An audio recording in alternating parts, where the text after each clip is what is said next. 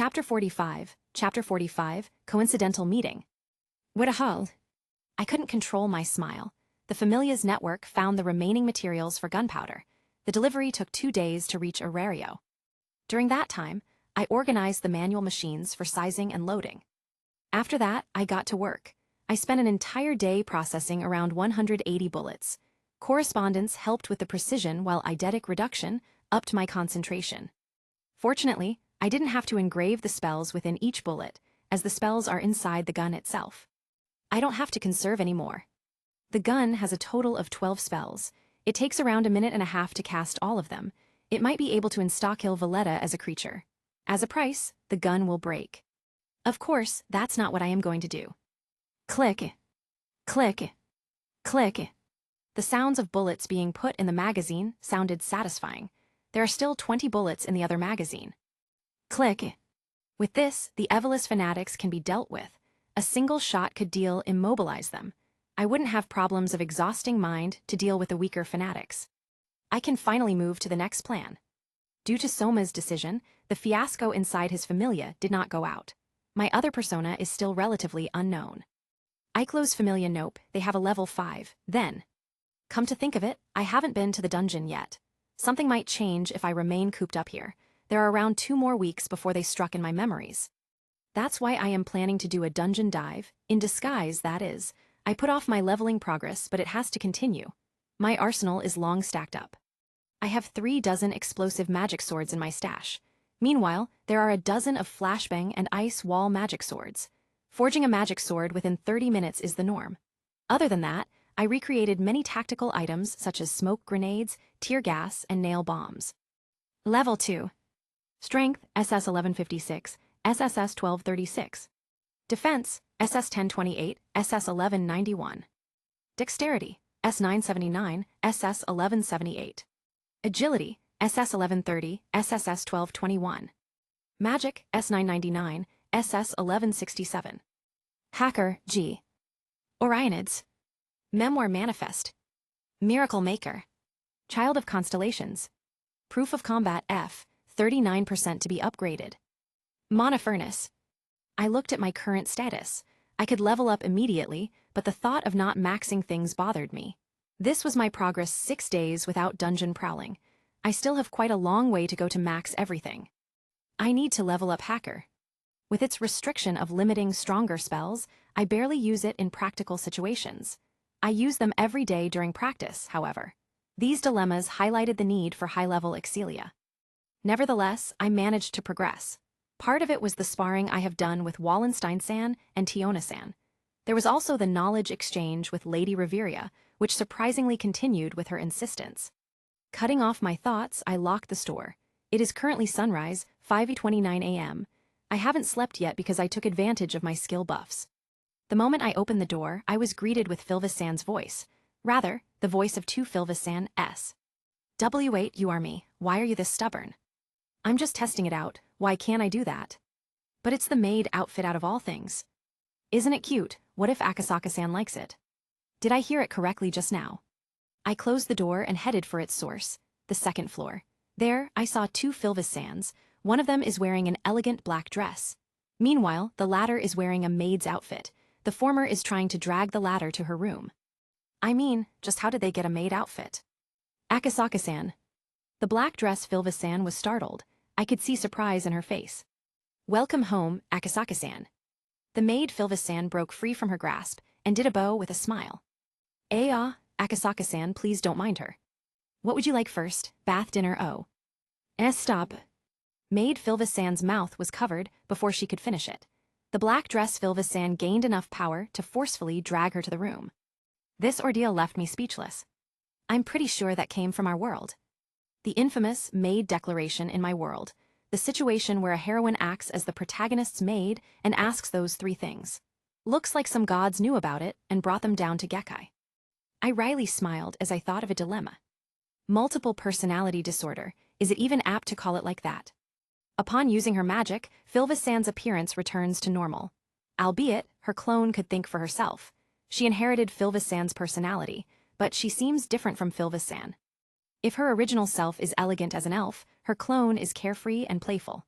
They contrast each other. Hephaestus-sama is still sleeping. From Hephaestus-sama and Lady Artemis' words, I knew how I went on a rampage when I activated my Monofurnace, though I never knew what exactly happened. My curiosity piqued, but I chose not to ask further. The two goddesses should have a common consensus with keeping it vague. It's better not to proceed with it. Everything ended without a fuss, or it should have been. Just as I was about to head out and buy breakfast, I saw Philvis-san wearing a white dress. Philvis-san. It's Repayment. She suddenly hugged me. I don't know what to do, so I let her be. I have a feeling it's for something serious. We are bothering you too much now. That's not true. Actually, I should be the one who should be apologizing. You are stuck in this house because of what I did. Right now, Dionysus is searching for Philvis-san. That's why I asked her to remain in the Familia house. There aren't any other people except during special occasions. Please don't apologize. We are the helpless ones who couldn't solve our problems. That's why we thought of Repayment. Repayment? As long as you are happy, that's fine. You are also doing the house chores already. They are not enough, but with my body. Akasaka-san. A betrayed Philvis-san wearing a black dress ran to me. This time, the black dress Philvis-san stopped speaking of her volition. Why? We know it in our hearts. We are already indebted to him. I know, it's just, Akasaka-san isn't that kind of person. Trying doesn't hurt. I think I got a grasp of it. There's no need to do this, Philvis-san. I gently removed her arms from my body. As I've said, your happiness is enough. I recalled Philvis-san from my future memories. There's a thing she liked to do. Head pats. I patted her head. Don't push yourself too hard. Resisting those voices is already a pain, isn't it? I could distinguish the original Philvis-san and the clone by their eyes. The black dress Philvis-san is the clone. When she used her cloning magic, it brought away her monstrous form. However, that only separated it into her clone. The original Philvis-san returned to her normal self, but her clone had to suffer the demi-spirit's voices. The creature characteristics are also more dominant with her clone. Hence, the three of us in the Familia home treated her with care. Even, Philvis-san felt guilty about this. Give me a name. You can't keep calling us Philvis-san. I know I am just a doppelganger. I fell silent. When I looked at Philvis-san, her guilty eyes pleaded to me. She wanted me to grant the girl's request. A name. Dozens of words passed in my mind. Then, a word popped up. Her previous name. In that shitty future, Philvis-san called her clone Ein. She herself thought of it back then. I am apprehensive about choosing this name.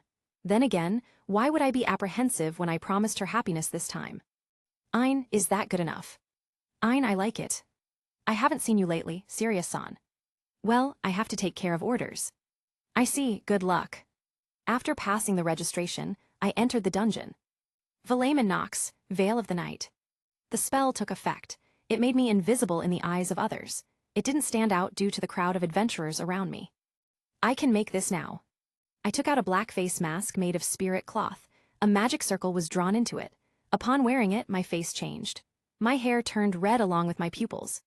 This is my disguise during the Soma Familia raid. It was inspired by Lily's magic. Once I got the proper magic herbs, I made an ink, the kind used for magic items. Tab. The mask turned invisible. It's as if I am not wearing anything on my face. Its purpose is to reduce suspicion. I mean, someone will probably find a masked man suspicious. Lastly, wardrobe. My attire changed into the back hoodie.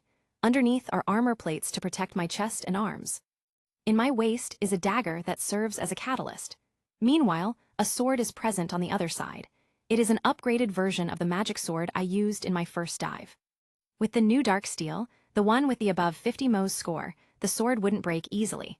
The reforging is a success which kept the 4 spells from before. If the blood alloy of Hognisan's sword is specialized for magic, dark steel focuses on versatility, both sharpness and magic. Still, nothing could surpass the dire orichalcum Hephaestus-sama made. I will skip these floors. I started sprinting. My surroundings swiftly changed with my newfound status. I am different from the level 1 adventurer a few weeks ago. It took me an hour to reach the 27th floor. The bodies of water greeted my sight. They shone a blue light due to the lighting always reflecting on the water. I'm back. I don't have time to mull over those memories. I came back to check something. I arrived at the shore of a lake. It is the place where Valletta fought the Amphispina. It's not here. Loki family must have got it. In the past, Valletta wielded a cursed sword. She left it here to fool the others and make them think she was dead. In the first place, the 27th floor incident is an open trap. If Aurario did not respond to it, their morale would be very low. If they did respond to it, they'll spend manpower to save people, all the whilst completing their goal of faking their deaths. Although they did not expect something, Finn's decision. He chose to strike on their unattended bases, while it was left unattended. Revelares Veritas, truth be revealed. I tried to track its remaining traces, but to no avail. Cree. A kelpie started charging towards me. I activated the hidden compartments on one of my gloves. Each compartment could be found on the tip of my fingers, allowing for its flexible use. Thin strings went out of it and attached themselves into the dungeon. It is something I requested from the Moiri clothing store. Coupled with magic engraved to the gloves, it started vibrating at high speeds. The kelpie did not notice it and ran towards me. When it ran through them, cuts appeared on its legs. The force gathered by his charge caused its feet to be completely severed. Thud. It fell to the net of strings. Wounds started appearing from its head and body. Soon, it whimpered in pain. I drew the sword with my left hand. The other hand is used to keep up the strings. Xing. Bis firmus, twice robustness. The spell was enhanced due to the magic sword's effect. Crescent moon. A crescent light was drawn with the sword's tip. It passed through the kelpie's neck, killing it. When it was trapped, it no longer had any chance of surviving. PSSHK. I gouged the magic stone out. The corpse soon turned into black ashes, just as I was about to take it. I felt a strong pain in my chest. I felt like puking blood, but nothing came out. Ha. My eyes widened. The influence of the 8th iteration is still here even after 5 days had passed. This pain mostly occurred during nighttime, but it was reduced as the days passed. It only happened again now. I took deep breaths. I waited until I calmed down. I have experienced this dozens of times. That spear. Just like my dismemberment memories, I could feel that spear going through my chest. It is not bad compared to having my head eaten or being dismembered in an instant. Thinking of those memories, my face paled. Shit, it's not the time for that. Sheathing my blade, I fought many monsters in this floor to relieve my frustrations. The fights became swift with the addition of my new gloves, Sekkas. The level 3 equivalents could be immobilized with the strings. After that, I followed up with my sword. It showed how easy it was with the help of magic tools. Return. The thin strings started detaching from the walls and ceilings. They were called back to their small hidden compartments. A few hours later, I collected more than 200 magic stones.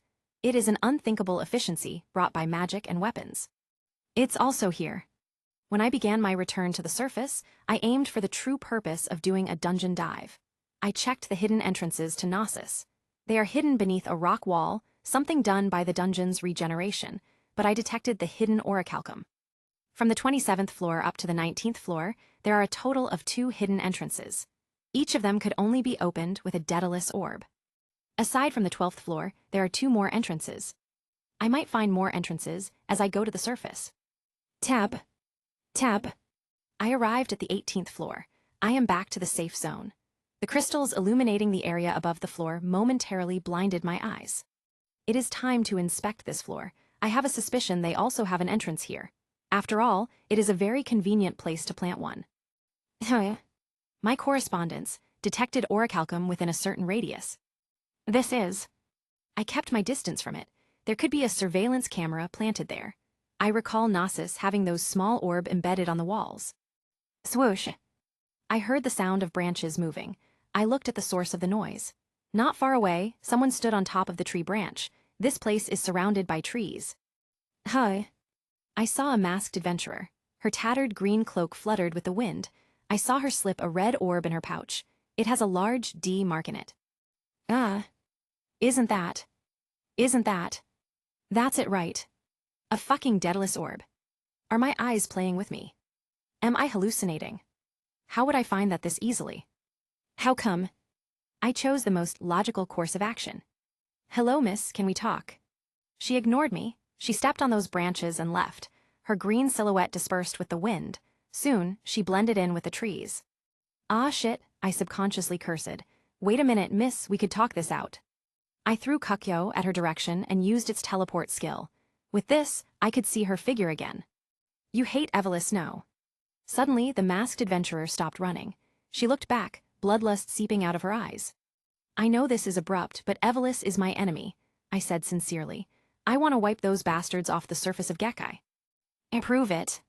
A cold tone came out of the female adventurer. What? Prove it, prove you're their enemy. I decided to reveal my recent findings.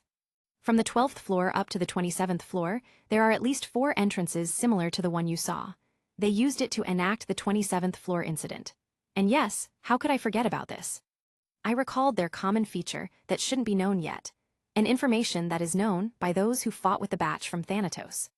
They are fond of using inferno stones as a form of suicide attacks.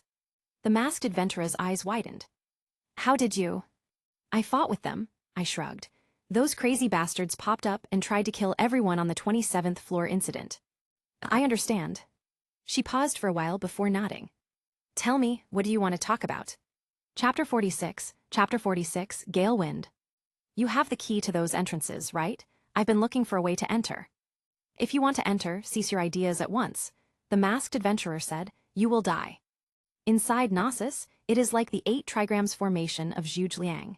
The intruder is surrounded on all sides with nowhere to go. There could be traps and ambushes from Evelys fanatics in all directions.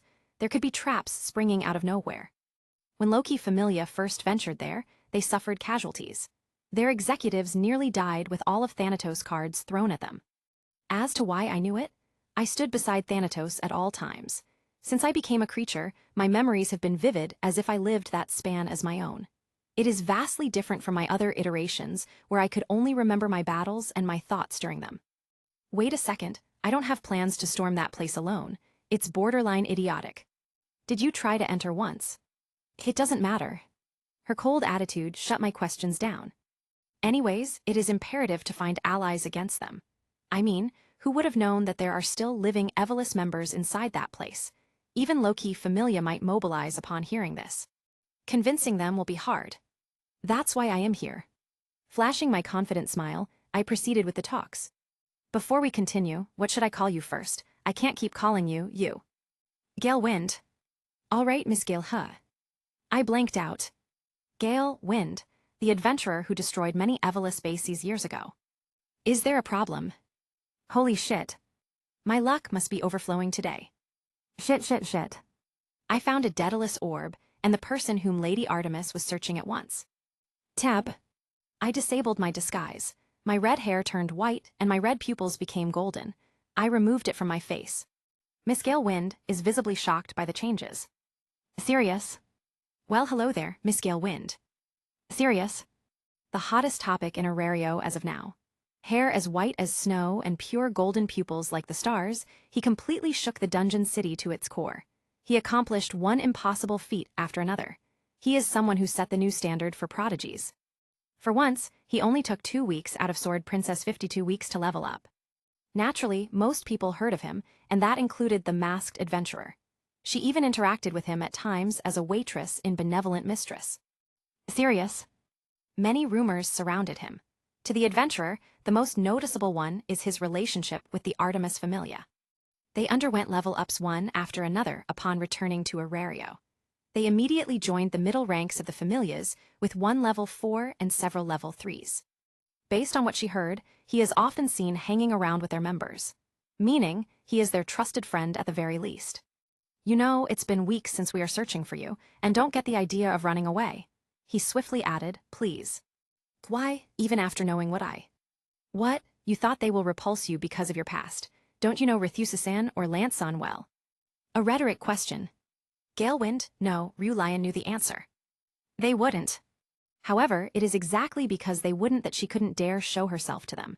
She broke the oath, the principles of her familia. She let herself be consumed by anger to the point that Astrea exiled her. She discarded her justice simply to quell her overwhelming wrath. You already know the answer. So will you meet them? It's dangerous around me. They would say that, it doesn't matter. It's not that, they could get involved with our mess. Gail Wind looked resolute as she said that. Knowing Lady Artemis' personality, she would definitely uphold justice in place of her friend, Astrea. This is the reason why I said everything about Evelys and all, but not the fact that someone from Rudra Familia survived. More so, that someone caused the deaths of Astrea Familia. It will end up as their personal vendetta. This could be used by Evelis and pull off the same thing they did on Astrea Familia. The only silver lining is that Evelis doesn't know what Jura Halmer does. Even Oliva's act doesn't know what he does behind the scenes. If that's what you're worrying about, they already know about Evelis. It's impossible to hide everything about Evelis. I'm afraid Lady Artemis used her connections too. Some time ago, she mentioned an irregular appearing after Astrea Familia's death. The information came from Loki-sama herself, thus its credibility has enough credibility. Gail Wind's eyes widened in surprise. It took her a while to calm down. The rumors are true that you're very close with the Artemis Familia, she said. Indeed. In this world, I could trust Lady Artemis and Hephaestus-sama the most. Back then, I could only tell this to Kazumitsu-san. Even so, he didn't know the true nature of my cheat. Maybe he did, but chose not to intervene with myself. I have only shown my other side to the two goddesses. All right, I will meet them. You also don't need to think about our vengeance. It has long been settled. Settled, I asked. How? The irregular who killed everyone disappeared. That included the Rudra Familia. The remaining anger I had vanished after taking it out on Evelis. For a moment, I blanked out. The irregular did what? It's not Rudra Familia who wiped them out. The irregular, it killed everyone. Oh yes, it. Gail Wind could no longer continue her story. The full picture started arranging within my mind. What happened after that? It disappeared. Nobody saw it again. Some key points started making sense. Previously, Lady Artemis thought that the appearance of the irregular is merely a coincidence. Rudra Familia and Astrea Familia died due to a battle. This is the known narrative. Gail Wind's words refuted that. For some reason, the irregular appeared and killed two of the familias. Was its appearance merely a coincidence? Jura Halmer wouldn't do those things behind Evelis' backs if it's that simple. Assuming the irregular is strong enough to wipe out both Astrea and Rudra Familia, his actions will make sense. He could be trying to make it appear again. If Jura Halmer is a tamer, his actions that Olivas doesn't know could only be that. Yes. Irregulars are unique monsters born from the dungeon. They have extra characteristics that normal monsters doesn't have. As a tamer, it's a dream come true for Jura to have such an irregular under his command. It is similar to how it worked in our world. People's obsession over lethal weapons, such as nukes, are a universal trait. Jura Halmer must have caused it to appear back then. However, he didn't know that will happen. If he did, he wouldn't bring his familia to a crossfire. Then again, an assumption that he was a crazy bastard to kill everyone also works. Yes, you all right. Why yes? I snapped out of my deep thoughts. Anyways, we should set a meeting place. Take the time to ready yourself. If Gail Wind wanted to show herself to them, she would have done so from the moment news about Artemis Familia appeared. It is only through persuasion that she had the strength to meet them. She is similar to Philvis-san. Both of them reproach themselves. Would benevolent mistress suffice? It's better if it's in the Artemis Familia home. All right. Oh, wait a minute. Suddenly, I recalled something. Thinking about it, she sounded familiar. Only when she mentioned the place's name did I remember about her. Are you, Miss Ryu from Benevolent Mistress? You are sharp. She chose to you-mask herself. A familiar face greeted me. The waitress with the cold look, someone that has many suitors lined up. Be it her looks or personality, for people who have some preferences, men wanted to get acquainted with her. I didn't expect this. Lance-san described Gail Wind's looks to me. She was supposed to have long golden hair. Lance-san drew her face before, but it is questionable enough to be even called a portrait. Moreover, Miss Ryu did not serve whenever I went there with the others from Artemis Familia. It is always Anya-san, Chloe-san, or Sir-san. I am quite sure they could still recognize her. Tomorrow, 1 hour before noon. Upon saying those words, she disappeared amongst the sea of trees. Inside Nasus, a ploy is being discussed. What, you lost track of him? Why yes ma'am. Fucking useless bunch. Thanatos calmed the woman down. Hey, don't be too hard on them. Sirius is elusive, didn't you say so? Fine. Knowing how the boy utilized unknown magics and caught up to her movements in the final stages of their fight, Valletta understood how troublesome Sirius is. There's still those brats' request. A creature who doesn't listen to its commands, have you found her yet? One of the kneeling, black-robed men responded. No, after profiling the black-haired elves all over Arario, there's not a match. Sir Olivas did not find anything. Shit, works keep piling up, yet there are no results so far. Just as her temper was about to run amok, she recalled the memory of that fight. Instantly, it died down. Seeing this, Thanatos commented, "It seems that fight helped you in some ways. If I didn't become careless, he would have been dead already." Right now, her fate played out in a different way. Her temper was one of her flaws, and it is now being solved. Once it is done, a new Valletta would rise. Nabu didn't know, he helped his enemy develop greatly. It tastes nothing. Crunch. Ein stuffed one magic stone after another to her mouth. Meanwhile, Philvis is watching the entire ordeal with a shocked look. "Nabu-kun, I'll become stronger as I eat that." "That's right, it is one of the characteristics that you have." After returning home, the first thing Philvis asked me was how to become stronger. She wanted to pull her own weight with her power, or so she says. I was not surprised much after she asked me to call her without any formalities. In my heart, I knew this would come. To make her comfortable, I acquiesced with her request. I am also planning to teach her magic within her understanding. As for eating magic stones, it doesn't increase her connection with the demi-spirits, merely strengthening her. The magic stone it gave serves as an independent anchor that revived Philvis. Aside from the occasional voices, they cannot directly control a creature, something proven in mine and Levi's case. If they wanted to forcefully control someone like how Vendetta turned out, it needs to nurture the creature. That was how I got my memories erased during the 8th iteration, in turn causing me to blindly follow its orders. Fortunately, all it did was to give Philvis the spirit core. We got out of the dungeon fast enough before it could occur. I'm already full. Ein stopped munching on magic stones. Strange, I'm also feeling full. That should be caused by your connection. Right now, both of you are in a strange state similar to spirits. I remember this. You said that we are similar to spirits, but we are not spirits. To be honest, we didn't understand it properly, Ein stated. Why did you reveal that? It's all right to ask me questions, you know, I commented. Briefly, Philvis looked away from embarrassment. Ein looked at her with a doubtful look, as if asking her why she is like that.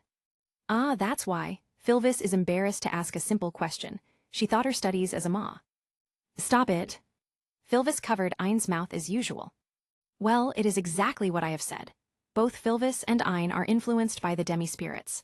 However, if demi-spirits are hybrids of spirits and a monster, then what would the ones below demi-spirits be called?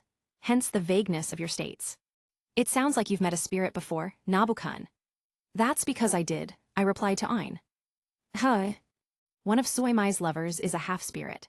She Leffel Grakis could invoke her spirit blood and possess the power of spirits. She will possess overwhelming strength during that state. She will be covered in talisma, which nullifies any lower-ranked magic. Her swordsmanship becomes deadly, that she could easily cut buildings with ease, too. After her fight against another world's goddess, she nearly came close as Kiyashiro-san, one of the strongest contemporary swordsmen. Aren't spirits elusive these days? Even most elves didn't have the chance to meet one. You really are lucky. Philvis and Ein commented consecutively. We should start the magic lecture. Both of their eyes sparkled. It's our first day, so we are going over the basics, I said. What do you think of magic? Magic, it's an immense power that gives hope in the midst of a crisis. It's the power to make everything possible. Philvis' view of magic is similar to the others in Gekkai. Meanwhile, Ein had another perspective. I need to gradually correct their viewpoint. I grabbed a pencil from the desk. What would happen if I release it? It will fall. Philvis looks confused at my question. Bam! The pencil fell to the floor. I picked it up again and released it from my grasp. Unsurprisingly, it started falling. Attractio, attraction. Just as it was about to touch the ground, the pencil floated in midair. It slowly ascended before returning to my hand. As you have seen, it fell without magic. However, it didn't do so after magic is used. In a way, Ein's answer is closer to how I would like to view magic. It makes impossible things possible. Ein wore a smug smile upon hearing that. Philvis did not mind it as she said, there's more to it. Yes, from what you have seen, there are 2 different results from those 2 attempts. For the former, it is what I call physical laws. It is the normal result without the involvement of magic. In short, it is the physics of my world. Apples fall from trees. Friction generates heat. It is the general scientific laws accepted by the masses. While it is weaker in Gekkai due to the widespread magic, it still exists. On the other hand, the second attempt with the distortion of magic is called mystical laws. From here, the difference between the 2 could easily be seen. That's why it could make everything possible. From their looks, both Philvis and Ein understood what I am trying to say. The phenomena they always experience around them used to be ignored. A magician needs to properly acknowledge every mystery to improve. Hence, magic is not a simple thing. It distorts the normal outcome to produce a new one. We can think of it as the reason why a losing adventurer could win. As to why I taught this first, I will be teaching how to increase your outputs. Your spells, Dio Thyrsus and Dio Grail, could improve. Thus, the first day of imparting modern magic theory began. A journey. Experiencing one landscapes after another, the man finally arrived to his destination. Much to his dismay, the journey did not fill the gap within him. His entire life dedicated for one purpose. Was it a mistake or not? His mouth moved, but I can't seem to hear anything. His face looked extremely vague, but with a hint of familiarity. With that, my sight shifted into a room's ceiling. Amen. I got up from my bed. Strange, I forgot my dream. I recalled a study mentioning that 2 specific hormones cause you to forget your dreams. It is a normal occurrence. Yawn, it's the day. I took a look at the clock beside the bed. It is currently 7:44 a.m. in the morning. I did not stay up at night due to today being a special day. After returning from the dungeon, I told Lady Artemis about my meeting with Miss Rue. She then announced it to her familia. If she hadn't, it'd be one big of a mess today. At least they got the chance to ready themselves. I need to prepare. Chapter 47, Hermes Familia. It's been a long time. Rue stood in front of the Artemis Familia home. It has been more than 4 years since she last visited this place. Last time, she was still with her friends. This time, she is alone. The gate opened. Welcome back. Nabu served as their gatekeeper. The others are just inside. Probably they're as tense as you are. All right. Despite meeting him for a second time, she grasped his tendency to be playful at times. This personality emerged during his disguised form. Nabu guided her inside the mansion. He seemed very familiar with the place.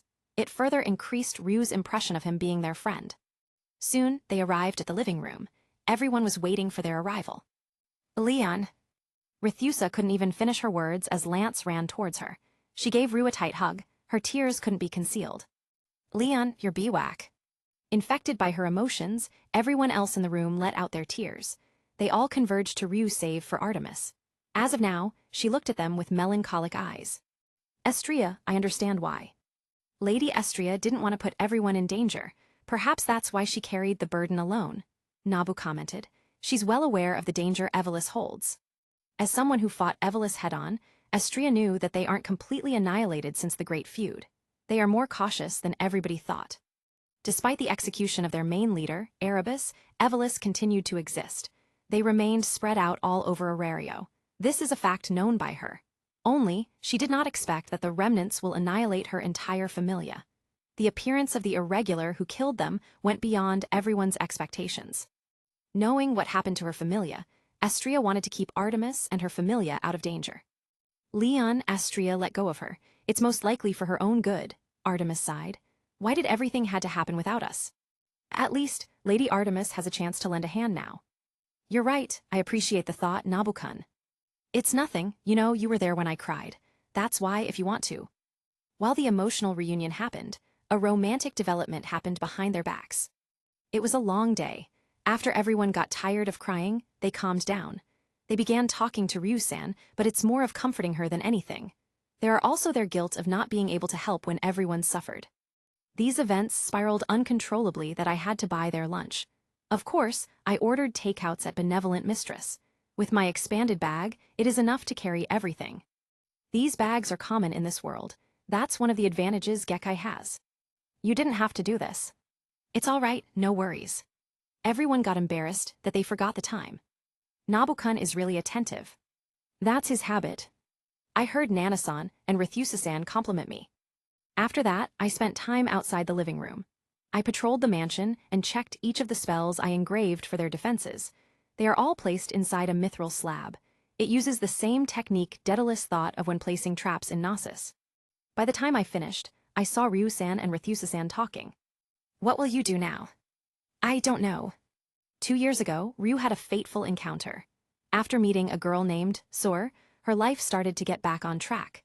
The emptiness she felt after enacting her vengeance started to disappear little by little.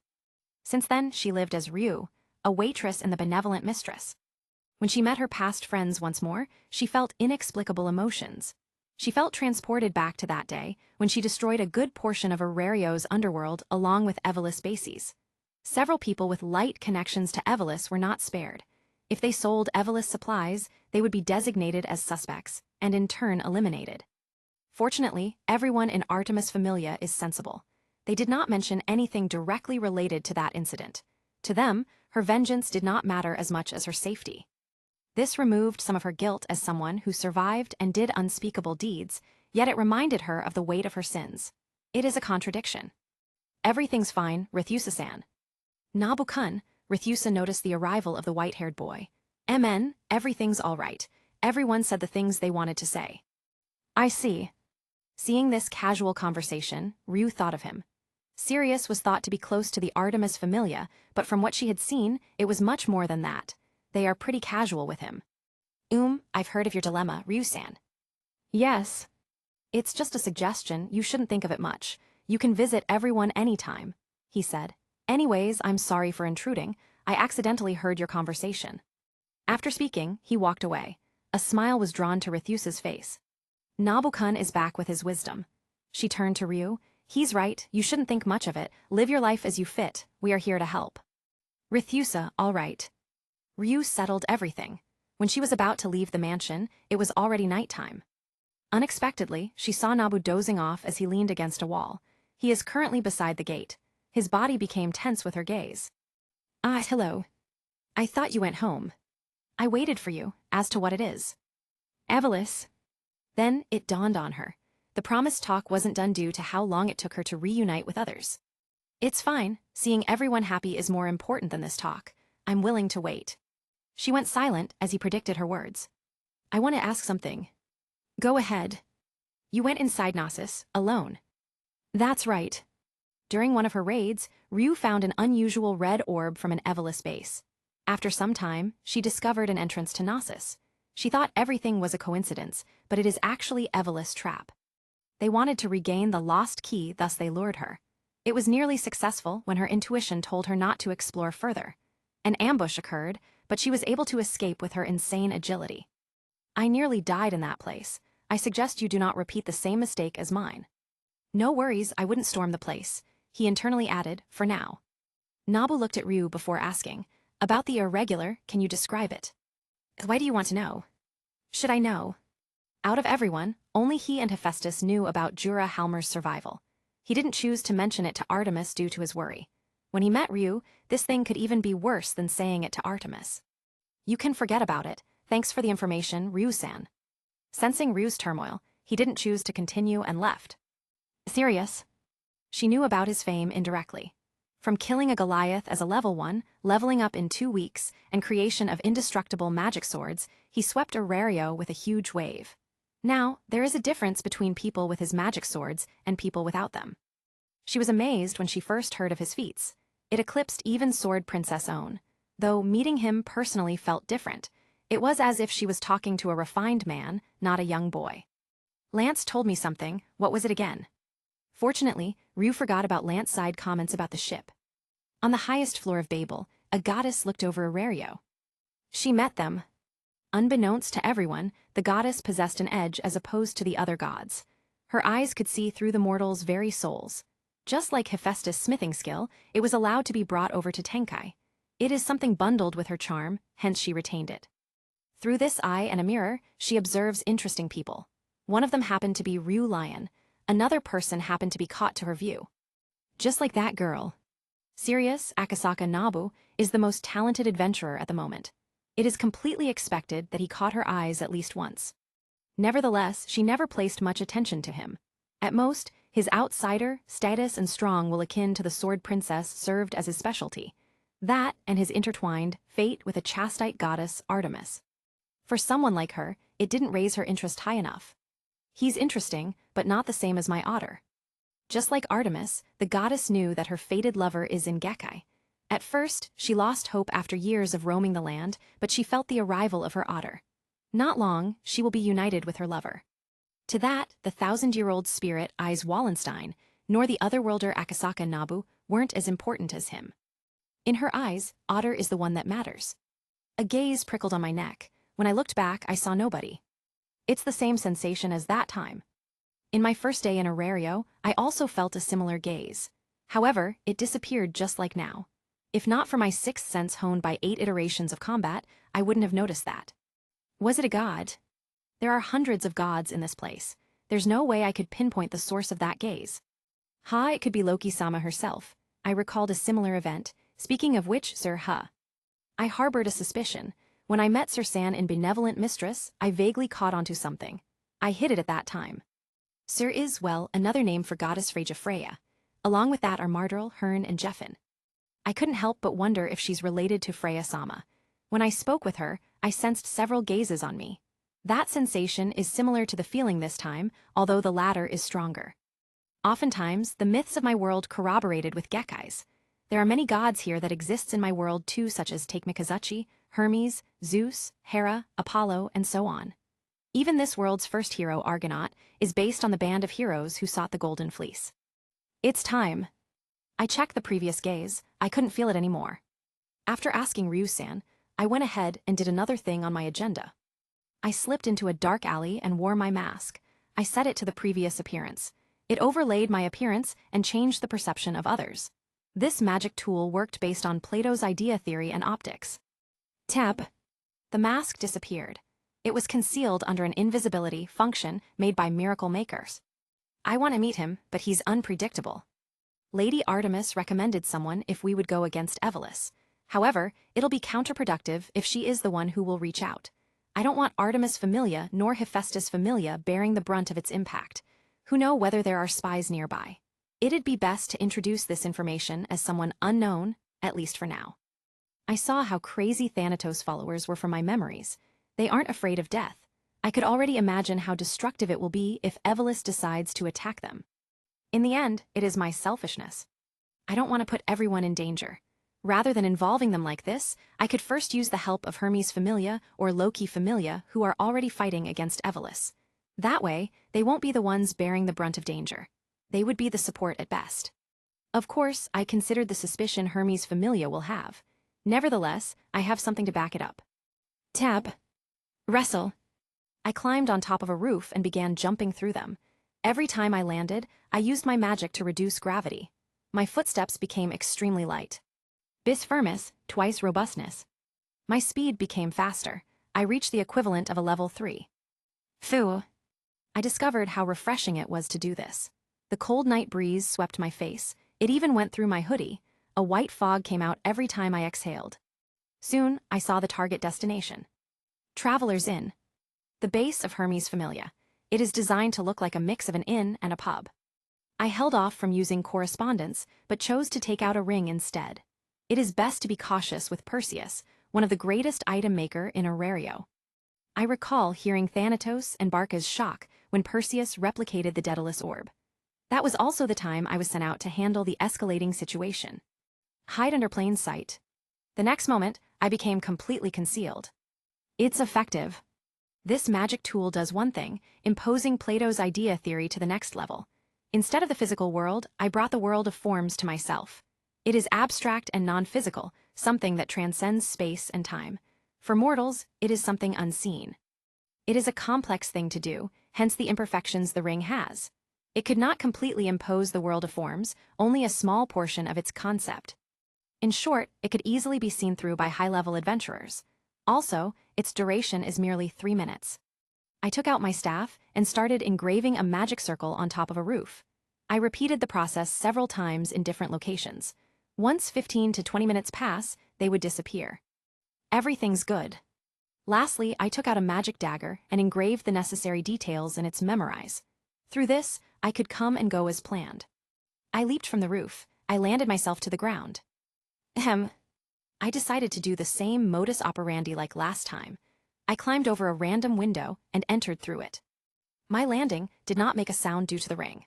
Scanning the room, I found no one inside. I don't need to re-enter another room. I left the room. I looked at the corridor and saw nobody. There's nobody here. I knew from Lady Artemis that they are similar to informants. They greatly contributed during the battles against Evelys. Astrea Familia used to cooperate with them, which is how she knew their true nature. When I left the corridor, I finally saw some people. What they have in common are slightly dark eye bags. Where could those remnants go? It's useless, they thoroughly cut their connection with the outside world. It's going to be hard discovering their traces. The two people passed by me. They're busy finding the Evelys remnants, I see. I started sprinting. Within this duration, I have to find their location. In the last 3 or so weeks, Hermes Familia is persistently seeking for traces of Evelys. Their god, Hermes, knew it shouldn't have ended like that. They have multiple gods. Unfortunately, they couldn't find them no matter how hard they tried to do so. Valletta had the remaining Evelys members pull back from the surface. Vendetta coming to the surface to complete the demi-spirit's request is actually a risky move. When Evelys' direct influence was removed, they began utilizing Icelo's Familia as their point of contact. They might be from the underworld, but they are clean with any involvement from them. It is natural for Hermes Familia to not find any clues. You better not give more job after all this. Yep, I promise. Currently, Hermes and his Familia captain, Isfi al-Andromeda, are inside a room filled with many articles. It is akin to detectives' board in movies, but filled with even more articles. Isfi drank her remaining coffee in one gulp before returning back to work. She kept analyzing of the findings handed out every day. She is looking for any clues she missed. How did they clean their traces thoroughly? She muttered. Unless the 27th floor incident involves faking their death, they might have done the preparations before it happened. Isfi froze. She thought of this due to her irritation, but it sounded more reasonable as she thought of it. With this assumption, she has a new angle to look at. How long will you steal confidential information, mister? Suddenly, Hermes looked at their investigation board. Isfi was bewildered with his actions, but she thought of something. Just as she did so, an unexpected visitor appeared. He is dressed in a black hoodie. His red pupils scrutinized the web of information gathered by them. What a thorough analysis. Every familia associated with crime is here. The man turned his back to the board. Whoa, please drop that dart launcher, miss. Click. Sue. From Isfi's pen-like object, a swift dart flew at him. The man responded by throwing a black sphere. The chunk of a magnet with an attraction magic redirected its trajectory. Clang. The two objects fell to the ground. Isfi pulled out a dagger. Can we calm down for a while? You intruder. It's fine, Isfi. Lord Hermes. Hermes smiled back at the man. What do you need in this place, Mr. Unidentified? I need quite a few things. No, rather, I want to offer a few things. These don't come free, the man replied. For example, the current location of Evelys. While Isfi was startled, Hermes nonchalantly said, Shouldn't we start from a basis first? You're right. The two men easily reached an agreement. Chapter 48, Experiment Gone Wrong or Right. Let's start with the Soma Familia. The man, Nabu, stated before giving his basis. It is written here that they had a reformation. Few days ago, Soma Familia ushered in a reformation. The previous captain was internally detained along with some of their officers. It couldn't escape the eyes of Hermes Familia. I caused that one, Nabu said while smiling proudly. The two of them lost words for a moment upon seeing this. I raided their base and got their ledgers.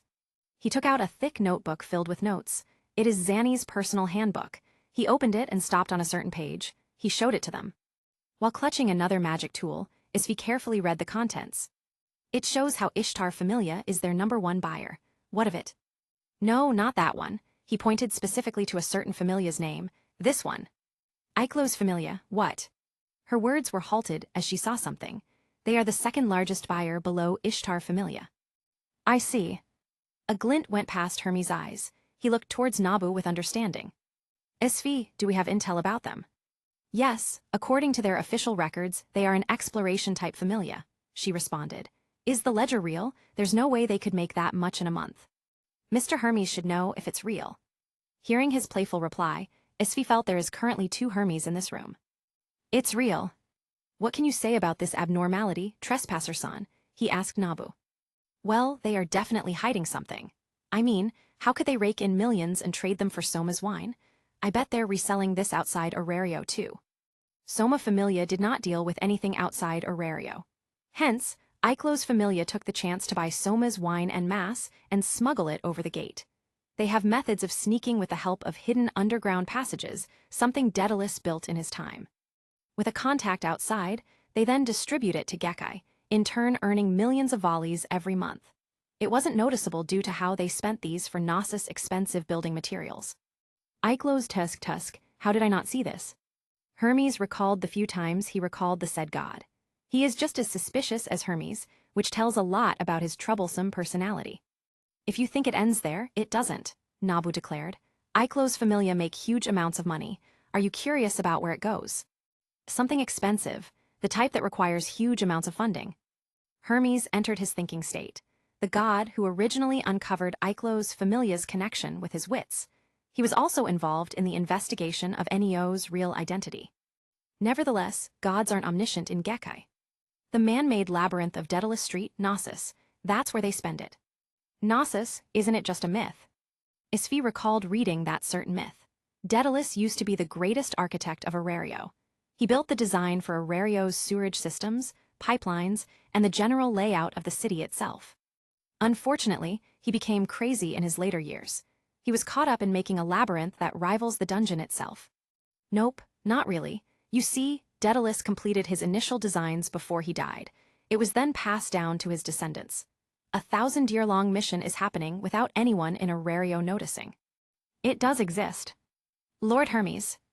Nasus exists. It's one of the few things I found after the Great Feud. 4 years ago, the Great Feud occurred. Evolus attacked Arario with organized terrorism. Their main aim is to destroy the dungeon city itself. If not for every single Familia uniting against them, Arario would have been destroyed. With Erebus executed, Evolus was destroyed. Some of the remnants hid all over Arario, which was then cleaned up by Ryu's rampage. It was inevitable to find scant amount of information about Nasus' existence. I presume you know where to find it. As expected of Hermes-sama, I did not choose the wrong partner, Nabu replied. Its location could be found with common sense. That place literally shouts Daedalus, well-known legacy. Daedalus Street. Both Isfi and Hermes came to the same conclusion. Bingo. Nabu pulled up their partial map of Daedalus Street. He started scribbling lines after the disconnected ones while correcting some incorrect places. Your topography is messed up. You made it sound an easy job, Isfi retorted. Touché. The duo inside the room had fun throwing light-hearted banter. Anyone wouldn't expect that Nabu is an intruder 5 minutes ago. This will serve as a gift. Nabu gave them a fourth of Daedalus Street's correct map. It was something he learned after weeks of correspondence and Miku's help. By bringing a magic tool connected to the smartphone, something like a GPS could be completed. Though it is more like opening a new minimap. The data from correspondence is inputted into her system before drawing the said map.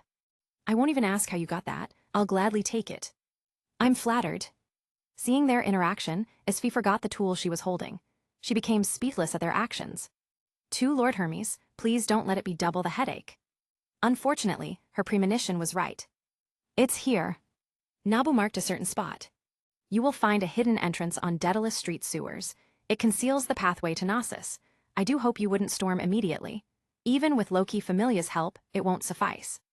And why is that? Neo. For a moment, the air around Hermes changed. What did you say? It is what it is, the destroyer of cities in your language. It seems like you caught a whiff of those traces. Along with Nasus, Hermes also came to know of Neo during his years.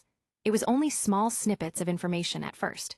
It is said that Neo declared that he'll finish what Evolus couldn't. However, Hermes Familia still couldn't find him.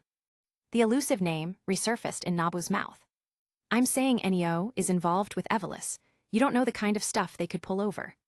How did you know everything? Hermes composed himself again. That's a business secret. With that, Nabu took out a metal cylinder from his bag. Till next time. Click. Bam. A blinding light came from it. Nobody was prepared when he suddenly threw the weird contraption. It took them 20 seconds to completely clear the flashbang's effects. What was that? Isfi was shocked. That was one of the few magic tools she was theorizing. She looked as if someone plagiarized her design. Tab. Hermes caught the flying business card he had left behind. There, it was written. It was a fun meeting. Place a red flag on the third window southeast of the mansion for another meeting. I'll come over within a day. P.S. Apologies for the flashbang. It won't happen next time. Sincerely, Red. Hermes could only laugh at his eccentricity. Looks like the coming days will be troublesome. Hearing his alarming statement, Isfi knew coffee would be her trusty comrade once more. Everything went smoothly after my visit to Hermes Familia. I dove into the dungeon with a different appearance. After that, I trained with Lily, Tiona, and Eyes. I also attended Ina-san's lessons before sleeping. I woke up around 1 p.m., which led me to meet Ryu-san when I bought lunch. Thinking about it, a month passed since I landed in this world. 3 weeks were enough to recreate many weapons and tools I previously had. The magic tool, ring for stealth composite. The string gloves, filament. Flashbangs. Grenades. Smoke bombs. In my 8th iteration, I didn't make tools like filament. I didn't see the need to do so since I never had another identity. If I wasn't ambushed by 2 level 5s, 1 level 4, and several level 3s, I would have survived. That's how resilient I am after 7 iterations. Unfortunately, I didn't see that attack coming. They gave me the boss monster treatment right off the bat and never gave me the chance to use more tools. Now I know they are after me, the tables had turned. Yawned. Ye fine, we could put this off. I'm all right, I just woke up. Currently, I am in our home's courtyard. I asked Tsubaki-ni's help to test out my magic Monofurnace. When I used it, I didn't have any control over my body. That abnormality pushed me to use this with supervision. Hephaestus-sama told me I acted strange, while Lady Artemis mentioned my abnormality. It's strange they don't want to talk about the magic's direct effects, though they did advise me to use it with supervision. They don't want me to lose control. I believe you're about to reach level 3. Tsubaki-ni threw a question. That's right, I only need a small push to level up. Looking at my current status, it won't be long before I max everything at 1599. Perhaps a few more days is all I need. Well then, let's start, I declared. The spell composition ran in my mind. It is a special spell that didn't depend on the number of circles. This spell is merely a trigger to the dream organs. These will awaken as a result, transforming me into a non-human. Sirius is a spell produced by it. That was far as I could go with Monofurnace in the past. I could only overlay the myths and the modified robustness in my body. If that is an imitation, this is not. Hiatus overload. A bright white circle appeared on my feet. A strange sensation overcame my body. It is similar to the itchiness I feel with my cheat. A second later, I felt different sensations. I lost the need to breath. My heart stopped beating. I lost the requirements to live. Just as I thought of something, I blanked out. Oh tilde. At first, Tsubaki was curious about the spell Nabu wanted to try. It needed her supervision, after all. Where would you need a level 5 for testing like this? Correct. I see. She marveled at his current state. A heavy pressure came from his small body.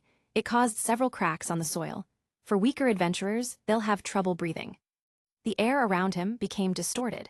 It even alarmed the magic formation Nabu placed in the Familia home. An invisible barrier surrounded the place. It successfully contained the pressure from him. Tsubaki was startled by his changes. He suddenly grew out a pair of white wolf ears and a thick bushy tail. She caught his pupils turning dull. A foreboding occurred to her. Tease why he wanted my help. She knew about skills that cause their wielder to lose control. Finn's skill is one of them. Nabu started charging toward her. His fast speed is completely different from before. It far surpassed his previous limits. Tsubaki intended to catch him. She could handle this speed as a level 5. Just as she caught his arm, it turned blurry before passing through her. Vluff. Nabu successfully completed his mission. His face dove to her chest. As usual, he wanted to save the sense of people important to him. For a moment, she became silent. She couldn't fathom how the refined boy turned into this. And if it. She burst out laughing. She was not embarrassed by his actions. Tsubaki is not someone who cares about it. I see. She recalled Hephaestus' flustered look few days ago. The latter tried to tell her a story, but backed out. No wonder Hephaestus-sama got that looks. This is cute indeed. The tail swayed as a response, a sudden attack that dealt fatal damage. Tsubaki. A betrayed Hephaestus arrived in the courtyard. She came back and saw the Familia home's defenses flaring up. Then, she saw the absurd scene. Immediately, Nabu went for her instead. When she was hugged, her face turned an even brighter shade of red. With only Tsubaki present, she did not need to hide her true feelings nor keep up her cool facade. It seems like the boy's attached to you, Hephaestus-sama. Doubly, what did you two do? Nothing, he insisted trying his new skill. Tsubaki paused before adding, if stealing him is all your were. That's not it. She was shut down by Hephaestus' strong rebuttal. Anyways, we should turn him back to normal. How about we help him try it? Nabu-kun might listen to you. It was clear to Tsubaki that Nabu wanted to try the skill's capabilities. She had a peek on its effects with his arm passing through her grasp. Her instincts are telling her that his current state is a formidable one, far surpassing what she could deal with. All right, Nabu-kun. Swiftly, his gaze turned to her. Hephaestus met his pupils that showed one constellation at a time. For a god, it is still captivating. It is even more for Hephaestus, who felt as if she could see his thoughts. It is a deeper connection than the one offered by Falna. Can you use the most complicated magic you have? It has to be harmless. Hephaestus added the last line upon remembering his dangerous arsenal of spells. She saw his feats of fighting against dragons and wiping out cities alike. Although she wasn't sure if he could do it without his so-called assistance, it is best to remain cautious. Nabu nodded enthusiastically. He separated himself from her as his hands started moving. A huge outline of a magic circle appeared. The smaller circles appeared on the tip of his fingers. He threw all of them out swiftly. These smaller circles took up space on the huge outline. 5 seconds later, he chanted, Militaris Fortalicia, military fortress. Crackle. The magic circle let out arcs of energy. One by one, magic circles encapsulated the 3 of them. The golden circles spun as it took the origin of a military base. This is magic, Tsubaki muttered. How amazing. Nabu-kun doesn't have the magic limits. It looks beautiful, tease even better than Reveria's barrier skill. Tsubaki recalled the events of 4 years ago. Reveria used her magic to protect the civilians and adventurers alike from Evelys attacks. When she saw this, she had a feeling it surpassed the High Elf's magic. Upon seeing Hephaestus' satisfied look, Nabu returned back to her embrace. He could be this clingy, the goddess muttered. Hephaestus became embarrassed once more. I felt like being doused by cold water. Darkness greeted my sight, or is it? Help me out. Ansi. Hephaestus-sama and Tsubaki-ni. I moved from my place. Light entered my sight. White long sleeves. I could hear my surroundings going silent. With each backward step I took, I saw Hephaestus-sama looking at me with a red face. What happened? I found Tsubaki-ni. She is somehow laughing moments ago. I sent a perplexed look to the 2 of them. Wait a minute. I realized how close I was to Hephaestus-sama. It's as if I hugged her. I'm glad you returned to your senses, Nabu-kun. Hephaestus-sama turned around and started walking away. You curious what happened? Yes. All right. I organized my thoughts. I came to the courtyard with Tsubaki-ni to test out Monofurnace. A few seconds after casting it, I blanked out. Then, I woke up in Hephaestus-sama's chest. Hephaestus-sama chest. Click. I realized what's going on. Chapter 49, Level 3. I did that. You sure did.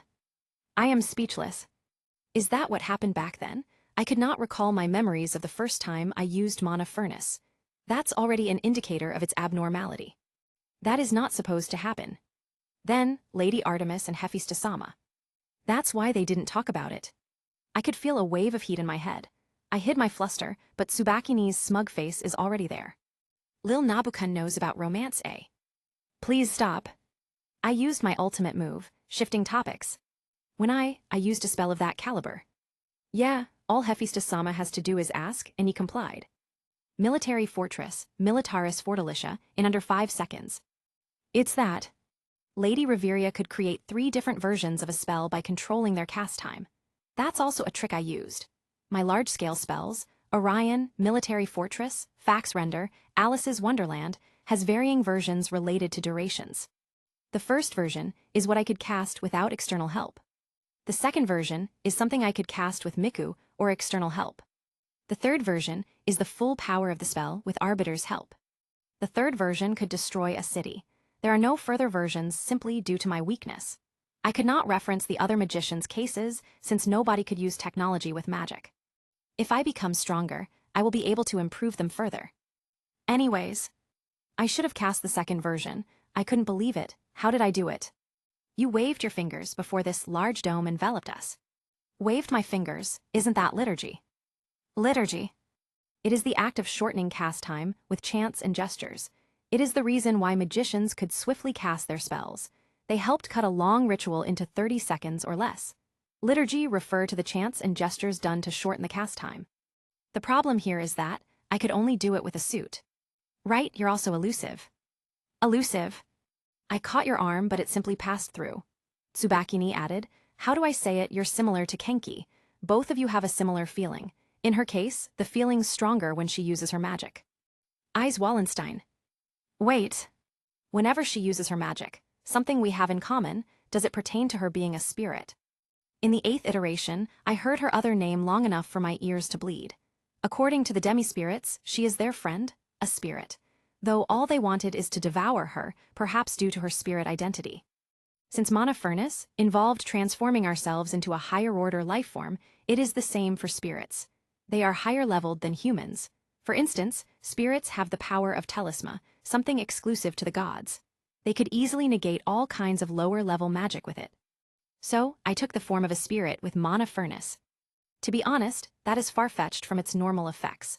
There had been no magicians who became spirits through Monofurnace. Maybe there is, but I am limited by my knowledge. Nevertheless, it is completely different from what I learned. I didn't need to create dream organs. It was already adjusted when I used it now. Thus, it might have involved the state before my death in the 8th iteration. That's my most probable guess. Thanks for the help, Tsubakini. I have to reconsider things.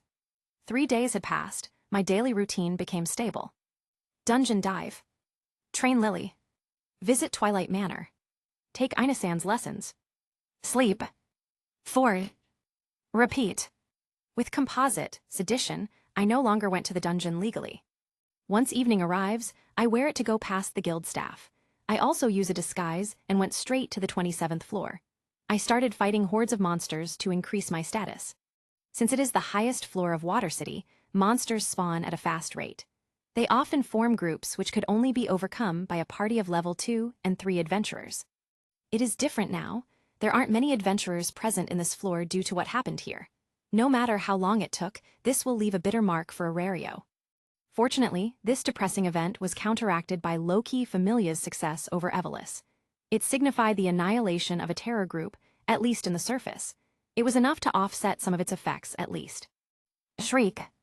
I lured a group of devil mosquitoes in a specific place. Then, I placed the strings made of spirit cloth and activated its high-speed vibration state. It cut through their bodies with ease. It's already the 314th kill. Through the use of magic tools, my hunting efficiency increased. This led to Child of Constellations being fully used. Its enhanced recovery buff and increased Exilia gain is enough to push my status to the limits. I recalled the strings to the gloves. After that, their corpses fell to the ground. Xing. Unsheathing my sword, I carved the magic stones out. Their bodies turned into ashes. Suddenly, I felt a gaze. I took out a dagger and started completing the recall spell. I hid it behind my arm. If I needed a minute to complete it before, I could do it in under 20 seconds now. My vigilance is raised to its extreme. I monitored my sixth sense. I am waiting for the danger feedback to immediately run away. I will not be caught off guard this time. Tap. Tap. Tap. Footsteps came closer. A sound of metal clashing resounded. Serious. A familiar doll-faced girl appeared. Her signature golden hair looks beautiful even within the dungeon.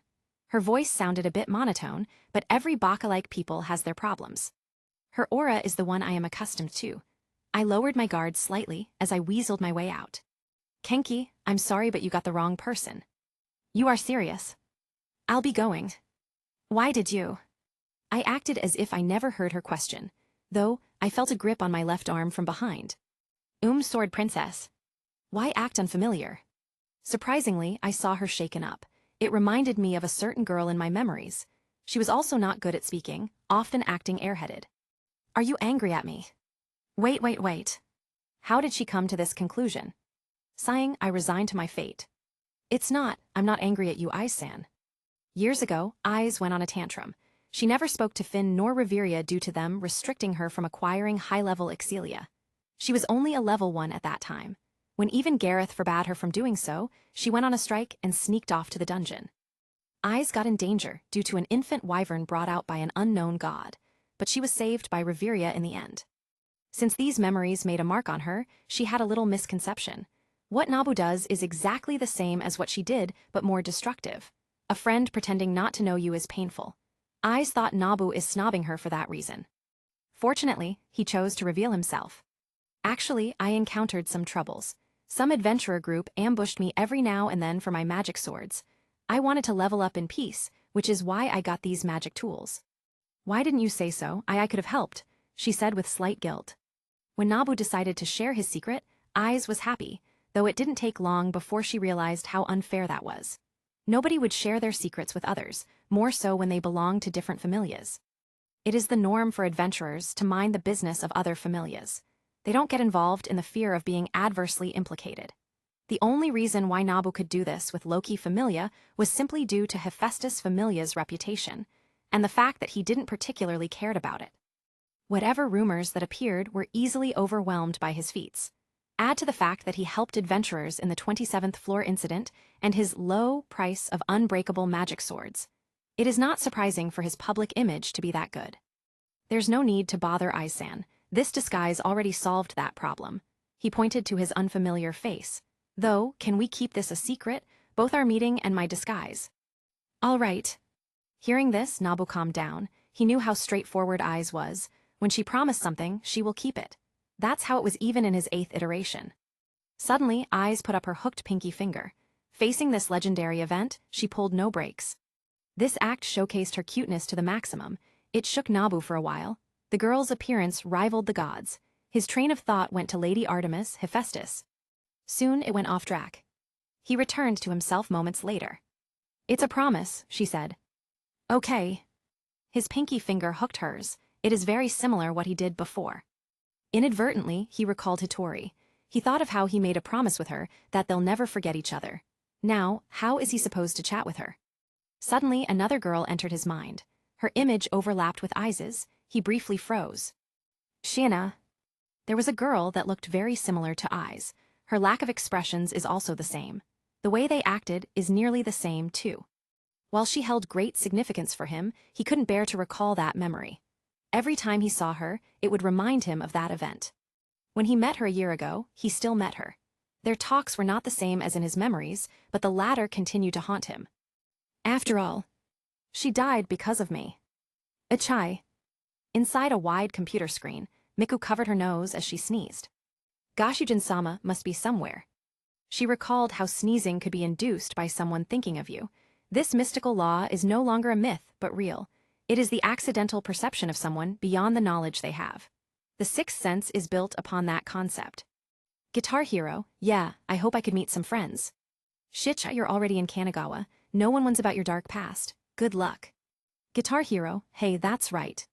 Shicha, if you're still having trouble in Kanagawa, you can just transfer to Yokohama or Tokyo in high school. Guitar Hero, that won't definitely happen. Seeing the subsequent chats, Miku paid attention. Telling Nabu's parents is the limit. She chose not to tell everyone that is not involved with the supernatural side. Hence, she dealt with Hitori's chat in his stead. Shichai, no worries. There are good music schools in Tokyo. Guitar Hero, I refuse to believe that. Guitar Hero. While chatting, Miku recalled one of her memories. Gashujin-sama, would you like to find her contacts? No need. It was the first time she saw him extremely disturbed. His heart rate rose as he started having cold sweat, a common sign of panic attacks. Gashujin-sama is experiencing a moderate panic attack. It is advisable to take tricyclic depressants. No need, I will calm down soon. As soon as Nabu recited Heart Sword, he calmed down. The full power of the spell empowered with science and myths showed itself. Shiina, I have to get her out of this mess. As a courtesy, Miku did not look her information deeply. It was also then did Nabu place a directive. Monitor the target Mashiro Shiina within the year 2020. Deploy a rank S subjugation squad. If the events of 10, 31, 20 occur, immediately evacuate her along with others from Shibuya. Miku did not doubt her creator's words. She understood how he could see the future. She unconditionally trusted these directives and will operate them at the highest priority. Shibuya Incident, 10/31/2020. Error of margin with the inputted predictions is 59.67%. Executing full observation, state from the satellite judgment. Upon detecting that Nabu's future memories became unreliable with his disappearance, she began executing his contingencies for the upcoming disasters. Nabu-kun. I was pulled out of my thoughts. Something is bothering you. And yes. After meeting Icelo, I continued with my dungeon dive. She was already on her way to return while I just started. When I returned home, it is already 5 a.m. Hephaestus-sama woke up early to wait for my arrival. I remembered some unpleasant memories. I'm all right now. I could see her gaze on me for a few seconds. I will be updating your status now. Her fingertips began moving at my back. It traced our Familia emblem. It is done to unlock my status. Hephaestus-sama would not make the mistake of showing my status to others. Some time had passed. I vaguely felt something changing. Congratulations. Her eagerness couldn't be hidden. You're now level 3. A chill was sent to my entire body. Thanks to the everyday training with Tiona-san and Icelo plus the daily dungeon dives, my status rose sharply. Perhaps it is the remnant effect of the 8th iteration, but the numbers grew faster than usual. I reached the 1,500 mark for all attributes yesterday, so I was expecting this. However, hearing it happen is different. Fu, I breathed slowly to calm down. Thank you, Hephaestus-sama. It's all your efforts. Our joint efforts. And yes, I didn't forget about all the assistance Hephaestus-sama gave me. If she didn't take me into her Familia, I will not grow as fast as this. She gave me the proper channels for forging materials as well as taught me more about forging. She is the reason why I could make a small accessory with such precision. Ah, here it is again. Seeing her strange looks, I knew I gained another ability. I waited for her explanations. You have 5 options for your next developmental ability. These are Trap Master, Samurai, Ubiquitous, Spirit Healing, and Abnormal Resistance. After listening to Hephaestus-sama's explanation, I got the gist of everything. Trap Master enhances the effectiveness of traps and the probability of falling into them. Samurai enhances my capabilities while wielding a katana. Spirit Healing increases the recovery of my mind. Abnormal Resistance nullifies poison proportional to the ability's rank. Spirit Healing is a no-trap master too. In the first place, I am not the type to use traps. As for Spirit Healing, I already have Proof of Combat and Child of Constellation for enhanced recovery. I could choose it, but it's not a priority. Samurai is good. Samurai sounds good. I could just use Sora for the ability to activate. The same goes for Abnormal Resistance. If I ranked it up high enough, I will be invincible against poison. However, the most unknown choice is none other than Ubiquitous. Nabu-kun, everything already appeared once. Ubiquitous hasn't appeared yet. Without any prior records of the Ubiquitous ability, I am going blind. If we are going for a dictionary meaning, it is universal and all-encompassing. In other dictionaries, it could mean omnipresent. That alone made me feel like it was something huge. Universal. Is it my proficiencies? With my cheat, I developed many skills. That included making weapons and fighting strong enemies. If it is related to that, this ability might prove more useful than the rest. Should I choose Samurai or Ubiquitous? Once more, a crossroad was presented in front of me. I will trust its universal definition. I will choose Ubiquitous. Chapter 50, Official Meeting. This is making me tense. You struck gold yet again, Nabu-kun. Hearing that, my excitement began to bubble up. Ubiquitous, it temporarily bestows the developmental ability of a weapon. Hephaestus-sama began explaining its effects. Ubiquitous is a one-of-a-kind ability. By using a certain weapon, I will temporarily gain the developmental ability related to it. Immediately, I tried its effects. I took out Sora and held it in my grasp. There's a new Samurai ability in your status. Hephaestus-sama told me about the changes in my status. Eagerly, I replaced Sora with the modern gun I brought over. This time, it's Marksman. Holy! I struck the jackpot. How in the world? I could only blankly look at the ceiling. I was so out of it that I met Hephaestus-sama's gaze and nearly fell off the chair. I am currently sitting with the back of the chair in front. She is right behind me, which made me wonder if something interesting might have happened if I fell. You do get childish sometimes, she said with a mix of laughter. Everything you've said made me forgot you're still a child. I am not a child, technically. How could someone with centuries' worth of memories be considered one? In the eyes of gods, you are a child. Well, that's true. Beings who lived for thousands of years considers the mortals of Arario a bunch of children. It is why they call them as such when they join their familia. I just got too excited. This ability will assist me a huge deal. I don't need to worry about future job-related abilities. Ubiquitous allows the switching of developmental abilities. With my fighting style of using different kinds of weapons, it'll be a huge boost to my current strength. Add to that my current status being level 3, I might be able to fight level 5s now, at least clash in a proper fight. According to Lady Reveria, Mage boosts the mind and mana of mages. It is a fundamental skill if they wanted to fight across levels. It could overlap with Sirius and even Monofurnace. Soon, Hephaestus-sama finished locking my status. She gave me the paper containing my status. Level 3. Strength I0 Defense, I0 Dexterity, I0 Agility, I0 Magic, I0. Hacker G Right Arrow F Ubiquitous, H. Orionids. Memoir Manifest. Miracle Maker. Child of Constellations, Chinese letter, Japanese letter, Chinese letter. Proof of Combat F, 51% to be upgraded. Monofurnace. Having SSS in all status, Loki will go on a rampage if she knew about this. From what I know, Loki is a terrifying god. Hephaestus-sama told me that she killed many gods in Tenkai. At the same time, she acts like a drunkard based on what I saw on Benevolent Mistress. Except for that, I never met her personally. Actually, I find it weird. I come and visit Twilight Manor from 6:30 a.m. to 8:00 a.m., yet she never appeared. Though it is also reasonable if she is still sleeping at this time. As for Fin-san and Gareth-san, they might be busy with familiar-related matters.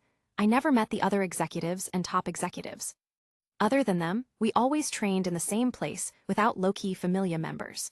Perhaps they are abiding by the no other Familia involvement, and only made an exception when they saw I'm teaching Aiz-san and Tiona-san something useful.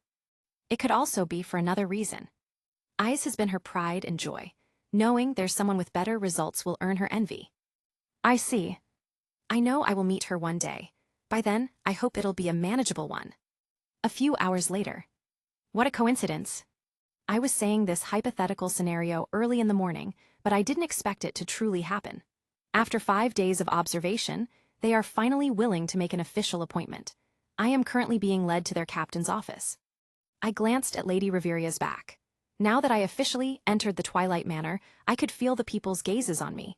It is not similar to that time when I am only with Tiona-san, Lefia-san, Aiz-san, and Lady Reveria. It is more formal. I am used to this. As the son of one of the richest men in the world, I inevitably gained attention. It is only through Tusan's work that my face is not plastered everywhere. I decided to exhibit a very formal gesture, the one used for formal events. After passing through many rooms, we arrived at our destination. The Twilight Manor is bigger than our Familia home, mostly due to their Familia members using it. Most of the Hephaestus Familia live on the forges in the Northeast District. Their willpower to create a masterpiece is not a joke. Do you want to ask something? Lady Reveria broke the silence. No, everything I should need to know will be told during the meeting. There's no need to bother Lady Reveria for this. I understand. Seeing her smile, I briefly appreciated her beauty. Her charm is on par with Aiz-san, a literal spirit. I guess high elves are the highest in their hierarchy for a reason. The door to the office was opened. After going inside, I saw 3 people, a blonde palom, a bulky dwarf, and a red-haired goddess.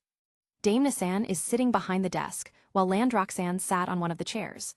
Lady Reveria chose to stand behind me, a considerate gesture to not place me under greater pressure. I recalled them from my memories. The goddess who sat on the desk spoke first. It's nice to meet ya, Sirius. Greetings, Loki-sama. Nabu respectfully returned her greetings. He showed respect that should be directed to a god. Dame Nasan and Ladroxan as well. Greetings. Hello. Finn and Gareth also greeted back. It's a bit late, but we finally meet. From the moment he entered, Finn observed the white-haired boy. He was vastly different than his bloodthirsty self in the dungeon. Nabu is more of a well-educated prince than anything. I share the same sentiment. Nabu swiftly added, I apologize for my behavior that time. So you already know, you don't need to worry about it. That's a relief. Finn gestured for him to sit down, in which Nabu did. Well, Tilda, Loki observed the rising star closely. You are as special as the rumors say. They're exaggerating, I am not that special, I simply had the time to learn things, Nabu replied. He didn't lie, he is rather mediocre before he honed himself with the cheat. With it, he managed to experience many things that sharpened himself. That was how he managed to have exaggerated skill sets. Through the help of time, he mastered many things.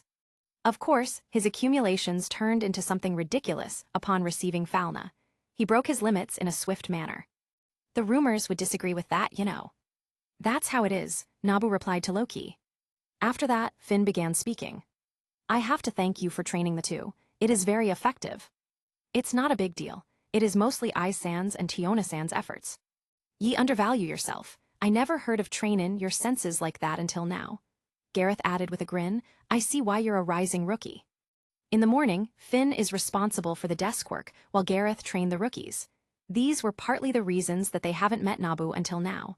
Nevertheless, they saw the effects of their training.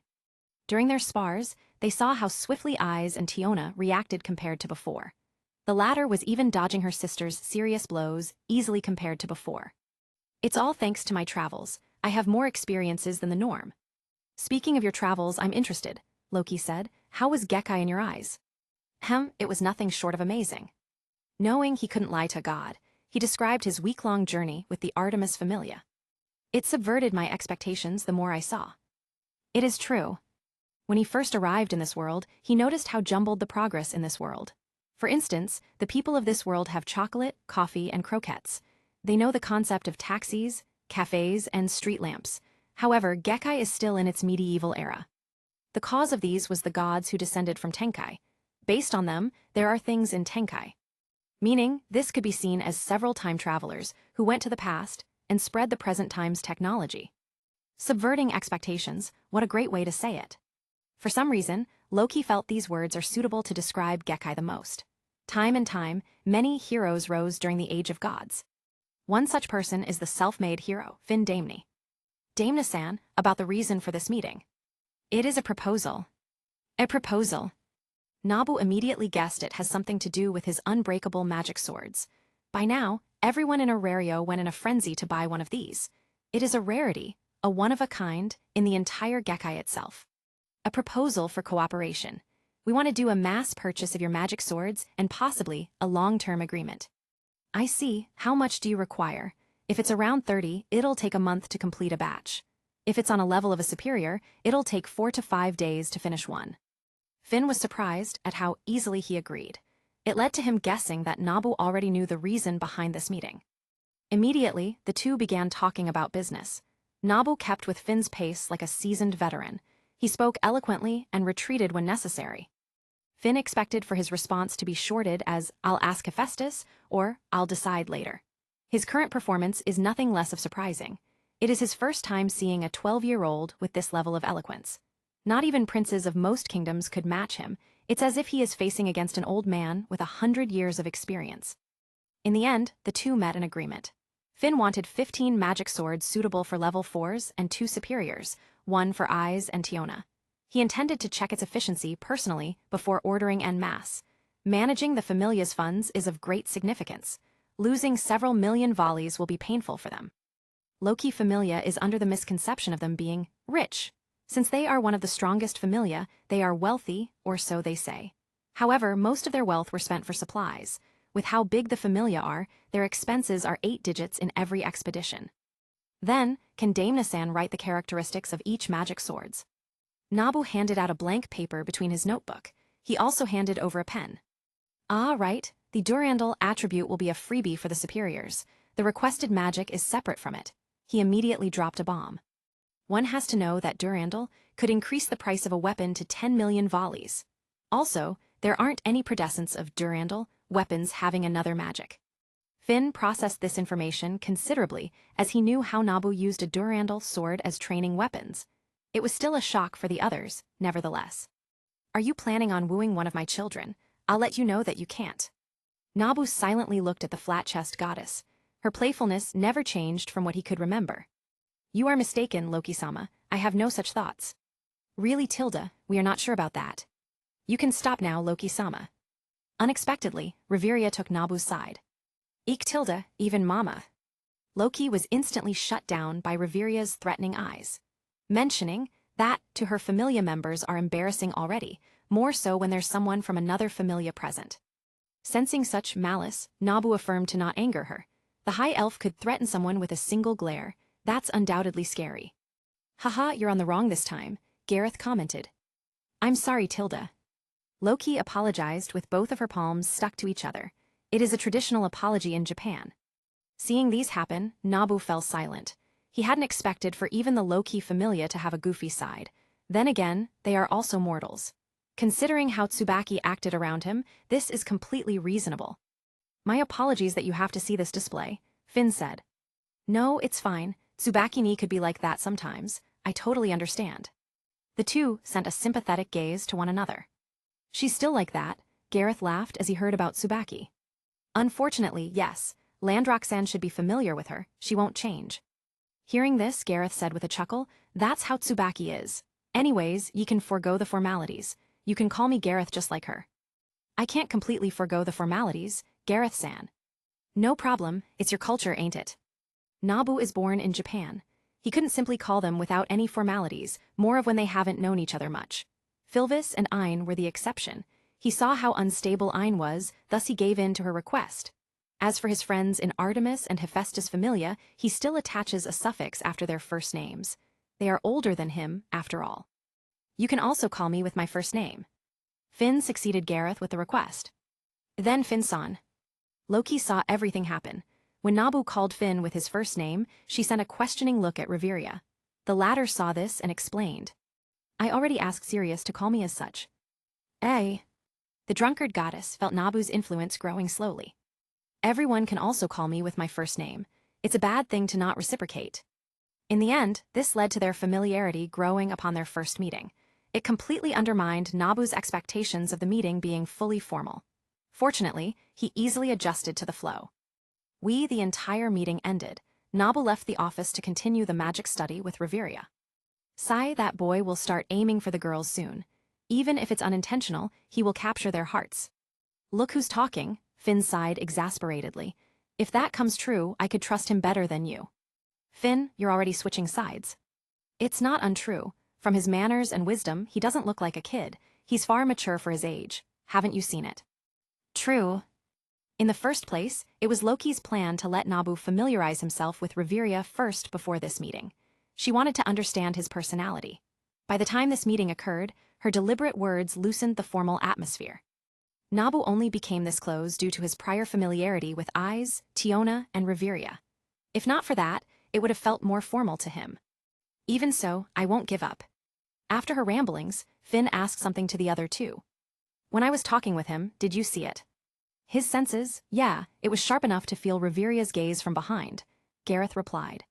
Loki stopped fooling around as she added, you're right, that kid went through a lot. She wasn't the god of tricksters for nothing. Her scheming eyes could see that there was a lot more to Nabu than on the surface. Coupled with what everyone from Loki Familia saw, it is not difficult for them to deduce it. Still, they would respect their partner's privacy by not digging further. After all, Loki Familia wanted to sincerely cooperate with Nabu, and in turn, the Hephaestus Familia as well. It will definitely help if the creator of unbreakable magic swords chose to do business with them. Thinking of him, Loki couldn't help but anticipate the surprises he would further bring to Aurario. Chapter 51, Traces of the Past. I will forget what I've heard from earlier. Earlier, Loki-sama called Lady Reveria Mama. My instincts blared when I saw her send a threatening look to Loki-sama, but it's entirely reasonable. It has been a week since I started exchanging notes with her. For some people, Lady Reveria is as such.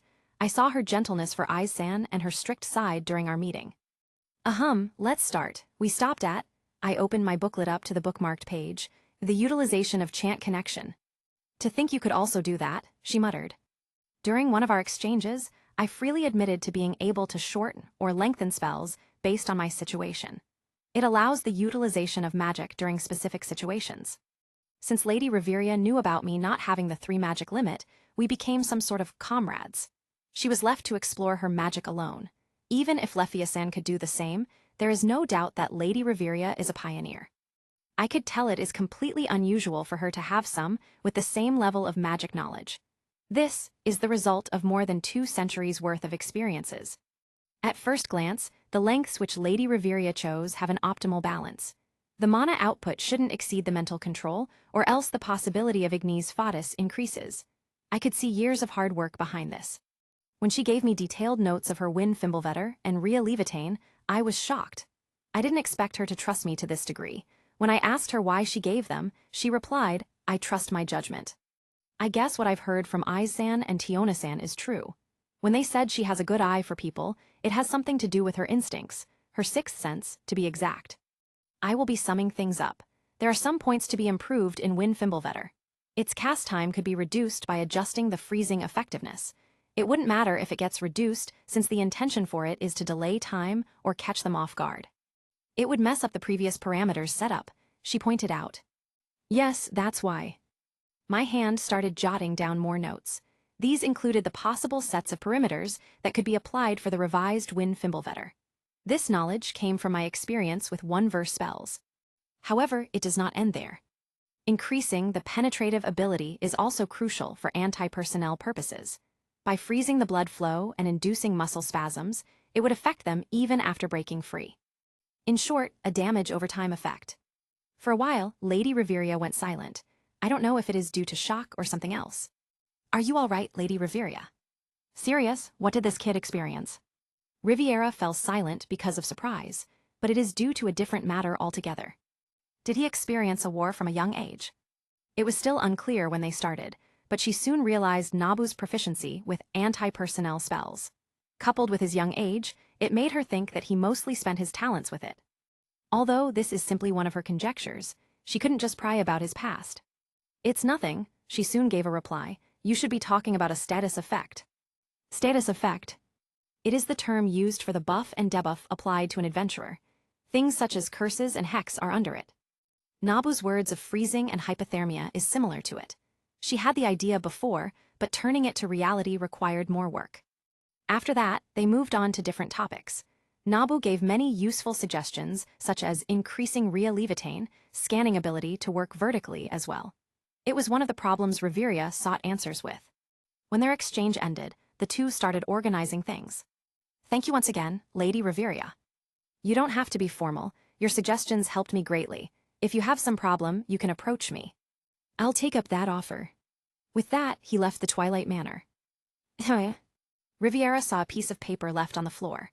Upon seeing it, she immediately knew it was Nabu's handwriting. I shall return it. When she looked further, she saw nothing but indescribable scribbles. No, it is something different. Formulae.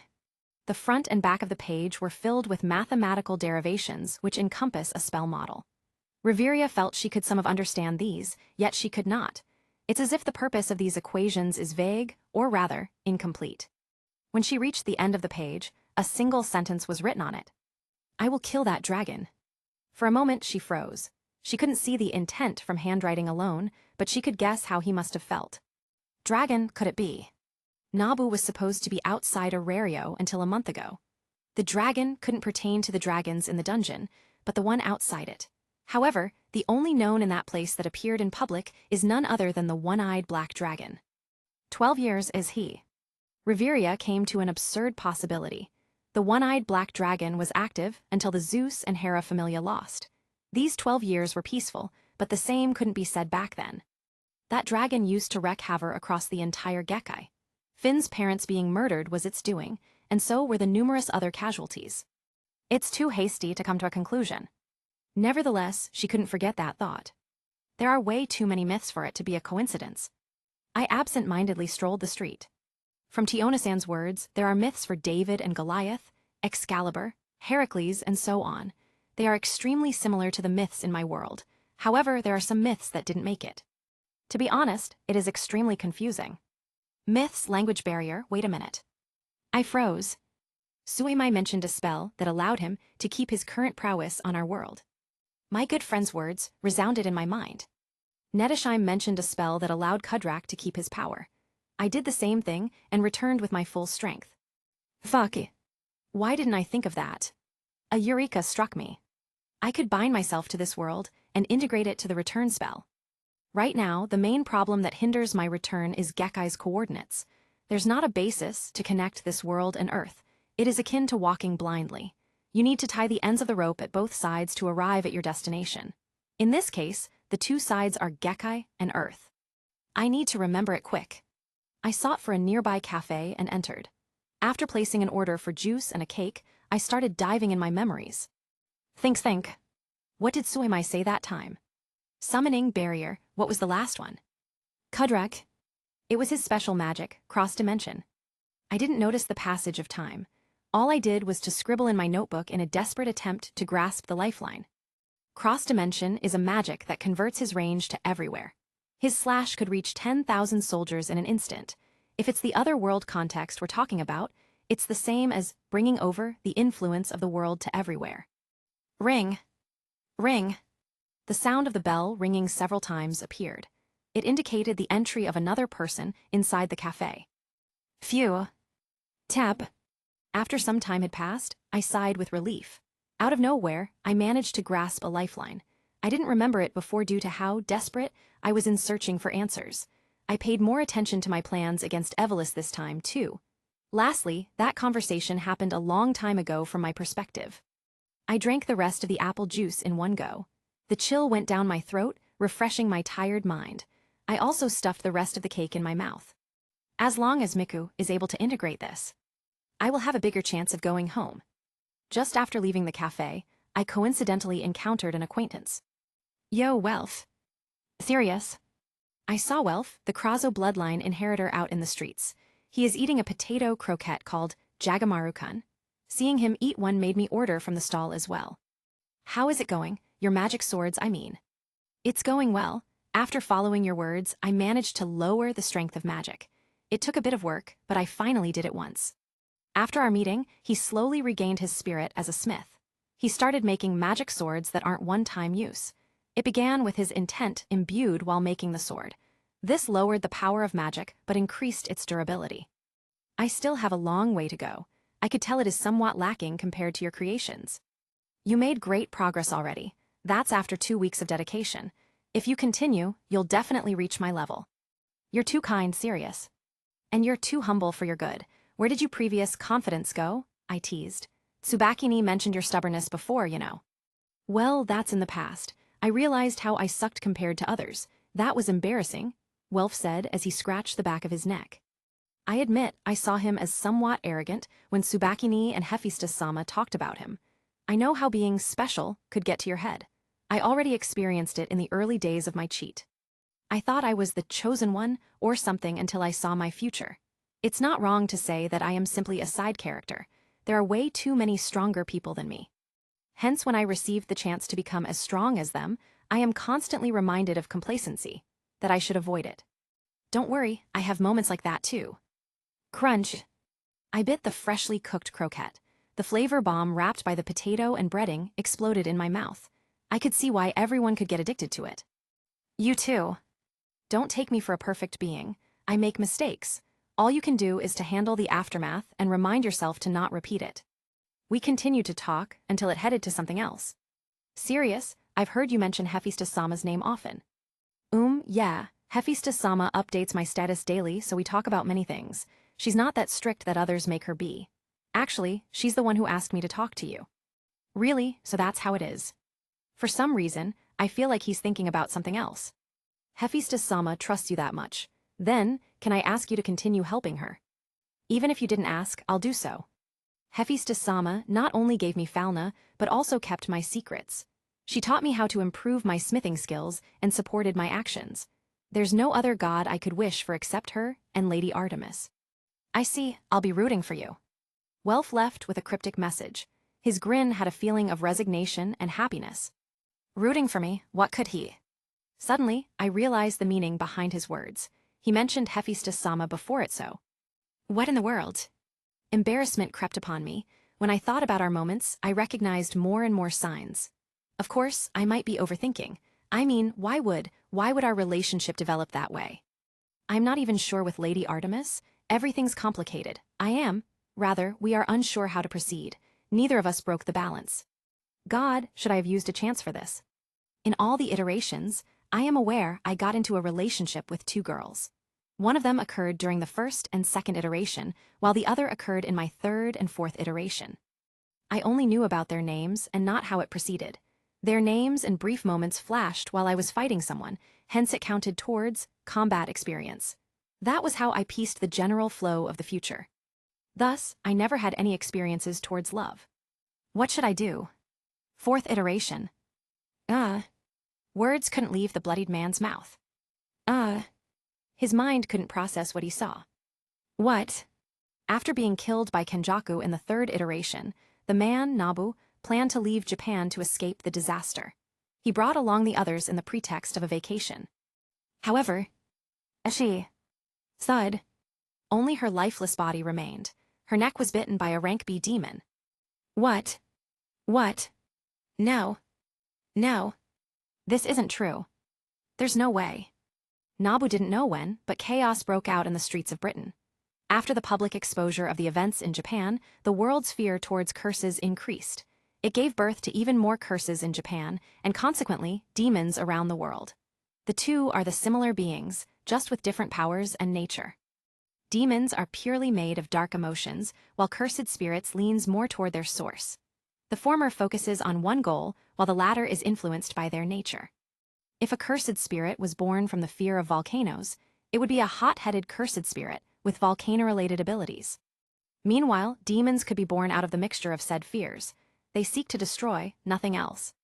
Of course, there could be some exceptions. Both of them couldn't make their appearance in the public due to the common populaces not believing in them, which makes them weaker. But it is not the case now. Nabu froze on his spot.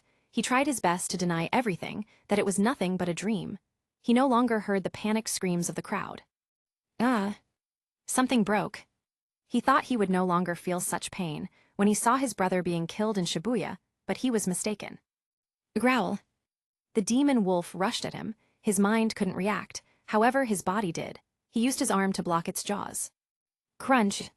His bones broke. Still, he didn't react. Even when the wolf began chewing on his arm, he didn't care. Only when the pain exceeded his tolerance did he awaken. Grief turns into anger. Extreme wrath. Fuskkku. He summoned forth his combat suit. When the wolf dissipated into thin air, he stopped firing it. His capacity for mana was low due to the absence of Monofurnace. He would have killed if it didn't die now. Still, all that mattered is her. He ran to her body with utter disregard for his mangled arm. Bones were sticking outside it. When he arrived, his knees dropped. She was no longer alive. Wait, yes, I will save you. I will save definitely. Tears tell from his eyes. In contrast to it, his will hasn't broken down yet. He called his assistant with shaky voice. Even now, Nabu is still capable of making rational decisions. He knew every solutions in Japan were useless with all the fuss on it. His only hope are the magisters, great scholars, Suemai mentioned years back. Miku, connect the radio to this frequency. Connection establishing. Failed, the other side did not answer. Just as she said, he carried her body in his arms. He handled her with care. He took out a space blanket from his suit. Autopilot, we will be going to Frankfurt. Disable every speed limiters. Help me cast every healing spell in the database. Bam! The metallic operation table shook when Nabu slammed his fist down. What do you mean? The slightly fat man wearing a lab coat shook his head. It's too late. What you carried is nothing but a shell. Only one of the sacraments could revive the dead. You must be aware of its disappearance decades ago. What, dead? She's still, yes, she's still. In the end, Nabu flew out of the society's castle with a crazed look. He deluded himself into thinking that there are answers in the midst of his irregularity and the thousands of magic systems. Professor shook his head. He knew this man as the sole magician who bypassed the law of mystical entropy and introduced magic to technology. He made many advancements to the society with his findings alone. Even if the others couldn't replicate the way he uses magic, the understanding behind certain sciences improved hundreds of magic systems. What a pity. He knew the boy could be headed to downfall. In the end, Nabu lost everything. His family died on the onslaught of the demons. His girlfriend died moments after her neck was torn off. He is alone. Since then, he never cared about the situation outside. He shut himself inside his laboratory. He glanced at the gun in his hand. It was something he managed to hold after overcoming the last bit of his willpower. The gun was swiftly pointed below his jaw. His trembling hands struggled to pull the trigger. He closed his eyes in preparation for what was to come. Stop. His smartphone lit up the dark room. According to the simulations, there is 100% chance Gasshugen-sama dying a meaningless death. Gasshugen-sama's contributions to the world greatly outweighs your death. Fuck you, don't understand. Nabu couldn't bring to kill himself. Was it his fear of death? Every time he dies, it was always a painful one. Even so, he should have overcome this hurdle easily. If he sought for peace, he should have pulled the trigger already. He couldn't. He knew how his loved ones would react when they saw him like this. They don't want him to die. Sweat trickled down his forehead. He slammed the back of his head to the wall. Why should I live? A lost boy's eyes wandered blankly. Chapter 52, Siblings Meet. Are you all right? Ah yes, there's no need to worry. Sometimes I dream my future memories, the iterations I went through. Though it is quite frustrating to only see the battles and not the omitted portions. It's as if I forgot some crucial memories. I felt Lady Artemis' gaze and stopped thinking about it. Will you still ask your brother to release his children? I don't know, his children didn't want to leave him. It's natural, I think. His methods at the start are forceful, but he genuinely cares for them. It's hard to leave such a god. Perhaps he inherited your kindness. For a moment, I saw her smile. She was quick to retract it, however. Nevertheless, what he did is wrong. I shall reprimand him again. I will help then, I replied. There's also KAISEN who holds him back. She's indeed holding him back. KAISEN was the knight with the tower shield. She served as the defender of the Familia. During Lady Artemis' visits, I've heard that when she joined, Apollo began holding his bad habit back. Only when several children captivated him did he take action. He was not the same as before where he eyed every single, interesting, mortals. Come to think of it, Lady Artemis holds me back too. That's because you always go to danger. Lady Artemis shouldn't worry. I wouldn't place myself to danger anymore. Upon reflecting from my past actions, I made her worry excessively. That was on top of the help she is giving me. Wait. Isn't it the time to make up for that? Should I give a gift or take her out somewhere? Considering our relationship, it'd be best to give her a gift. Taking her out somewhere could be, I don't know, should I use it to step up? To resolve the matter between me and Lady Artemis, I might need a push. I'll think of it later. You are thinking of something again. MN, it's nothing. You are lying. We had these casual talks until we arrived to Apollo Familia. After the gatekeeper saw Lady Artemis, we proceeded inside. There, we are greeted by Apollo-sama. He is a handsome, blonde-haired god, his appearance resembling the cliché for narcissistic people. My dear sister. He tried to hug Lady Artemis, but was rejected with a forehead flick. Ow. Though he was about to show an embarrassed look, only to be shut down. You're still the same as ever. You also brought your nasty tendencies here. Unlike before, Lady Artemis has a sharp tone. She is looking down on her brother for his nearly deranged tendencies related to love, i.e., degeneracy. Oh, you brought him. He looked at me for a while. Hello, brother-in-law, I hope you take good care of my sister.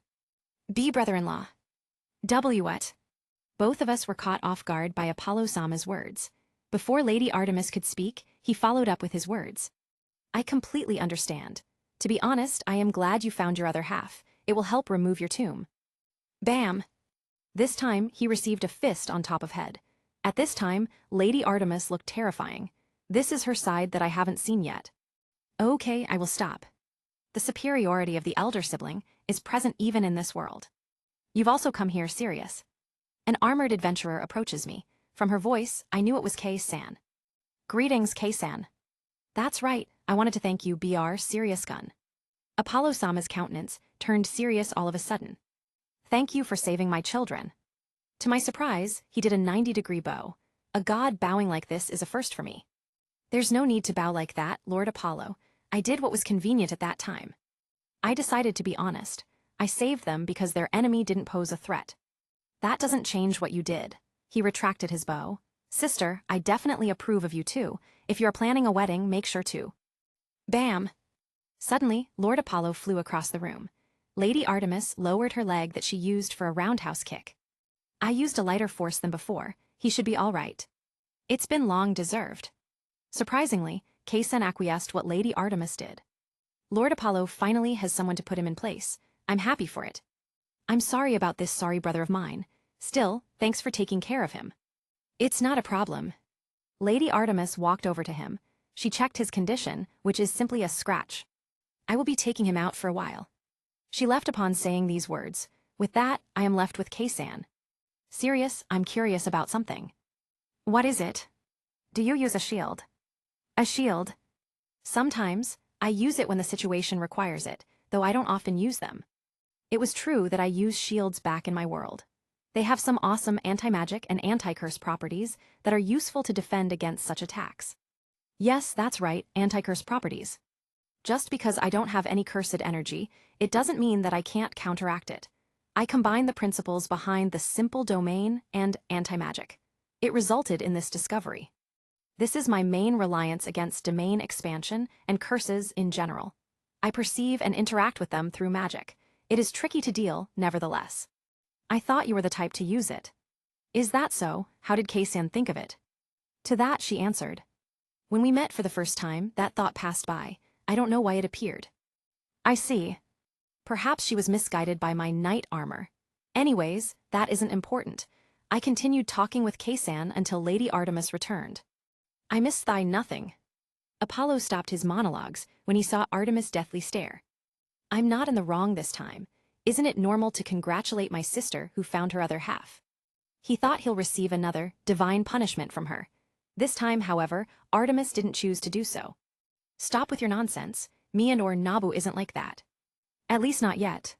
Apollo nodded with an understanding look. Despite his degeneracy, he treated his sister's matter seriously. She, who is a well-known tomboy in Tenkai, has her first love. Even Hestia would drop her jaws upon hearing it, much less Apollo. They are born twins with opposite dispositions, but it didn't mean that they couldn't get along. If it's not for this matter, why did you come today? He asked. A sign of tension could be seen in his eyes. I wouldn't force you to disband your familia. However, you must let go of the unwilling ones. Artemis visited him for the third time already, to convince him to reverse what he had done. Her righteousness never allowed for such injustice to exist. Then again, she knew from the first 2 visits that there are children that genuinely loved him. She couldn't force the ones who didn't want to leave him, hence her change of approach. I don't want everything to reach that point. Apollo knew Artemis would wage a war game if he didn't comply. That will be the remaining way to let the unwilling adventurers free. She thought it wouldn't matter if his familia gets disbanded, his devoted children will still follow him. This condition allows everyone to have a satisfactory ending. Apollo struggled inwardly. He couldn't simply let go of his children. His character doesn't allow such a thing to happen. If someone caught his interest, he wouldn't stop until that child becomes his. However, his connection to Artemis and the inevitable future made him conflicted. If the 2 familias initiate a war game, Apollo would definitely lose. Artemis has Rethusa, a level 4, and several level 3s.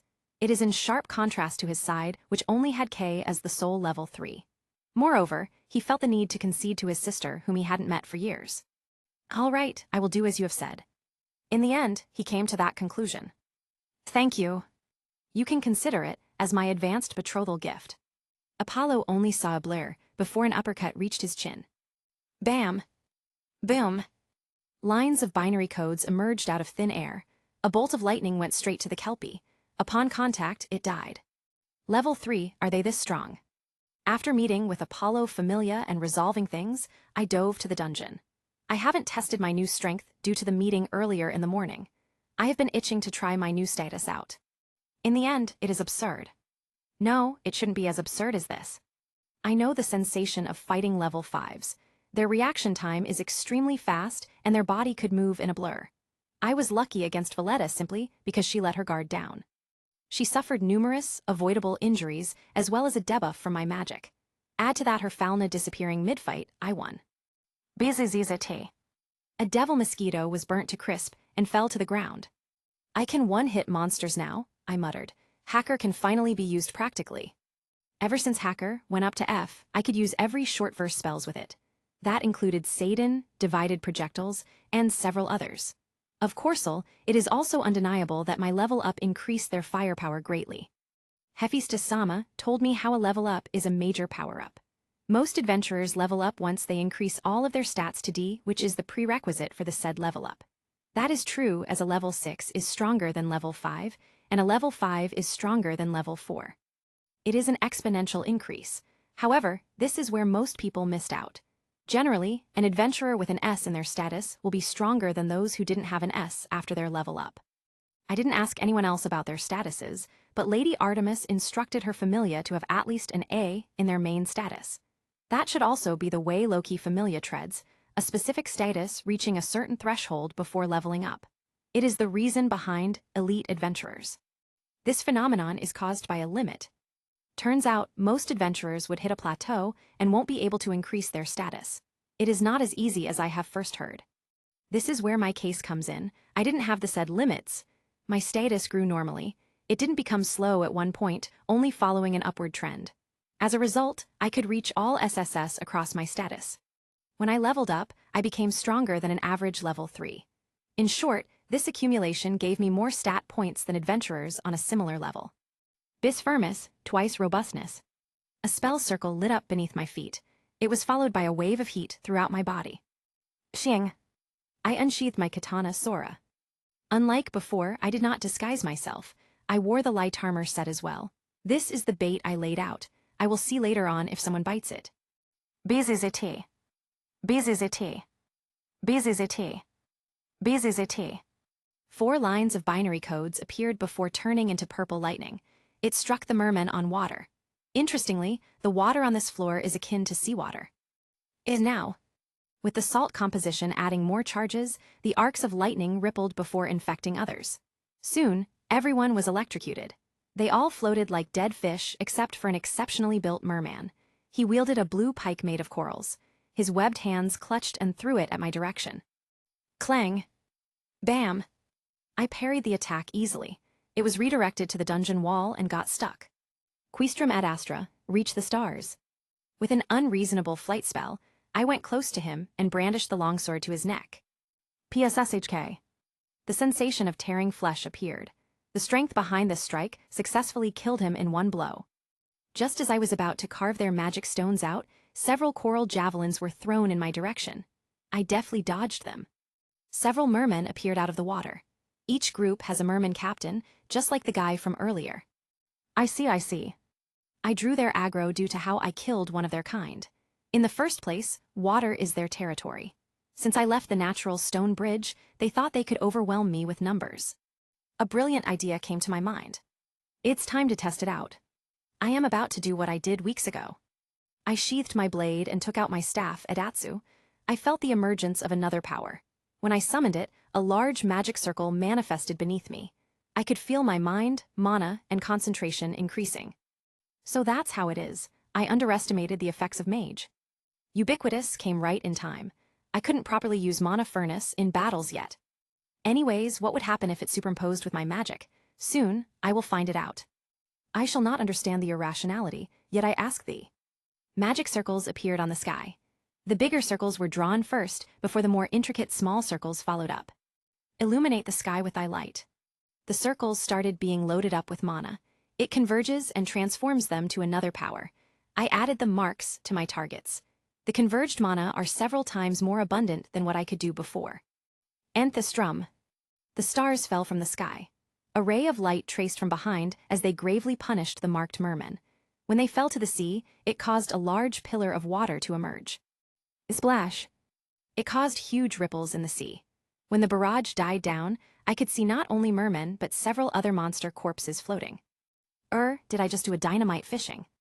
My current prowess seems stronger than I expected. Chapter 53, Friendly Spar. More than 200 magic stones were gathered after my Orionids. Not only did the impact directly kill the mermen, it also implicated many sea monsters. I am grateful that I flew high enough lest I will be drenched in water. There are also many item drops from their corpses. All in all, everything should cost more than 4 to 5 million volleys. That's how easy it is to gain money as a mage. Then again, I now earn around 10 to 15 million volleys every day with the magic sword sales.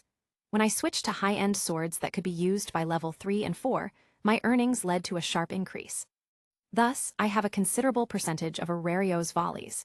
Even if I buy high potions and materials now and then, it didn't make a huge dent. Having more money doesn't hurt, I mumbled as I picked them all up. A while later, I started walking towards the exit of the 27th floor.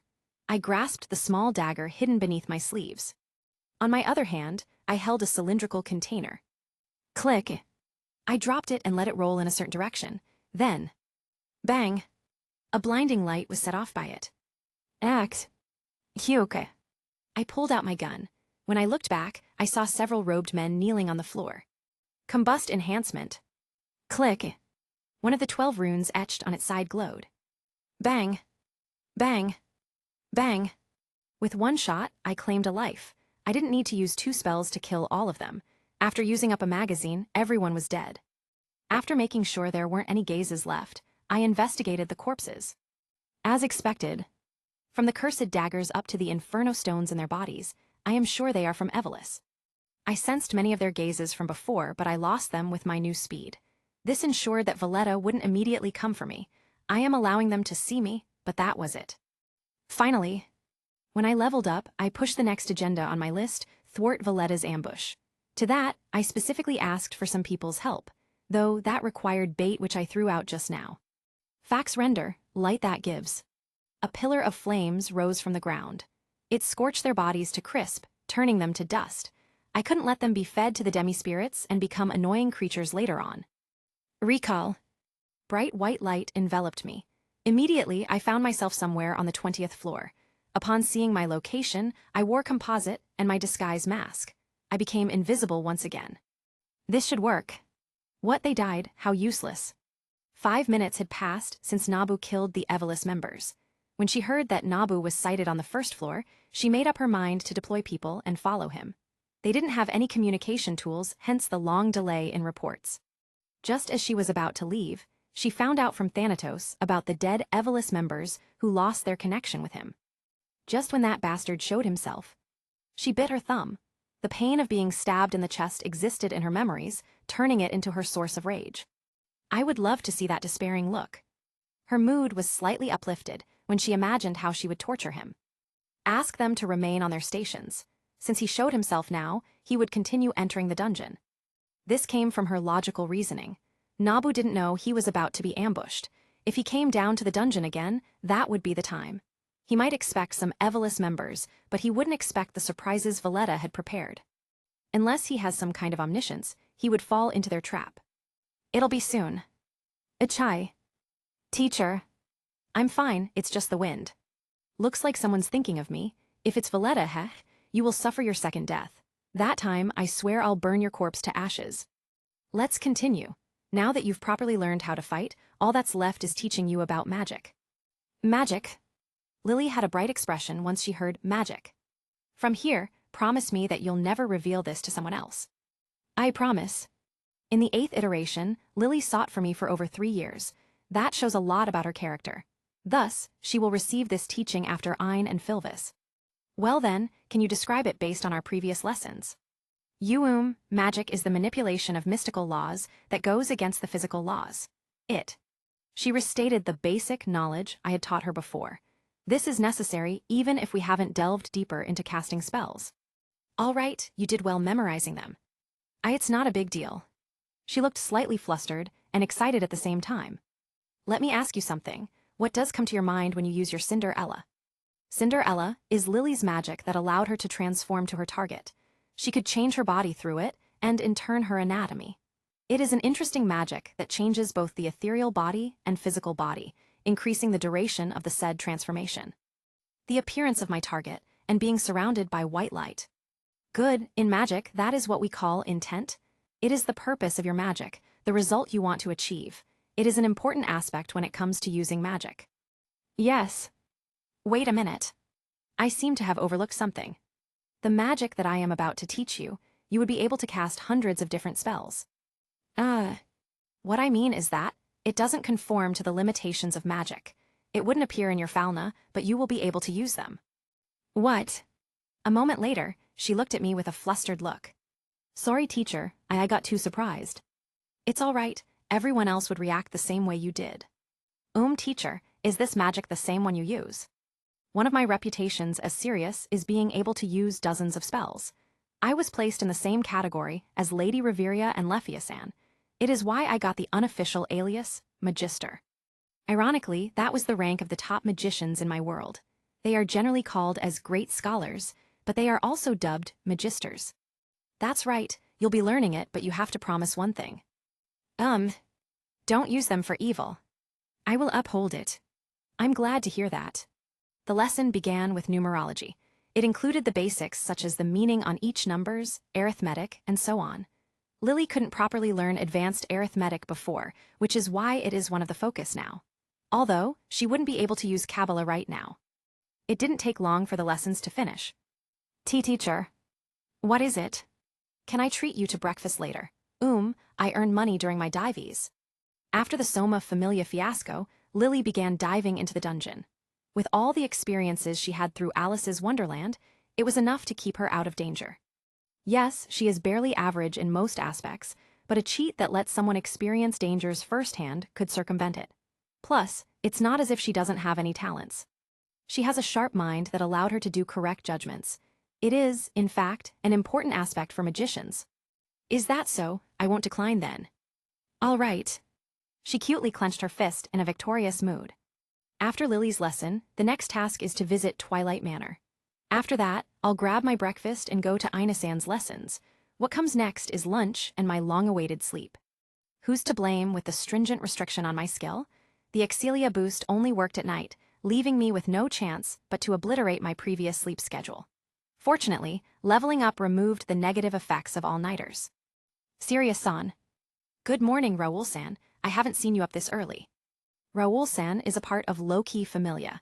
He is one of the few people I interacted with since I started visiting. Surprisingly, he recognized me due to my awesome performance and became a fan. Haha, I thought it's time to change. With your diligence, there's no wonder you could be that strong, he said. Well, I bet he thought that I always wake up early. Surprise, surprise. I don't sleep. Raoul-san is training a spear, right? Yes. Then, you could come to me if you encountered some problems. I know a bit about spears. Wait a minute, I will just take your time, there's no need to help. It doesn't bother me really, I replied. I'm already visiting here. Really, thank you very much, Sirius-san. He did a deep bow to express his gratitude. There's no need to bow, it's just some advice. After that, I proceeded to the usual training ground. I am earlier than the agreed time, so Ai-san and Tiona-san must be preparing. However, what I didn't expect was that someone's waiting for me. Sirius. An ashen-haired werewolf stood with his arms crossed. His hostile glare made me remember about him. After the Goliath fight, he was someone who looked at me with a sharp gaze. Biteloga. In the previous visits, I heard from Tiona-san how cocky he is. Coupled with Raoul-san's words, he is someone who looks down on weaklings. I could feel his arrogant gaze loom over me. Let's fight. Biteloga is someone who looks down on the weak. Rather, the concept of weak. The strong rule over the weak. That was how the world came to be in his eyes. Weaklings never gets the chance of living a good life. That was how he lost everything years ago. From the weak, he became the strong. Since then, he never experienced the feeling of loss again. He only concerned himself with the strong so that they won't die all of a sudden. As for the weak, he hurled insults on a daily basis. He gave sharp insults to the weak who became complacent. In the first place, Loki Familia is a top-rank familia. After the great feud 4 years ago, they never experienced drastic casualties. That's why when he first saw Nabu facing off against Goliath, he was unimpressed. However, he changed his mind near the end. That chilling bloodlust he felt is shocking. What's more, he later found out that Nabu was a level 1 when he fought. A level 1 fighting a level 4 monster Rex. Who could have imagined something like this was possible? Hence, Biten no longer viewed him as such. He knows how to respect the strong ones. That bloodlust. It was clear that Nabu overcame countless ordeals to have that. If I may ask, why would Logasan be interested with a fight with me? Just 'cause, I get that you're not afraid of it. It's just a spar. Injuries could be treated by a single potion. Nabu smiled as he responded, there are around 10 minutes before the appointment begins, that should be enough. Yeah. There isn't any reason to reject it. He already fought Bates several times in the future and has a general grasp of his personality. It is better to accept his challenge instead of him being a nuisance. Moreover, he's also interested in Bates' strength as a level 5. You can use your armor or whatever, Bates said. There's no need. If that's what you want. Seeing that Nabu doesn't have any intentions to use his renowned magic tools, he thought it would be a short fight, an unsatisfactory one. What he wanted to defeat is his full strength. Fideli's Canny's major. 10 seconds later, Nabu became serious. He now had the same look as him using Monofurnace. His white canine ears trembled slightly as he felt a new surge of power. With Monofurnace available, he was able to modify Sirius. It is now akin to the semi-activation of Monofurnace, creating several dream organs and increasing his mana and physical strength. Triple robustness is completely integrated to it. In the first place, his intent in making Sirius is to experiment on Monofurnace. Now that he could properly use it, he upgraded Sirius to such level. As for the complete Monofurnace, he will leave it until he grasps why he loses control. A wave of pressure emanated from him. It is not as severe as his bloodlust, but it was enough to startle Bite. Nabu took out Fatal Void, twin kukri daggers, and wielded them in both hands. As a response, Bite brandished his daggers. Both of their eyes met before the start of the battle was decided. Unexpectedly, Nabu went for a direct clash. He lowered his stance as he flipped Kakyo into a reverse grip. Then, he ran at his direction. He aimed for Bite's arms, but the latter anticipated it. Clang! Bite's dagger parried Kakyo as it slid sideways. It forced Nabu to redirect his charge. Much to Bite's surprise, Nabu turned around and threw Chaimai at him. Clang! He easily parried it. Chaimai landed itself in the soil not far away. Just as he was about to charge at Nabu, he sensed an incoming magic. Projectus, projectile. Bang! A solidified ball of air was sent to his face. He barely avoided it with his level 5 senses. Divitus projectus, dispersed projectiles. A magic circle appeared on Nabu's back, launching 7 more projectiles to him. Tusk. Bite was forced to receive most of them with his body. He could only dodge the remaining few. How devious. His curses was responded with Nabu's slash. Cut. Despite stepping back, a line of blood was drawn to his arm. There's no doubt. The fight danced to Nabu's momentum. Nabu misled him with a projectile before sending dispersed projectile. He took account of Bite's reaction speed with Eyes and Tiona as references, which forced him to take damage. Within a few seconds, he was able to give him a shallow wound. From the moment Nabu leveled up to him, unlocking Monofurnace, his previous limits were broken. He could better utilize the experiences he received from fighting against monstrous opponents. This guy is a monster. Chapter 54, Newfound Strength. Nabu looked at the distance between him and Chaimai. As he did so, Bite followed his line of sight. This brief moment wasn't missed out by a level 5 like him. When Nabu stepped back, Bite came forward. The former then began charging at the place, while the latter followed behind his steps. Freeze! Suddenly, a wave of frost tried to lock Bite in place, though he only smirked and absorbed the magic through his boots, phosphored. The magic dissipated as his boots glowed light blue. What followed next was Bite using the same magic on Nabu. A line of frost locked to his feet. His golden pupils followed its direction. Now! Snap!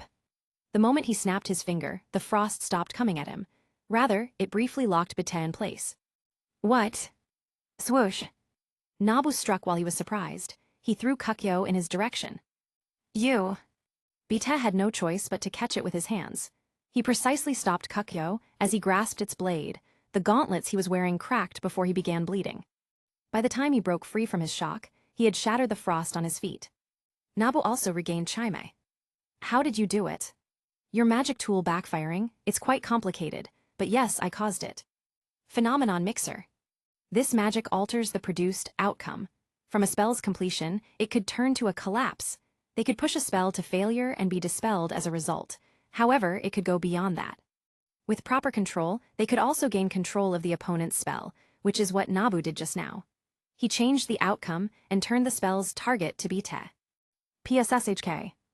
Bite threw the bloodied Kakyo away. His blood dripped to his dagger. Nevertheless, he only glared at Nabu.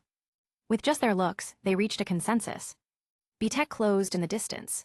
Knowing Nabu's reliance on surprises, he needs to give him no time, and a flurry of close combat exchange would accomplish that. In the end, Nabu is lower level than him. He was ready to deal that finishing blow. However, zoom. He disappeared just as Bite was a meter away from him. Where? He caught Nabu's figure soon enough. He is more than 10 meters away from him. BZZT. BZZT. BZZT. Arcs of lightning came straight at his face. He immediately went into a kicking stance, although it was overwhelmingly numerous that his phosphort couldn't absorb them all. Bam! BZZT. When the sea of purple lightning cleared up, Nabu is in front of him. The former utilized his twin daggers and sent a flurry of strikes at him. With Bite's speed, he dodged all of them. Got you. The werewolf sent a roundhouse kick. Bam! Nabu was briefly lifted by the impact. It directly hit his torso and ribcage. Bite was sure that he scored a hit, but he suddenly thrust both of his daggers at him. Consecutively, he chanted lowly. Et cadens interim, crawl. A whirling tornado was sent to his face. Several lightning bolts were included in it. Bam! The attack was enough to push BT back several meters. His eyes were among the ones that got hit. Even so, he was able to react against Nabu's attacks without his sight. He is purely using his senses and insane reaction speed to track his movements. Surprisingly, BT felt himself improving. He never thought he could fight this well without his sight. Mass gravitas reductio, mass and gravity decrease. The gravitational pull to Nabu was reduced. His eyes wandered to the ground. A few seconds later, a string of binary codes appeared. It turned into a huge water pillar with a 12 meters of radius. It threw both BT and Nabu to the air. It just so happened that the former regained his vision. His eyes experienced how it was to fire a water gun directly at it. Why? When the water pillar died down, BT found Nabu's figure still on midair. Fax render, light that gives. A fire pillar was shot from his finger. It went straight at BT, leaving him with no choice but to take the brunt once again. By the time it died down, he found Nabu perfectly standing on the ground. Now, the only thought in his mind was, what the hells? I might have to pay for psychological damages. Seeing BT Loga look at me with disbelief, I realized I became way stronger than I thought. I could corner a new level 5 like him under Sirius's effects. Unlike triple robustness, Sirius could be used for a longer time. It didn't involve letting my body go overboard but the semi-creation of dream organs. This allowed magicians to cut their senses of pain, forego breathing and beating of heart, and so on. Sirius might be a downgraded version, but it is completely different from not having dream organs. With them, the triple robustness, included in Sirius, no longer has side effects. Add to that the increased mana and mind load and increased spell damage due to being closer to Mystic. The current scene was made possible. What the hells? Looks like I'll have to pay up. First of all, I cast Cleanse on us. Then, I threw a high potion in his direction. It is the one that cost 250,000 volleys. It is cheaper than the one I use on battles, but it is enough to treat training injuries. Loga-san easily caught it, though he sent a questioning look at me. That should be enough to heal everything, I said. You don't have to.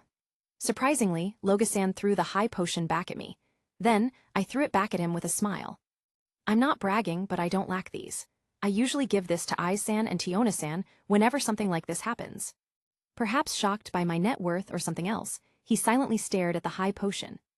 Why did you give this? He asked. I'm the one who asked for this trouble. I admit I went a bit overboard. Actually, I leveled up recently. I didn't expect to hit that strongly. But most importantly, his arrogant gaze did tick me off a bit. I thought it wouldn't be bad to teach someone like him a lesson. Loga-san took a while to process my words. When he stood up, he no longer has that condescending gaze over me. You are strong. After saying those words, he left. I cancelled Sirius at this time. He isn't that bad. I changed my impression of him. He's not an arrogant prick. He might be one of those people who only acknowledge others who are just as strong as him.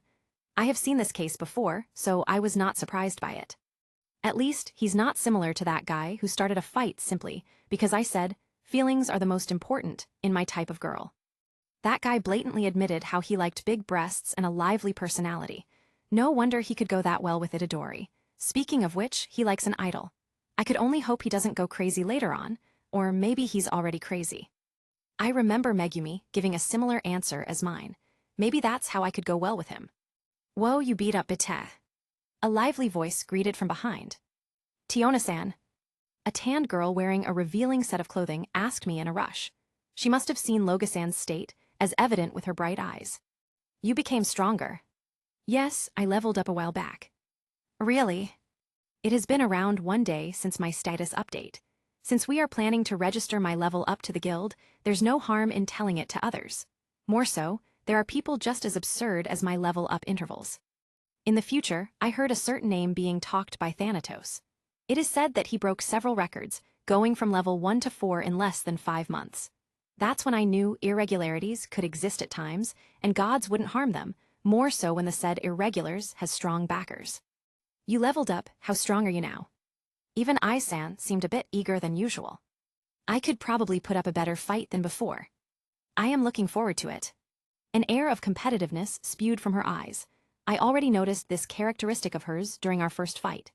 Seeing his smug look being wiped is refreshing, Tiona-san said enthusiastically. I wonder, how long until you reach level 4? I don't know about that. I heard that leveling up is harder with higher levels. For now, my cheat is the only one that could further speed this up. Ever since I started leveling up, I could acquire more energy. From the previous 42 days, I might be able to receive another chance in 30-something days, only 2 weeks left until I receive a new chance. Though I am planning to use that one to Philvis, I would have the second next chance to myself. That's true, even so it's you were talking about. True. I admit being praised like this doesn't feel bad. However, it could lead to complacency and arrogance. I have to take these in moderation. Then, what about a bet? A bet? My ears perked up on Tiona-san's proposal. If you could level up in 2 months, you'll have a reward from me. I am startled. Why does it feel like she has another reason for this? Me too. Suddenly, Icelo interceded as well. I haven't given anything for your teachings. You're mistaken, Icelo. Sparring with me is the repayment. No, you have given much more, she replied. That's why, aside from this favor, you will receive another one if the bet is completed. It is the first time I saw Icelo being this expressive. Most of the time, she wore an expressionless face. It is quite difficult to know about her thoughts, much like Shiina. How about it, serious? Tiona-san said with a smile. We'll see about that. Me, Hephaestus-sama, and Lady Artemis made some theories on the influence of my cheat. One of them is that it connects my Falna to my future self's Falna. However, it couldn't fully interpret the Icelo that came from the future. If it did, I should have leveled up to 4 or 5 considering my achievements in that iteration. I spent nearly half a year prowling in the 8th iteration and got all of my status to at least S in reality. If I spend the 9th iteration prowling for a year or 2, I might be able to level up in an instant. Well, why am I so invested in this? Never mind. Let's start today's practice. Bam! Bam! Mr. Akasaka leveled up. Lefia mumbled as she watched a match between Nabu and Tiona. Both of them used bare-handed techniques to counter on another. The former has rich experiences and elaborate techniques from the 21st century, while the latter grew up in a place of bloodshed. In essence, both of them experienced the same thing, near-death battles. Lefia watched as she felt a kind of mind pressure emanating from Nabu. She was surprised when she saw him transform into a werewolf, but that was replaced by his improvements. He shouldn't have stood an equal chance as a level 3 against Tiona.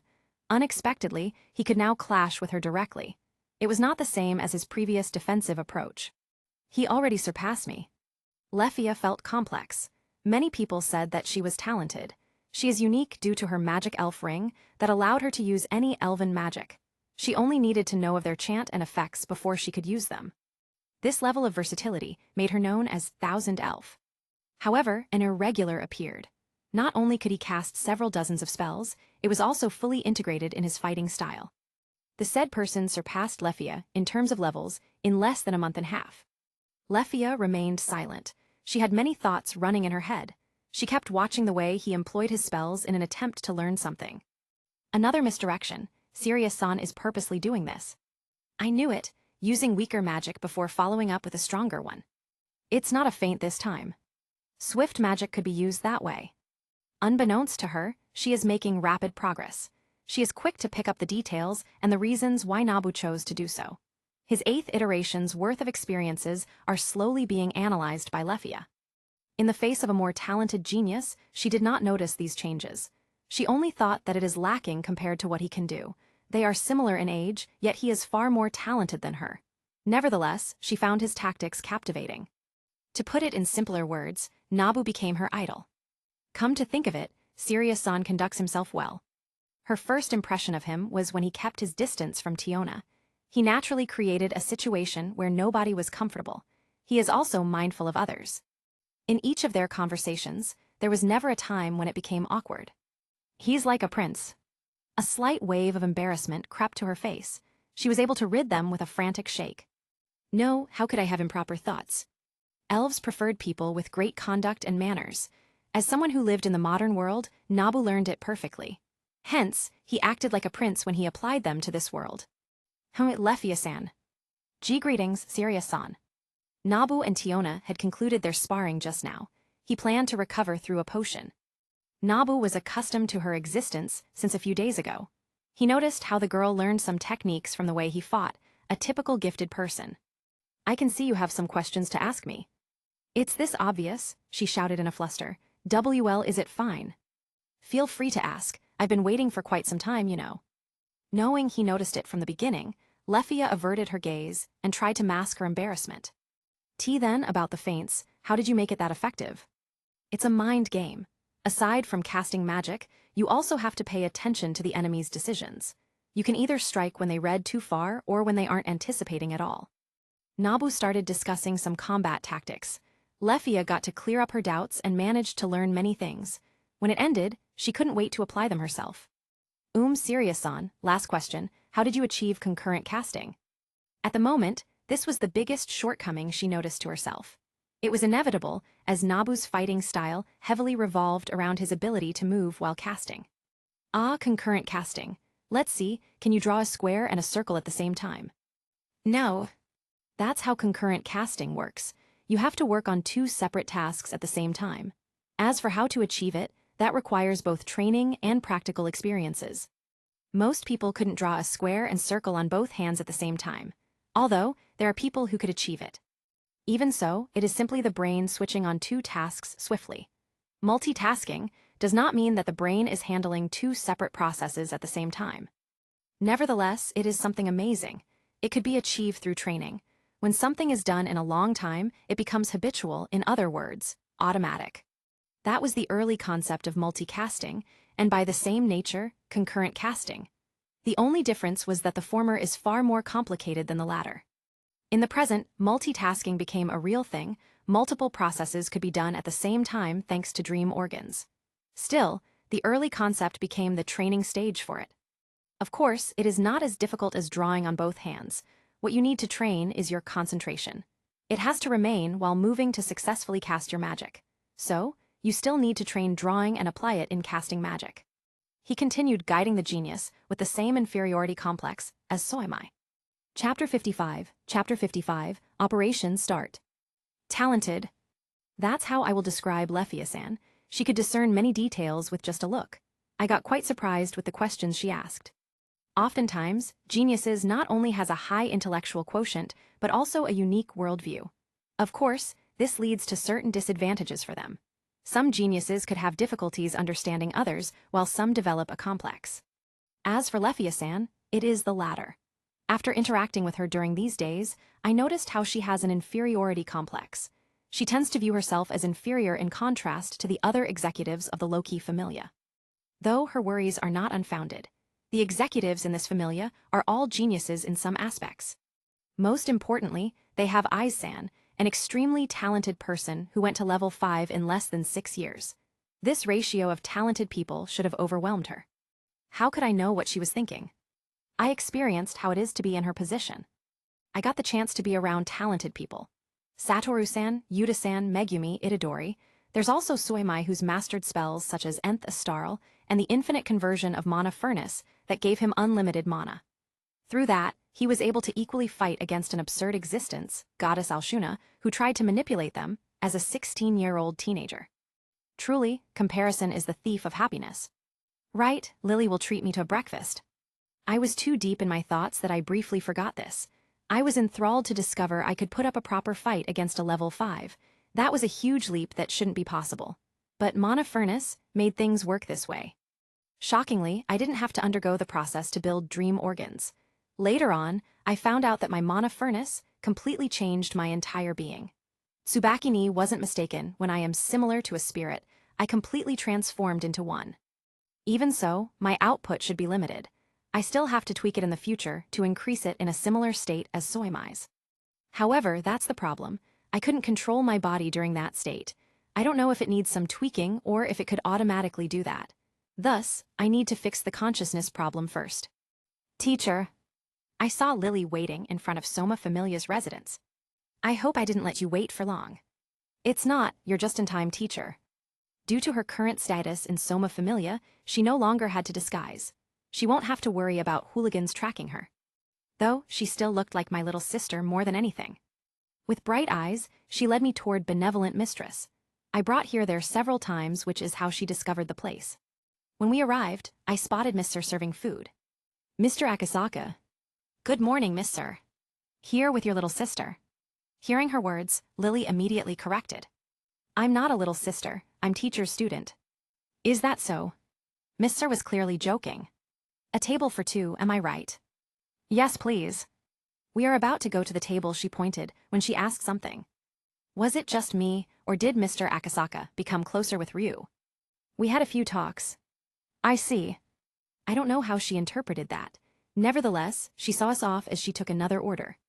Who is Miss Ryu? Lily asked. She's one of the people working here. Oh. A while later, a waitress arrived to take our order. Oh, serious, what do you like? The one who arrived is none other than Miss Ryu. She wore her usual expressionless face. Her coldness was enough to fend many men away, though there are people who revel in that. A serving of amurus for me, what about Lily? I'll take what teacher did. Got it. She wrote our orders and headed to the kitchen. Wait a moment. Yes. I discreetly passed a note to her. I mouthed the words, thank you, before she left with a confused gaze. Phew. Today is a special day, not in a way that I like. With a bait planted, I could guess Vendetta's actions. Presented with a lone Nabu, she will definitely bite. 2 weeks already passed without my appearance in the dungeon. She must have gotten impatient already. Acre. Yes. Thank you for coming with me. There's no need to be formal, Lily. You're my student. Actually, you can call me Nabu instead.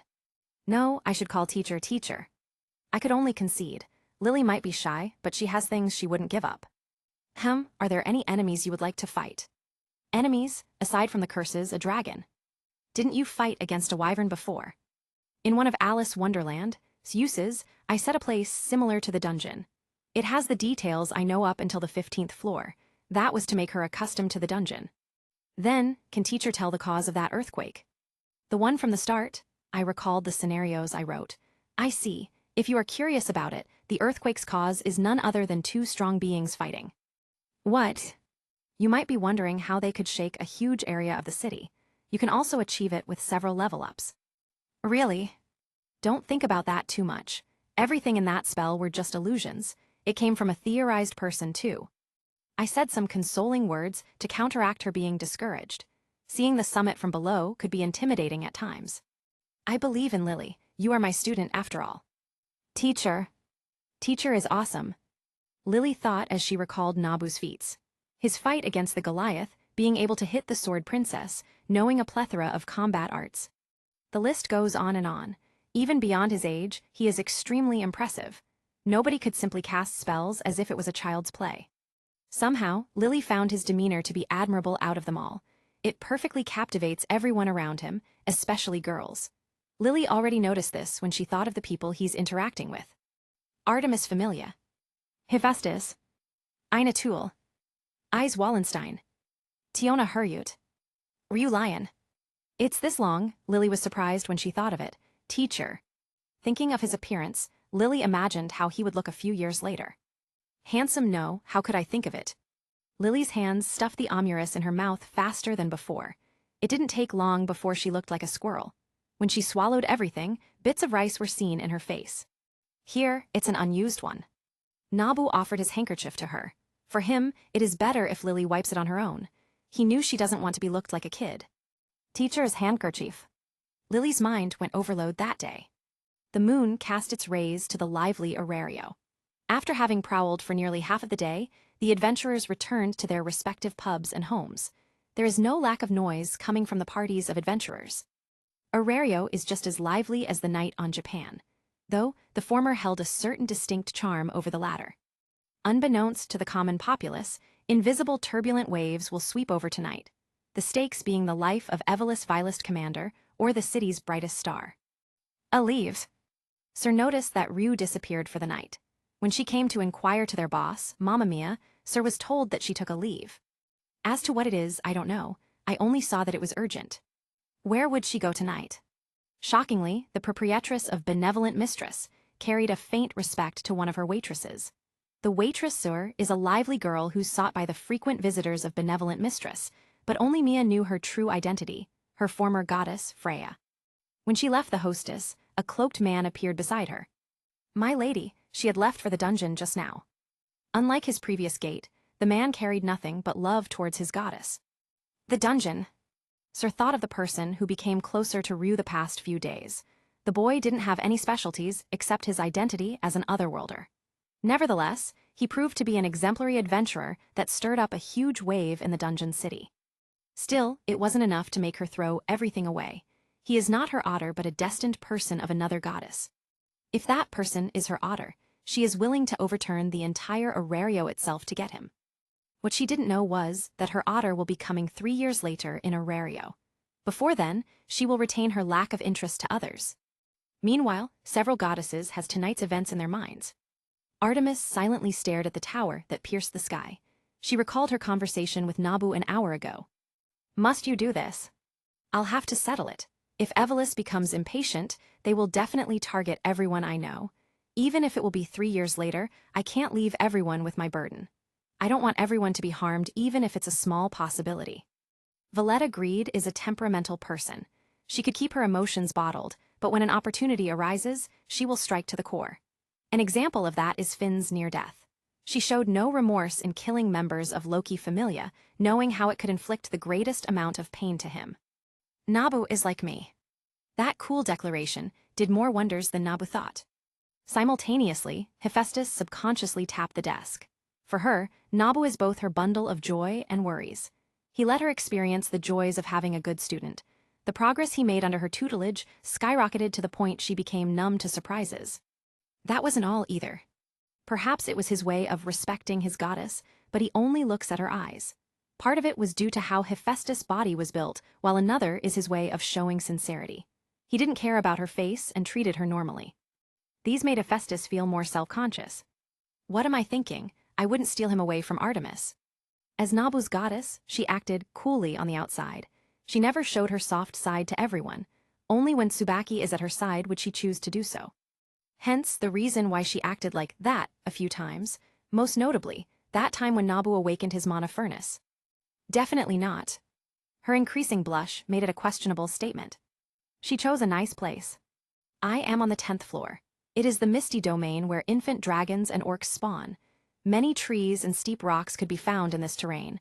Along with the mist, it is the perfect place for an ambush. In fact, I encountered an ambush thrice in this place already. Valletta's will be the 4th. Phew. I calmed my slightly tense heart. I have been on guard since the moment I dove to the dungeon. Ironically, the gazes that I felt comforted my tension. My vision briefly changed. My future memories overlapped with my current sight.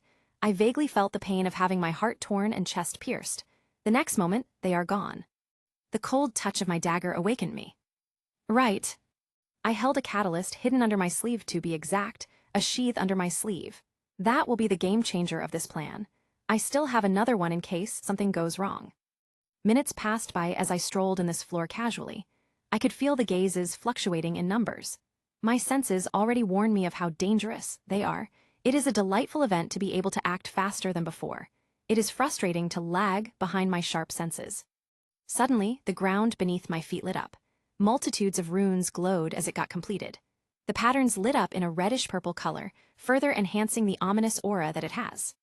Immediately, I sensed the attempt to lower my status. Just then, the ring on my chained necklace glowed. It put up a translucent white shield around my body. Miracle Maker, how true to its name. Since I knew it was a curse, why would I come in unprepared? This is quite common in my world. Sympathetic magic, something that curses others by simply knowing their names, is one such example. Despite this being a different world, they have a similarity. The curse has to hit the astral body. The anti-curse magic tool prevents exactly that. Detecting a specific gaze, I charged at my front. Reiju. Xing. Clang. My quick draw split apart the mist in front, revealing a goggled man. He wielded a red spear, a cursed weapon, as I saw him regain his footing. How did you? Praeci ex soltus nox, grandis modicum optatum. I pray to the wounded knight, grant this little wish of mine. I separated before locking eyes with him. I never stopped chanting as I completed the spell. Unsurprisingly, one of my acquaintances is within its radius. I couldn't control its targets with its current level, but we came prepared. That is enough. The large magic circle spawned at this point. Its formation couldn't be stopped due to how I am in the last line already. It encompassed the radius of the prior curse magic. Apertus inanua terra mirabili, open the door to my wonderland. The bright light engulfed everyone, including myself. Chapter 56, When the Tables Are Turned. The goggled man, demi-spirit, found himself in a street found in Kyoto. The modern street lamps illuminated the asphalt road. Shadows could be found everywhere. What happened just now? He didn't expect any of this. Moments after Valletta activated her barrier magic, Shaldo, he was about to activate his magic, Phobter Daedalus. It has the effect of confusing the target by sending an illusion. People with high willpower could resist its effects, but they wouldn't be able to rid of it. I wondered why she got fired up. I get it now. From the beginning, he was very confused as to why Valletta has to go all out against a mere level 2.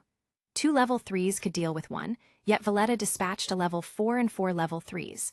There's also him and Valletta herself. This is simply overkill. Despite the unfamiliar place, he tried to keep his calm. With knowledge about his magic, it didn't surprise Dix that someone else could do the same. Does it affect my senses, or am I moving in reality? He was analyzing the details of this illusion when he realized something. That boy, did he anticipate this? It was an incredulous thought. Valletta herself mentioned how she was killed by the boy, that she is no longer a human. Predicting this ambush is completely unexpected. Being cautious in the dungeon is something to be expected, but what about Nabu's anti-curse ability?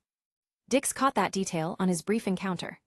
The original plan was to strike with Valletta's magic before following up with his. Evelys members would then surround him. In the end, Valletta will deal the final blow herself. It's as if he knows about this ambush in advance. Tusk, this is getting Traub. You like curses, yes? Under the shadow of the street lamp, Nabu emerged on his magician's outfit.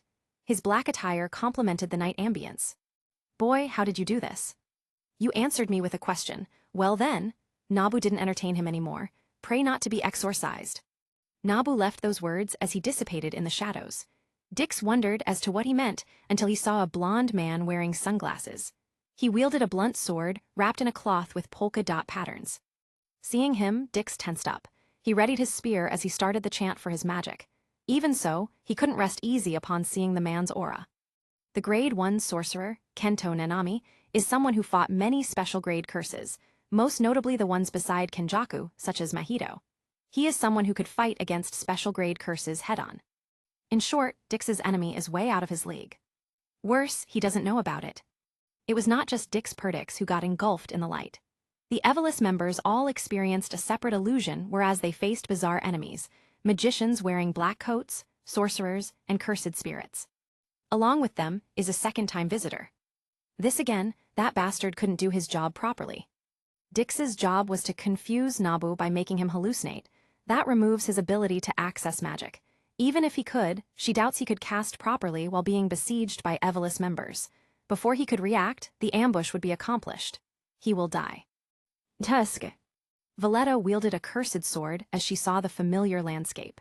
It is a place capable of inflicting her pain, yet does not affect reality. She tried to analyze some of its effects, but could only make some. For once, it should be up to its creator, Nabu, to cancel it. Valletta was also affected by it, albeit invisibly. However, things are different this time. Not only had she reached level 6, she is also now a creature. A familiar figure appeared in her sight. This fucker. Toji wielded the sharpened, playful cloud, the 3-section staff he used in Shinjuku. He turned into a blur before reappearing right in her face. Bam! She experienced another beatdown yet again. Tease your magic, interesting. Tsubakini marveled at the realistic recreation of Etna Volcano, Hephaestus Familia's home. How did you do it? The doll-faced Icelo spoke after being silent. Curiosity could be seen clearly in her eyes. It's a culmination of everything I have learned. It's similar to an ultimate technique of sorts. I then added, you need to learn more mathematics first, Icelo. She fell silent. I knew how she had difficulties with arithmetics, though her reaction is kind of cute. If I may ask, how long did you learn magic? Even Ryu-san is curious. My words were countered by Rithusa-san's reply. Everyone would be curious about this. We have encountered several illusions in the past, but yours is on another level. The 4 adventurers are my greatest reliance in thwarting this ambush. I thought of Rithusa-san and Tsubakini at first, but I decided to ask Ai-san and Ryu-san as well. Surprisingly, they all agreed. Ai-san wanted to fight a strong opponent, while Ryu-san got riled up when she knew it was Evelys. When I first heard about your involvement with Evelys, I was surprised. Ryu-san said, How could you come in contact with them?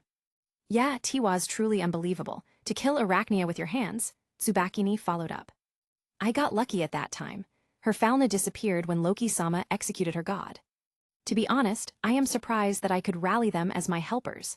This ensures victory against Valletta, a level 6 creature. Back in my memories, I recall facing Finsan and Gareth-san as one. Both of them struggled due to my skills and tenacity. While Valletta doesn't have skills comparable to mine, she was still someone who fought during the Great Feud. Her combat skills should be slightly lesser than Finsan. The main problem when facing Valletta is her regeneration. As long as their spirit cores doesn't shatter, creatures will continue regenerating. That was evident when Oliva's act could fight Aisan, a level 4 fighting a level 6. The spell will reach its limit soon, I declared. We should immediately strike. They would be stunned for at least 3 to 5 seconds after I dispel this magic. Gotcha, I've been looking forward to this day. Okay. Amend. All right. Ryu-san, Aiz, and Rethusa-san nodded solemnly. Only Tsubakini seems eager for a reason. I'll be saying this in advance, thanks for your help. Catcha. The grand-scale magicka disintegrated. I heard a clicking sound before my sight returned to normal. Dix-Perdix is standing blankly a few meters away. Immediately, I took out my handgun. 3 runes lit up out of the 12. The engraved magic inside the gun started working. Combust enhancement. Velocity adjustment. Compressed explosion. Bang! The bullet went toward his head. Unfortunately, he managed to block it with his arm. Blood dripped from it. His damage is worse than Valletta, but it is still manageable with his level 5 status. Still, his arm nearly became useless. What? 10 bolts of lightning emerged from the binary codes. They all targeted Dix. BZZT. Bam! I didn't bother checking the damage. Instead, I focused on my chant. Click. Changes started to occur within my body. I could feel myself becoming stronger. The semi-manifestation of the dream organs lessened the need to breathe. I could cast spells even faster now. This time, I took out Edatsu, Steel Branch. I summoned forth the magic circle from the mage ability. The moment it manifested as a white magic circle, I could feel everything mind-related being enhanced. 10 seconds. Et factus est invisible instar venti, flamma est lego vis wizard. He became invisible like the wind. A wizard's knowledge is their burning power. The magic circle beneath my feet shook. Dix-Perdix hadn't noticed this and instead charged in my direction. I took out a red dagger and threw it at his face. Erupt. Boom. While I did this, my casting wasn't interrupted. The idea of magicians not being able to cast a second spell amid an already ongoing process was broken by me. It is what I would call chant superimposition. Et lost inventum, harmonia aversus, didorqueo veritas, be lost in the wind, destruction of harmony, distortion of truths. Correct. An exact replica of Valletta's barrier magic appeared on top of it. Its only difference is its pure blue color. It overlaid itself with the magic, making it fuzzy for a moment.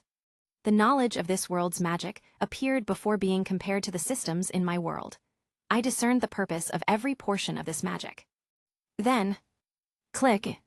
I felt a connection to the spell. Thank you, Valletta. Under Dix-Perdix's shocked gaze, I changed the targets of her curse magic. Moments ago. Click. Rethusa did as she was instructed. She pressed the trigger of these silver cylinders and threw them at the crowd of Evelys.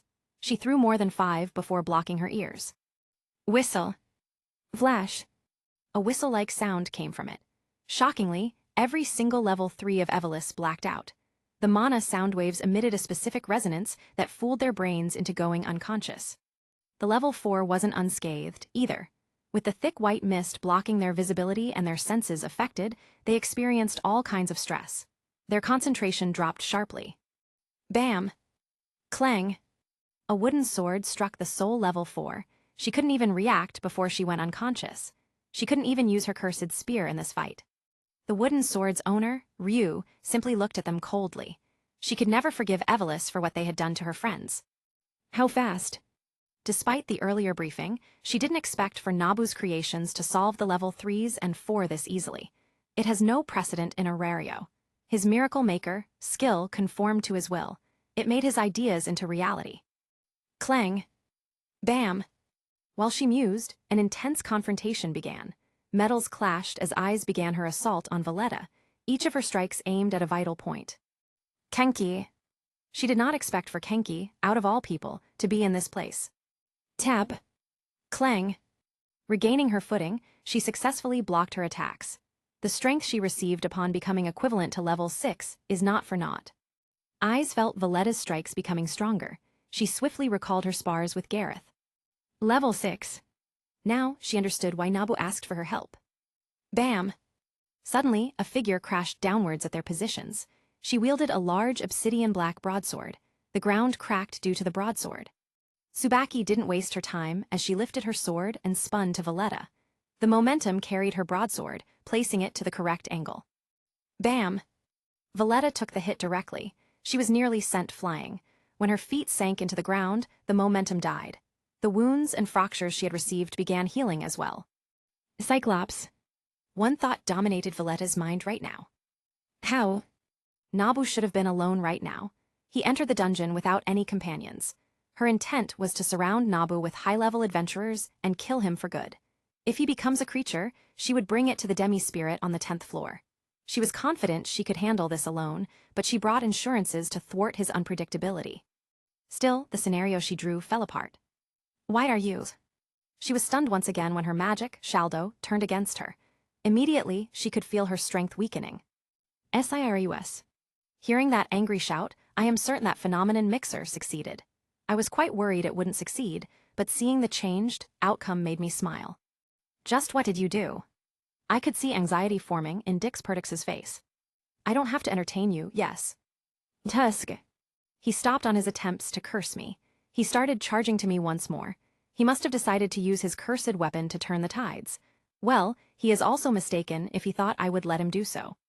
This time, I bundled the lines of binary codes. They became combined codes that formed around a core program, or in this case, equation. Carpet bombing. Boom. Rumble. A wave of fire descended to him. It is akin to the plane's carpet bombing. The moving wall of fire engulfed Dix. I returned the staff and switched for Sora. The magic circle disappeared as it got replaced by Samurai.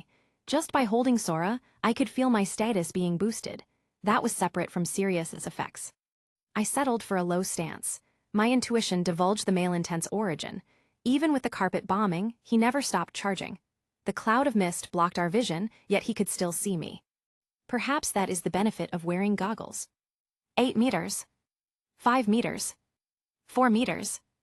Reiju. My unstoppable charge began. An attraction was placed between Dix's cursed spear and my blade. It became stronger as I drew near. Xing. PSSSHK. I felt the sensation of cutting flesh. It wasn't thorough. It is more of a deep wound instead of cutting his arm. The level 5 could still react to it. BZZZT. Bam! The stored charges dropped on top of him. The marking portion of Reiju guaranteed it would do a direct hit something. My attack briefly cut apart the mist. For the second time, we made direct contact. Damn it, his frustrated voice resounded. How are you a level 3? No comment. Wordlessly, I charged at him. Dix readied himself by switching the cursed spear to his less injured left arm. He was swift to use a potion to heal the gun wounds on that arm. His right arm got crippled by Reiju. He glared at me as if I am his greatest foe. Ironically, I didn't even touch Icelo's Familia, yet. Fucking cheater. I am. Clang. My dynamic vision barely followed his attacks. They are no longer a blur. At the same time, I sent out lightning bolts to annoy him. When we are in the middle of a clash, I suddenly pointed my left finger to him. Fax render, light that gives. The pillar of fire devoured him. It didn't stop there. I thrust my blade behind it as a form of diversion. I received the urge to reposition my blade, which I did. PSSSHK. It was right. Huh. I pushed Sora deeper. I also sent out one wave blast after another in all directions. Boom. Boom. Boom. PSSSHK. In the end, they stirred up Dix's internal organs. Several wave blasts hit his right lung as well as his heart. Clang. I looked up to see his astonished gaze. He dropped his cursed spear to the ground. Blood dripped on the corner of his mouth. He tried to say something, only to fail. PSSSHK.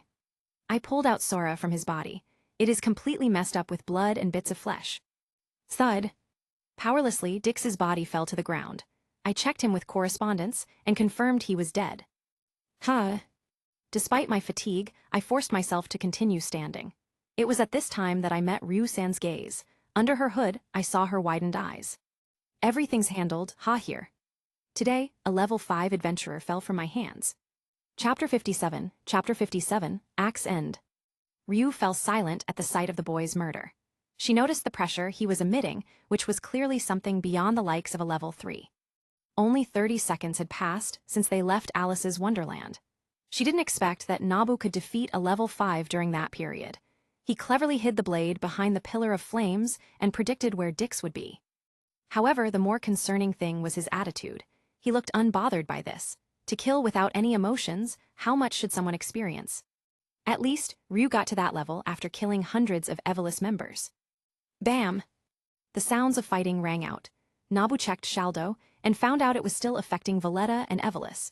This specially prepared magic barrier has a 100-meter radius. Their preparations turned against them. We need to support them. Valletta is strong. All right, Nabu said as he burnt Dix-Perdix's body to ashes. Meanwhile, the battle ensued. Tsubaki, Aiz, and Rethusa fought against Valletta. The latter felt her status slowly slipping away due to the magic barrier. Sue. Boom. An arrow exploded as it struck Valletta. Her flesh was burnt as it started bleeding. Moments later, it visibly regenerated before turning back to normal. This'll be a troublesome one. Aiz had a different response to Tsubaki's words. Awaken Tempest. An armor of viridescent winds encapsulated her. As she rushed straight at Valletta, her speed visibly changed. Her momentum rose far higher than before. Clang. Clang. Aiz's rapier, desperate, matched Valletta's attempted counters. The latter could not parry her attacks and managed to skillfully place feints in between. Gusts of wind damaged her body. It continuously drew wounds to her body. If not for her insane regeneration, a normal level 6 would be greatly pushed back by her. Just like him, Aiz's golden pupils reminded Valletta of someone. She realized the similarities between her skills and Nabu's. Within their final 15-second clash, she could not even properly land a hit. Everything was either blocked or redirected. Moreover, the tricky feints and intuition exhibited by Aiz only feel short from him. Unfortunately, Aiz was still inexperienced. Clang! Valletta utilized her higher status. She blocked Aiz's strike before her leg kicked her away. Bam! Despite incurring cut wounds all over her leg, Valletta sent Aiz flying. Just then, shit! The effect of her curse strengthened. Shaldo's effect increased as time passed. She was able to subdue Bite easily by using it during the 8th iteration. That was what happened in the future when she hunted the remnants of Ishtar Familia and lured Bite into a trap. Right now, she is about to lose her level 6 status. She will fall back as a high level 5. From how the situation looks, she will lose. Fucking brat. She tried to cancel her magic, only to fail. She sensed a resistance while doing so. This resistance could be overcome, but Valletta needs more time, and time is something she is lacking right now. Just as she was thinking, Tsubaki appeared and sent a diagonal strike. The broadsword shook her entire body. Several wounds appeared and leaked out blood. Sue. Tsubaki spun and brought the momentum from before. Valletta dodged her vertical strike. After a while, Tsubaki retreated and was replaced by Aiz. Occasionally, explosive arrows came to her. The 3-adventurer team completely suppressed her.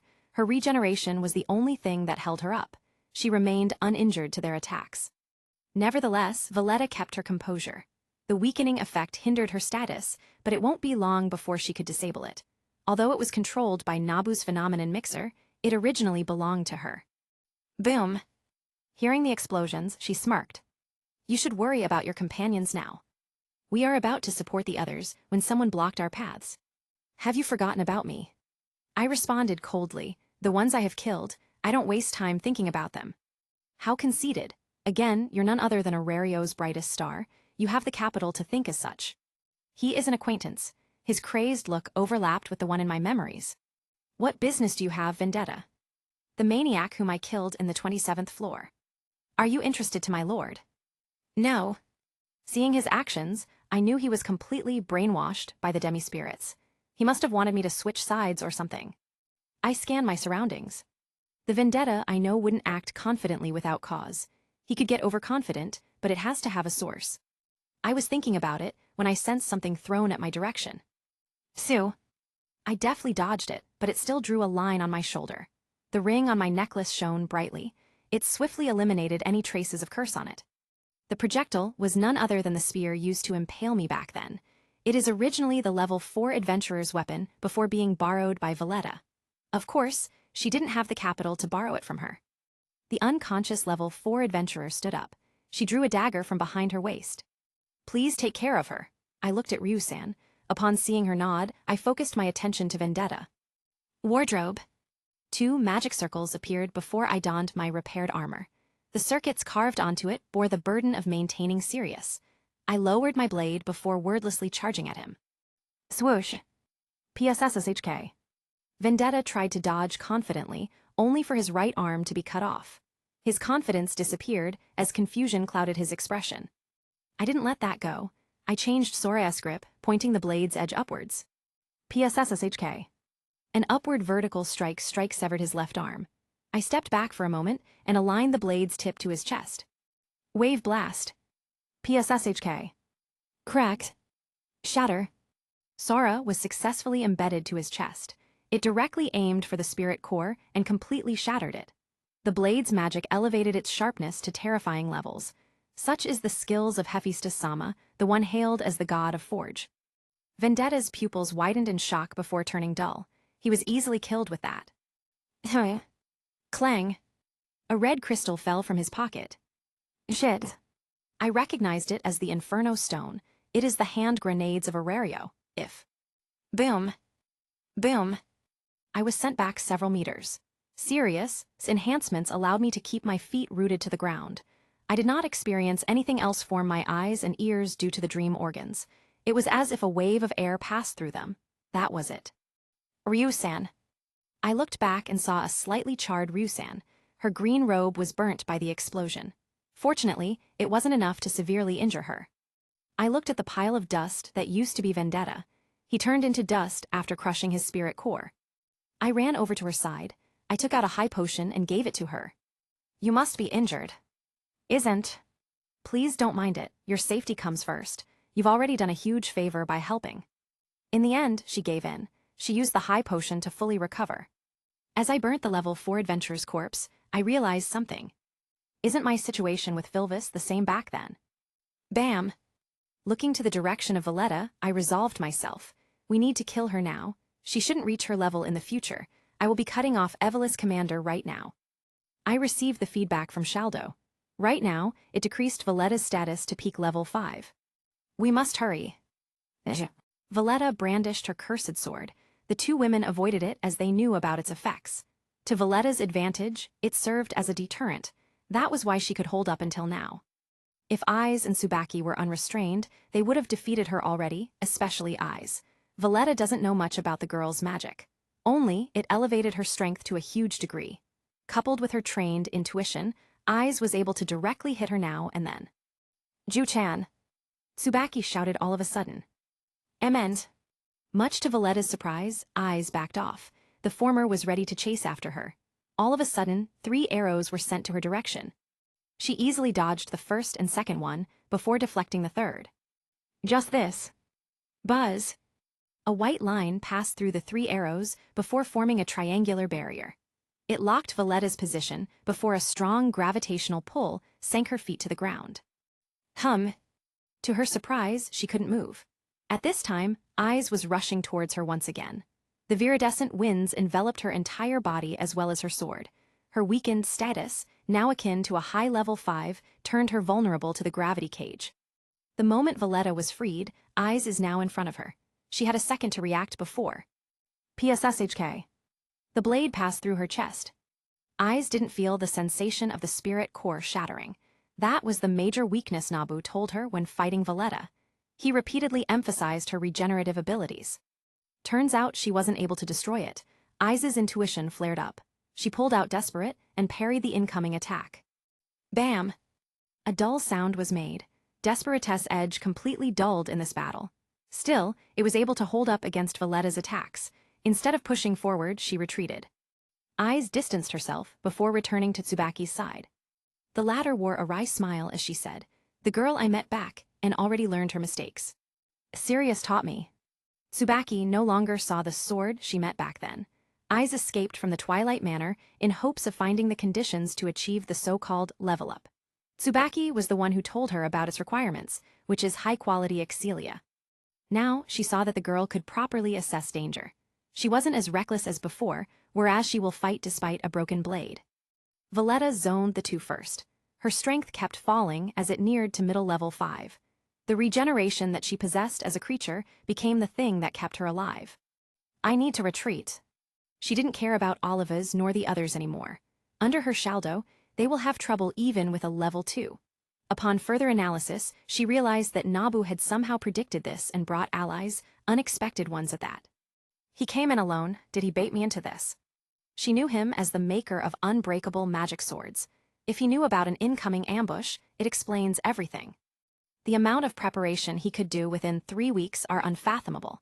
From her previous experiences, he would definitely be stronger than before. This thought cemented her decision to retreat. Just as she had the thought, a piercing scream resounded in the entire 10th floor. Screech! An image of Archangel solidified. Her appearance is a woman wearing a blindfold. Both of her hands were clasped in a praying gesture. Moments later, a white bolt of lightning descended to her place. It carried a purifying attribute that loathed corruption. Bam! Rumble! The ground shook. When everything was over, they saw Valletta's state of being severely charred. Thud! Her body fell to the ground. Her regenerative capability dropped to an all-time low. It no longer worked as strong as before. It worked. Eyes saw the sight of Nabu walking together with Rethusa. His deep sigh could be heard from inside his armor. The staff, Edatsu, glowed before the Archangel dispersed. The same went for Shaldo and Phenomenon Mixer. Never thought you could be that strong, Nabu.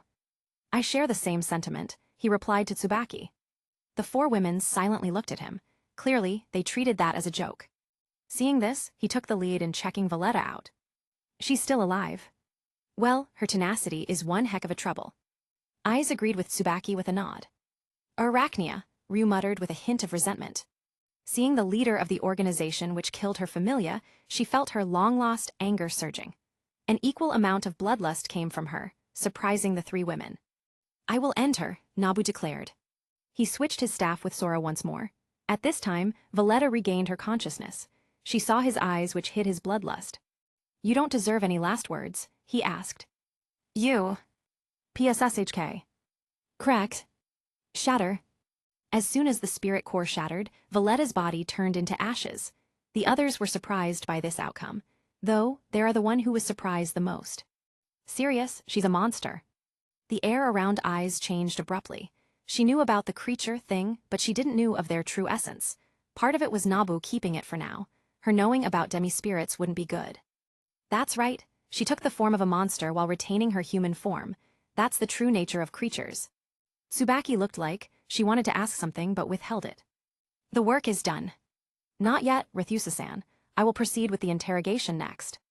It is the reason why Nabu left the Evolus members alive. In the end, it went smoothly. They are even weaker than Vendetta in terms of willpower. They divulged everything they knew, including the unknown roots inside Nasus, as well as the number of the demi-spirits in that place. It is for this reason that they kept the level 3s. After that, Ryu asked something. Where do we leave them? I got that covered. Until when will he make us wait? On the 8th floor, 2 adventurers stood rooted to the ground. One of them is the overworked captain of Hermes Familia. The other is a recently leveled up member, Lulun. Both of them wore the mask Isfi created to turn invisible, Hades' head. Captain, was that the person you told me? The definitely not a phantom thief. That's correct. His magic tool evaded the surveillance and detection of our entire familia. Magic tools, he's also an item maker. Possibly the 6th known holder of mysteries. Hearing Isfi's speculations shocked the Chintriope. Within the last 1,000 years, only 5 people were known to be the holder of mysteries, skill. That alone granted Isfi the ability to create magic tools. Just then, they saw 2 people walking to their direction. One of them wore a black hoodie, while the other unfamiliar one has a green robe with burnt edges. Isfi unmasked herself before being followed by Lulun. You've finally arrived. Did I make you wait? Then again, this is supposed to be your sleep schedule. Not when you gave us more work. I'm also working here too, no? The red-haired man placed the two robed people to the ground. The masked adventurer did the same. Who are they? Some pitiful adventurers whom you kidnapped? Isvi asked. We don't deal with this kind of thing. If you consider Evelys as something pitiful, then go ahead. In Evelys, the air of Hermes Familia's captain showed itself in full glory. I assume you aren't joking. I'm not. As for the proof, Nabu took out a cursed dagger sheathed on their waists. These should suffice. Cursed weapons. Isvi's mind went back to the aftermath of Great Feud. They didn't know where, but this weapon emerged among the Evelys remnants. She herself analyzed some of them. When she closely examined the dagger, it was the same as from back then. Of course, it was extremely few in numbers. Where did you? In the dungeon. Remember the gates I told to you before? We happened upon them. Of course, Nabu was lying. He made sure to place a psychological cue to keep what happened a while ago secret. They will only answer questions related to Evelys, nothing else. As to why he did so, it is due to Dionysus. He's vigilant against his divine wine. One of the conversations he heard was him using it to trick his familia into converting to another god, all without them noticing. Since he's active as NEO as far as 12 years ago, he knows Hermes Familia's identity as an information guild, as well as our Ranos helpers. He could simply dig information by making someone drunk. It is the diversion purpose he thought of before he rescued Philvis. Anyways, feel free to interrogate them. You're treating our familia as a garbage bin. Not really. Why would I do that horrible thing? Ryu silently watched their conversation. She couldn't believe how Nabu turned from his previous gentlemanly demeanor into a playful one. She knew everything was an act, but his acting could put most actors to shame. Then, see you for another time. Let me rest. I'll ask Hermes-sama to give you a paid vacation after this, he teasingly added. When the two left, Lulun could finally speak. Nabu's aura made her feel like standing in front of Hermes himself. She could see his body gestures honestly following his words. However, would such a man be that see-through? Captain, that masked adventurer. I recognized her, Gail Wind. The adventurer who used to belong to Astrea Familia, Gail Wind. She went on a rampage and cleaned many Evelys bases along with their gods. Due to that, she is placed at the guild's blacklist. She infringed the rule that mortals couldn't kill gods. Never had Isvi expected that she's now working with a red-haired man known as Red. Clearing that thought, she focused on solving their current dilemma first, bringing the Evelys members without anyone else noticing.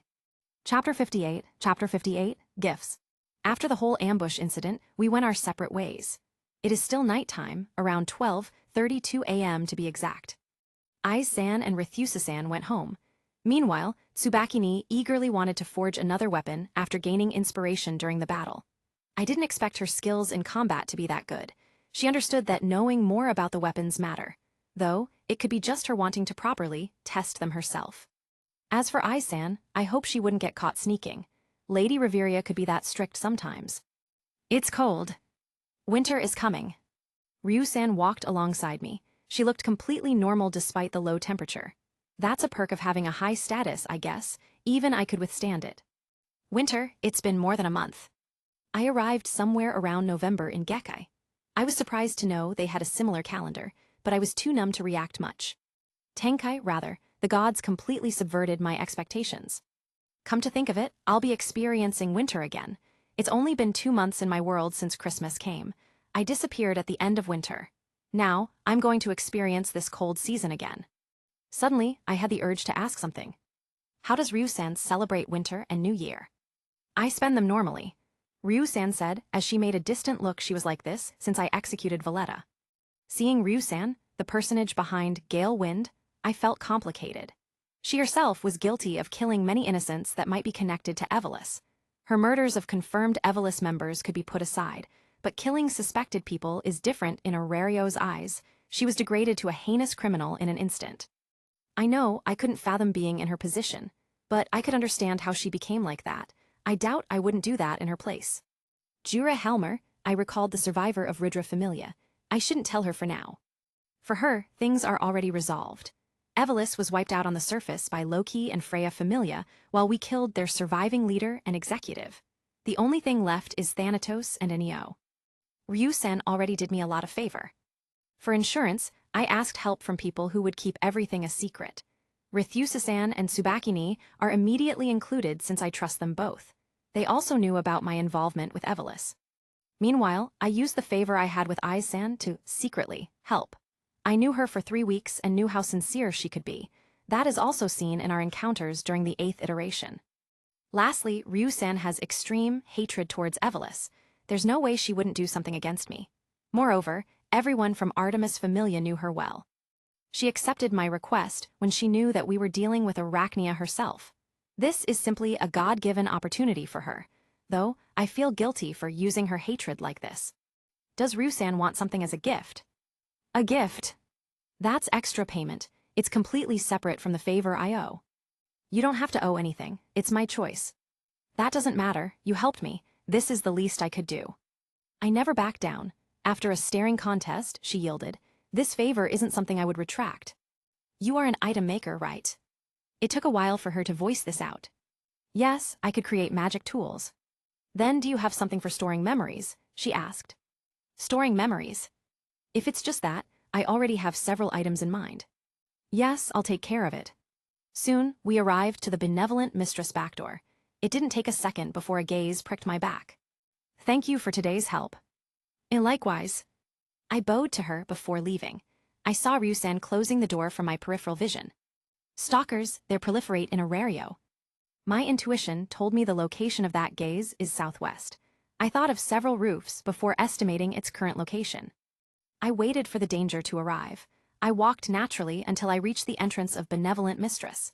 There are many adventurers who are still awake and drinking. For quite some time, I felt the gaze remain on me. Surprisingly, it left after a while. Who was that? I could tell that the gaze's owner is a strong adventurer. Undoubtedly, it appeared when I arrived in the hostess' vicinity. Was that supposed to be a guard? Heck, does the Benevolent Mistress follow the plot of light novels where strong people lives in a low-key manner? Then again, I did feel something like that. Mamma Mia's strength is enough to quell any troublemakers. Chloe-san's steps are silent, akin to a thief's. Faust-san's gaze are akin to a hunter. There's also Ryu-san. Perhaps the sole ordinary person is Sir-san. If she isn't, she's very good at acting, good enough for an Oscars. I'll give a trophy to herself on the off chance this is true. Arius. My musings were cut short. Finsan and Loki-sama. I saw a drunken god Loki being carried by Finsan on his shoulders. Despite their size difference, the latter easily dragged her over. Oh, serious Tilda, from the beginning I felt we were destined to be drinkin' buddies. Hell yeah, rock and roll, she said. Why does she remind me of Hira-san? Loki-sama tried to reach me out before nearly falling to the ground. I'm sorry about this, Finsan spoke. It's all right, Finsan. The drunken goddess continued speaking gibberish. You know, I was surprised to see Fei that proud. Artie's Alsho interested to you. I won't be surprised if she likes Yao. I halted for a moment. Shou, don't steal my girls from Emui. Both Finsan and I fell silent. Things became awkward all of a sudden. Iwu already have 2 goddesses. I think I understand. So, Loki-sama thinks that I am intruding to her familia, that some of her familia members are taking a liking to me. If I think of it, she might be right. The most blatant one is Tiona-san. If not for respectfully keeping our distance, she might have clung to my arm every day. There might be others, but the most important is how it looks to her. I admit all of the girls from Loki Familia are beautiful. Ai-san's doll-like looks, Tiona-san's youthfulness, Lefia-san's innocence, and Lady Reveria's otherworldly appearance. Then again, I don't feel that way. It's different with Lady Artemis or even Hephaestus-sama. Just as I was musing, I saw Loki-sama puking. She made it on time to the floor, but Finsan's arms are stained with her vomit. Give me a moment, Finsan, I will help. Serious? I constructed the simple magic circle. Cleanse. It went through the 2 of them. It separated the contents of vomit and disintegrated them to small pieces. That is the secret behind the cleanse spell that I find convenient these days. It is complicated to learn, but is extremely convenient. I did the same to the Benevolent Mistress floor. Thank you, magic sure is convenient, Finsan commented. We will be going now, have a good night. The same goes to you, Finsan. We parted ways. I was planning to head home when I felt that strong gaze before. Now that it isn't on me, I will go home and inform Hephaestus-sama of our success. Thinking of this ambushes weighed on me for the past 3 weeks, I exhaled. White fog came out of my mouth. Winter, would it hurt to ask for a way to return be my gift? Demons. They are the aggregate of evil energy given form. They are similar in nature to cursed spirits. Although they have a huge difference, curses are generally stronger than demons. Tenjin's barrier gathered most of the evil energy called cursed energy to Japan. That gave its population a higher chance of properly becoming a sorcerer. They could be as strong as magicians, but they are less rare. In the end, be it curses, cursed energy, or sorcerers, they all came from a fundamental law Twilight Syndrome. If a world nearing its end connects to another world, unspeakable things could happen. The progress of a world nearing the end could appear on a world far from its end. In short, the latter's Twilight Syndrome would be sped up. KRRR. A black scorpion is about to be welcomed by the world. Bam! I watched as the ground shook. Lily is currently fighting 2 armed minotaurs in the 11th floor's domain. The disadvantageous thick mist and their superiority in numbers balanced the battlefield. Fortunately, Lily is adept on using the Kaien spear I gave her. She's no longer bothered by the flames and could strike even with her sight blocked. Its sole disadvantage was overcome by her. Oh! Lily risked diving into the Minotaur's strike zone. Surprisingly, she exhibited swift reflexes. She dodged the bulwark before cutting the Minotaur's wrist. Such a thing should be very difficult for a level 1, yet she managed to do so. Aside from artal assist, she also mimicked the eyes and body of a cat people. Meanwhile, she exhibited the ears and nose of a chintrope. Since Lily could transform into a certain target, partial transformation between several body parts should be possible. Her magic isn't a permanent one and has no dangers, which is how it led to the discovery of this path. It had proven to be extremely effective. Lily gathered the traits of several races and converged them to her body. Coupled with the artal assist, she reached another level. Actually, I found her magic to be similar in nature as Sirius. It involved changing the ethereal form temporarily. It is extremely stable but skips decades of study. That's what you would expect from Falna-driven magic. My thoughts drifted away to another matter. I did expect some rewards, but to hit the jackpot. I remembered the loot last night. I had disposed Dix Perdix's body properly by incinerating it. Before I did, I inspected his belongings. He had 2 very important things. Daedalus Orb. Daedalus Notebook. The first one is the key to unlock Nasus. As for the other one, when did I become this lucky? It is a notebook that contained a blueprint for Nasus. From the constructed floors up to the present, even Daedalus, future instructions, they were all there. Everything. I was very stunned when I discovered it. I literally got the goddamned cheat codes for the entire Nasus itself. A full 1,000 years of hard work converged into a piece of literature. Upon reading it this morning, I roughly found out Daedalus' personality from the author notes he placed. He is simply a lunatic. He wanted to have a masterpiece that surpasses the dungeon, something even gods couldn't fully predict. To that, he made his magnum opus, a project to be passed onto his future bloodline. No wonder Nasus is that extravagant. Thick orichalcum doors, purest adamantine walls, blocks of mithrils for traps. If mined, they could surpass Aurario's worth. Despite the dungeon having infinite materials, Nasus is a place where such things gathered for a millennium. If we're done resolving the Evelys and NEO matter, I would like to mine some of it. No. I snapped out of my thoughts. I got too tempted even with my current wealth. After all, the adamantine used there came from the deep floors, floors 60 and below.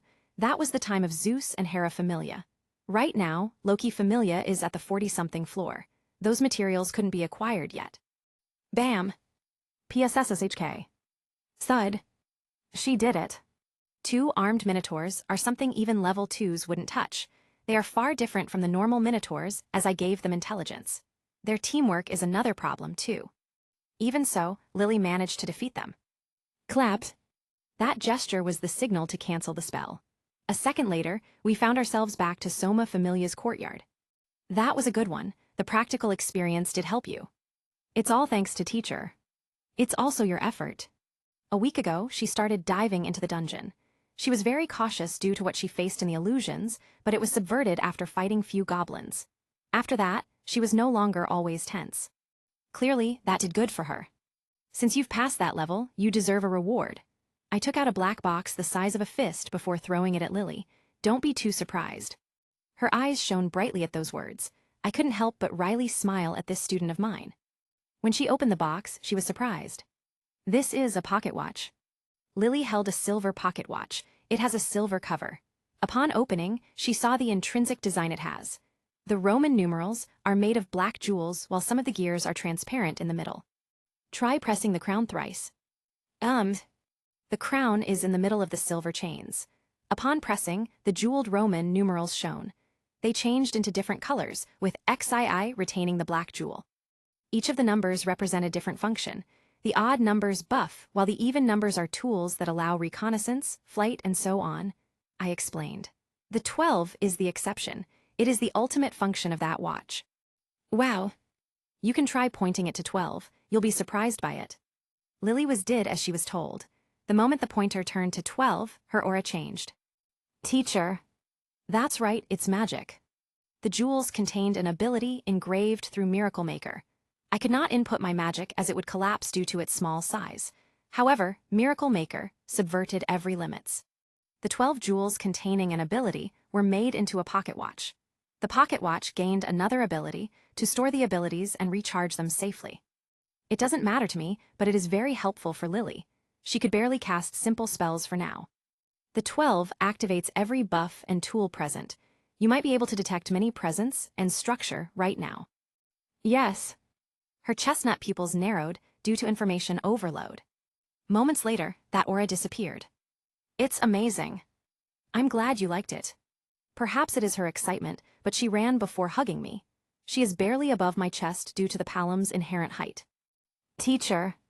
My student must have liked it much. Chapter 59, Kaised Renard. Right. The Hephaestus Familia home doesn't have many inhabitants, so modifying one of them for tool making is easy. Magic tools littered the room, though I miss my laboratory just as much. I am currently sitting at my desk, closely examining the red orb in my hand. Engraving circuits using the deceased's eyes. I could perfectly see the Daedalus orb's fine details with the glasses. It was made from a material found on the 27th floor called blue sand. The glasses were made from the substance, while the rim is composed of mithril. That was enough to sustain several functions placed in it. They really gouged their descendants' eyes. The truth behind Daedalus orb revealed itself. The base material used was none other than organic eyes. A specific circuit was engraved into it that serves as the password behind each door. I gently placed the orb on a cloth and removed my glasses. Then, I picked up the Daedalus notebook that I got from Dix Perdix. 100 floors, what a monster. Daedalus aimed to create something similar to the dungeon, and to surpass it. A total of 100 floors were designated within the notebook, though they could only construct up to 20 floors at present. I switched pages until I saw the portion for the key. Correct, yeah. In the end, I understood how it works. This little cross-verification is what I needed. Simply, Daedalus orbs work on a certain frequency. They are akin to a voice-modulated password door. Mimicking the structure of the circuits isn't enough, they have to possess a characteristic from the eyes of Daedalus. Phew, that's one less trouble. Right. Recalling the memoir Manifest, I stood up from my seat. It's like gacha. During 3 weeks, I gained 2 useful items, Hatsune Miku's data and a precision tool that helped me build the bullet maker. The latter is more of a mold, but it worked since I was in the forge. As for the others, they're either bills, a painting, pictures, smartwatches, cursed tools, and so on. The book Made of Light appeared into the world. Preteridium, ostendo 2 ips, bygone events reveal yourselves. It swiftly moved pages before transforming into the recalled object. To my surprise, it became bigger until it took half of the space of the room. The light died down.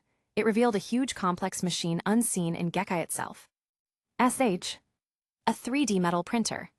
It is the machine I used to create some weapons. It was made part by part, which showed its precision. For short, there are too many things I could do with it. I sprinted outside as fast as I could. Swoosh. A white blur passed by Ein. Nabu. By the time she could react, the blur passed by her once more.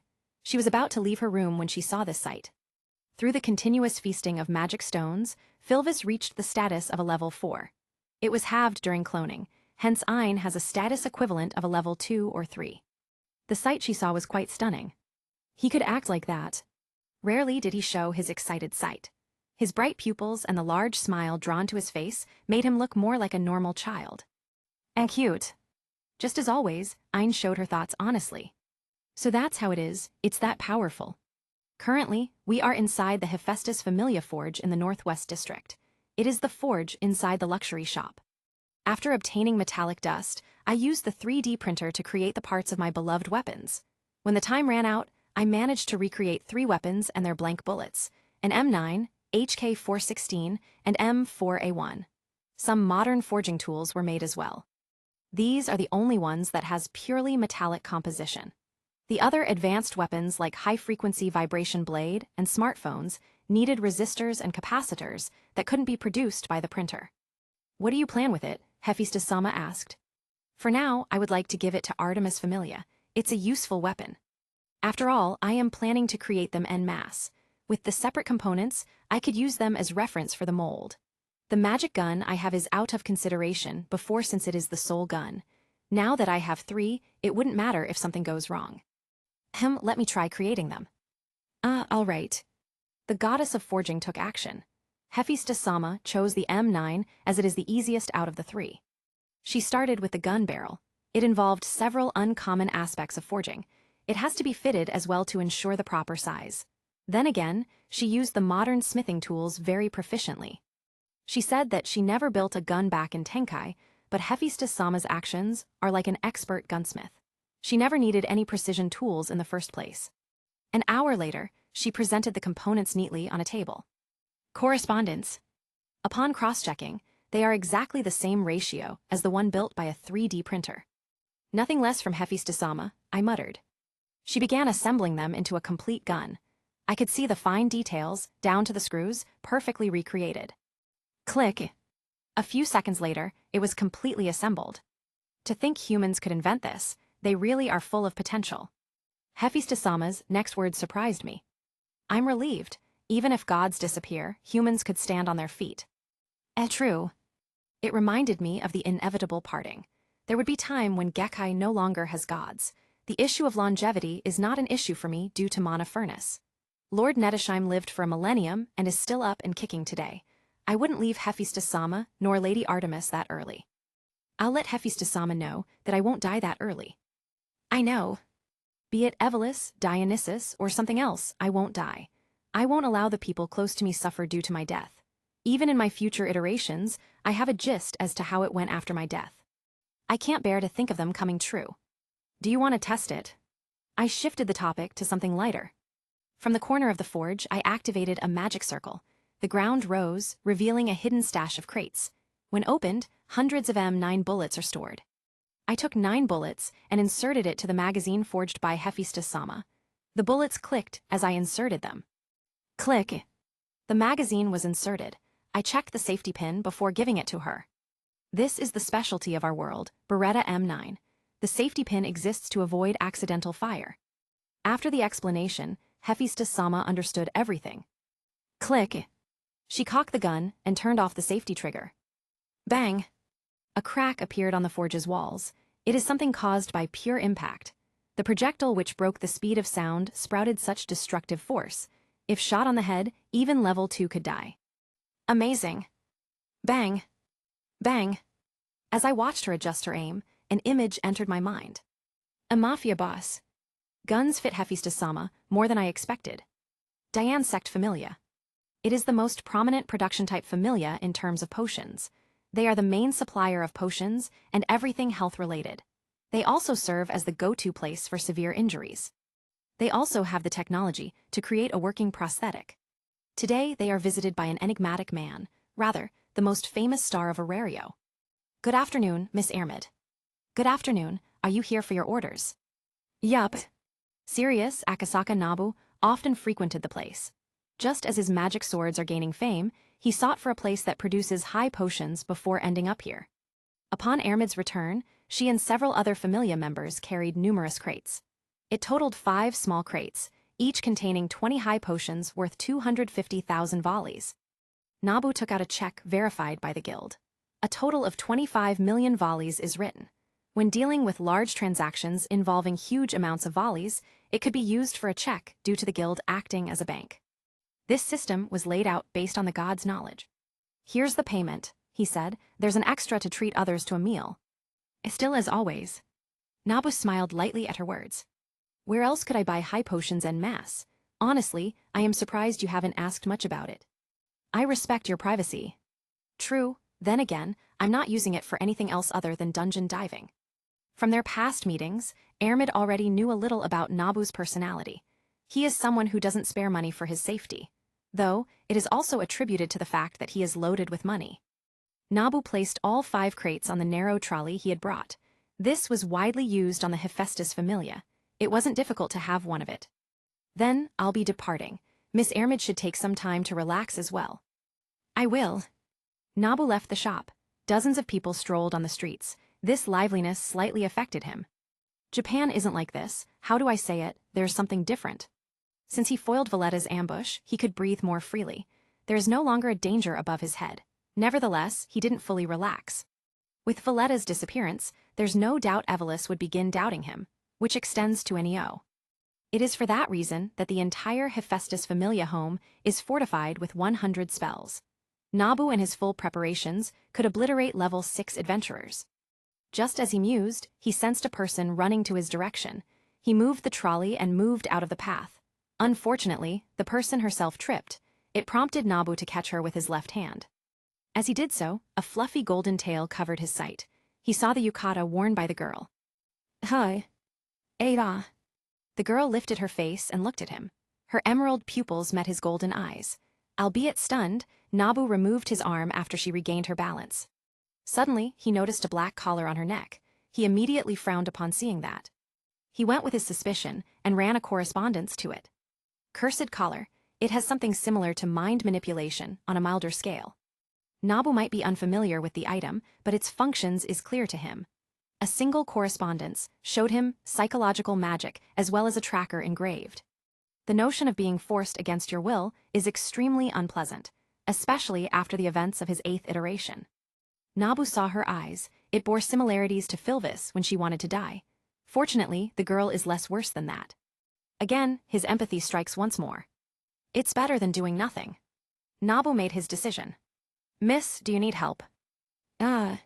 Scantily dressed Amazons appeared. They stood out from the crowd with them running at his direction.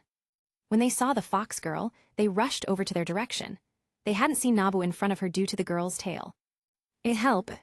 The long-lost hope of escaping from that cage prevented the girl, Sanju Haruheim, from feeling hope. Still, she felt it once more from the boy's strong gaze. Help. She uttered a single word. Understood. And the boy responded in kind. Out of his pockets, Nabu pulled out 2 smoke grenades. Click. Click. He pushed its trigger before discreetly leading it slip to the crowd. Swoosh. Swoosh. White smoke came out of the canisters. Coughs. What the hell's this? Who the...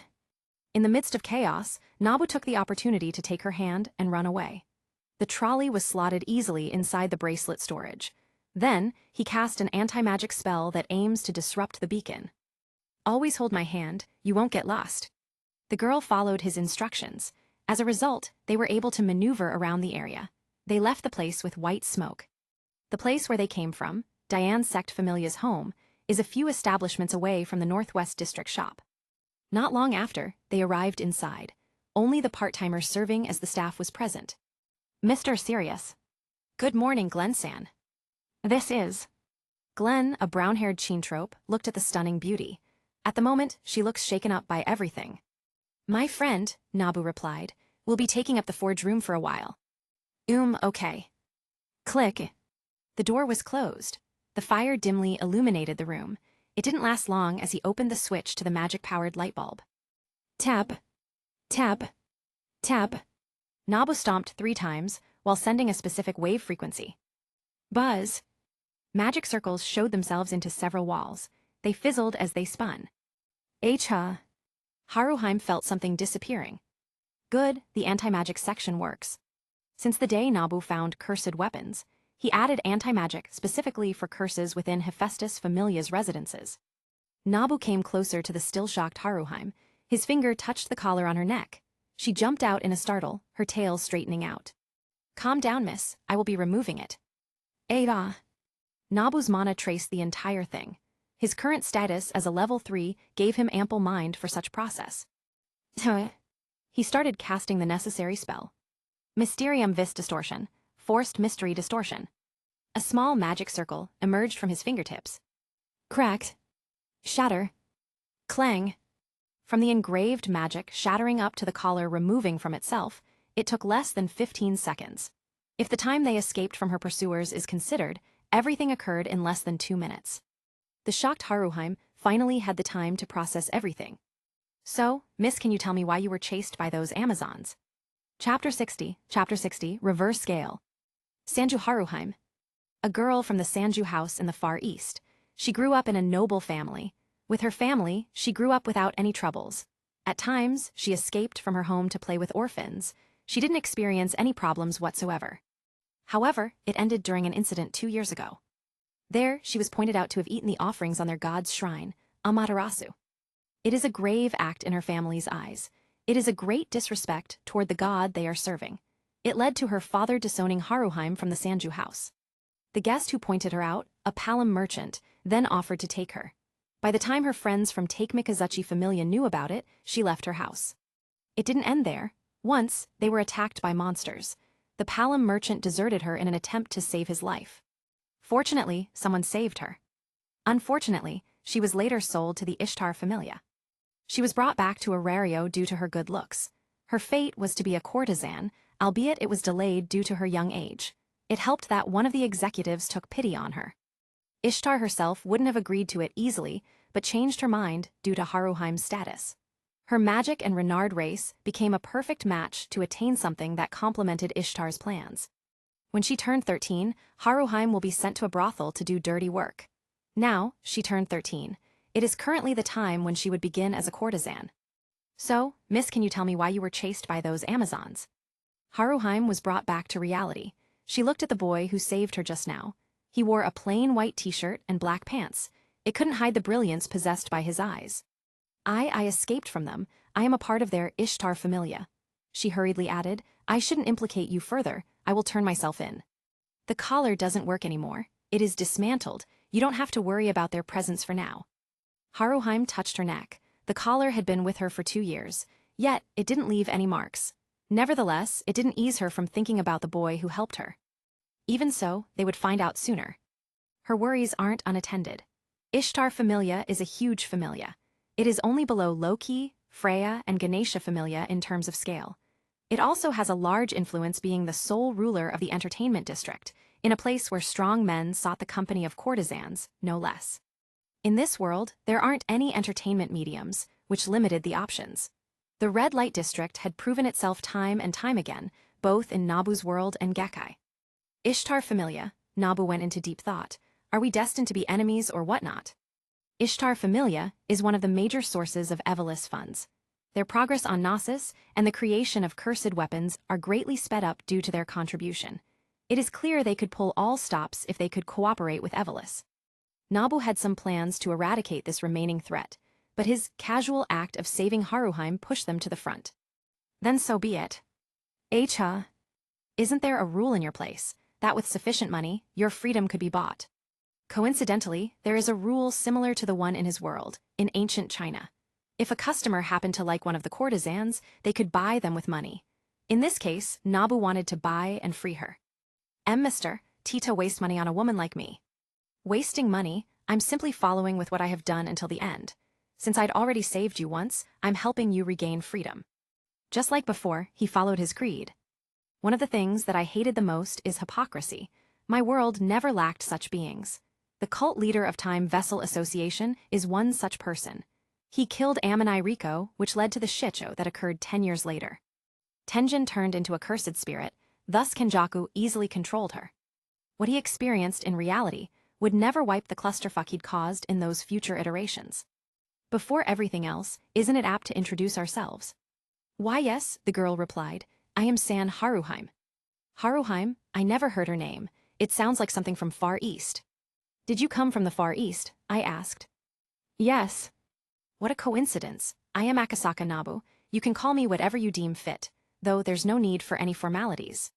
She looked surprised that I came from there. Don't be surprised much. Actually, I never lived on Far East. I left the country when I was young. Is that so, Akasaka-san? Her accent felt much closer to home. I was surprised to see people from Arario speak in Japanese, although those from Far East has a more native accent. Fluffs. The tail behind her back attracted my sight. So that's how I was with Sirius. Akasaka-san, it's best not to be involved with me. I am certain Ishtar-sama wouldn't let go of me. Haruhime-san said some shocking words. I hold something of great value. I see, you wouldn't be sold by them. That's right, she nodded calmly. From the looks of it, Haruhime-san wants to keep that a secret. It is reasonable when meeting a complete stranger. I'll be going, Akasaka-san. I hope to repay you for this time. I will bear my punishment alone. I saw her going for the doorknob. Wait, you will be punished if you return as it is. I have already broken your collar, so I am now involved as well. I could see her briefly freeze. We're now in the same boat, Haruhime-san. You don't have to worry about me helping you. I came up with a way to convince her. Ishtar Familia would be under fire soon anyways. Hermes Familia will rally Loki Familia and several others tonight. Tomorrow, they will raid Nasus. Well then, have you heard of my other name, Sirius? Sirius, the adventurer who became level 3 2 months after entering Aurario. Akasaka-san, that's you. I am. The weight that my name, Sirius, carried is significant. After all, I set the record for the fastest level-ups in the history of Aurario. Since Belle Cranel hadn't appeared yet, it was this shocking. Akasaka-san, if I could help with something, please mention it. Haruhime-san accepted my offer. Truly, she's more innocent than I thought. I won't regret helping such a person. Suddenly, the ring earring on my right ear activated. Gashujin-sama. Miku, what is it? 5 intruders tried to enter the Familia home. There is a casualty. The rest are apprehended. Evelis. I couldn't control my bloodlust. It froze the air inside the room. Signs of frost appeared on the corner of the room. I could very well understand the meaning behind this attack. Akasaka-san.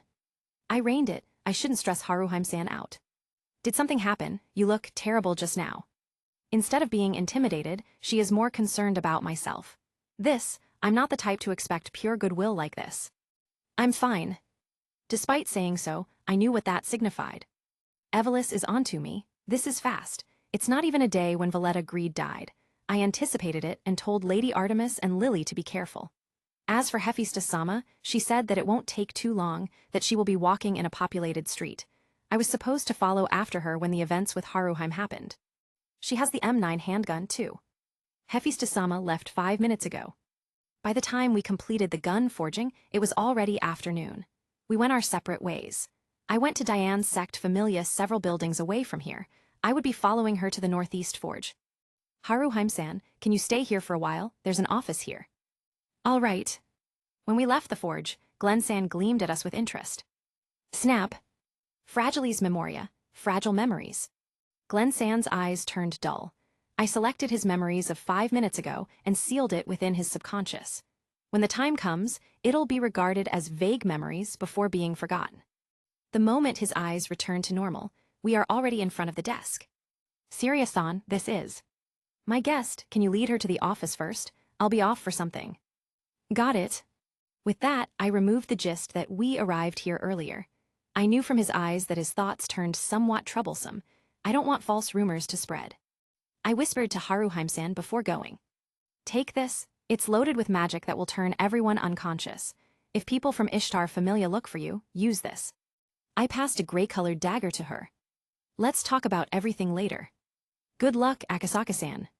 I gave her a nod before leaving. I ran to Hephaestus-sama's usual route to the forges. I traced the steps she took, something I knew from being with her several times. Bang! I heard a loud gunshot from somewhere. I ran over to the place immediately. It wasn't far from the main street, only around 2 alleys. As soon as I arrived, I saw a light-armored adventurer dropping to the ground. The other mage tried to lunge at her when Hephaestus-sama avoided her grasp. I ran over to her. Tap. Tap. Cracked. I clenched my fist tightly. Bam!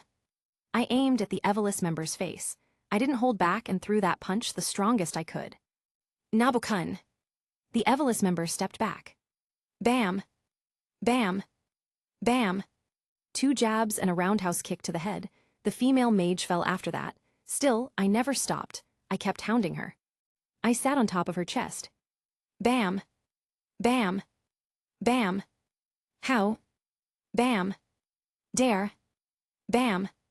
You! Bam! Bukun, Nabokun. Someone grabbed my arm. You can stop, you will kill him. Hephaestus-sama. When I heard that the Familia home was attacked, I thought of the possibility of Hephaestus-sama being attacked.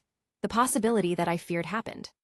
I saw the worried face of my goddess. It is the first time I saw her like that. Are you all right? I asked her. Yes, the handgun from earlier helped. How about you, Nabu-kun? It didn't hurt.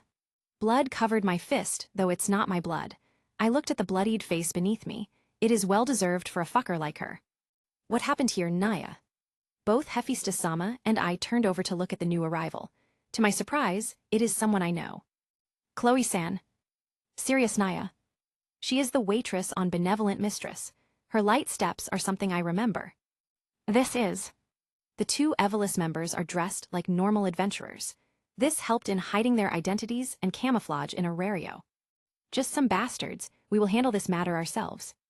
All right, Naya, since you're both okay, I'll be off, Naya. Thanks. Just with that, this became a Familia exclusive matter. It is an unwritten rule in Aurario to mind each other's business. Of course, there could be some exceptions like the one from Loki Familia. Hephaestus-sama placed the handgun on her back. What do you want to do? We'll lock them up in the Familia home. Will that be all right? No problem, she replied. Evolus has gotten bolder, to even try and kidnap a goddess. It's my fault, I should have gone with you. Don't blame yourself, it's not your fault. Even before the ambush, I anticipated this to some extent. I will be a primary suspect behind Valletta's death since they came to deal with me. I talked with Rethusa-san and asked her to accompany Lady Artemis at all times when they are outside. As for Lily, I gave her one of the communication earrings. She would have contacted me if something happened. Still, I turned it on. Lily. A few seconds later, a response arrived from the other side. Teacher. Did something happen? There's none. Was it the one you talked about earlier? Yes, be careful when going outside. Also, keep the controller of the magic barriers near you. If intruders appear, apprehend them immediately. Don't give them the time to react. If you did, stay away from them. Understood. I gave her several more reminders before closing the communication line. Then, I asked Hephaestus-sama how everything winded up to this. Turns out, they had indeed abducted her until she turned the tables 2 alleys later. One shot to the leg and another to the arm, just as what I had heard when I went here. Let's return to the Northwest shop first. I will pick someone up. Someone? Did you save another person today? That's right. Hephaestus-sama already knew about my tendency to be thorough when helping others. I told Haruheim-san's story to her as we left the alley. The 2 Evolus members were left there for a while. I restrained them using several magic tools, cuffs, and placed them inside an invisible tent. I also gave them a sleep spell that would last for half a day. I will transport them later discreetly to our home. Right now, I'll need Tsubakini to guard Hephaestus-sama. She is currently busy on creating new weapons, but Hephaestus-sama's safety precedes it. I would apologize for the interruption later. After that, I'll head over to Artemis Familia and Lily. The meeting with the people gathered by Hermes Familia would be next. The Nasus raid was supposed to be in the next few days, but I'll aim to speed it up no matter the cost. Evolus and Neo shouldn't stay unhinged any longer. Chapter 61, Advanced Action. Nothing happened. I passed on your advice to others. I see, thank you Rethusa-san. I ran to the Artemis Familia home after sending Hephaestus-sama to the forge. Tsubakini was already there and knew of this danger. I gave the remaining M9 to Lady Artemis. Hephaestus-sama already has one. Lady Artemis could use it. Inabu-kun. Ah, I see. She must have noticed it. My apprehension about this situation. Miku could protect my family and friends back in those iterations, but that's with my complete armory. That's how I achieved a thorough protection detail with them when the 5th iteration began. I might be stronger now, but my means are still limited. I am not talking about magic tools and swords, it is my full-on technological prowess. Surveillance could be done by Miku at all times with her network. That's why I am confident with their safety, even if I couldn't return before the incidents began. Fu, I exhaled deeply. I'm fine, Lady Artemis, I got this. Hearing this, she simply smiled. I genuinely stopped. What are you planning to do? Rethusa-san asked. I will forward the raid's start. By tomorrow at the latest, it should happen. They shouldn't be left unattended anymore. The meeting, initiated by Hermes Familia, is only a formality, a call for cooperation with the other familias. Since Valletta, Greed, and Oliva's act are gone, Nasus has no more creatures. The leaders of Evolus are gone, too. As for demi-spirits, they are immobile. They fall at a great disadvantage during sieges. More so, the strongest demi-spirits on the 59th and 60th floors aren't called back to Nasus, at least from what I knew. Neo used Philvis to go up on those floors since gods couldn't enter the dungeon. There is some sort of mechanism there, I believe. Valletta could have fulfilled the role for him in the name of the partnership, but she was gone. I knew how complicated the floors above 50 are. At least, these floors are several times bigger than Aurario. Without a suitable contact, they won't be able to make it. Will you join? Yes, I replied to Lady Artemis. With my recent level up in Monofurnace, I would be able to use grand-scale spells. Before, I separated the output levels of my spells into 3 levels. I could use the first one without Falna. The second one requires one of my combat suits. Lastly, the third one required Miku's input on judgment. Their complexity was substituted by Miku's insane computation speed. Theoretically, I could use the first 2 levels with the help of catalysts. I succeeded in making several catalysts that could house the memory of the second-level spells. We will join as well. When will the meeting start? For a moment, I fell silent. Knowing their personalities, I made a decision. All right, I am planning to reveal myself either way. I am not foolish to think that I wouldn't be discovered by Loki and Artemis Familia after using a grand-scale spell. Instead of leading to misunderstandings, it's best to throw the red identity away. In the first place, I made it to deflect future questions. Not showing my true face could spell insincerity. Why would they believe me if I hid my identity? I will use the trust built upon us to better convince them. I'll go take care of things for now. In the afternoon, Artemis Familia received an unusual visitor. Until when would you stop appearing like this? Amends. The red-haired man ate the crispy Jagamaru-kun he bought a while ago. The effects of his The One Ring went off, hence the current situation. Isn't this cool? I bet Lord Hermes would like to make an entrance like this. He placed the brown bag of Jagamaru-kun on their table. Anyways, here's some coffee and snacks. Isfi looked at the troublesome man dubiously. Whenever he had done this, a trouble is about to come. That's how it was when they investigated Daedalus Street and Icelo's Familia. Bam! The door was opened. Speak of the devil. I reckon you have something important to discuss. Hermes saw Nabu and asked naturally. Yeah, before I mention it, I apologized to Miss Isfi in advance. Huh? She wore a tired look as she reluctantly accepted her fate. Last night, Dixperdix, the captain of Iclo's Familia, was killed. From that, I received 2 important things. Nabu brought out one of the Daedalus orbs as well as Daedalus notebook. He held them in both hands as he finished eating the Jagamaru-kun. The orb is the key I have mentioned before. Meanwhile, this notebook has all the details of Nasus. The 2 took some time to digest the truth. So, are you planning to attack Nasus? As expected of Mrs. Fee, I am. Rather, it is the best time to do so. Hearing this, Hermes let out his doubts. Why is it the best time? Neo, Nabu paused before he continued. We shouldn't let Neo be. Trust me, no, rather, trust my evidences. You won't like to see what'll happen in the endgame. When their cooperation deepened, Nabu shared more information to Hermes Familia, to Hermes and Isfi. That included Evelus, creatures, demi-spirits, and Neo. Although the creatures and demi-spirits are quite far-fetched, they believed him simply due to the accuracy of his intel regarding Evelus. The ones they interrogated last midnight validated it. As for Neo, it is completely unknown. Also, would it help if Valletta Greed is truly dead? Isfi was the first one who connected the dots. You fought Valletta Greed last night. That's how it went. You said she was a creature, right? She should have had a terrifying body and recovery to speak. I have some good friends. Gail Wind, Isfi recalled the figure of Tay Adventurer last night. Both Hermes and Isfi are familiar with Gail Wind. She went on a rampage to root out many Evelus bases on the surface. She killed every single suspected people that have a connection with Evelus. That rampage went too far that everyone in Aurario condemned her, which led to the guild issuing a blacklist. Though that was also a form of protection to de-escalate things, nobody sought her after that. Nabu skillfully changed the direction of their talks. If my words aren't enough. It's enough. Hermes stared straight into his eyes before smiling. The former knew that everything is the truth. There are no signs of Nabu lying. What do you want to do? He asked. Rally everyone. Freya Familia wouldn't participate unless Aurario's threatened, but Loki Familia's help is vital. There are at least 2 demi-spirits in Nasus, though after that, you won't need to worry about high-level adventurers. Levis was born 2 years from now. They don't have to worry about the assault of a level 7 all of a sudden. That's why Nabu wanted to begin the attack despite its rushed manner. I would like to begin tomorrow.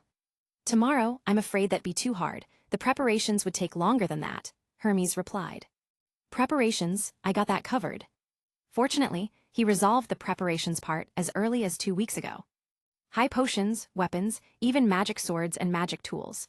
Enough to supply the Loki Familia and several others. One by one, he placed different types of potions and high potions. It was then followed up with several weapons as well as magic swords. The last one is a number of magic tools, including ones that look like a metallic orb. Isfi's sharp eyes caught the difference in his magic swords. Is that serious unbreakable magic swords?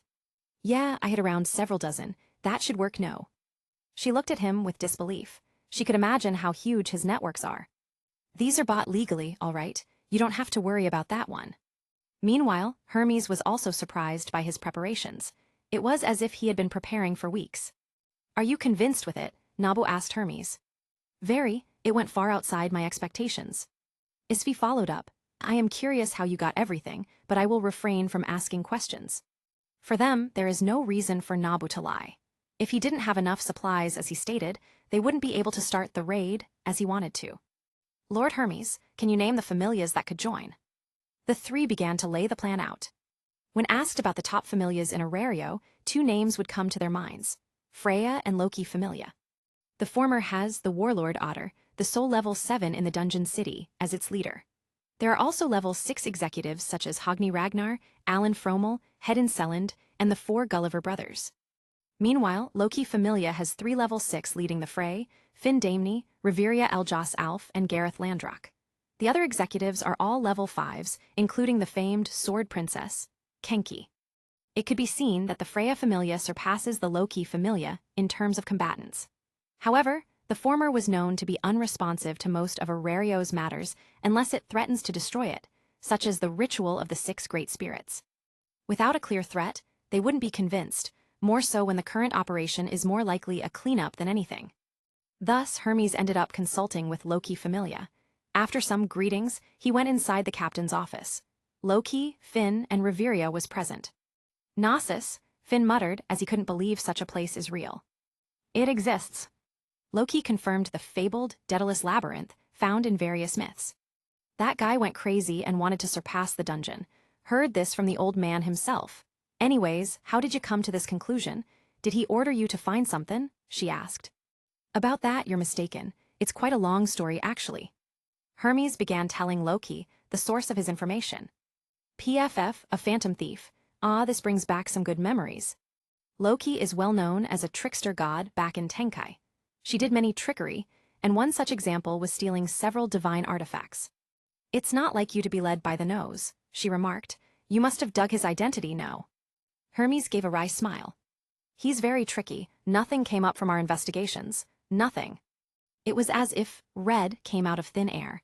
There wasn't any records of entry or exit on Aurario. Neither the surface nor the dark side of Aurario had some traces regarding him. They swept through Aurario for 2 weeks to no avail. Reveria, who was silently listening, had her doubts. Is there a possibility of it being a trap? We did think of it. Perhaps everything is a trap to deal significant damage to Aurario. However, there are many things that contradicts that possibility. Many questions occurred to Hermes. Red had given way detailed information in regards to the dangers held by Nasus. If it was a trap, it'd be a Pyrrhic victory at best. They would sacrifice just as much to deal with them. Hence, I am planning to. Hermes' words were interrupted when one of the windows was propped open. It prompted Finn to reach for his spear, while Reveria began to cast her magic. Sue. A man entered from it. He managed to stand up through his incredible core balance. Pardon me for the unannounced intrusion. The man's words were briefly disregarded by Loki. Even now, she has a smirk on her face. I'm amazed. How did you enter, Mr. Phantom Thief? Magic.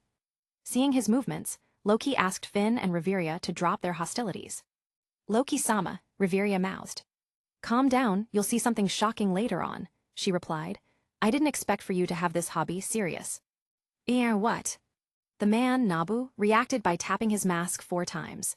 It showed out of thin air. When he removed it, his appearance changed to normal.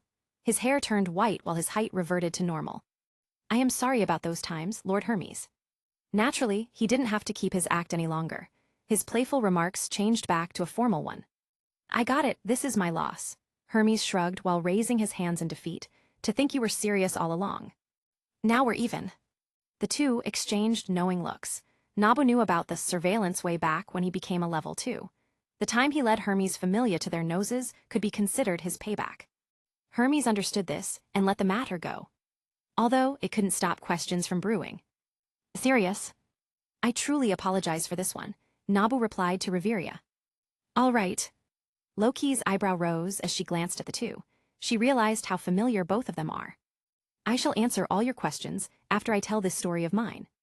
Nabu began revealing his encounters. From his initial encounter with Valletta during the 27th nightmare until his latest counter kill after the ambush, he left nothing behind. To convince them, he knew telling half-baked lies might backfire. In the end, it didn't involve his otherworlder status. He didn't need to come up with lies this time. His strength could be reasoned out as talents and the journey he often spoke of. Still, it was inevitable for the 4 people inside this room to spot some inconsistencies. Nabu saw this through their expressions.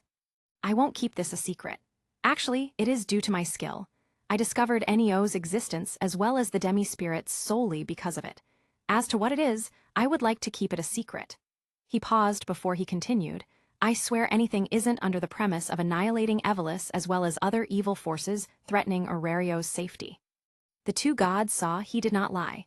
He truly got the information due to a skill. Both of them presumed it to be something gained from Falna.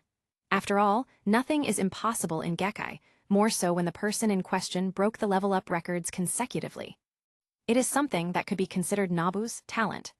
His intent is also against Evelys. He is not plotting something harmful for Aurelio. Loki took Hephaestus' personality as a guarantee due to her deep friendship with Hestia, her sworn nemesis that only does good. Raiding the labyrinth Nasus, that's your goal, serious. Yes, Finn-san, it should be the perfect time to do so. Finn understood his intent. Valletta agreed, the leader of Evelys, was killed with their joint efforts. It is akin to beheading the enemy camp's commander. Leveraging on their enemy's confusion is common in such scenarios. He looked at Loki as the latter gave a brief nod. We will participate on this operation. As for the supplies, you can take it with the 20% discount. Our previous agreement is included in the supplies. I understand. Nabu then turned to Hermes before saying, Hephaestus and Artemis Familia will also participate. I see. Aside from the 3 familias, several more familias should be able to join. Loki Family is merely Hermes' first stop. After everything that happened inside the office, they went to do their respective things. This moment signified the start of a great operation. It is the time when the threats of Aurelio will be taken care 3 years in advance. Happy reading, Tilda. Chapter 62, Determination. What a long day. I haven't been as tired as now than before. I had to settle many things for tomorrow. My workload might be lesser than Lord Hermes, but I have to do some last-minute forging. That included forging the first batch of magic guns. Through Miracle Maker, I create these guns with passive functions. Both Lady Artemis and Hephaestus-sama had their arcanum sealed. They wouldn't be able to use tools that require magic.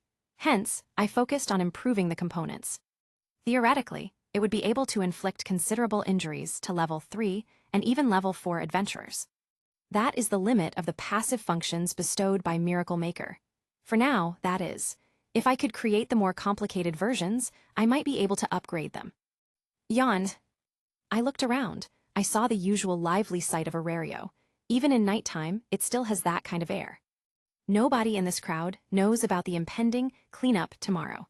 It was publicized that Evelys was utterly destroyed by the operation a month ago. Tomorrow operation might be impossible to hide. On the off chance Thanatos or Neo Dionysus gets killed, there will be a light pillar. Then again, I doubt we'll encounter Neo. He's crafty enough to lessen his exposure without someone like Philvis. My thoughts were halted as I passed by a Jagamaru-kun stall. It offered croquettes with different flavors as well as several drinks, coffee included. 3 originals, 2 spicy ones, and a coffee with 2 portions of milk, please. Got it. The human staff managing the stall began taking care of my orders. I was leisurely waiting for it when I came across several acquaintances. Serious? What a coincidence, Daphne-san. They are Daphne-san and Cassandra-san. I discovered some things after the visit from Lord Apollo. These girls are friends for a long time. They are included in the members who chose to leave the Familia. I turned to look at Cassandra-san. Greetings, I still have to thank you for that time, Cassandra-san. And no, there's no need to.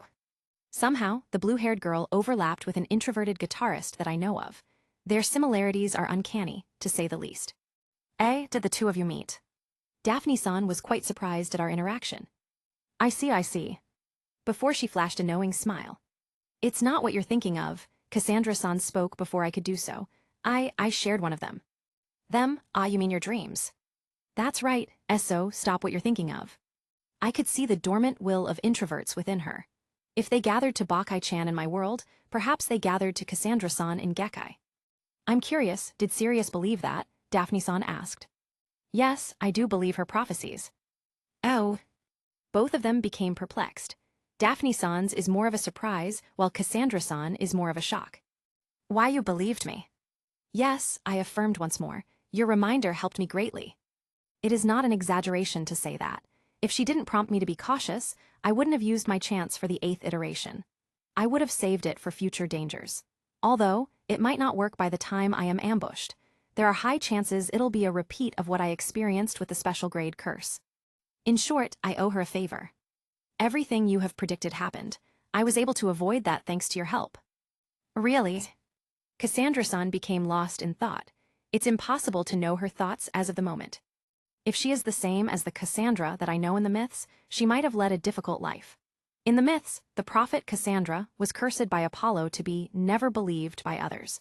It gave her the ability to see impending disasters, yet she is helpless to do anything about it. My situation is at least better than hers. I could affect the future and see its effects with each iterations. Once I come back, I am more confident to turn that future upside down. What do Daphne-san and Cassandra-san like? I pointed at the Jagamaru-kun stall. My treat. In the end, Daphne-san chose the flavors. Cassandra-san is currently preoccupied with her thoughts. The former knows her friend best, hence this is also fine. We talked a bit more while waiting for the orders. From Daphne-san, I came to know of their current situation. After leaving Apollo Familia, they surveyed several familia and joined an exploration production type familia called Myach Familia. They are only second to Diane Sect Familia in terms of potion production. I've heard them from the Diane Sect Familia themselves. It seems that their god is very skillful with medicine, which led to his followers having notable skills themselves. Time passed, and our orders were completed. I gave the bag to Daphne-san before bidding farewell. I was about to leave when Cassandra-san snapped back to her thoughts. Thank you. It is the words of a relieved prophet. Is it really fines? Nabu-kun is resolute in certain things.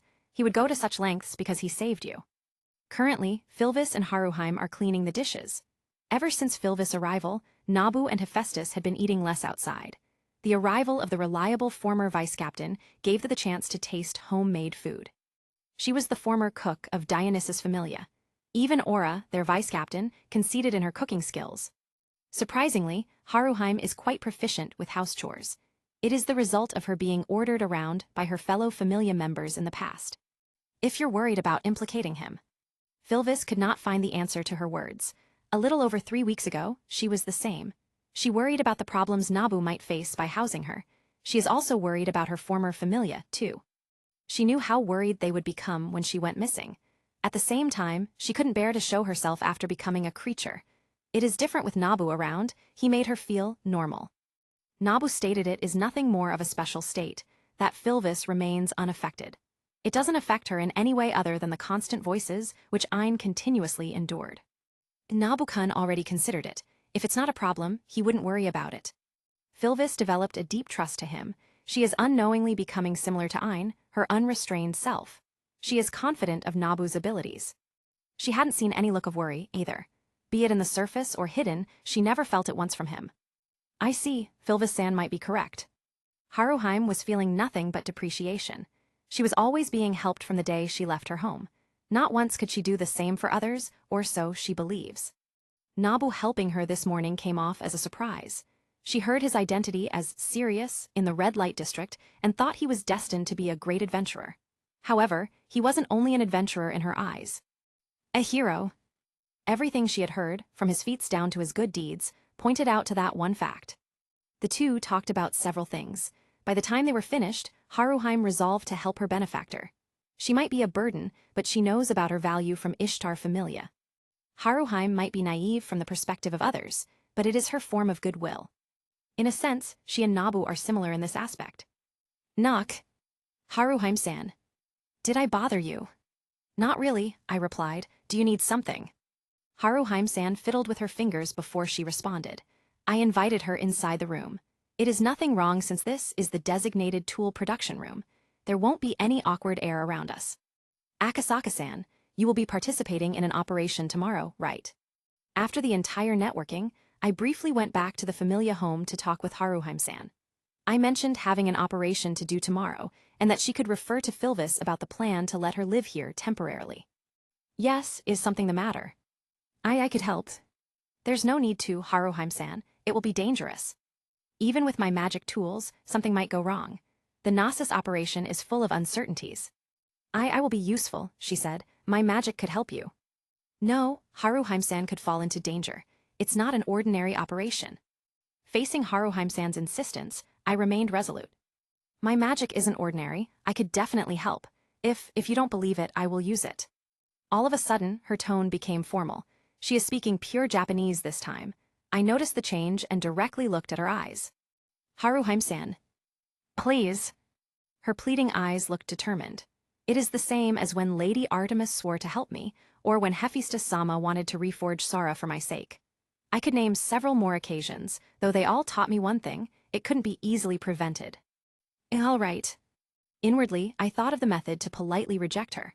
I understand how I am burdening the ones I had helped, especially Philvis and Ein, without asking for something in return.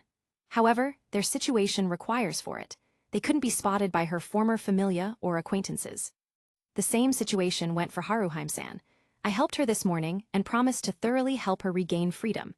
After all, both Dionysus and Ishtar are people I would fight sooner or later.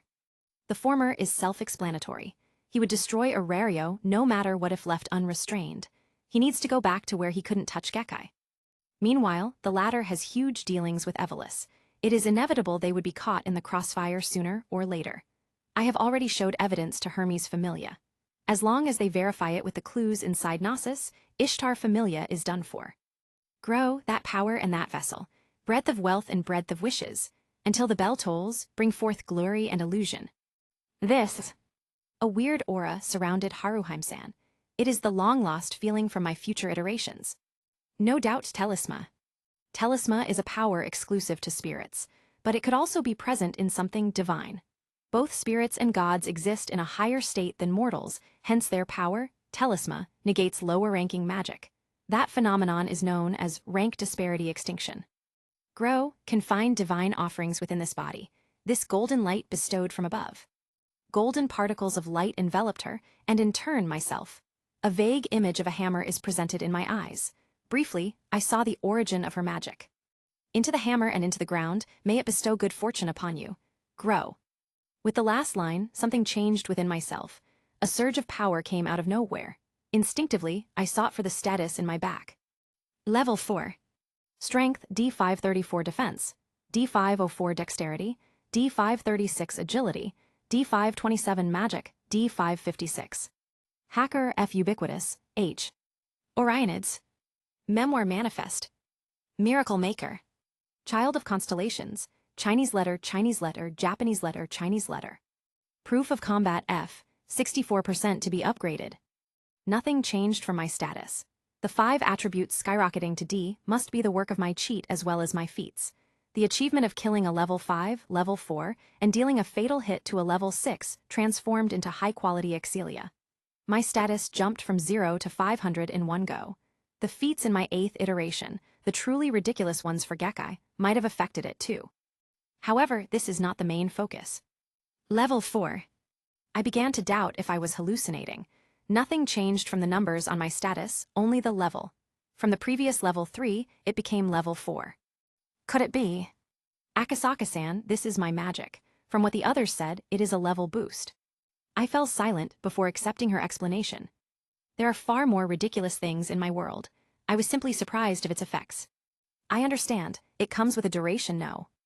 Yes, it only lasts for less than 10 minutes. I digested her explanation. Haruheim-san, why did you reveal this to me? Aren't you worried I might do something bad? The sheer value of her magic speaks for itself. If it didn't have any limitations, it could affect even level 7 adventurers. They could possess the power of a level 8 in a short time. It is enough to overturn Aurelio's current status. The top-ranking familias could be brought down with her power. I couldn't fathom why Haruheim-san revealed something as important as this to me. No, you are very trustworthy, Akasaka-san. For me, you are. Haruheim-san's voice became lower. A tinge of blush could be seen to her face. As a hero.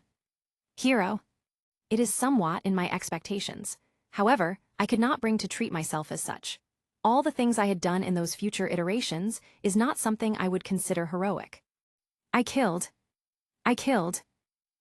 more. That was what I did. When it comes to reality, I never took care of them personally, but I had many contacts to do my bidding. It felt natural before I fell to Gekkai. When I killed people myself, a sense of disconnection occurred within me. Although I fixed it now, I couldn't bring to call myself as such. Still, I knew some people might see me as such. Haruheim-san is one of them. Earlier, you looked like a hero. And I see. I understood it, the best that forcefully imposing your views could be detrimental. I let Haruheim-san perceive me as such. A hero. My thoughts went back to normal. Haruheim-san, it'd be best to keep this a secret. There are many familia who would kill to have you with them. All right. Fortunately, she seriously thought of my advice. In exchange for your magic, I will demonstrate my own. A level 4. It might be possible. First, I cast Sirius. It went smoother than before. It is also far stronger due to Haruheim-san's magic. I haven't modified it as of now, yet it became stronger on its own. It broke one of the rules of Monofurnace. Haruheim-san let out a surprised look when she saw my new features. Akasaka-san. It's one of my magic. It is akin to an enchantment. I see. She became lost in thought for a while. I took out a catalyst in the form of a dagger. I started imbuing the necessary information inside. The mage developmental ability appeared in my status. I used it to summon forth the support magic that came with it. A white magic circle appeared beneath my feet. 5 minutes later, I completed it. The increased computation speed allowed for such process. Right now, I am akin to a level 6. The sensation matched when I became 1 during my 8th iteration, as a creature. Phew. The grand scale spell I could only cast with Miku and the suit. I still could not cast it in its full glory, the maximum output achieved by judgment. I reckon I would be able to do so as a level 7. That time I will achieve the semi-magister rank. It was something far from me a month ago, but Gekkai opened those possibilities. Apertus inanua terra mirabili, open the door to my wonderland. A complex magic circle unfolded. It is small in size, but its complexity far surpasses most magic in Aurario. A bright light flashed. Moments later, I found myself inside a dojo. Akasaka-san. Haruheim-san looked at the place in surprise. Welcome to this world. This is my magic. The design for the dojo was completed. The parameters inside Alice's Wonderland is far more complicated than before. Haruheim-san. Yes. Do you want to see your hometown? It is the feature in the spell's complete state, the level of a grand magica. I would be able to let others design the surroundings based on their imagination. The fleeting complex feelings passed by easily. Haruheim-san made her decision and nodded. Please hold my hand. She was startled before continuing to do so. A hint of shyness is seen on her face. The moment our hands came in contact, the surroundings were overwritten. It changed to a huge mansion. An altar could be seen within the room, along with incenses and offerings. Seeing the text, symbols, and figures drawn in the room, I paused. Amaterasu. You know her? Well, yes. This incident caused us to talk more closely. Chapter 63, Guest. Room of Prayers. Hidden beneath the guild building, it is the place frequented by a select few. It is the lodging of Oranos, the god who keeps the dungeon silent through his prayers, divine will. He is one of the supreme gods who descended to Gekkai in order to keep the agreement between the gods and the dungeon. As a price, Oranos couldn't move a single step beyond his seat. The prayers in the dungeon would collapse, which would cause the dungeon to go berserk. All of the monsters inside it would go into a frenzy to go to the surface. In simpler terms, a dungeon break. It is the main reason why Oranos chose a proxy, the renowned sage, Philvis.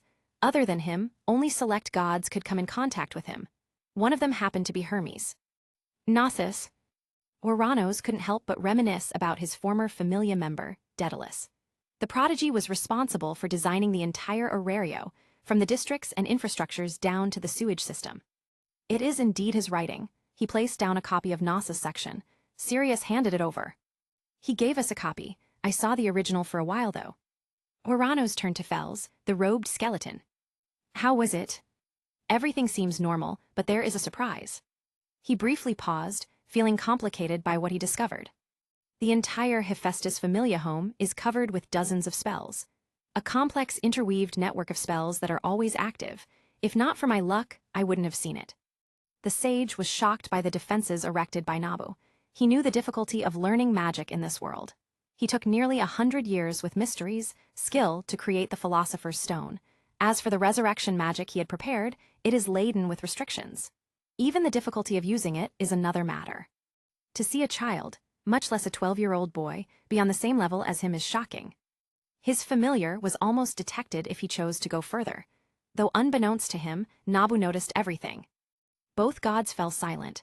They had varying reactions to Fel's words. The discovery of another adventurer who even surpassed Sword Princess is something not to be made light of.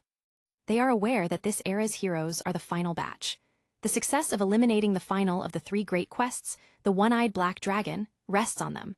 Hermes and Ouranos made their preparations exactly for this moment. The former placed his bets on the seed left by Zeus, while the latter keeps the dungeon in check. That, and the anomalies he had found years ago. With the arrival of the brightest star, the chances went up. Suddenly, Ouranos recalled something. "What do you think of him?" he asked Hermes. "Serious, he's suited to be a great adventurer. The boy is the type to break even gods' expectations. He is currently the best choice to lead this era, I admit." "I see." Ouranos fell into a momentary silence once more. "Have you investigated his origins?" Hearing this, Hermes had seemingly caught onto something. "Yes, his background is clean. He was with the Artemis Familia outside Aurario.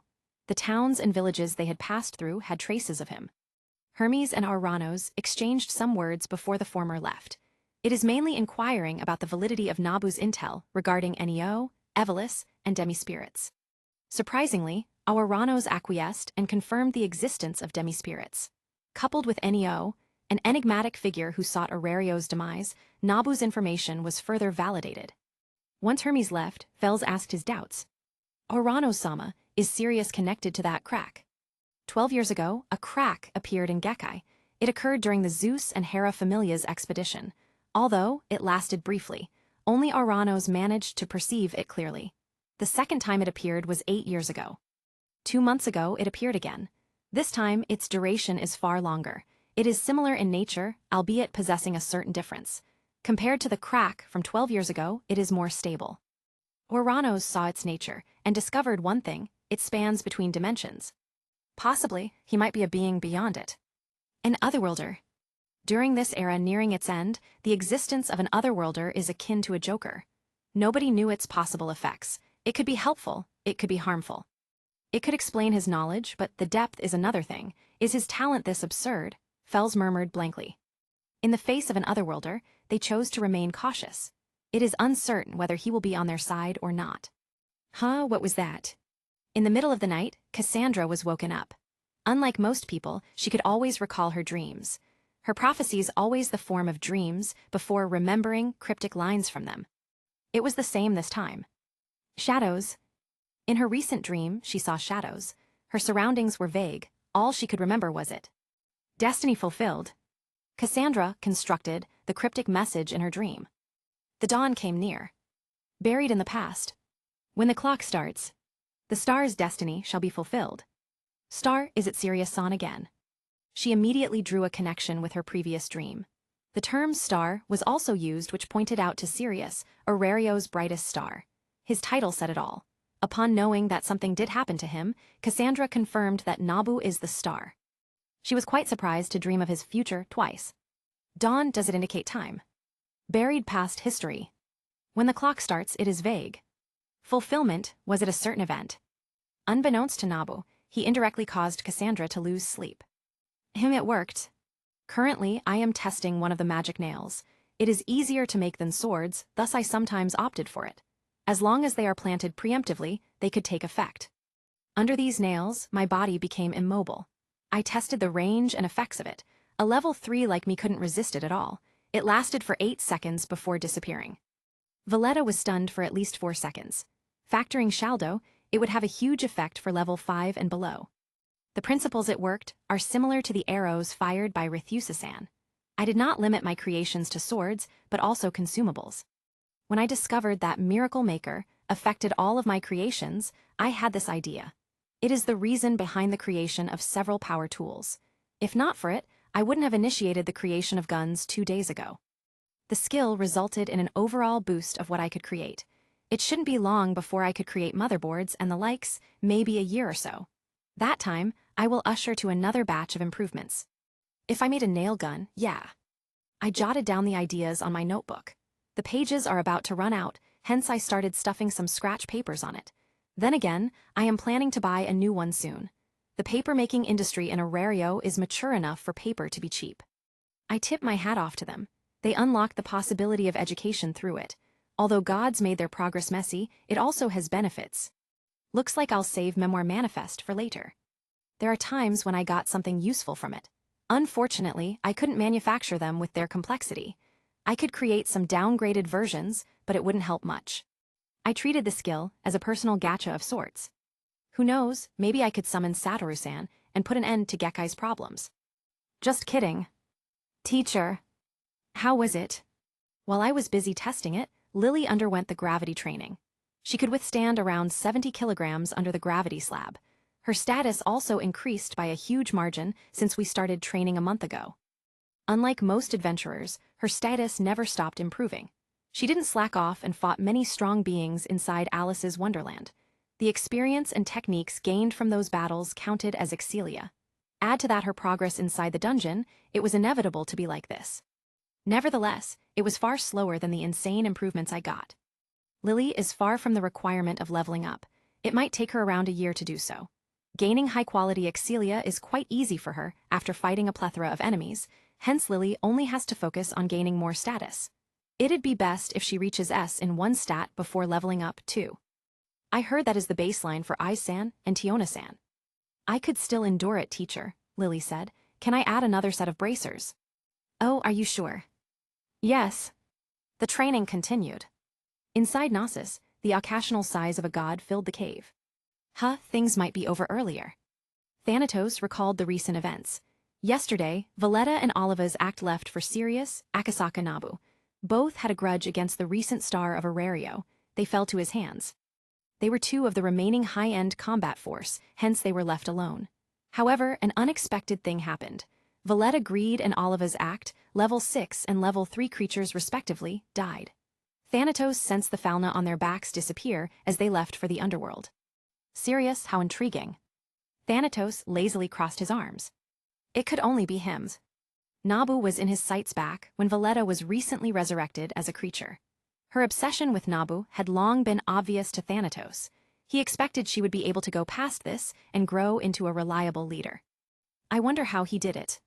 What do you want? A man with disheveled hair talked to Thanatos as he hammered through the cave. His thin and sickly body stood out. It's as if he was long tired with life.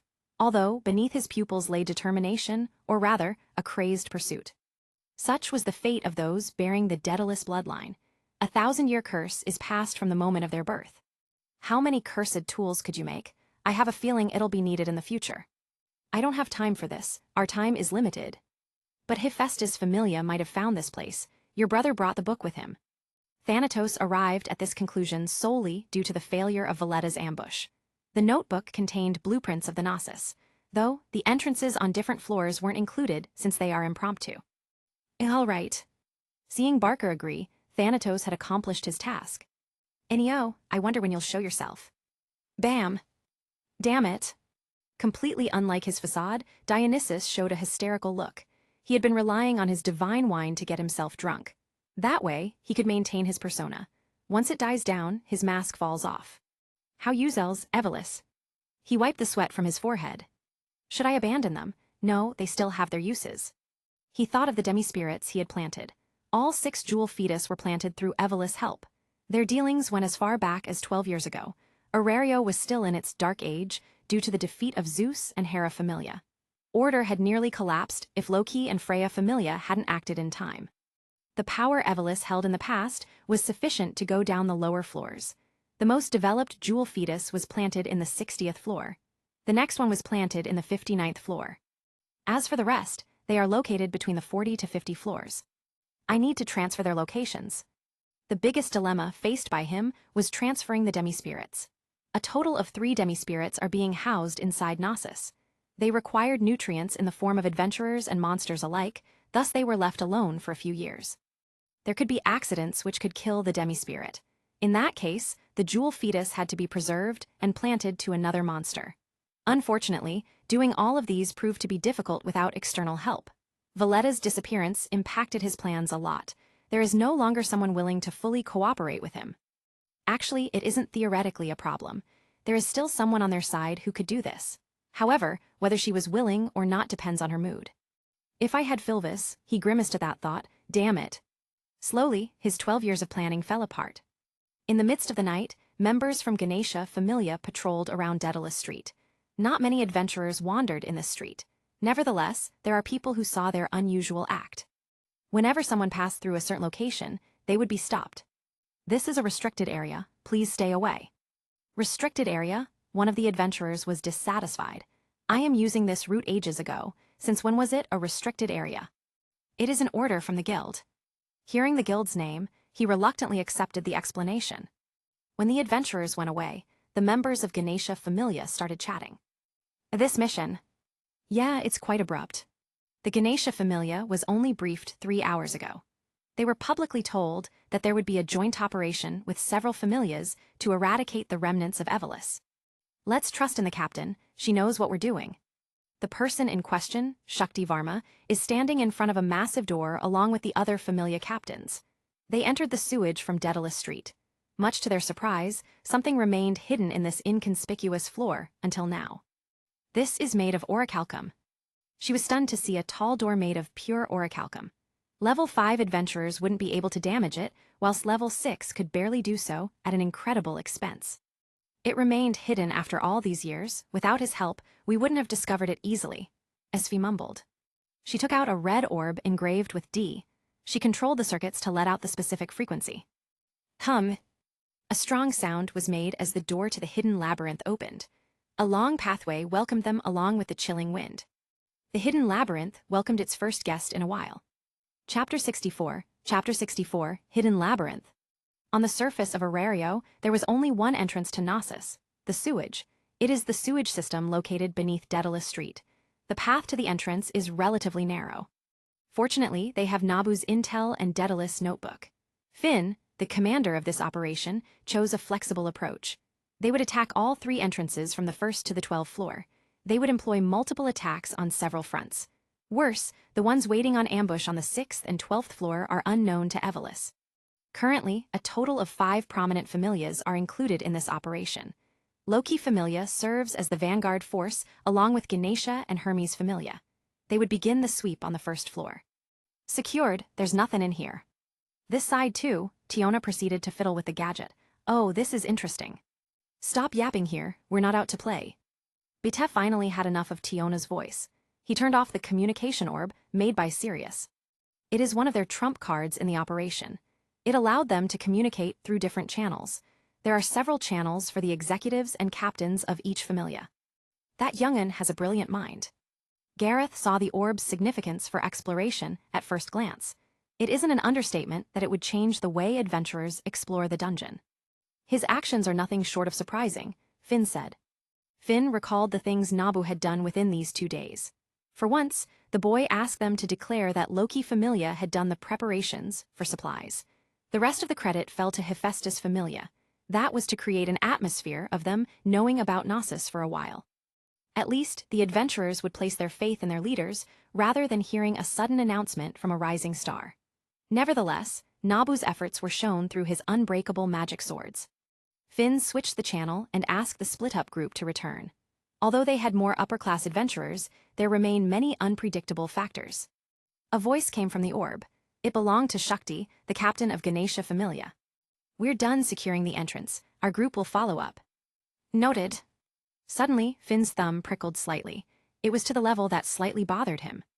Something's coming. His premonition was proven right when they saw a swarm of violas. They looked similar to spiders, different from the expected flower-like monsters. Finn was the first one to see something amiss. He caught a weak glow attached to their backs.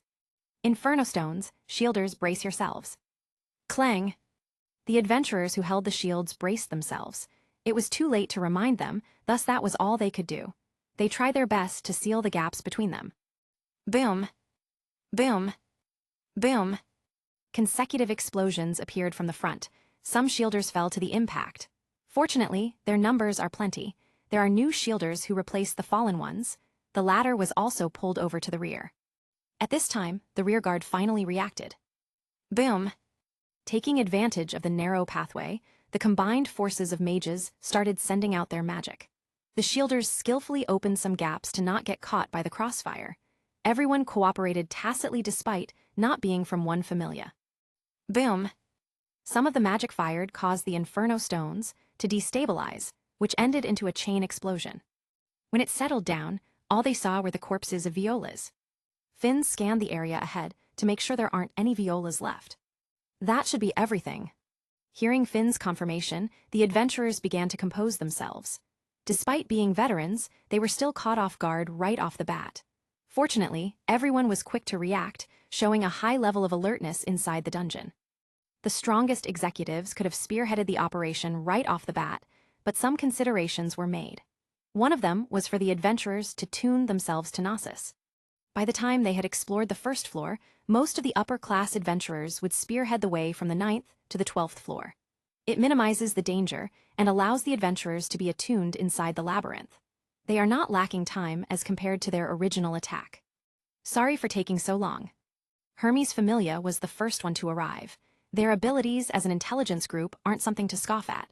With the map, they didn't lose their way at the very least. Finn waved off Asfi's apologies. It's fine, he said. How did it go? It's very complex. The pathways are split off a total of 11 times. There were traps placed in the areas stated on the map. True to its creator's intent, the man-made dungeon was made to be just as confusing as the real dungeon. It also incorporated the design of Daedalus Street. If not for the map in their hands, they would have lost their way. Mapping the place is extremely difficult as well. In a sense, the notebook saved them a lot of effort. While Asfi was explaining, she caught something amiss. Her current glasses were specially made to be sensitive to magic tools. They only had this function as a result of this specialization. It was something Nabu recommended her to make.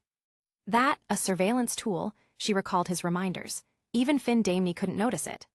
The surveillance tool looked very small. It was attached to one of the sculptures over their heads. If not for her glasses, she wouldn't have noticed it. We are being watched. I see. The Palom captain easily processed it. Asfi took out a silver dagger. It was engraved with complex numerology that encompassed a spell. She deftly threw it in the direction of the surveillance tool. Flash! The silver dagger imploded with white light. They know about it. Barca silently mulled as he saw the unresponsive screen. He is currently on their base on the 10th floor. It is the place where he watched everything that was happening inside Nasus. Looks like trouble, Barca-chan. They were expecting Nasus to be revealed through Hephaestus Familia. However, they did not expect the attack to happen today. It was barely 2 days since Valletta died. The amount of preparations they would need to do surpasses this time span. Looking at the way the intruders explored Nasus, they are clearly well prepared. The attack caught everyone off guard. Even just the sheer number of familias present startled Thanatos. At the same time, he caught onto something uncanny. We're in trouble, but it's interesting, he said with a smile. What will you do, Barca-chan? This will be the end of our dream, Barca retorted with resentment. Barca didn't have any reactions upon seeing the possible end of their 1,000-year-old dream. He should have been crazed to stop it, but he didn't react that way. The more desperate it was, the calmer he became. It showed his fanatical resolve to protect his wish. Place a trap on the 6th floor, everything should be relocated to that floor, he declared. All right. A total of 4 entrances could be found to Nasus, 1 in the sewage, then on the 6th, 12th, and 18th floors respectively. A group has to hold the perimeter within the hidden entrances. The vanguard team, the ones responsible for attracting Thanatos' attention, takes care of the sewer entrance. Hephaestus Familia and Artemis Familia, on the other hand, takes care of the 6th floor. Loki Familia's fairy force deals with the 12th floor, along with Icelo. The remaining Ganesha and Loki Familia members guard the 18th floor. It's awkward here. I knew this could happen when I chose to be with the fairy force. I regained more than half of my magic capabilities. I could deal more damage by sneaking up to them on the 10th floor. Since I remained ahead and concealed, I could strike a surprise attack. Although there could be inconsistencies in my memories of 3 years later, the control room would remain there. Even if Thanatos or Barca aren't present, I could take control of the entire Nasus from there, or at least a good portion of it. The awkwardness came to an end when Icelo approached. I heard you got caught. I am sorry about that one. It's not your fault. She wore her usual battle garb, breastplate, knee pads, and pauldrons. It is minimal compared to the one I and KAISEN prefer. It's up to one's preferences. Ironically, I am wearing my magician outfit.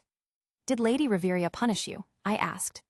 Lady Reveria discovered Icelo's disappearance when she helped me with Valletta. She scolded me. The usual then. Lady Reveria and Icelo keep this thing between them, so I've only heard about it during my first visit. Suddenly, the communication orb lit up. It was set to Finson's channel exclusively. All the captains have access to it. The other captains are aware that I am here, including Varmasan from Ganesha Familia. There are no encounters within the 3 floors, he declared. The traps are still working. There are no encounters with Violas nor Evelis. I could guess the opponent's move. They must have relocated. Preparations for a huge ambush, perhaps. Lady Reveria was the first to point it out. This could be quite troublesome. We shall be alert for potential attacks. Finson replied. If we haven't encountered anyone on the 5th floor, it's somewhere on the 6th floor and above. This time, Tsubakini responded. Alright, we'll get ourselves ready. Stillness returned after the conversation. I could see the elves on the fairy force glance to me now and then. I don't know why, but they appeared less condescending. Still, we haven't interacted. I am thankful for Icelo's presence. I sent a look of gratitude to her. It's nothing. An image of a girl overlapped with hers. My heart tightened for a moment. No, it's all right. I will go back and deal with everything. Kazumitsu-san has things under control. The years of preparations are not in vain. Now, I realized I should have spent a chance or two to organize my mental state. I don't know if psychiatrists could fix my current state. Icelo looked at Nasus' entrance before she said something. You're doing it again. Yes. You're like Bete. Excuse me. I was momentarily confounded. Do I look like someone? I was truly naive to think she hadn't noticed it. I tried my best to hide my reactions. People in this world are this perceptive, huh? Maybe my world's like this too. It's just that I haven't noticed it. Yes, you look like my friend, I confessed.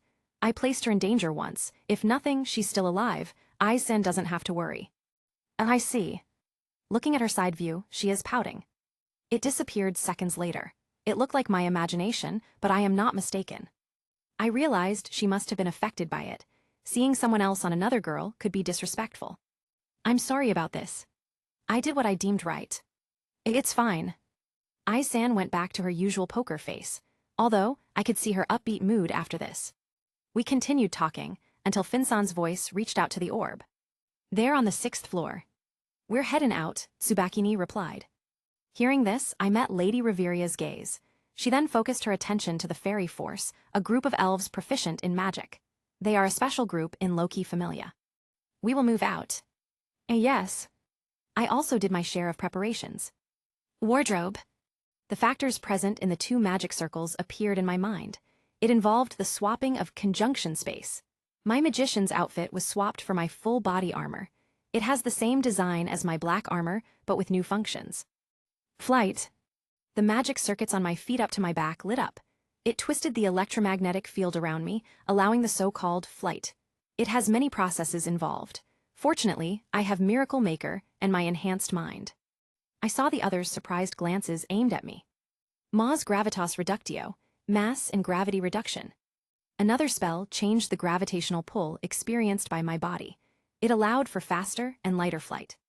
We are some distance away from the revealed entrance. The surveillance tools haven't caught us. You can fly.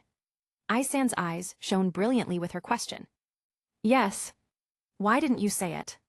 I did, I replied. Lady Reveria asked it once and I mentioned it. Reveria. Lady Reveria, who caught her attention, faced my direction. Take care, she said. Duly noted. I then added, I will be relying on Lady Reveria for my escape. In case I screwed up, I left the other end of recall, a kind of ornamental dagger, to her. Before the group proceeded to Nasus, I activated composite. Layers of mysteries covered up my entire being. I turned invisible at this moment. Never mind. I was about to say something to Icelo when I thought of the flags. I am not superstitious, though I refrain from doing such things. My future iterations are enough. Directio acceleratus, direction acceleration. I adjusted my balance before I was launched horizontally. I changed my posture to a diagonal as I flew straight inside the hidden labyrinth. My current speed is roughly 20 kilometers per hour. I blitzed through the entire 12th floor with familiarity. It was considered as my home in the 8th iteration, after all. Placing the communication orb in my grasp, I continued to multitask. The perimeters of flight magic has to be adjusted every time I take a turn. It went easier with my armor. I didn't have to worry about my balance and instead focused on my destination. My mind is freer to cast other spells. 5 minutes later, I arrived at the 11th floor. I passed by several Evolus members, but they are few in numbers. You went inside, serious?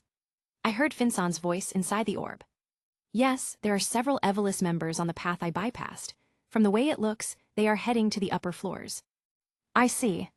It was stated in one of the memos in the notebook that the control room should be placed somewhere around the 10th to the 12th floor.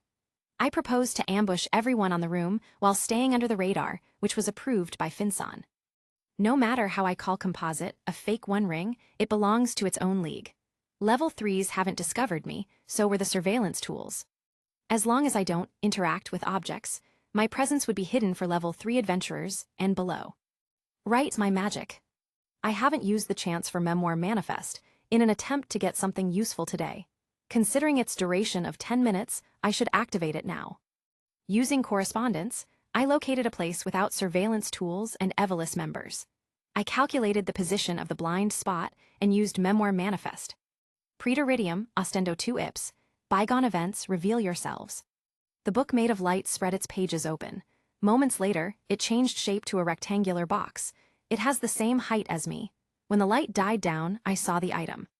I am utterly dumbfounded by it. There's no fucking way. The rectangular container contains something I haven't used since I arrived in Gekka. A combat suit.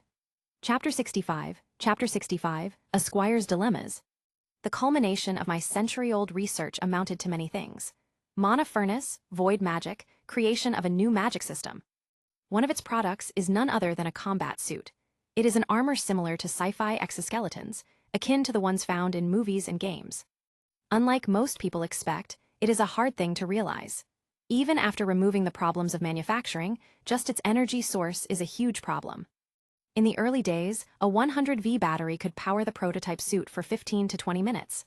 That was the smallest battery possible. Bigger batteries are possible, but the suit would lose many advantages. Hence, I shifted my sights to more efficient energy, nuclear energy. Long story short, I was able to create a miniature nuclear fusion reactor. I started with nuclear fission reactors before inventing miniature nuclear fusion reactors. The potential radiation was contained through magic. Since its creation, all combat suits beyond version 3 uses them. This model Squire. A version 3.1 of Squire, the backup combat suit whenever Arbiter is unavailable. It was the suit that got thrashed before I arrived in Gekkai. Wardrobe.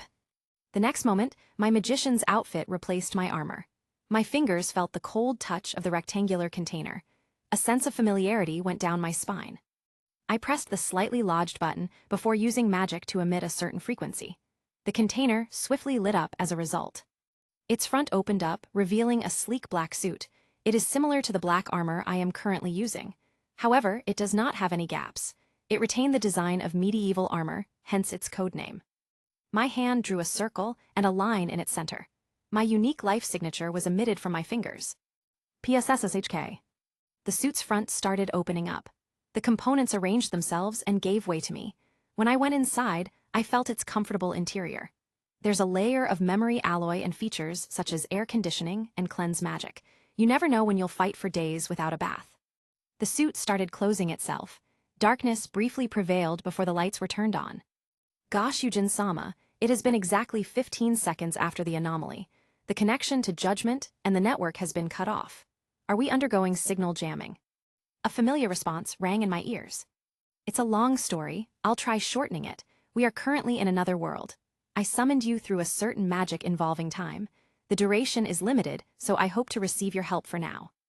Understood. Miku processed everything in a second. The perception of time is different for her. Click. I felt a connection to the suit. It is the thing that made spellcasting possible. I share some of Miku's computation speed to finish strong spells when my limits are still low. Unknown state detected. Goshujin-sama's perimeters are beyond the recorded charts. It's an interesting world that allowed me to break my limits, I replied. I think we could cast grand-scale magicka now, no? Correct, it is surprising to see Goshujin-sama to be this strong.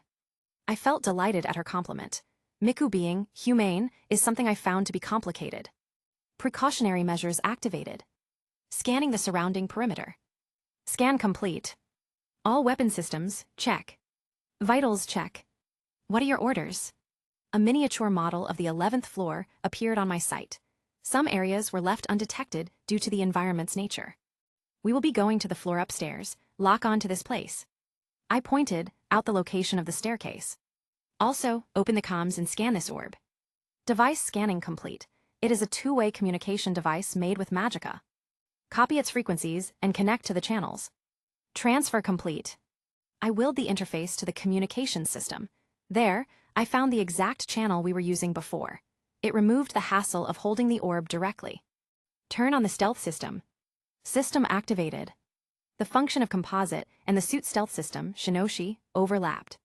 We will be going maximum speed. Understood, initiating flight systems. My body was lifted from the ground. It is very stable this time. I didn't have to manually control my flight.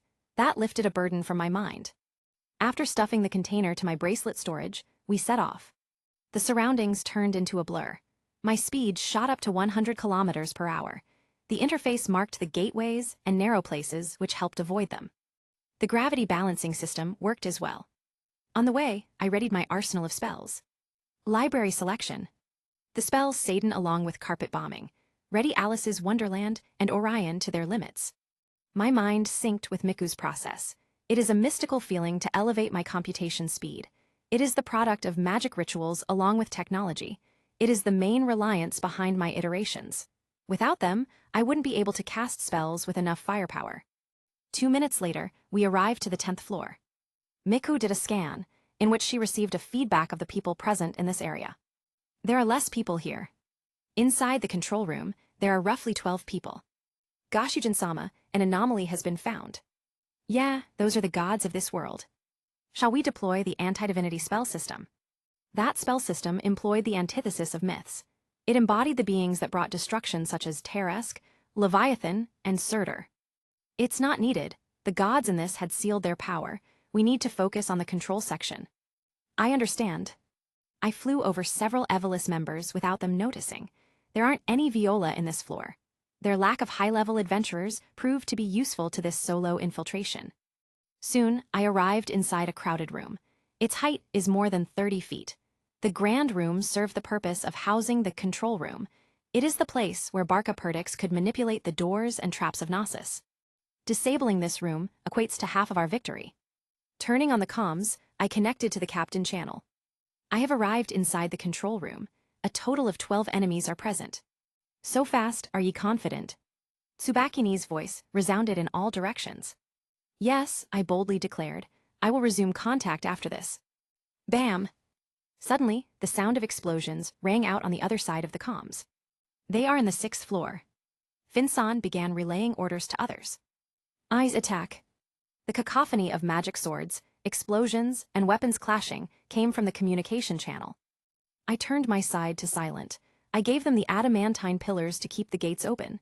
It should last for half an hour. To prevent any accidents, I will settle things right now. Deploy. Anti-personnel systems deployed. Activating 7 swords. Click. Click. Click. 7 sharp fragments came out of the suit's back. One of the white-robed member caught a glimpse of it. At long last. Sue. Sue. Clang. PSSSHK. The control room became a huge mess. 7 sword fragments appeared out of thin air before aiming at the necks of Evolus members. It didn't even take 5 seconds before 7 people fell. The remaining ones has enough level to react, but there are still some who couldn't. In the end, only 2 people remained standing upon the first 15 seconds of Nabu's infiltration.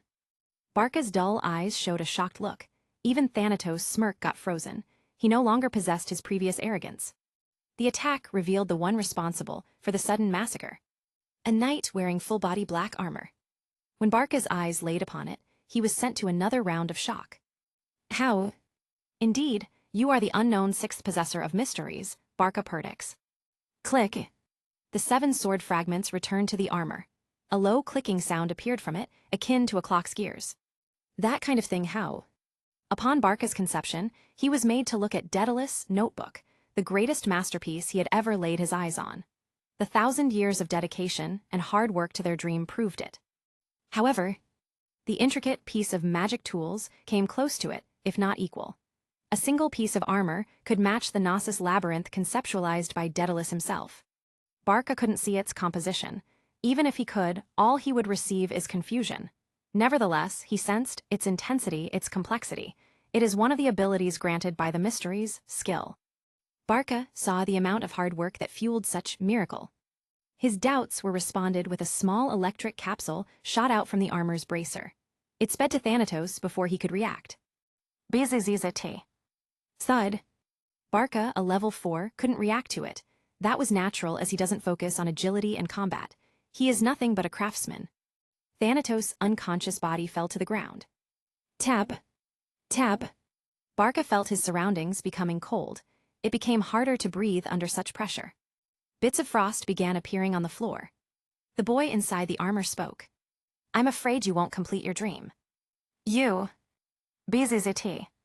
Just before Barca could react angrily to his derision, his chest was pierced by a sword made of light. It is reminiscent to the sci-fi blades. The light contains extremely high levels of temperature, which could pierce through most things easily, more so if it were humans. The attack was achieved through the fusion of magic and technology, thus forming an incredible effect. Thud. Barca's heartless body fell to the ground. Click. The light was recalled back to the sword's handle. It is similar to a katana without a guard. As expected, Nabu muttered, having the suit is a huge convenience. He didn't give him the chance to pull off anything. Back in the 8th iteration, Barca stabbed himself with cursed weapons before swallowing a jewel fetus. He turned into a cursed demi-spirit as a result. Learning from mistakes is his forte.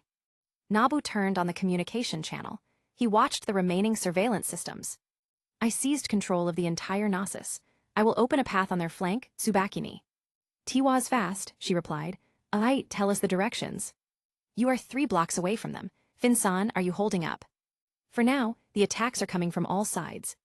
Fin mentioned the swarms of violas coming at all directions. Along with Evolus ambushes, the numbers of injured had risen. Fortunately, everyone could react and move swiftly. Fin is firmly commanding everyone, too. Coupled with Nasus map, they are faring better than their counterparts on the 8th iteration. Then, please follow my directions. I'm currently watching everyone from this room. What do I need to do? Fin's considerations of Nabu's words startled the Familia captains, except for Hephaestus and Artemis Familia. They are fully aware of his capabilities. You are currently near the center. The ambushes could be prevented by being nearer to the edge. Sticking your back to a wall. That's right. Nabu's method removed the possible directions of their attacks. They would only need to guard 2 to 3 directions instead of all 4. Though a danger remained. If they got too cornered, it could be difficult. Once they gather, Hephaestus and Artemis Familia will strike from their back. It will turn into a pincer attack and gnaw at them, he declared. Currently, the Evolus members are gathered 2 blocks on your right. Beware of their inferno stones. And noted. At this moment, Fin realized Nabu's commanding ability, which seemed to rival his own. What he didn't know was that Nabu had already fought these battles before. He served as the command during the crucial events. His eyes, be it phones, security cameras, and satellite, greatly assisted them. 4 minutes later, Reveria arrived into the room along with others. The unconscious god was tied with a black rope beside him. Nabu gave out notices now and then. Both Nabu and Reveria met gazes, and nodded to each other. Lady Reveria, this is the god who led Evolus. As for the other Evolus members, they are taken care of. The armor that he wore is his previous armor. He didn't want to wear the advanced combat suit in front of Reveria's discerning eyes. She might find something strange with it. As for the corpses, he had long burnt them to ashes. Reveria went close to the surveillance panels. She saw the dozens of monitors. She realized this was where Nabu's punctual reminders came from. After a while, Nabu made a request to her. I might need to check the 9th floor. I couldn't find the demi-spirits on these surveillance panels. That is dangerous, she dissuaded him. You have already risked your life once, leave the rest to us. I could handle it. I can escape to your side if things turn for the worse. No. Seeing her resoluteness, Nabu fell silent. He could understand why Reveria was like this. Artemis and Hephaestus are like this as well. What he couldn't understand, however, is their closeness. He believes that they exchanged knowledge at most. What could push Reveria to be this resolute? Unbeknownst to him, she already sees him as a troublemaker, similar to Eyes. His advances to his enemies were seen like Eyes' recklessness. That piece of paper changed everything. All right. Nabu had to discard his plan of sending Squire to self-destruct. He is confident it could take down one demi-spirit. However, it is dangerous, as Reveria had said. There are many unknown variables that could have happened if he was alone. It would be for the best to wait for everyone to settle things and attack them together. Even without Freya Familia, their current force are enough to sweep through Nasus. The lack of a high-level 7 was made up of the abundance of upper-class adventurers. In total, there are 15 level 5s and 3 level 6. Not to mention them, the lower-leveled adventurers and the D-Saints' presence in the rear lines resolved the dangers of cursed weapons. Nabu stayed put along with Reveria, Eyes, and the other elves. When the 10-minute mark passed, Nabu felt his magic memoir manifest, disappearing. Rumble. Suddenly, the ground shook. What was that? Nabu didn't respond to Reveria and looked through the panels. A dozen seconds later, he saw a huge silhouette breaking loose inside this labyrinth. It is one of the demi-spirits dubbed Gugalana. It looks similar to a bull, which represented its power-type enchant magic. It headed straight to the 10th floor, their current location. Amen. Eyes faltered for a moment. Are you fine? Amen, it's just, somebody called my mother's name. Hearing this, Nabu knew trouble was coming. Eyes reacting like this could only mean that they knew she is here. After all, those demi-spirits are all hell-bent on catching Eyes. He expected it, though it is one of the worst that could happen. But mother's name, Arya isn't Aisan's name? He pushed this thought aside and focused on the more important one. Adamantine chains, how could it break free? Nabu paid attention on the surveillance panels at all times. He is familiar with the 9th floor's layout. Even if he couldn't see the demi-spirits directly, he saw the pathways leading to them. Meaning, it was not an external factor that let it go but itself. We came here 3 years earlier. Could it have some kind of berserk skill? Is it different with the Gugalana that I know? A different version, perhaps. He halted his thoughts. Thinking about it is meaningless for now. We need to deal with this. With the gap between the 6th and 10th floor, it would take more than 12 minutes before reinforcements arrive. That was considering the speed of upper-class adventurers. Gugalana's speed could reach them within 5 minutes. If they ran, that would extend to 7 to 8 minutes. What should we do? Chapter 66, Familiar Acquaintance. Gugalana is a strength-type demi-spirit. I have seen her strength during Loki Familia's first dive. She was supposed to be Ishtar's trump card to deal with Otter. It took Gareth-san, Tiona-san, and Tyone-san to defeat it. It has enchant magic akin to Aisan's magic. It is something called Selim Veil, Sky Veil, that could dispel lightning in all directions. To fight her, we need people that would take her attention. Arias. My deep thoughts were halted by Lady Reveria's voice. Phew. I took a deep breath before speaking to her. We are in trouble. Currently, I pointed at the panel that showed the staircase to the 10th floor. The demi-spirit could be coming after us. Rumble. The ground shook once more. Gugalana is threading the wide stairs, which caused the ground to quake. Are you sure about that? Very. Surprisingly, Aisan supported my words. Sirius is right. She's calling for my mother's name. Spirits. Lady Reveria glanced at her, her thoughts unknown. Arya. I sought books to unveil this name and found something. It turned out that the mercenary king who wounded the Black Dragon had a spirit by his side. That wind spirit is called Arya. I assumed it was Aisan's contracted spirit who went by Arya, but I might be mistaken. Nevertheless, it showed how the demi-spirits are attracted to her. Nabu-kun, trouble, Rithusa-san's voice came from the orb. For the second time, I was recalled to reality. Yes, help would be appreciated right now. Soon, Fin-san responded as well. I'm sending Gareth, Tiona, and Tyone to your side. We're almost done at our side. Thank you. Another half a minute had passed since that conversation. There is less than 4 minutes before Gyugalana arrives. I made up my mind.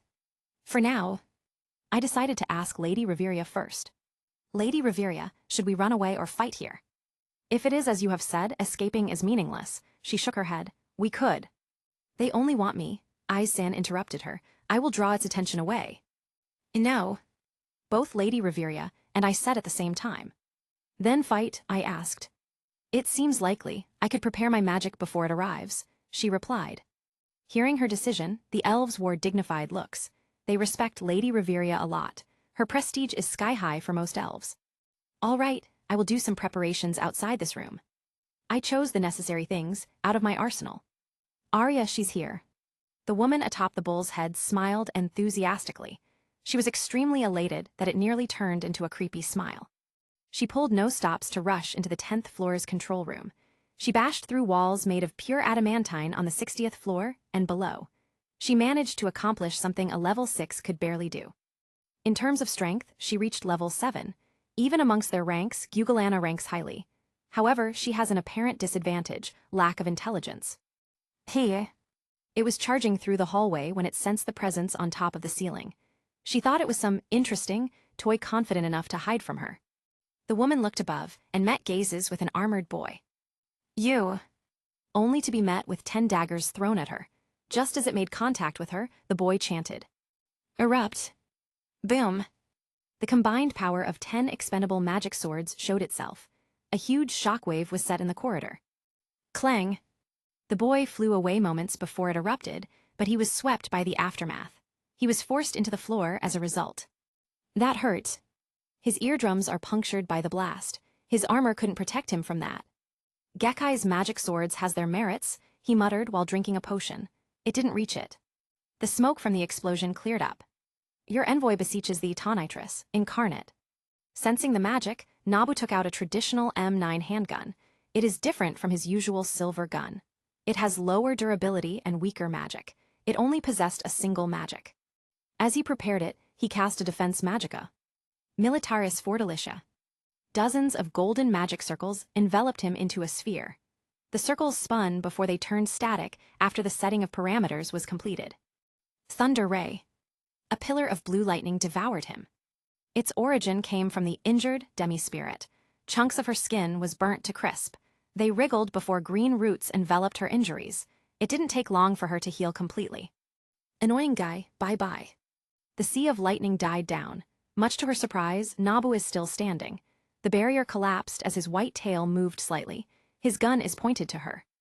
Acer Iactus, piercing shot. The numerology engraved onto the gun shone with bright light. A bullet was fired from its chamber. Bang! Bam! It surpassed the speed of sound by several times. It drew a white line as it went straight to the demi-spirit. She was able to react quickly and tried to dodge it, but to no avail. It pierced a portion of her shoulder and torso. Tusk! Nabu looked at his scrapped gun. It exploded the moment it fired the bullet. It became comparable to an anti-materiel rifle in that one shot. He was pushed back a couple of steps, showing how powerful its recoil was. That was easily avoided by the demi-spirit. That hurts. Nabu sensed the growing power within her. He noticed it occurred right after being angered by his attack. The magic stones, it's not in the body. Gyugalana charged straight at him. The hallway left him with no other directions, hence he chose the most suitable one above. He jumped before landing upside down on the ceiling. He swiftly took out his staff. Seeing him, the demi-spirit became more cautious. The bull's head as well as the woman's looked at him before spitting out the same magic from before. Thunder Ray. Et lost inventum, harmonia aversus, didorqueo veritas. Be lost in the wind, destruction of harmony, distortion of truths. Under her shocked look, her magic fell apart. It was dispelled by Nabu's phenomenon mixer. 10 daggers fell from the black sphere he had summoned. Erupt. Once again, she experienced the bombing from before. Boom. Nabu deliberately allowed himself to be slammed to the ceiling. Bam! Pain was transmitted all over his body. The internal shock sent blood to his mouth. A minute left. He thought of Reveria's strongest attack magic. It required a long chant duration, 6 minutes. They wouldn't simply give you that chance in the battlefield, lest you have comrades who would buy time. Nabu took out Sora and landed at her. Shing. Swoosh. PSSSHK. He was aiming to cut her neck, but she dodged. Her still burning arms slammed at his direction. Bam! Nabu was sent flying. Momentarily, his sight blurred. He had underestimated the impact of Gugalana's attack. He had only heard her existence and never saw her in an actual fight. Gugalana is the strongest demi-spirit in terms of sheer strength. Coupled with her differences, she was far stronger than his estimations. His ears rang. Despite the increased endurance due to Sirius, he was sent into a light shock. His body was on the verge of becoming inhumane, yet he experienced it. It was similar to Jogo's casual strike. Nabu realized that Jogo might be stronger than Gugalana. Shit. He was still able to move, a far cry from his past self. He didn't take as much damage as before. This is factoring his armor being inferior to the combat suit. I should have saved it now. Nabu regretted his decision to use Memoir Manifest early on. He decided to use it to capture the control room smoothly, but he hadn't expected Gugalana breaking free from its adamantine chains. The appearance of a combat suit was unexpected too. It's not the time for that, he thought, it's time. He closed the distance of 12 meters to the room's entrance. When he arrived, he shouted, "It's coming." After his reminder, a huge silhouette crashed. Bam! The small entrance was replaced with a bigger one. The demi-spirit sent an infuriated look to him. That HURTS. It became stronger. Some of its green skin started turning black. A berserk magic. While Nabu observed its changes, the magic bombing began. The elves bombarded Gugalana instantaneously. Under its cover, Eyes decided to attack. Awakened Tempest. Sharp viridescent winds surrounded her. Eyes' overall status had increased. She recalled Nabu's strange words before this fight. Think of it as a monster. Eyes Wallenstein is someone without proper experience of swordsmanship. She couldn't fight other people properly. However, she has a very strong aspect, fighting monsters. In that aspect, she's unmatched. Swoosh. PSSSHK. Eyes passed through its legs. Wounds appeared as she did so. It elicited louder screams of pain from Gugalana. The two-pronged attacks made it suffer. ITHURTTSSS. The demi-spirit's weakness was thoroughly leveraged. It does not have the intelligence of other demi-spirits. She is only a meathead with overwhelming strength. Selim Veil. Arcs of electricity emerged from her body. DISTEL. Primum ex quintum excipio. BZZZT. Rumble. The 5-layered magic shield was put up when electric arcs overwhelmed Gugalana's radius. The ground shook as cracks appeared all over the room. Nabu positioned the shield to be in front of Reveria's direction, protecting both Eyes and the elves at the same time. Since he positioned just behind Eyes, he was also protected by his spell. Cracked. The anti-magic shield started breaking. The first and second layers of magic circles shattered upon contact, while the third and fourth slowed it down. When it came to the fifth, it reflected a portion of the electric attack. Shatter. Nabu's shield broke down.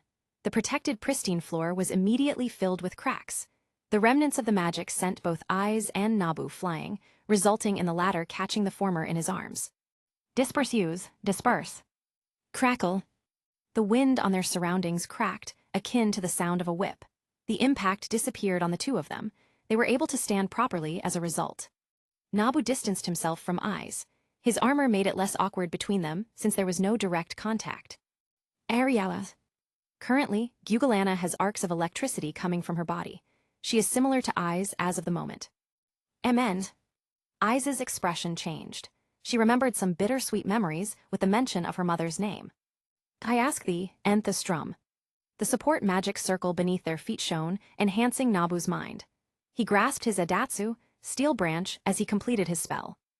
Bam! Bam! Boom! A cluster of stars fell from above. It bombarded Gugalana. The star's descent sent another wave of tears to the ground. Sirius, Mage, his armor, and Adatsu increased Nabu's capabilities vastly. It was a far cry from his former self when he had just arrived on Gekkai. Eyes looked at him. She couldn't see his face due to the helmet, but she could imagine his solemn face whenever he turned serious. Icelo should stay. Lady Reveria is about to finish her spell. Okay. His words coincided with its prelude. A huge magic circle enveloped the surface of the room. It consisted of smaller magic circles that served as a point. In its center lay Gugalana, Riviera's strongest attack spell, the magic which allowed her to nearly kill a level 7 monster as a level 5. Boom! An extremely bright pillar of light emerged from the center. It passed through Gugalana's huge body. Consequently, it blinded everyone's eyes except Eyes, Reveria, and Nabu. Nabu saw the unfolding of her magic. He understood Reveria's attack magic being adjustable in certain perimeters, mainly temperature. That was how she could cast both ice and fire attributes. The pillar of light worked similarly to his beam sword and repulsors. It generated extreme friction which became a beam. Although the magic in his sight took it further, the intensity between the two wasn't comparable at all. Reveria's magic outclassed it. Soon it died down. Gugalana sustained severe injuries due to her inability to react. She barely dodged her vitals, her jewel fetus, but half of her body was gone. Green vines appeared to serve as her temporary legs. The shiny crystal inside her bull's body caught their sight. Wordlessly, all three of them cooperated. Nabu and Reveria chanted their magic while Eyes charged to it. Sue. WH. Gugalana was able to dodge Eyes' attacks, but it sent her off balance. The makeshift legs weren't able to stabilize her body. Eyes took this chance to strike the visible crystal. Cracked. Her desperate gave it a huge crack. Abracadabra, I will create as I speak. A phantom of an archangel instantly condensed. It screamed in a praying position before a bolt of thunder descended at it. The thunder sent the demi-spirit in pain while dealing more damage to the jewel fetus. Cracked. Sue. Eyes remained unharmed from the magic, it only harmed the evil. She struck the crystal one last time, breaking it to pieces. Gugalana's huge body turned into ashes. Phew.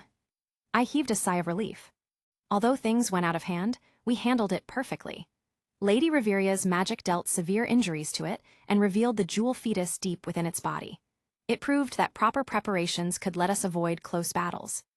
After sending a look of gratitude to Lady Reveria, I came closer to Gugalana's remains, her ashes. Good work, Icelo. You too. It felt surreal. I had experienced a shitty iteration and lived in this place for half a year. The strong demi-spirit was taken down easier than in that iteration. Part of it was the absence of other demi-spirits. They didn't have the time to turn Nasus into a pseudo-spirit realm. Loki Familia struggled in Neo's schemes twice and lost every time it occurred. Now that we have the information advantage, it was inevitable to be like this. Evelis and Neo were struck unprepared, too. I picked up the fragment of Gugalana's jewel fetus. About her mutation. I mulled over the cause behind her chains breaking. She wasn't able to break it by herself in the 8th iteration, but she was able to this time. Either she was under Evelis' control too much, or she has something different from the Gugalana in that iteration. What could it be? I recalled the black spots on her body. She didn't have that berserk skill. Gugalana's magic was Thunder Ray and Selim Veil. She focused on lightning-type magic. I am positive she didn't have a berserk skill before. Could it be that Vendetta killed Gugalana and chose a new one due to that? The berserk skill would make her harder to control, which doesn't suit Ishtar's needs. Oh, wait a minute. I saw a wisp of black spots on the crystal fragment. It was the corruption from the mixing of spirits and monsters, or so I thought. This can't be. Chills were sent to my spine. No, there's no way. I dropped the crystal fragment in shock. Cursed energy. A sudden surge of darkness started gathering to the ashes. No. I am too fucking familiar with this process. No way. My instincts acted on the behest of my shocked self. A spell started building in my mind. The perimeters and relevant details were swiftly recalled due to casting it once earlier. Abracadabra, I will create as I speak. The silhouette of the blindfolded archangel appeared. She sent a purifying bolt of lightning to the crystal fragments. Bzzzt. Bam! Black smoke came out from it. I thought it could suffice. Alas, it could not. Zoom. The puddle of darkness solidified to the real world. Icelo saw it and instinctively drew her rapier. A slender arm came out of it. Undoubtedly. A fucking cursed spirit. Chapter 67, Unmatched Brilliance. In the 8th iteration, there wasn't anything like this. Not once did I encounter cursed energy from the demi-spirit. Needless to say, the Gyugalana we faced is different from the Gyugalana of the future. But how? Anti-curse. From my storage, I brought out a kusarigama. It is a knife tied to the end of a chain. The inspiration came from the 1,000-mile chain and inverse spear of heaven, Zenin Toji's main weapon. I created it for fun 2 weeks ago. Unexpectedly, it would be used now. Briefly, I checked my status. Exorcist, H. The ubiquitous skill detected the nature of this weapon. My body ushered in a slight improvement. Swoosh. Swoosh. Swoosh. The chain started to gather momentum. Step back, Icelo. It couldn't be dealt with normal means. Icelo followed my words, despite her confused look. What was that, Sirius? She asked as she went to my side. It's not a monster. I turned to Lady Reveria, who had also detected this anomaly. She ran to our position in less than 10 seconds. Lady Reveria. What is this? An evil spirit. I encountered them in the past. This time, both Icelo and Lady Reveria looked at me. It is similar to spirits who utilizes dark magic. Normal attacks and weak magic wouldn't work against them. Bam! The kusarigama flickered in the air before descending to the black puddle. It cut off the emerging cursed spirit's arm. I pulled it back and wrapped it in my right arm. ITHURTSSSS. An indistinguishable voice resounded. IYLLKILLYOU. Suddenly, darkness creeped out of the puddle. It crawled to half of the room in one go. Another wave of chills were sent to my spine, my eyes widening to this sight. Shit, I cursed before urging, run. I didn't have any reservations. I held their arms before pulling them away. Serious? We don't have time, Lady Reveria. We need to get out of here. Drop. I heard a droplet of water falling to the ground. My intuition flared up. My entire body recognized what was about to come, a time when I am helpless. Querophoras redditus tenebri. Seek it out, return to darkness. A portion of darkness split up, a white path presented to ourselves. Consequently, it caused the darkness to collapse. It's really a domain. How in the world is this here? Domain expansion is the sorcerer's ultimate card. Cursed spirits could also use this. The only way to counter them lies in simple domain, and I don't have cursed energy. That pushed me to create an imitation, which is run through anti-curse magic. In the corner of my eyes, I saw the darkness spreading once more. I have a feeling it is more complete this time, unlike the incomplete domain it was about to exhibit earlier. Damn it! Icelo managed to react and started to run faster. The same went for Lady Reveria. We need to avoid it, right, that darkness? She asked. Yes, we're doomed if it caught us. It has a limit, however. It stopped halfway through the room. Its range should be limited to that. The darkness caught up. The white light held it off for a few seconds, but I saw it was about to break. At this time, I made a decision. My feet took off from the ground. The gathered momentum is enough to thrust myself several meters away. Naturally, both Icelo and Lady Reveria experienced it as well. Tap. Tap. I had done this a few more times. We are about to leave its range when the darkness caught up. The imitation of a simple domain already broke down. Abrad Adhabra, I will create as I speak. For the third time, the Archangel's Phantom was summoned forth. I felt my reserves starting to bottom out. The half-open Monofurnace increases the mana and mind recovery, however it is not as potent as the fully activated one. Nevertheless, it cut down a portion of the darkness and made a path for us. I was about to pull out a high potion when Icelo swung her sword swiftly. Her sword strikes cut off the emerging arms from the darkness. Now, to her surprise, more arms came forth. Her magic was rendered ineffective. It didn't halt the cursed spirit. Her hand slipped from my grasp. Icelo. The arms began pulling her down. I am certain it is related to the cursed spirit's cursed technique. Once more, I am facing a crossroad. The image of a golden-haired girl flashed in my mind. Shiana. I had lost her in the 4th iteration. It is the main reason why I had interacted with Icelo. As time went by, I discovered their similarities and differences. In my heart, I knew I wouldn't allow for such a thing to happen again. I gritted my teeth and decisively made my choice. My hand went to the back of my waist and unsheathed Kakyo. I threw it at her direction. While I did so, I kept holding Lady Reveria's hand as I ran. Catch it. Hearing my words, Icelo caught the incoming dagger. Her magic shredded some of the arms, but more gathered to her feet. Her strength is vastly different from her level 6 counterpart. Activating Kakyos magic, I found myself right by her side. I twisted the Kusarigama and launched it to the arms on her feet. Crackle! The chain dagger circled around her. It briefly set Icelo free, enabling her to launch a counteroffensive. Her swift attacks became even faster. I couldn't match her with sheer power. I landed in front of her. Under Ice's puzzled eyes, I passed another dagger to her hand. Take Lady Reveria out of here, attack the black shell fiercely, I said, recall. A dazzling white surrounded us. I saw its success when Icelo reappeared beside Lady Reveria. They managed to get away far from its range. It far surpassed my previous expectations, but they still managed to do so. At this moment, dozens of arms appeared beneath me. The domain neared its completion. It is different this time. It would be a complete one. I knew it and concluded that Icelo wouldn't be able to close the gap beyond its range. Domain expansion. A wretched voice recited these 2 words in Japanese. Before the domain was completed. Archeadius overload. Maximum load release. A magic circle with rainbow brilliance lit up amongst the darkness. Serious? Bam! Ice's fist only met the solid dark wall. Riviera kept her calm and observed it. She also had the time to think over the events in the last 15 seconds. Sirius knows about this. That's right. Ice recalled Nabu's parting words. He said to attack it, she mumbled. Awaken Tempest. Swoosh. Viridescent winds gathered around her. It enhanced the power her desperate could release. Bam! Cracked. The full-powered attack merely left a crack in the domain. Serious? Fear gripped her chest. She considers Nabu as her friend.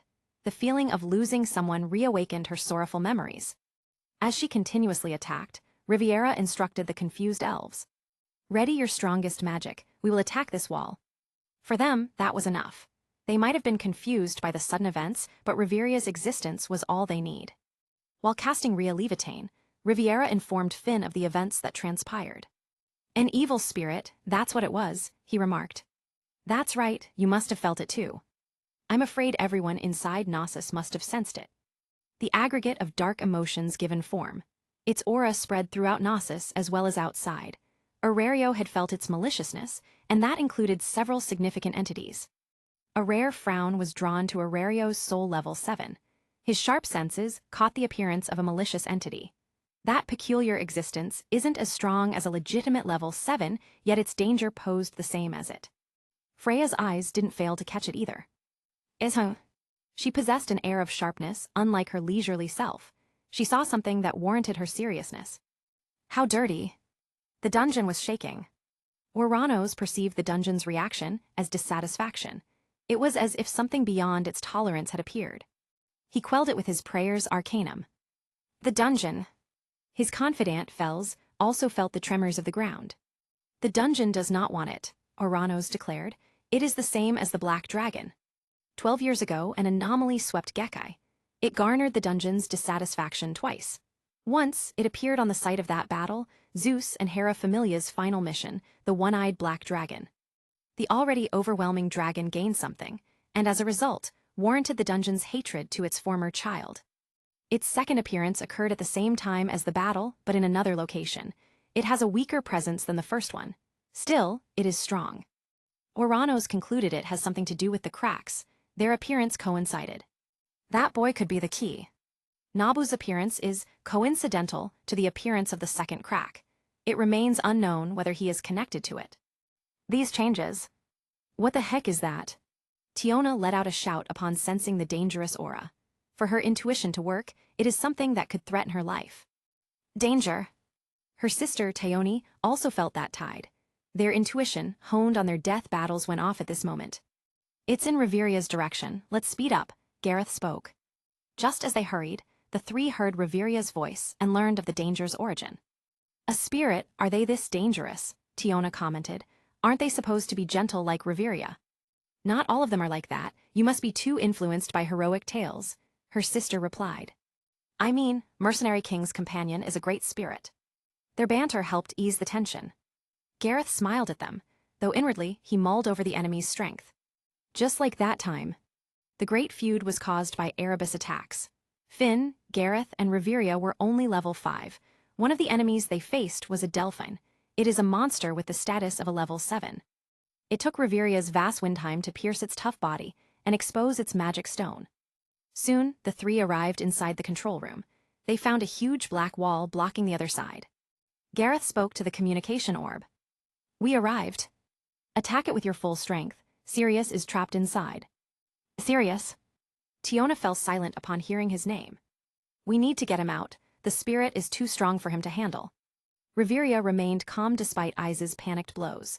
She could estimate Nabu's strength with his knowledge, or rather, she is rationalizing it. She knew that losing her calm wouldn't help in this situation. She is Loki Familia's second-in-command. Her composure is what holds everyone during desperate times. Correct. Their attacks wore down the domain from the outside. Heeding Nabu's words is a correct decision. The domain's exterior is far weaker than its interior. A minute later, it finally broke down. Cracked. Shatter. The broken black curtain revealed a shocking scene. Flap. The fluffy white tail behind the boy swayed. His golden pupils showed a different constellation every fleeting second.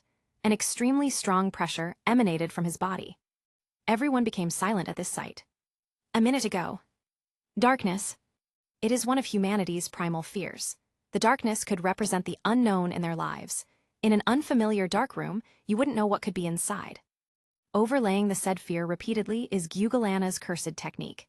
It traps the target in darkness and overwhelms them with extreme fear. It is akin to Unlimited Void's amplification of senses, but much worse. It only focused on one aspect, while the latter did so in all aspects. The demi-spirit turned cursed spirit reached the threshold of special grade. It was due to Nabu's swift decision, which slowed its formation, hence giving Aize and Reveria the time to escape. In the midst of this darkness, Nabu blankly looked somewhere. The constellations in his pupils shifted and looked mysterious. His tail stood up straight.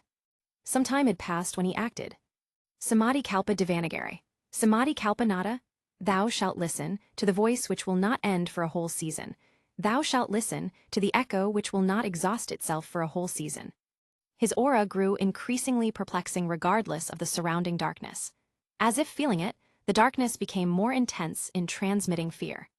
Unfortunately, he knew no fear in this state. Vahana emanasa, samsakara budai karanada thrishna. Thou shalt entrust your body to the sublimation of the laws passed down by the three realms, surrender yourself to the sweet voice of thirst. The sweet voice of a Kalavinka.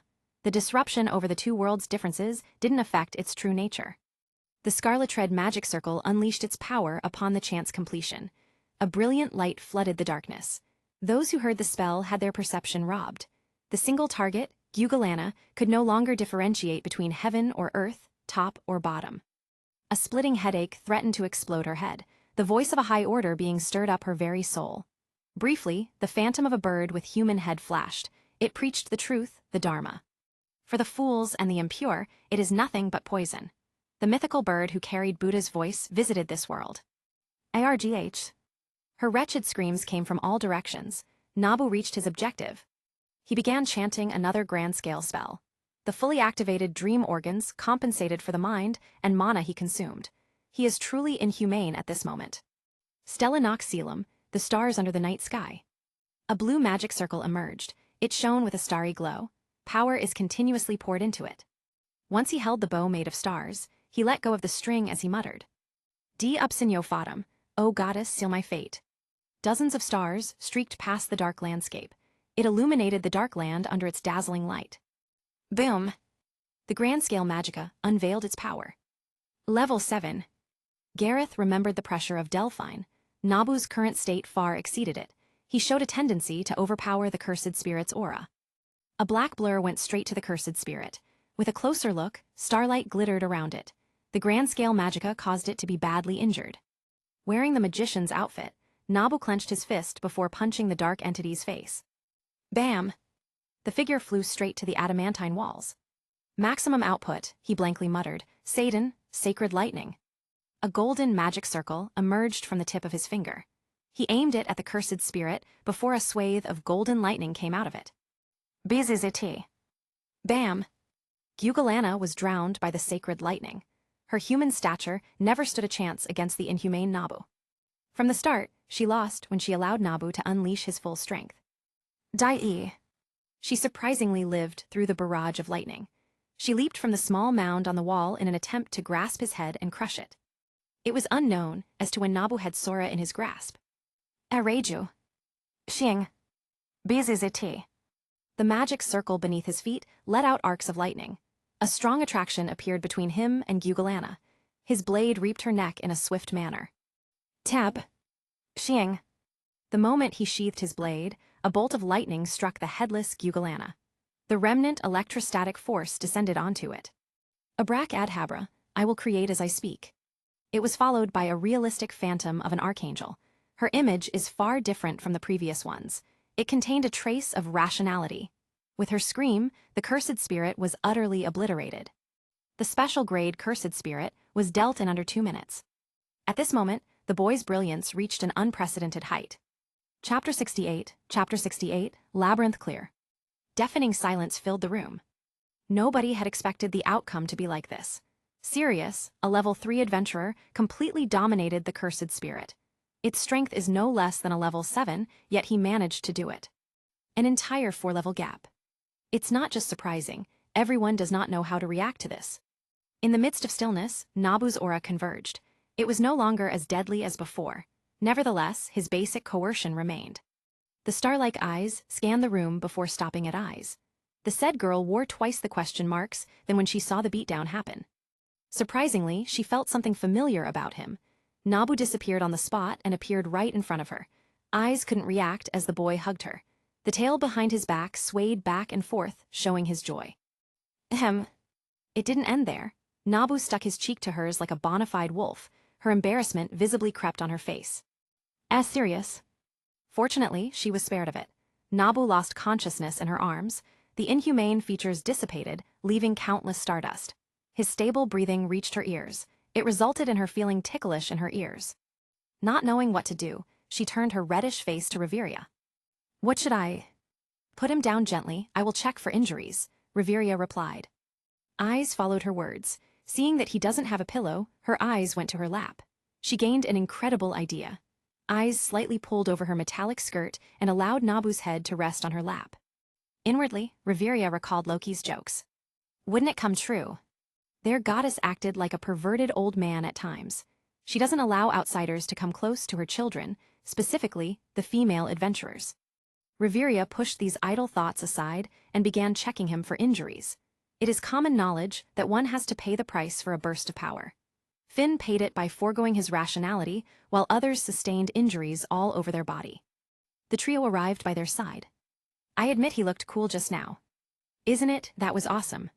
The two sisters talked about that scene with relish. Both of them are aware that they might not be able to defeat the cursed spirit. Yet, Nabu redefined the impossible once again. In Tiona's eyes, he pulled off something straight out of the heroic tales, the hero awakening his power in crucial times. He already did it with Goliath once. Now, he did the same feat with a stronger enemy. It became more interesting upon seeing that he prevailed in both struggles. I agree with the young lass. Tiwa's nothing short of a fairy tale. Gareth laughed as he spoke. How was he? How is this possible? Reveria discovered Nabu's pristine state. She didn't find any abnormalities. That is the most surprising. His mind is fully recovered along with his body. It was as if he never underwent that battle before. He's fine. He will wake up after a while. I see. After settling it, Gareth and Reveria checked the location of the curse's downfall. Elements know it is something more complex. Malicious intent. Gareth's words pushed Reveria to the answer. A solidified malicious intent. This dark spirit had either lost control or its nature is as such from the beginning. Sirius faced this kind of spirit outside Aurario. Gareth's expression turned serious. He understood the implication behind these words. There are more of it outside. It's possible, we'll know after he regains consciousness. On the other side, a peaceful scene emerged. It's not fair, eyes. Don't move, Sirius, he'll wake up. You have a point. Tiona was relegated to the sidelines, staring at Nabu's sleeping face. She squatted while resisting the urge to touch his face. He kept his elegance and did not do something like leaving his mouth open. Still, it contradicts his usual formal expression. Tioni observed Tiona, looking at the sleeping Nabu. She beat me to it. This is one of Tioni's wishes, to see her captain's vulnerable sleeping face. Her first attempts of barging to Finn's room was thwarted in the past. When she gradually knew him more, she began to respect their distance. She longer tried to initiate intimate contact, only observing Finn peacefully. Upon seeing the same thing on her sister, Tayoni made a pause. Is this how I looked like? Ends. He's waking up. When I opened my eyes, I saw two familiar faces in my sight. They are somewhat close. A portion of the breastplate occupied the upper portion of my vision. Ai-san and Tiona-san. What is happening? What did I do this time? I kept my calm composure, at least on the outside. Feeling the back of my head, my mind went on overdrive. Laying down Ai-san's breastplate, am I resting on her lap? The legendary lap pillow. I am completely caught off guard. I did not expect to encounter the second cliché in my life. First, it was a bath scene. Now, it is the lap pillow. I slowly raised my head before I sat on the ground. I faced the two girls. Thank you, Ai-san, I said. Thanks for coming too, Tiona-san. No problem. I didn't do much. You were the one who brought down that scary spirit. For some reason, Ai-san seems more meek than usual. That spirit, serious, how did you beat it? She asked. How I beat it? To be honest, I don't have an idea. I lost consciousness after using that magic. Oh, I see, Tiona-san said. You're becoming more and more similar to Captain. Tiona-san told me about one of Finsan's skills, which increased his strength at the cost of rationality. You're strong. Yes. Ai-san looked at me strangely. I could tell it has something to do with Monofurnace. It might have come off as a shock. I knew her thirst for power well enough. Serious? You did well, young'un. Lady Reveria and Gareth-san came back. I stood up before the others followed. Was the evil spirit settled? Yes, its traces no longer remained. All right. For a while, we talked about what happened while I was unconscious. From them, I discovered how I defeated the cursed spirit. I couldn't identify its rank, but curses who could use domain expansion are at least grade 1. Hearing how I thrashed a potential grade 1 with ease, I felt relieved. At least my Monofurnace isn't compromised in terms of strength. It was also thanks to the resistance I built up due to my 0 cursed energy trait. I didn't have Toji nor Maki's strength, but I have some of their benefits. For once, I could hide in the domain's sure-hit effect. My resistance to cursed spirits is also considerable. The latter works on both demons and curses. These are similar to fighting buffs that activate on a specific enemy. It is also the reason why I could fight back, though I am still fucked when facing a stronger enemy. Did you encounter them before? Yes, I did. They were troublesome enemies. I involuntarily recalled the Volcano Head curse. He is my reminder to not slack off. He took the second spot on my hit list. Of course, the top one belongs to the ancient dragon. Meanwhile, Dionysus took my third spot. What about Finsan? After the unexpected curse, the overall situation of the Nasus raid came to my mind. They're done. Most of the Evolus members went to the 6th floor. The remaining few that slipped out were captured as well. I nodded upon hearing Lady Reveria's words. As expected, choosing Finsan as the commander is the best choice. His built-up fame and skills are suitable for this raid. Serious? Will there be something like that evil spirit in other demi-spirits? She asked. I don't know. There is a small chance of their appearance. Hermes' magic should be able to counteract them. The evil spirits are similar to the cursed weapons. Decent, I see. Later on, it was decided that we will reunite with everyone on the 9th floor. They are guarding the floor while the other teams mapped it out.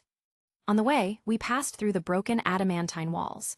Gugalana's sheer strength pierced through walls that a level 6 could barely break open. If not for Lady Reveria's magic, it wouldn't have been that quick of a fight. Then again, Tiona-san kept telling me how easily I thrashed the cursed spirit. From her descriptions, I deduced I must have used maximum output. Seiden, Reiju, and Abracadabra, all of which are grand-scale magicka. I required judgment's help back then, but I could do it alone now. Soon, we arrived in the temporary contact point. It is the place where the recon team gathers after scouting the floor. I knew ye could do it. Tsubakini approached me. She gave me a pat to the back. Oh, Gareth was also there to witness it. You should have seen it. I haven't been this surprised for years. Gareth-san commented. The young'un did something amazing. Tsubakini realized there was something more to his words. You used it, she asked. Circumstances forced me. Well, that came off as no surprise. You could totally thrash your enemy with it. She is one of the few that knew Monofurnace in depth. She told me about its horrors and how powerful I was during our tests. That included testing it inside a dungeon with her guidance. In a sense, Tsubaki-ni is the reason why I chose to use it. At this time, Isfi-san's voice came from the orb. The targets had been found. There are 2 of them in separate rooms. Targets referred to the demi-spirits inside Nasus. If only 2 of them were found, this operation is already a half success. It's time to end things. Bam! Shatter. Finsan's spear pierced the crystal on the demi-spirit. The latter let out a horrified scream before turning into gray ashes. 1, 2, 3. Inwardly, I kept counting. I didn't have much role in this fight except to cast magic now and then. We took down the demi-spirits one by one with our entire force, to be exact. A total of 3 level 6, 11 level 5, and a dozen level 4 ganged up on the demi-spirit. It is a far cry to Loki Familia's previous forces when they fought one. Needless to say, the first demi-spirit was easily taken down. The second one is killed a few seconds ago. There are no curses. I waited for a while before concluding. The other adventurers on my side cheered with the felling of the demi-spirit, all of that while organizing the injured ones. I came closer to its remains and examined the shattered jewel fetus closely. I squatted and grabbed one of them. There isn't any cursed energy. I saw Lady Reveria and shook my head. She flashed a visible smile as a result. We're fucking done here, I mumbled lowly. Nasus. A sense of melancholy swept over me. I brought this event 3 years earlier. It might bring unknown changes. Still, I believe it is for the best. We obliterated Evelus completely. Also, we got Jira Helmer. He was one of the Evelus members who set up an ambush. He controlled several monsters to attack the infiltration team. Isfi-san was the one who caught him, but Rithusa-san asked for his custody. Knowing the history between Rudra and Astria Familia, Isfi-san handed him over. Phew. Right now, I felt lighter than before. It's as if a huge burden was lifted off my chest. Of course, I am not done yet. I still have to do something after this. Neo. Upon examining my memories, I found out how he hid his true personality when teaming up with tricky gods like Loki-sama and Lord Hermes. It is impossible to not slip up in front of them. Dionysus is the god of wine. If he wanted to hide his true personality, it could be done with wine. Being drunk could explain why Dionysus is that kind in front of others. This is merely a conjuncture. I would be finding out if it's true today. Serious? What's the matter? Icelo approached me. How are you? She asked. I'm good. I didn't have to participate much in these fights. Me too. She made an aggrieved look. Finsan must have considered our previous fight. We don't lack upper-class adventurers, after all. Hearing this, Icelo pouted. Did she just? I realized it must be due to citing Finsan. Indeed, she could be like this. We could make it up later. If you want, I will come with you on the lower floors. It's a promise. Yeah. We talked more after that. The settlement of the aftermath took time. The injured were carried on stretchers while the vanguard teams scouted the area ahead. Dragons, what do you think of them? Suddenly, Icelo asked this question. My hand briefly froze. My body remembered its 4 deaths from that damnable dragon. I don't particularly like or hate them, but I hate one of them. I spoke my truest feelings. That hatred urges me to kill it. Rather, I hate it so bad I want to kill it. My fingers dug deep into my palm. I didn't conceal the bloodlust laced in my voice. For the people of this world, hating monsters is completely normal. At least, I could speak the entire truth at this time. That remains to be one of my hardest goals currently. I see, she nodded before adding, I will help you accomplish it. Icelo. I looked at her in surprise. I saw a similar bloodlust deep within her eyes. That alone made me realize her hatred for a dragon. A dragon? Was it the one-eyed black dragon? It is. I thought about it. In this world, there is only the one-eyed black dragon that poses a great threat. Meanwhile, my world has Kenjaku and Sukuna in Japan, the ancient red dragon in Europe, the manifestation of the end, faced by Lord Nettesheim, chaotic gods from the spirit realm. We never had a shortage of troublemakers. If not for them, the powerful magicians wouldn't have let the ancient red dragon do its thing. They were held back by other matters, hence the future I saw kept happening 7 times. Counting the special grade sorcerers in Japan, we have 3, Gojo Satoru, Akatsu Yuta, and Tsukumo Yuki. Meanwhile, Lord Nettesheim, Kazumitsu-san, Gluttony, and Soimai represent the magisters, great scholars. The rank A and semi-magisters aren't small, either. They amount to around 40 worldwide. They are at least level 7 in power. In short, our world has many high-end powers. Then, when the time comes for the fight against it, I will be there. That should make it up. I didn't decide it on a whim. My friends in this world would be in danger due to that black dragon, including Icelo. I don't want anyone to die, both in my world and in this world. Thank you. At this moment, Icelo wore a bashful look. Chapter 69, Falling Action. After taking down the demi-spirits, we dealt with the aftermath. That includes further investigation of Nasus' 18 floors. We couldn't let go of potential troubles such as loose violas and Evelys remnants. Esfisan stayed inside the control room as it happened. She took my place in commanding others of her findings. With the map, everything became extremely convenient. As for me, I did not stay for longer. I went to Tsubakini and Lady Artemis before I went out. Lady Artemis is the other god besides Loki-sama inside Nasus. She was needed since only they could deal with other gods. Surprisingly, Lady Artemis volunteered to handle Thanatos after returning to the surface. You're meeting Neo. I can't let him do his things. The cursed spirit was something I never expected. I hadn't seen it in the future. Curses, I'm glad you're all right. She let out a relieved smile. It is beautiful as always. Lady Artemis shouldn't worry much. I am quite strong already. I can't help but do so when you fight dangerous enemies like that. I concede. I admit, facing upper class, level 5 and up, adventurers as a level 3 could be dangerous. Though it made me curious as to how large the increase would be in my status. Since the status shown with lights syncs with Hephaestus-sama's updates, I will have to wait for later. Neo isn't very strong. I will capture him. Neo, you would bring those too. Yes. Lady Artemis was talking about Philvis and Ein. For them, things can't continue like this. When dealing with Dionysus, I want them to at least see his true nature. It won't leave complicated feelings that way. I could also deal with him without their knowledge, but it might turn troublesome. I don't want our relationship to turn into a dramatic one. Philvis knows about us killing Dionysus and misunderstands everything, which leads to a dark story of Philvis seeking revenge against her benefactor. It'll be the cherry on top if the ending turns out to be Philvis knowing Dionysus' atrocities upon killing me. Shakespeare would rise from his tomb and give it a 5-star review.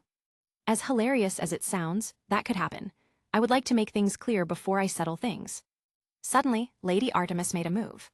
Her face neared to mine before swiftly changing direction, to my cheek. I felt a soft sensation pressed into it. By the time it was over, I saw her bashful look. Was that a kiss? I had to do a double take. I looked sidewards before returning to Lady Artemis' blushing face. I heard it could bring good luck. My wish is to keep you safe, she said while averting my gaze. I have to return now. Good luck tonight, Nabu-kun. After Lady Artemis left, my mind finally caught up to it. A kiss. I never received one outside my family. BOCCHI-chan, my first friend, didn't do things like that. I would be surprised if she did, considering how she could do a breakdown both externally and internally. Lady Artemis. Complex emotions brewed within me. It is mostly joy mixed with anticipation and anxiety. Both Lady Artemis and I are clueless to matters regarding love. After a while, I composed myself.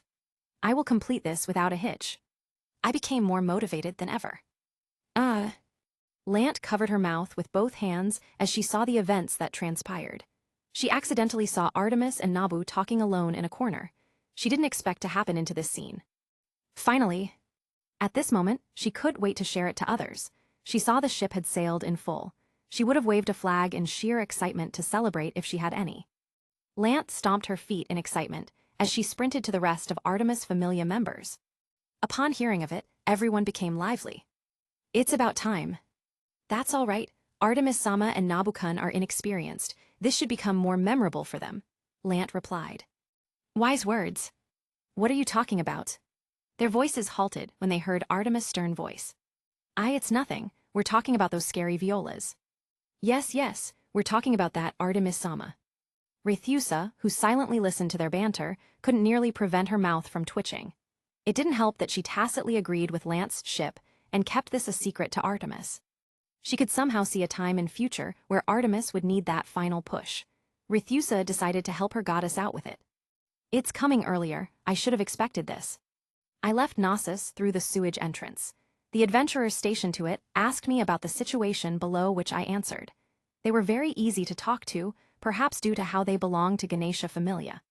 I was able to leave after that. I bid farewell to Aizen and the others, too. I told them I was off to catch the final culprit, Neo. Isfisan offered to offer help, but I refused. Philvis and Ein are enough to infiltrate the Dionysus Familia home. After leaving Daedalus Street, I went to our meeting place, a roof 2 blocks away from the said Familia home. Upon my arrival, the empty space revealed a cloaked girl. She wore a pair of glasses underneath the hood. Where's Ein? She went after that cloaked person. She carried an orb with her. From our last contact, she followed the person up to Marin. Marin. That was a city around 10 kilometers from Arario. Dionysus might be cooking something there. It's good you're all right, Philvis expressed her relief. No worries, Loki Familia was heading that operation. It's very stable. After a while, the atmosphere turned more serious. Nabu Dionysus-sama, he couldn't have done it. Philvis couldn't accept the thought of Dionysus being one of Evelus. Ein was the same, but she didn't make it more evident before. I was surprised as well, but it might be someone else. We'll know later. I recalled the reveal from a few hours ago. Dionysus-sama is from Evelus. Philvis couldn't react to the bombshell I dropped. No, it's not specifically Lord Dionysus. However, there is indeed a possible member of Evelus in your familia.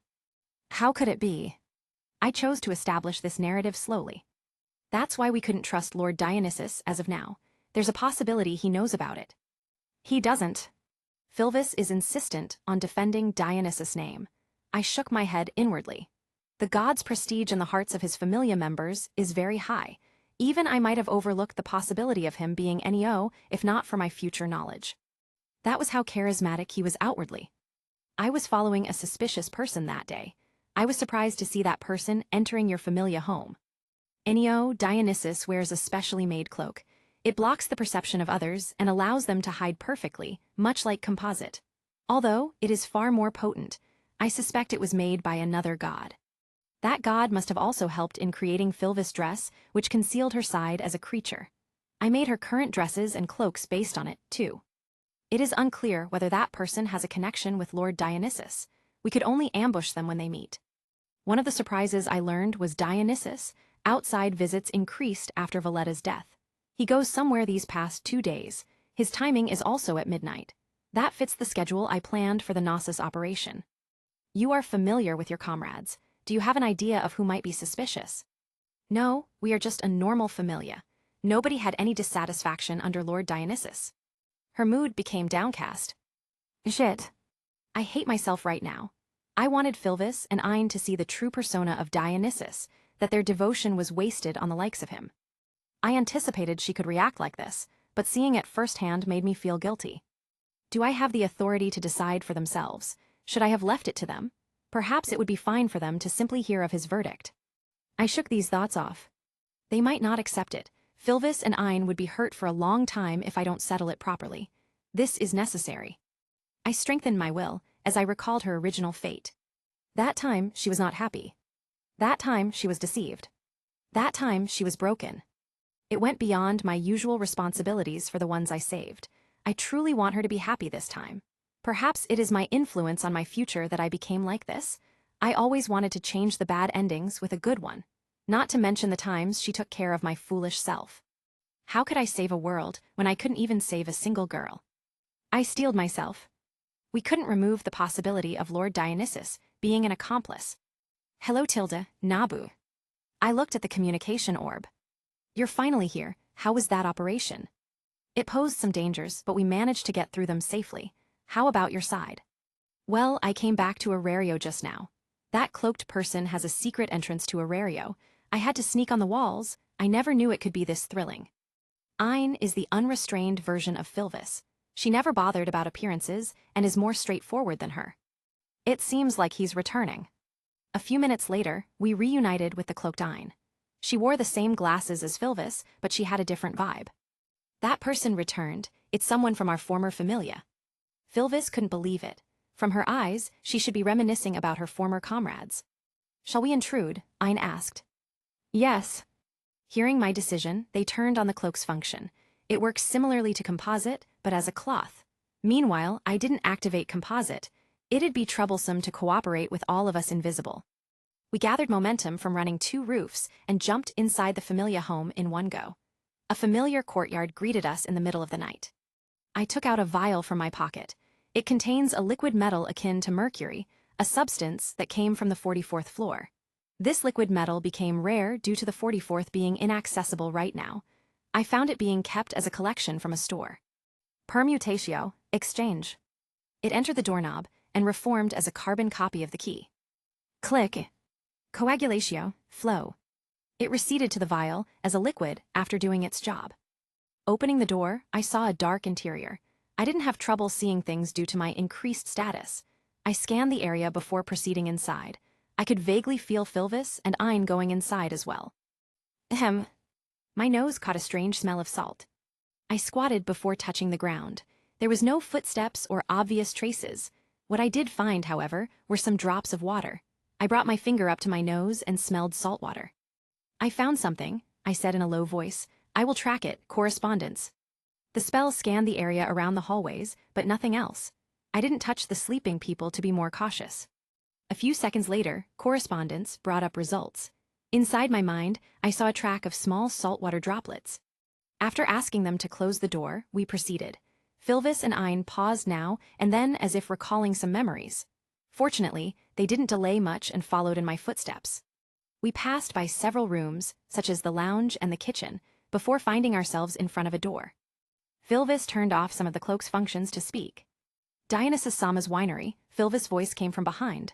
It. She couldn't continue her words. I could imagine the emotions she is currently feeling. We'll find out inside. Just like before, I used liquid metal to lockpick. It was easily unlocked. We smelled the aroma of different wines as we entered the winery. It has a brick staircase. It led to a room filled with barrels of wine to be fermented. The next room is filled with stored wine bottles. Upon reaching the end of this room, we didn't find anybody. I could imagine their sighs of relief, which were hidden by the cloak. It's not the end yet. Refrain speaking from now on. I will connect the orb to the Loki Familia, I said to them. All right. I took out my communication orb and changed its channel. The other side didn't let out any voice. I discussed this with them. After that, I used correspondence and found some abnormalities, mechanisms hidden in this wall. I touched the brick wall and started going through a small section. I pushed each of them with considerable force. When I felt one of them, my finger triggered a button. Click. The bricks started to move below. They revealed the hidden room lit up with a lamp. A small study was placed across the wall, along with an opened wine bottle. Dionysus blankly looked in my direction. He is in the midst of removing his outfit as Neo. So it was you, Neo. Serious? His face turned hysterical in a split second. How did you? He was shocked before it changed into a smile. You trespassed. How dare you break inside a familia home? I couldn't see the visage of the gentlemanly and elegant god from before. Perhaps it is due to his hysterical mood. Let's not talk about crimes. We all know too well of your involvement with Evelys, Neo, or rather, Dionysus. Hysterical laughter filled the room. Dionysus covered his face with his hand, seemingly finding this ridiculous. All of a sudden, he thrust a dagger at my face. PSSSHK. My hand steadily held the silver dagger. Blood dripped to the floor. The curse embedded to the dagger invaded my astral body. I stared at him expressionlessly. Was that all? How pathetic, Neo. Cracked. Cracked. Shatter. I crushed the dagger with my hand. I am somewhat rational yet angry as of now. The top 3 on my hit list is nearby, and he is already within my grasp. Swoosh. Slam. I kicked his abdomen. I sent him flying backwards to his desk. Shatter. His bottle of divine wine fell to the ground and shattered. Damn you, why are you doing this? I didn't mind his hectic shouts. I want to inform you of something, I calmly spoke. Evelys is gone along with 3 of your demi-spirits. Huh? He was filled with disbelief. It is the looks of someone who couldn't recognize reality. You are done for. What are you saying, Neo? You trespassed into our home. He soon began wearing his mask. He turned from the crazy person to a wronged one. Stop pretending. I picked up the mask he dropped to the ground. This is already an incriminating evidence, Neo. There are only a couple of moves before checkmate. Chapter 70, denouement. 12 years. That was how long it took Dionysus to lay his plans out. From the initial planning up to the execution, he never made a fatal mistake. Dionysus successfully created the jewel fetus back when he explored Gekkai. All it needed were nutrients from the dungeon's pantries and a suitable vessel. It would be able to grow after absorbing enough nutrients in the pantries. Once it grows up, it would be left alone until it becomes strong enough. If it encounters a perilous situation, it would protect its jewel fetus while feigning death. The Evelys who visits the dungeon would then bring it back to the pantry and allow its reincarnation to happen. This will continue until the demi-spirit grows to an acceptable level. It is a plan with the slightest rate of exposure. Dionysus made an agreement with the demi-spirit side to not act pompous until the promised time arrives. Everything was supposed to go smoothly, or so he thought. How? As the one who orchestrated it, Dionysus kept his panic inwardly. When did he? He couldn't understand it. From what Valletta said, Evelys' intersection with Sirius was during the 27th floor nightmare. How could it reach Dionysus with all his plans? I never left any traces. Dionysus is going crazier than ever. How? Everything won't end like this. His frantic thoughts receded like a tide. Yes, there's still her. He thought of that woman. Her lifespan is exceedingly short even as a creature, but she is powerful. She came from the chaotic age of the Great Feud. Her body is very strong to the point it was maintained despite falling from the surface to the 44th floor straight. The said woman is responsible for serving as the proper medium between Dionysus and the demi-spirits. The role she played in his plans is huge, to say the least. If not for the woman not cooperating in full with him, she could be Neo's ultimate weapon. That, and the fact she wouldn't live long due to her situation. I don't understand, what are you saying, Neo? You're a nutcase, stop with your delusions. Bam! He was sent flying once more by Nabu's kick. He fell to the floor powerlessly. Dionysus met gazes with Nabu on an equal level. Eek! Frost started appearing in the corner of the hidden room. For a moment, Dionysus saw the visage of a terrifying dragon.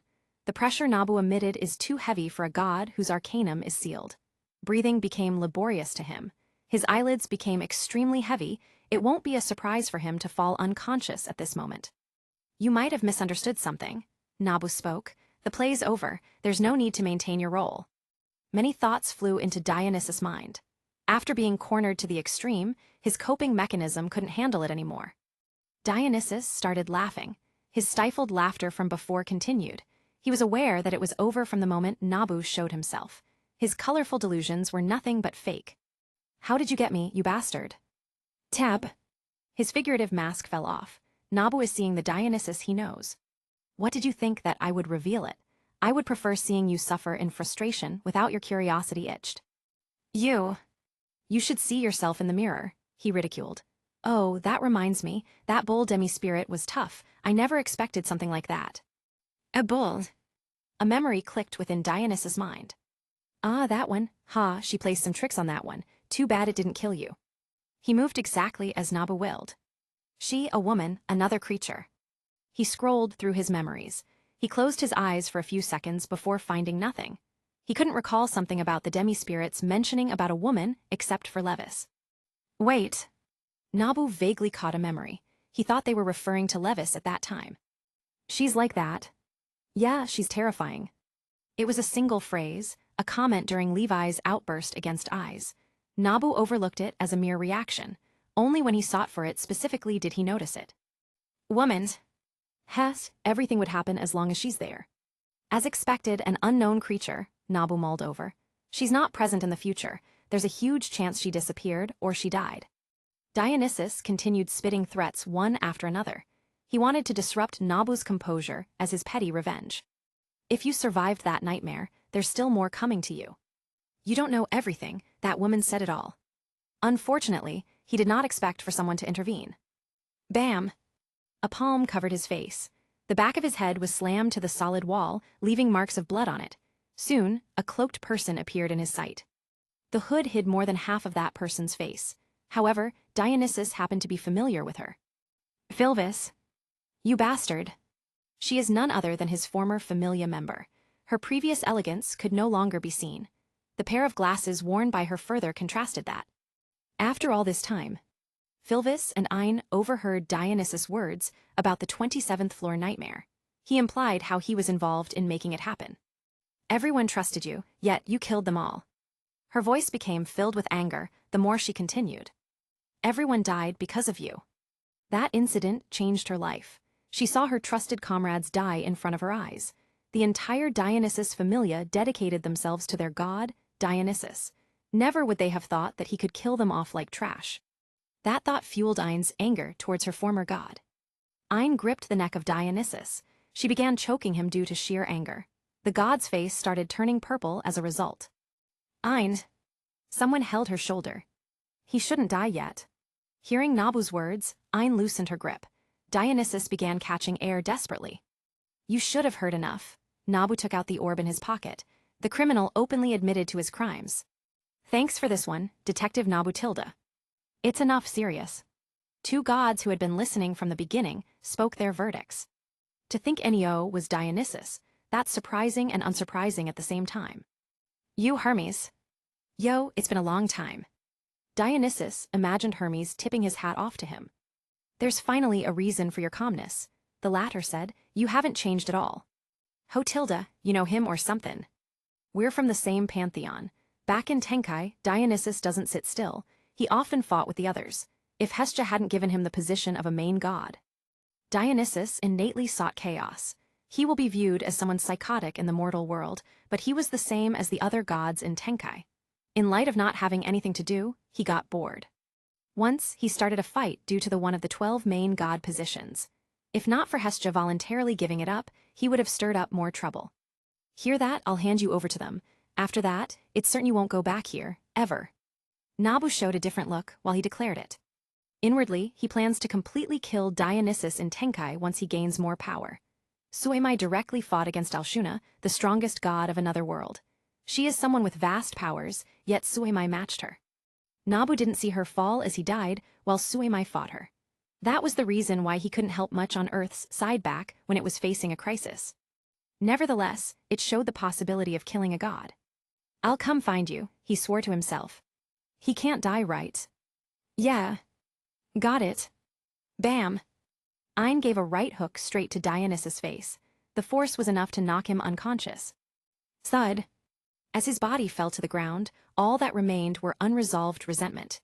In this matter, everything came to an end. 59th floor. It is an unexplored area for the current Erario. Only the joint Zeus and Hera Familia had reached this floor before. Upon going deeper, the floors tend to become larger in scale. The 51st floor is roughly the size of several Erarios combined. It is extremely difficult to pinpoint one person within this vast land, which is why. Fallen. Someone had used it as her hiding spot. 3 demi-spirits, that one unexpectedly broke out. The robed woman felt the tremors of the dungeon an hour ago. Coupled with her connection to the demi-spirits as a creature, she confirmed several facts about what happened. A boy Sirius. The brightest star on Gekkai. The adventurer who acquired it as an epithet symbolized something grander in her eyes. Would he be able to? Her charming appearance was illuminated by an igneous rock. Her silver hair reflected the light. Her heterochromatic eyes were exposed. Astrea would have recognized her. She partook in the great feud 4 years ago in an attempt to induce an artificial crisis in Erario. She wanted the adventurers to become stronger at the cost of thousands of lives, including hers. Upon seeing the one-eyed black dragon's overwhelming strength, she deemed it necessary, more so when it ushered in a surge of strength due to that crack while they are fighting it. Ulfia wanted Gekkai to win against that terrifying opponent. The last embers of hope lay into this generation. He could lead this era. Nabu defeated the special-grade Cursed Spirit as a level 3. It is an impossible feat to accomplish. Nobody could have done that as a level 3, not her, Zald, Maxim, Empress, or nobody else. For that reason, Ulfia didn't fully help Neo in his plans. The latter sought the destruction of the heroes, something she wouldn't want to see. It is enough for Neo to become a formidable foe that will induce growth. Dionysus never knew he was nothing but a chunk of experience. I shall see. I knew this would happen. I kept Dionysus to the basement while waiting for the Loki and Ganesha Familia to arrive. To make the matter more credible, Loki-sama and Lord Ganesha came with their Familia. It took a while to enter the Familia home. When Dionysus' Familia saw Dionysus was the suspect, they never believed it. Their strong belief in him prompted them to defend him. Unsurprisingly, it ended without suspense. Finsan led the Loki Familia side, while Varmasan led the Ganesha Familia. What are you planning to do? Why are you framing Dionysus-sama like that? Their remaining vice-captain, Orachali, angrily yelled over the Ganesha Familia members who restrained her. Varmasan, their captain, remained silent. When she saw the pieces of evidence brought out from the winery, she nodded to her Familia members. She was the only Familia captain who never spoke 15 minutes ago. She, along with Loki, Hermes, and Ganesha Familia's top executives, listened to Dionysus' confessions in the communication orb. Coupled with Evelus' cursed dagger hidden in his possession and his NEO outfit, it is enough to convict him. Sigh. I turned off composite stealth and came forward. I took out a diagonal-shaped diamond pin from my coat. I tapped on it several times before finding the right duration. Bam! It made a light sound as it fell to the floor. No one paid attention to it except for Finsan and Varmasan, who saw it. Buzz! A high-pitched sound came out of nowhere. It caused everyone to slightly wince, in turn taking their attention. Before they could react, a familiar voice came out of it. Yes, if you died during that time, that diversion would have killed you. Diversion, the 27th floor nightmare. Dionysus' frantic voice continued. That's right, it was our grand plan that would have succeeded without you. That was supposed to be our biggest plan. Heck, you'll still die nevertheless. It will kill you all. It was met with silence. That was when Dionysus' craziness reached its peak. He loosened up and divulged many things, all to make me feel uneasy. Snap. BZZT. I snapped my finger, which signaled the record to proceed to another checkpoint. Ah, my Familia, they're collaterals, they died for my cause, they would be happy of it. His arrogant voice resounded. It was cut off after that. Another wave of silence ensued in the Familia home. The Dionysus Familia members were frozen due to what they had heard just now. I could guess their thoughts as of the moment. I finished my job here. After sending a glance to the two captains, I left the Familia home. Philvis and Ein waited for me in a dark alley 2 streets away. Their mood is definitely not the best right now. I overheard their prior argument. I should have punched him more. Stop it, Lord Dione. What do you mean stop it? Didn't you see it? That bastard planned everything. He killed our comrades. He played with our trust. Can't you admit it? That bastard is a scum. Ein's anger is not easily extinguishable, more so after hearing the reveal tonight. Philvis seemingly wanted to say something, but she did not continue. If Nabu didn't save us back then. Sigh. This is for the best. I knew that one possibility, her being Dionysus' pawn. It was something that happened in the future I saw. Let's head home for now. In this manner, we headed home. Chapter 71. Chapter 71, Belated Realization. Tired? Yeah. After arriving at the Familia home, Hephaestus-sama greeted the 3 of us. Philvis and Ein aren't in the state to continue this night. It left me and Hephaestus-sama alone in her office. I drank a glass of water in one go. The ice cubes made a clanking sound. It sounded refreshing for someone tired like me. Never had I thought that dealing with Dionysus would be this tiring. It is how emotional entanglements work with humans. True. Hephaestus-sama's words reminded me of her actual age. She's far older than Lord Nettesheim, who lived for 1,000 years. About his execution, Artemis would take that on. Yes, I replied. She insisted on executing Dionysus by herself. I recalled Lady Artemis' terrifying expression at that time. That was the only time I saw her out for blood. However, it was not surprising after a second thought. Lady Artemis and Hephaestus-sama know what Dionysus did to me. I told them that. While I have a slight regret about telling that, I assumed it would be better for them to know. We already reached a point where we don't hide anything from each other. If it's her, I'll leave it to that. Somehow, Hephaestus-sama looked regretful. Does she also want to? Loki-sama told us we could visit him. They'll take a few days before their execution. They've done it to control the aftermath and to see if they spill more information. Indeed, Loki is good at that kind of thing. Soon, our conversation about it ended. We decided on visiting Dionysus and Thanatos one last time before their execution. Should we update your status? She asked. Okay. As usual, I removed my top and revealed my back. I sat facing the back of the chair. Huh, did you grow taller? Suddenly, she asked that. Taller, maybe. I haven't checked it much. I didn't care much about my height. If I'm small, it would be an advantage. If I grew taller, it could give me greater reach. I'm fine with either way. Nevertheless, I am certain I would grow tall in the future. In every future I saw, I grew around 175 centimeters. That was already tall by Japan's standards. It must have been brought by the body training in the earlier days. While fauna doesn't directly affect the body, it might be able to induce growth. Perhaps it decided it'd be best for my body to grow up. You also, never mind. Hephaestus-sama's voice cracked for a moment. I am not facing her. I didn't see her expression. I felt her touch on my back. She drew the Familia emblem using her blood. It unlocked my fauna and made status updates possible. Instead of pulling the virtual status up, I waited for Hephaestus-sama's sheet of paper. It is kind of a special act done by us. Level 3. Strength, D534, SSS 1588 Defense. D504, SSS 1589 Dexterity. D536, SSS 1592 Agility. D527, SSS 1599 Magic. D556, SSS 1599. Hacker F Ubiquitous, HF. Orionids. Memoir Manifest. Miracle Maker. Child of Constellations. Proof of Combat E, 10% to be upgraded. Curse Hunter. Another big increase, you face danger again. And yes, I revealed the cursed spirit's appearance to Hephaestus-sama. It's a sudden appearance. I didn't expect Gekkai would also have them. It's strange. Lady Artemis said the same thing. When I faced her, I saw she was perplexed by it. Both of them know about cursed spirits due to my stories. However, they believed Gekkai doesn't have them. She mentioned it was her first time hearing it. As expected, Hephaestus-sama muttered. They are not discovered in this world yet, Nabu-kun. If they appeared, Gekkai might be facing the same thing as your world. Twilight Syndrome. My expression turned serious. Our world faced the same problem. I know too well how destructive it could be. We have as far as 7 possible level 10 at the very least. Even, they could be above that. Satoru-san and Lord Nettesheim stand atop them all. Yet, these personages had many troubles due to Twilight Syndrome. Gekkai is also facing the threat of one-eyed black dragon.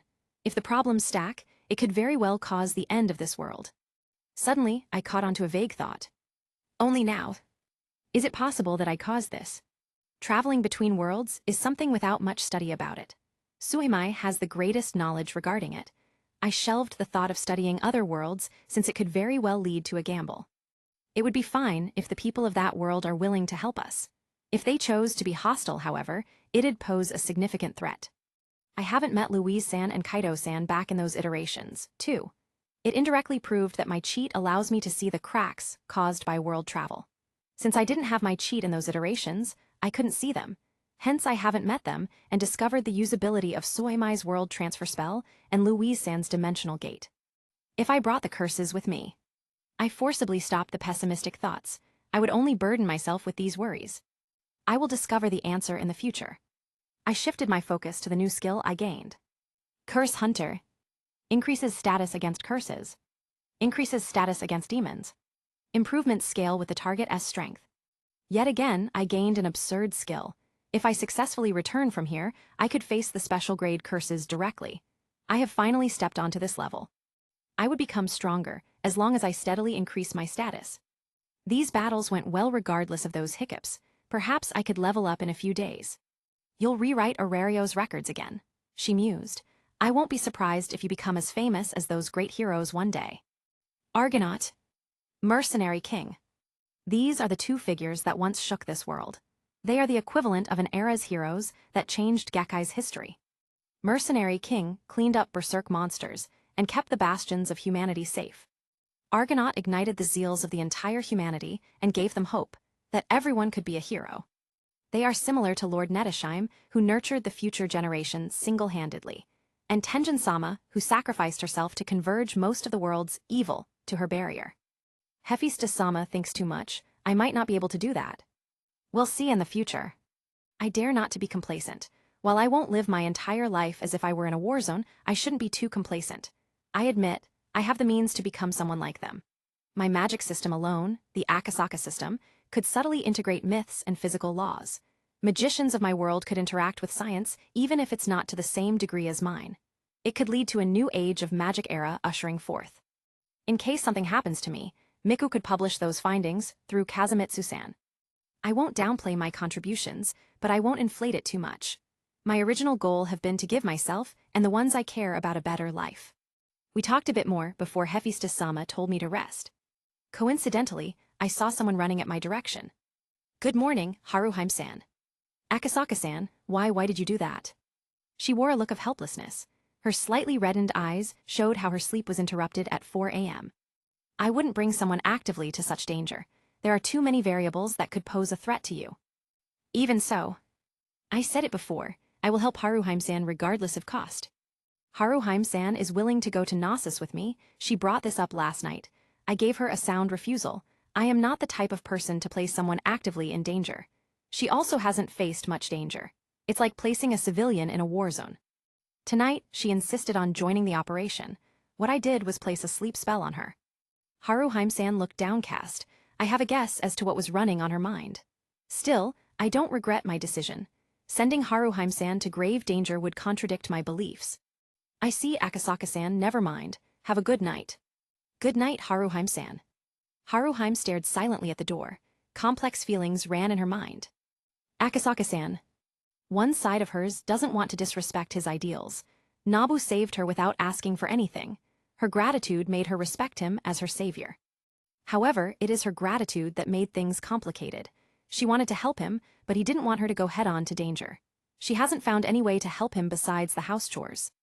After missing the entire operation, Haruheim doesn't know what to do.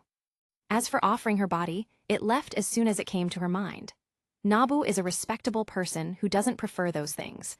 Although she hadn't been sent to the brothels, she'd seen others from her familia doing that thing. While she was educated as a young miss of a noble clan, it was not completed. She came to her own conclusions after observing them for a while. What should I do? A shield. It stood tall on the field. The grass swayed in the direction of the wind. The refreshing scent was caught by my nose. The next moment, my surroundings changed to a room. The walls are made of gray bricks. The room held a solemn atmosphere.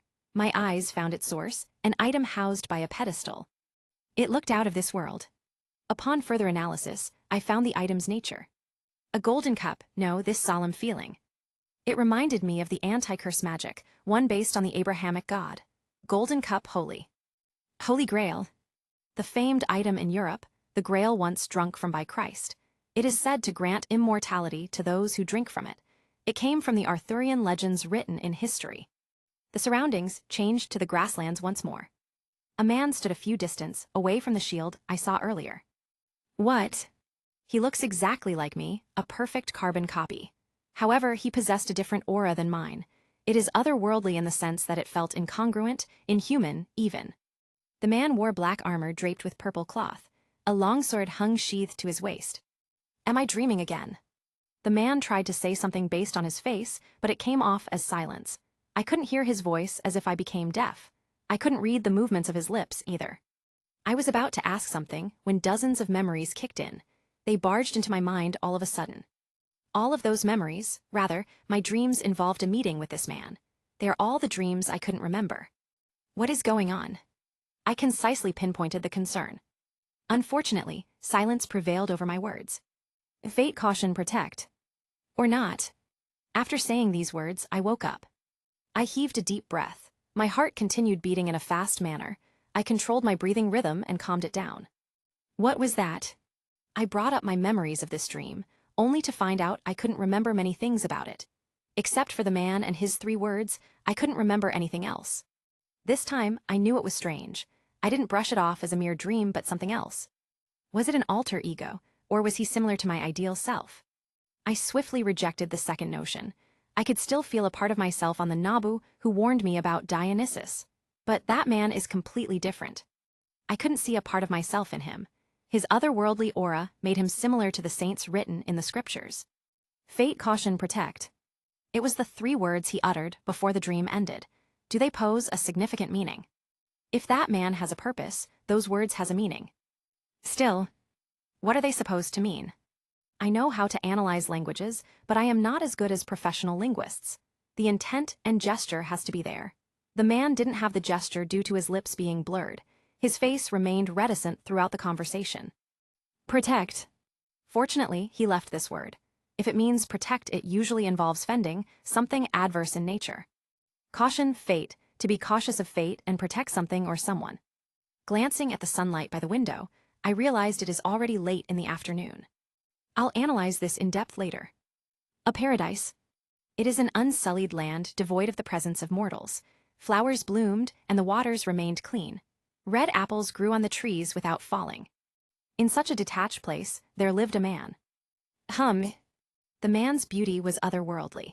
His long white hair shone with a rainbow light once sunlight shone over them. The robe made of the finest fabrics further accentuated his appearance. Most women would swoon all over him. It didn't help that the man in question is a womanizer. He felt an itch on his nose. The white-robed man stopped what he was doing and glanced outside the floating black tower. Soon, his gaze landed on the lakeside.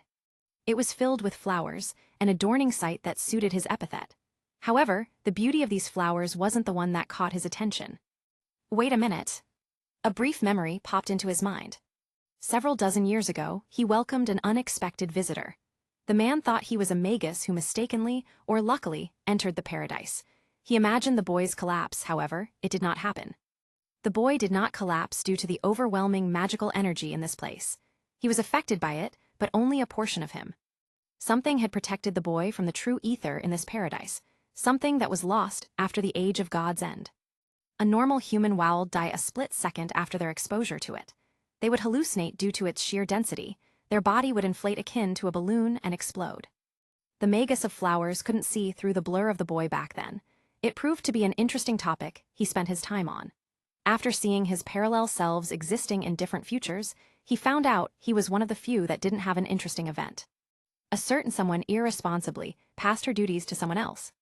Another guided someone on his journey as a human, all the while masquerading as a virtual idol. Fortunately, he finally encountered one after a long time. No way. The wise man, scratch that. The bastard mage from the Arthurian legend, Merlin, found out that the blur was removed. It unveiled the identity of his visitor back in the past. That removed the need to unveil it himself. Nevertheless, he was completely caught off guard by the boy's identity. It's him. He couldn't be more familiar with him. After all, how did he come here? He used to serve the chosen king. Chapter 72, Mortal's Complexity, Goddess Anger. Nabu. Good morning, or rather, good afternoon. The first person I came across was Ein. Unlike her usual liveliness, she is unusually quiet. I kept your breakfast inside that box. Facing some inconvenience, I created a meal box that retains the food's freshness and heat. It is something we commonly use in this house. How are you? I'm fine. Philvis is the one with problems. Perhaps due to her straightforwardness, she easily accepted the truth of Dionysus being a member of Evolus. She likes nice people and hates detestable people. Ein took the initiative to explain. That bastard previously held a high prestige for us. Having a caring god as his facade is a jackpot for us. I see. In this city filled with fun-seeking gods, many of them couldn't treat their children properly. Usually they treat them in their own ways. Oftentimes, it is something seen as bad. Dionysus being caring, as his facade could easily capture many mortals. It is the reason why he got such a huge prestige to begin with. Is she still in her room? I asked. No, she's on top of the roof. All right. Thanks, I was about to ask you about this. It's not a problem, I had to help her somehow. That's just like you. On the way outside, I came across Haruheim-san. We talked for a while before proceeding to clean the Familia home. This time, I acquiesced to it. It should help lessen the burden she might be feeling. I reached the courtyard. I easily flew to the roof with flight magic. I felt the humidity being cold, in sharp contrast to the hellhole every summer. That was the reason why I mastered a simple, yet complex cleanse spell. The first thing I saw was Philvis, staring in the direction of her former Familia home. I see. Mortals are a complex group. One time, they would make sound decisions. The next moment, they couldn't bring themselves to accept the dangling fact in front of their eyes. Winter is something to thank for. And Nabu. Despite the sun being up and high, it wasn't as hot as summer. They are gentler than the death rays they were during that time. It already snowed a few days ago. To Nabu, who came during winter's end, it became an extension. His body enhanced with Falna allowed him to be perfectly normal without winter clothes. He wore his sleepwear, a pair of black shirt and shorts, under the winter's breeze. The same went for Philvis.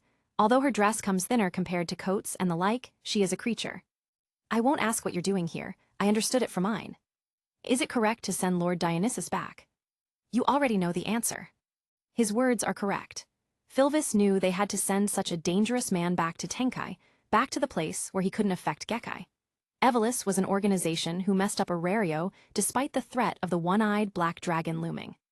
It is an act deserving of death sentence. However, I don't know, she blankly muttered.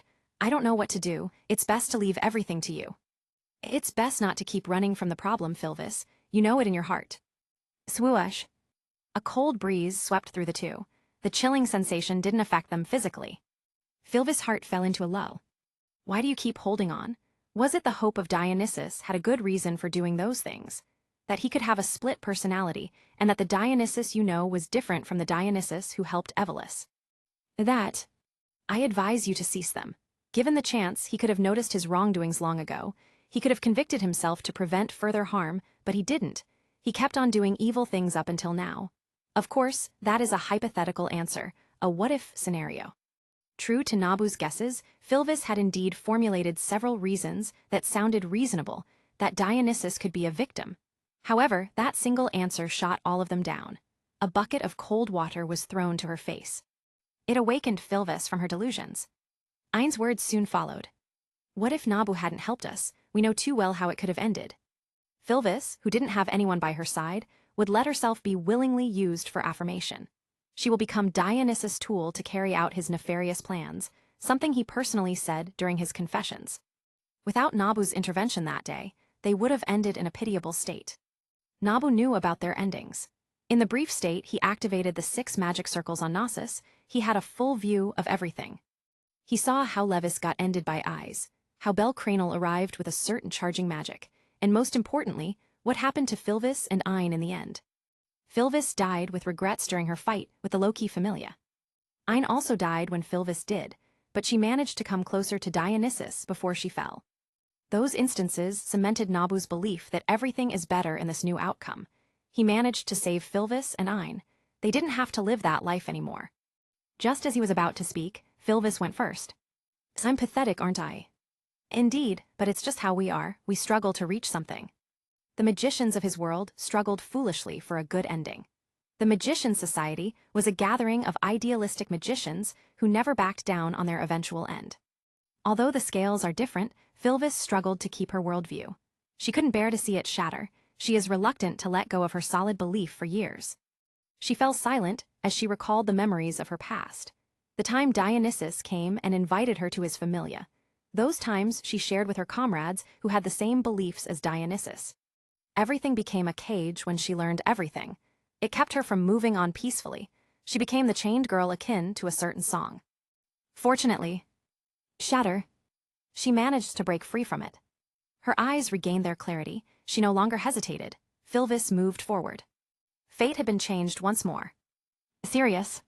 What is he doing here? I don't know. Sirius went with Lord Hermes for that operation last night, didn't he? Under the watchful gazes of Hermes Familia, I went inside their home. As I passed by many rooms, I felt a great sense of familiarity. This time, I didn't come concealed. It is my first official visit to their home compared to before. Sirius. Greetings, Falgersan. I greeted the Weretiger vice-captain of Hermes Familia. I'm here to meet Isfi-san. Is she free? Yes, she's in the office. I didn't talk much with him. He is a very concise person. Since he knew about my connection with Lord Hermes, he didn't have many questions. Soon I reached the room. It is completely different from the meeting room with all those connected leads. It is something more similar with Finsan's office. I saw Isfi-san going through all the ledgers and documents gained after the operation on Nasus. Unfortunately, she was designated as its organizer. Look who's here, you liar, she said sarcastically. No more work, you say? Can you see what I'm doing? Isfi-san wore a helpless look. Lord Hermes is not by her side at this moment. It is safe to assume that he either checked on something important or went somewhere to slack off. Everything falls to Isfi-san. Well, I came here to help you out with that. I placed the cup of coffee and the sandwich on the desk. You would make me work more after this, won't you? Not really, just a tad bit, I replied. Let's talk later after we sort this out. All right. Much to her surprise, I took out a black box from my bracelet storage. I'm wondering how you created that. Isfi-san's curiosity to the storage, I made became apparent as soon as she saw it a day ago. You have the mysteries, skill no, you could create this without much trouble. That's easy for you to say. Perhaps due to her stress, she retorts harder compared to before, like a Tsukomi in a man's eye. Wordlessly, I opened the black box. It possessed the most important belongings I have as of now. That is... My beloved partner. Much to her surprise, the sleek black screen shone.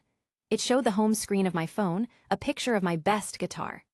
After unlocking it through fingerprints, I opened the scanner app. Unlike its counterparts, its function is to literally scan something. I proceeded to take out a silver orb. The moment Asfi-san saw it, I knew she compared it to the orb from the 10th floor. Is that what I think it is?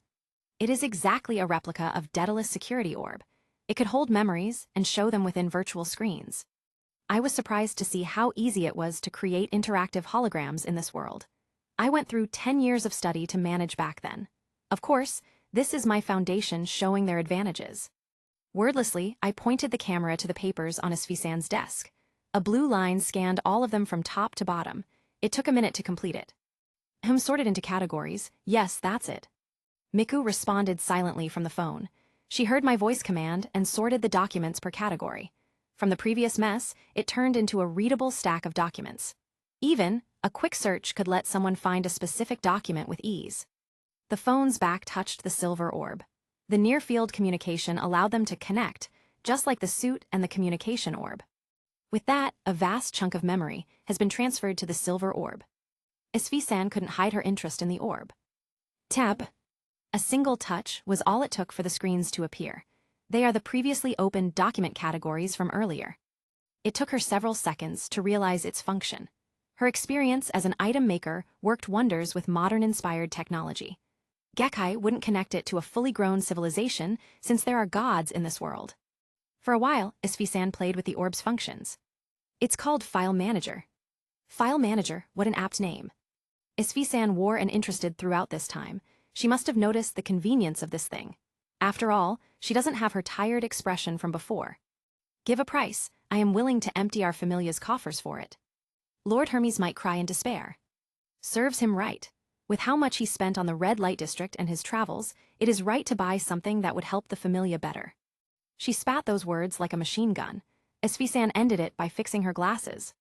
Red district, Lord Hermes goes to that place. Just like any other gods, what a literal waste of money. Perfect. The next agenda for now has something to do with Ishtar Familia. Now I am aware of the trouble I would cause. It is unlike Evelys matter. Ishtar Familia's destruction would create a void in Aurario's power vacuum.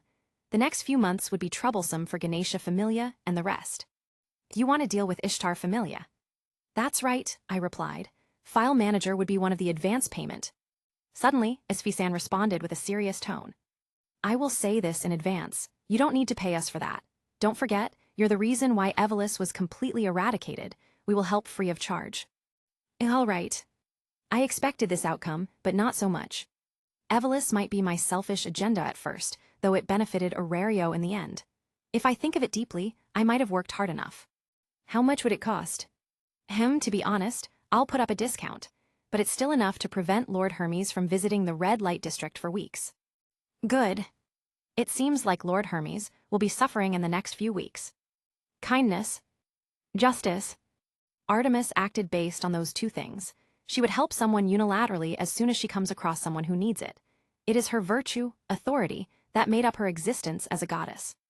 Virtue. Goodwill. She upheld these two things at all times. She chose to maintain her familia's rule rather than be the one to break it. Although it was bound to be broken soon, everyone knew it. Slowly, the goddess experienced changes. Artemis felt emotions she never had before, the feeling of holding someone dear to her. When she first found out about the things he'd seen in the future, she felt something intense, something she rarely felt even back in Tenkai. Wrath. Artemis. Currently, Dionysus is being detained in Ganesha Familia's home. They have the largest prison due to the nature of their work. It was built on the surface. The prison took up more than a quarter of their lands. Strict access would be ensured at all times.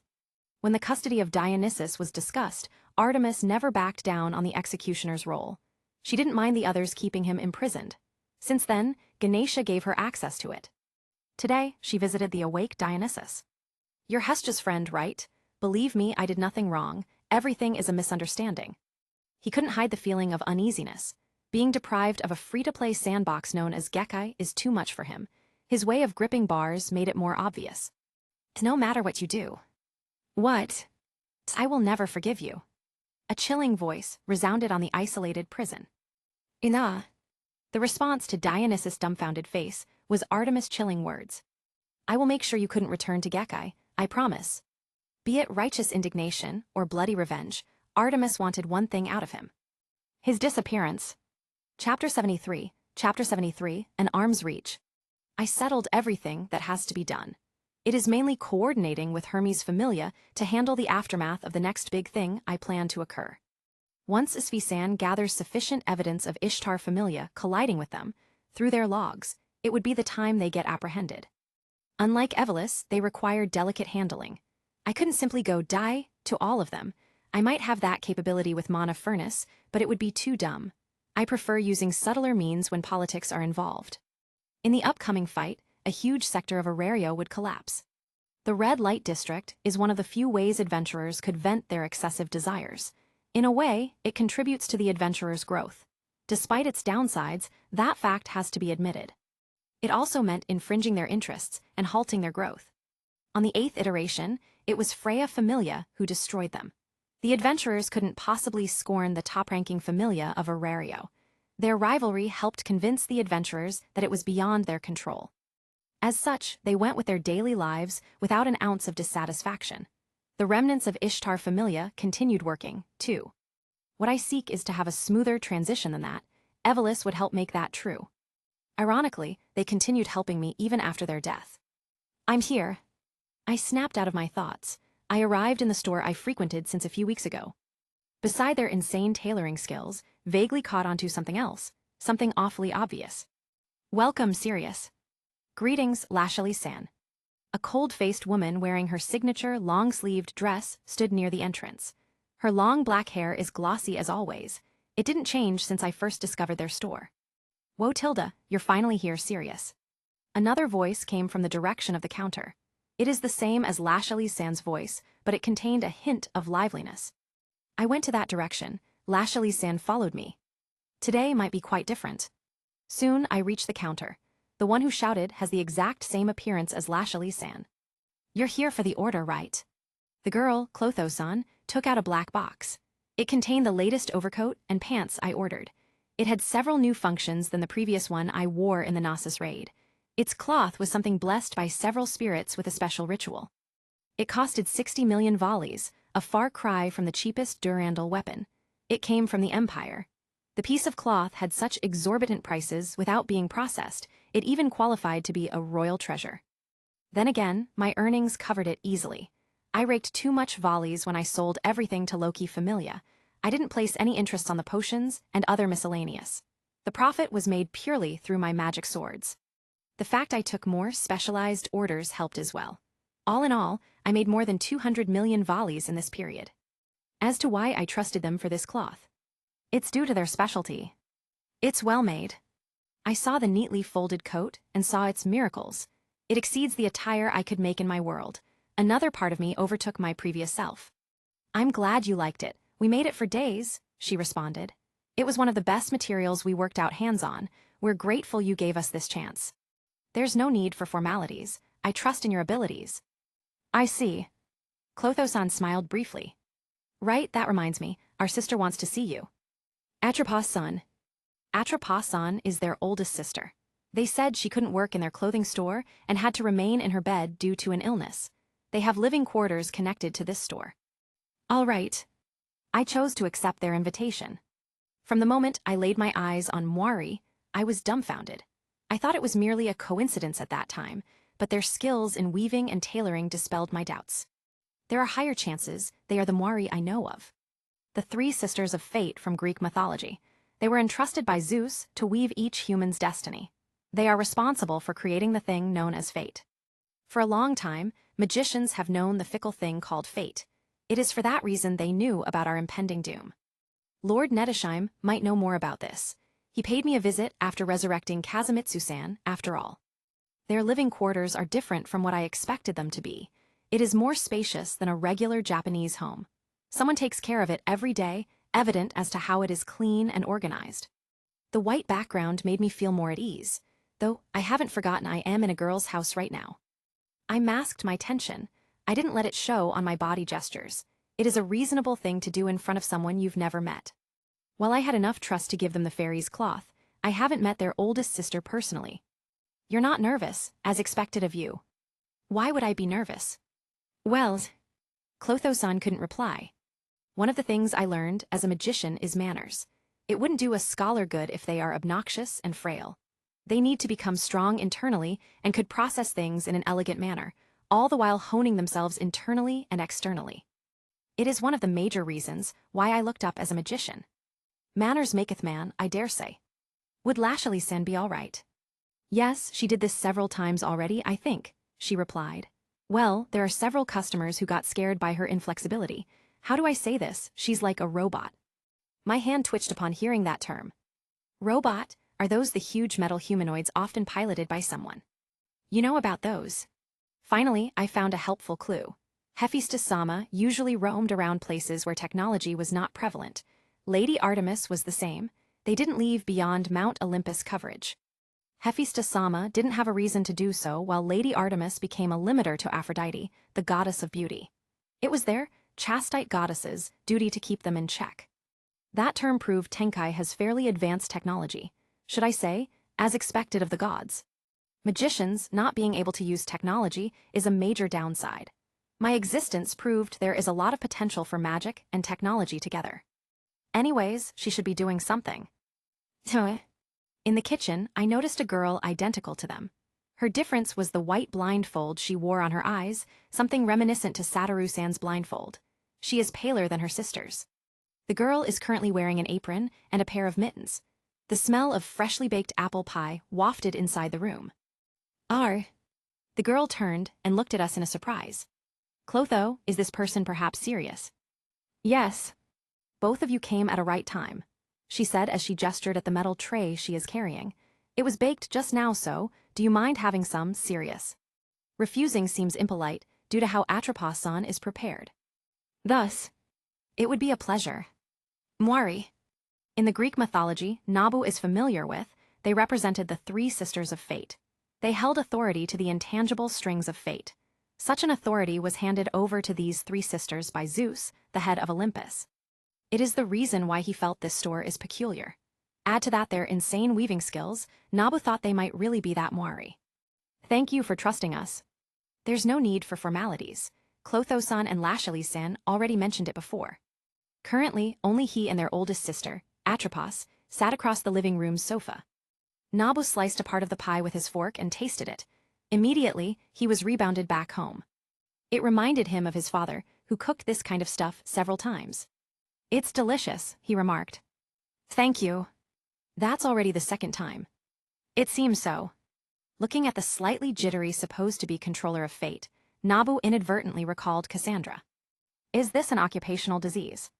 If BOCCHI somehow gained the chance to see the future, she might join their group. I am wondering why you wanted to meet me. Well, I wanted to meet Arario's brightest star. Does it have something to do with your current state? A simple observation was all it took to see Atropos' state. She looks fine on the outside, but she could very well die within the next few weeks. Her physical body is riddled with cracks while her astral body is far worse. As for her ethereal body, it requires Sirius for him to see. How did you? Wait, never mind. Is this something to expect from Arario's dazzling rookie who broke many records? Just some diagnostics I am used to, he replied. Why didn't you take a high potion? It should have been able to help. That I can't, they don't have an effect on me. No effect could it be? It was then did Nabu realize where the sense of déjà vu came from. Just like Kazumitsu-san. Kazumitsu bore the world's most potent curse for many years. Any healing effect didn't have an effect on him. Even Netishime couldn't save him. I didn't ask you to come here to ask for your help or something. I would die soon. What I wanted to ask you, could you lead this era's heroes? Excuse me. Atropos proceeded to explain with a bullet-like speed. Time is running out. We only have 4 to 5 years before the biggest disaster strikes. If that time comes, we wouldn't be able to win at this rate. Pardon. Her words suddenly barraged Nabu. He couldn't react properly or understand due to how convoluted her explanations were. I am sorry, I shouldn't have started at that. It didn't take long before she understood her poor delivery. It's all right, however, what were you talking about? Could you explain that biggest disaster? Yes, she replied. It is the time Gekkai falls into chaos. I saw it would happen in the future. Are you a prophet? Yes. Thinking of the prophets in Gekkai, Nabu fell to his thoughts. 2 prophets in Gekkai, this world must be special. He formed a preliminary explanation behind her severely injured state. The theory of future vision is in his world, yet there is no one who could do it in the modern era. All of them died 1,000 years ago. However, it is precisely them who notified the world of the Twilight Syndrome's danger, that everything would come to an end naturally. Age of Gods, it must have something to do with this. Nabu's world doesn't have any gods existing physically. They had long been cut off from the physical world. Gods could barely descend if a connection was formed from it. If it was not the gods, it could be their time period. It might be the same as the 1,000 years ago who birthed Lord Nettesheim, the founder and society lord of the Magician's Society. Nabu pondered for a while. There isn't much harm in assuming these things, hence he freely did so. You're not doubting me. I'm still doubting you. I am simply considering everything. I see. Atropos heaved a sigh of relief. She passed through the second tallest hurdle to make Nabu believe her words. As for the tallest one, it involved studying his personality and the likes.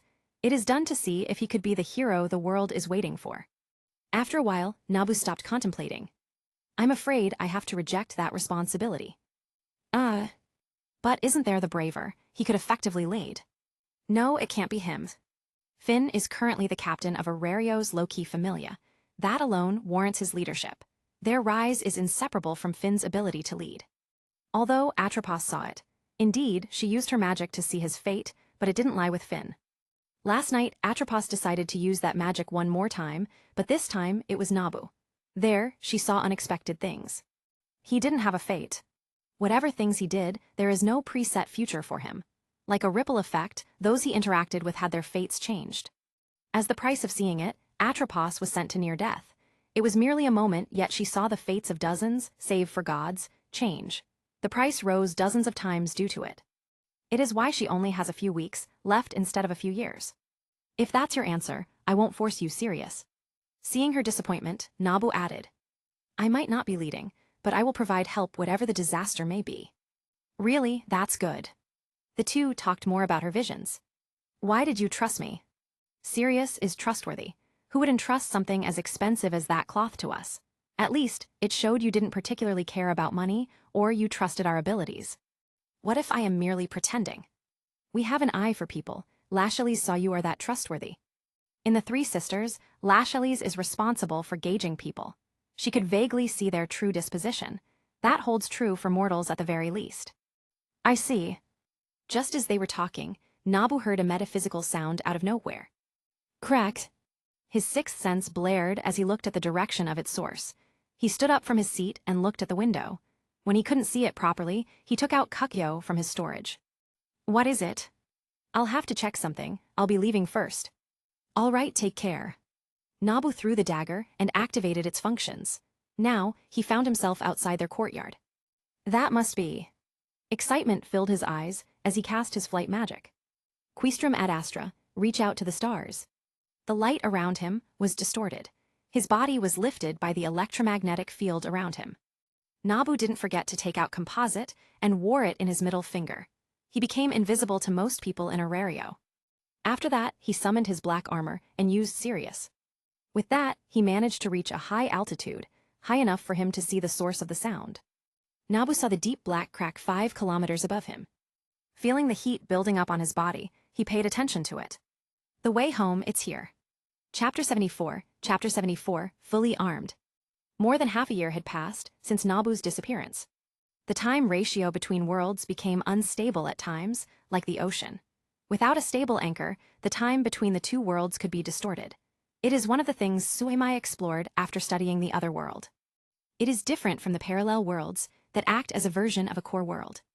The other world Nabu fell into wasn't related to their world. It has a different set of laws and phenomena. It wouldn't be surprising to see something so different from it. Fortunately, they established the so-called anchor. The void transference, used by him to travel into that world, formed a brief connection. That served as an invisible anchor between them. It retained the time ratio to a minimum except for some times. Miku's mission is to trace that extremely vague connection by undergoing a trial and error. There would be times the coordinates are a hit, while there are times they are a miss. After finding the hit coordinates, she would further deduce the correct ones until she reaches the other end of that anchor.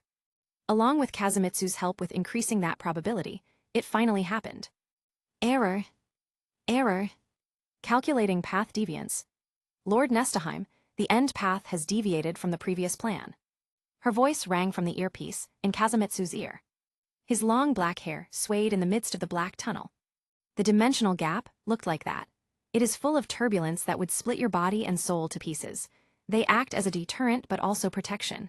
If someone is free to pierce a hole through it, there would be an untold amount of chaos. Even now, Kazumitsu clearly perceived how their world's twilight syndrome seeped out of the crack. Once they reached another world. We shall proceed, it is our awaited chance. Kazumitsu ignored the error, as he knew the magic circle on his feet had somewhat caused it. It is the highest level of phenomenon mixer. If the latter played with the probability found in casting spells, this magicka, probability distortion, could manipulate every odds at will. In broader terms, it affects luck and fate. Such magicka could only be found on magisters. Understood, establishing a connection with the end coordinate. Void transference was completed at that moment. Cracked. Unlike the times they punched out of thin air, they heard a solid cracking sound. A small slit was opened out of the darkness. A blue sky existed beyond it. Instantly, Kazumitsu acted and used a holy magicka. It formed a transparent membrane over the small slit, blocking the twilight syndrome that wanted to seep into it. These are merely the fragments and not the strongest cursed demon he faced back in the day. Now this is a dilemma. His eyes pinpointed the slit wouldn't last long. Lord Nestaheim. The buzz. A static began forming on Kazumitsu's earpiece. Miku realized this on the other side. Initiating protocol. From the beginning, they planned for many contingencies. This scenario is one of them. Snap. A dozen huge black boxes floated midair. Then, they shot straight to the small slit. 2 seconds had passed when they heard a voice. Kazumitsu-san. Is this it? I couldn't believe it. It is a dimensional crack, isn't it? It is the one I saw in my world. The surging heat on my body and the increasing number of chances that I have is a proof of it. It's not certain. It could be a crack leading to a different world. I don't want to jump into wrong conclusions. Suddenly, I saw a dim white light cover the crack's entrance. I could barely see anything except darkness, but it is still far better than when I saw Louise-san and Sato-san's arrival. Compared to void transference, it didn't have the starry background. It is just like this, a black curtain. However, I am extremely familiar with the dim white light. Holy magicka. It is the system I used to cast abracadabra, which has been effective against corruption like the demi-spirits. I would not mistake it with another. Just as I thought so, huge projectiles came out of it. They nearly crashed to me if not for them stopping in advance. My pupils shrank as I saw them. What? A chilling feeling was sent to my spine. It was then converted to excitement. My entire body became numb due to it. How Kazumitsu-san? Still sharp as always. A voice responded from beyond the crack. It is really Kazumitsu-san. I see you're fine, that's good, he said. We'll come back for you. Immediately, the crack receded like a tide. The small crack disappeared to nothingness. Only the dozen boxes were left floating around me. They are all locked with a 3-point security system, although they would open with a single word from me. It's like a dream. I found a dimensional crack, heard Kazumitsu-san was there, got these supplies, and saw it disappear in an instant. Phew. After calming down, I decided to return.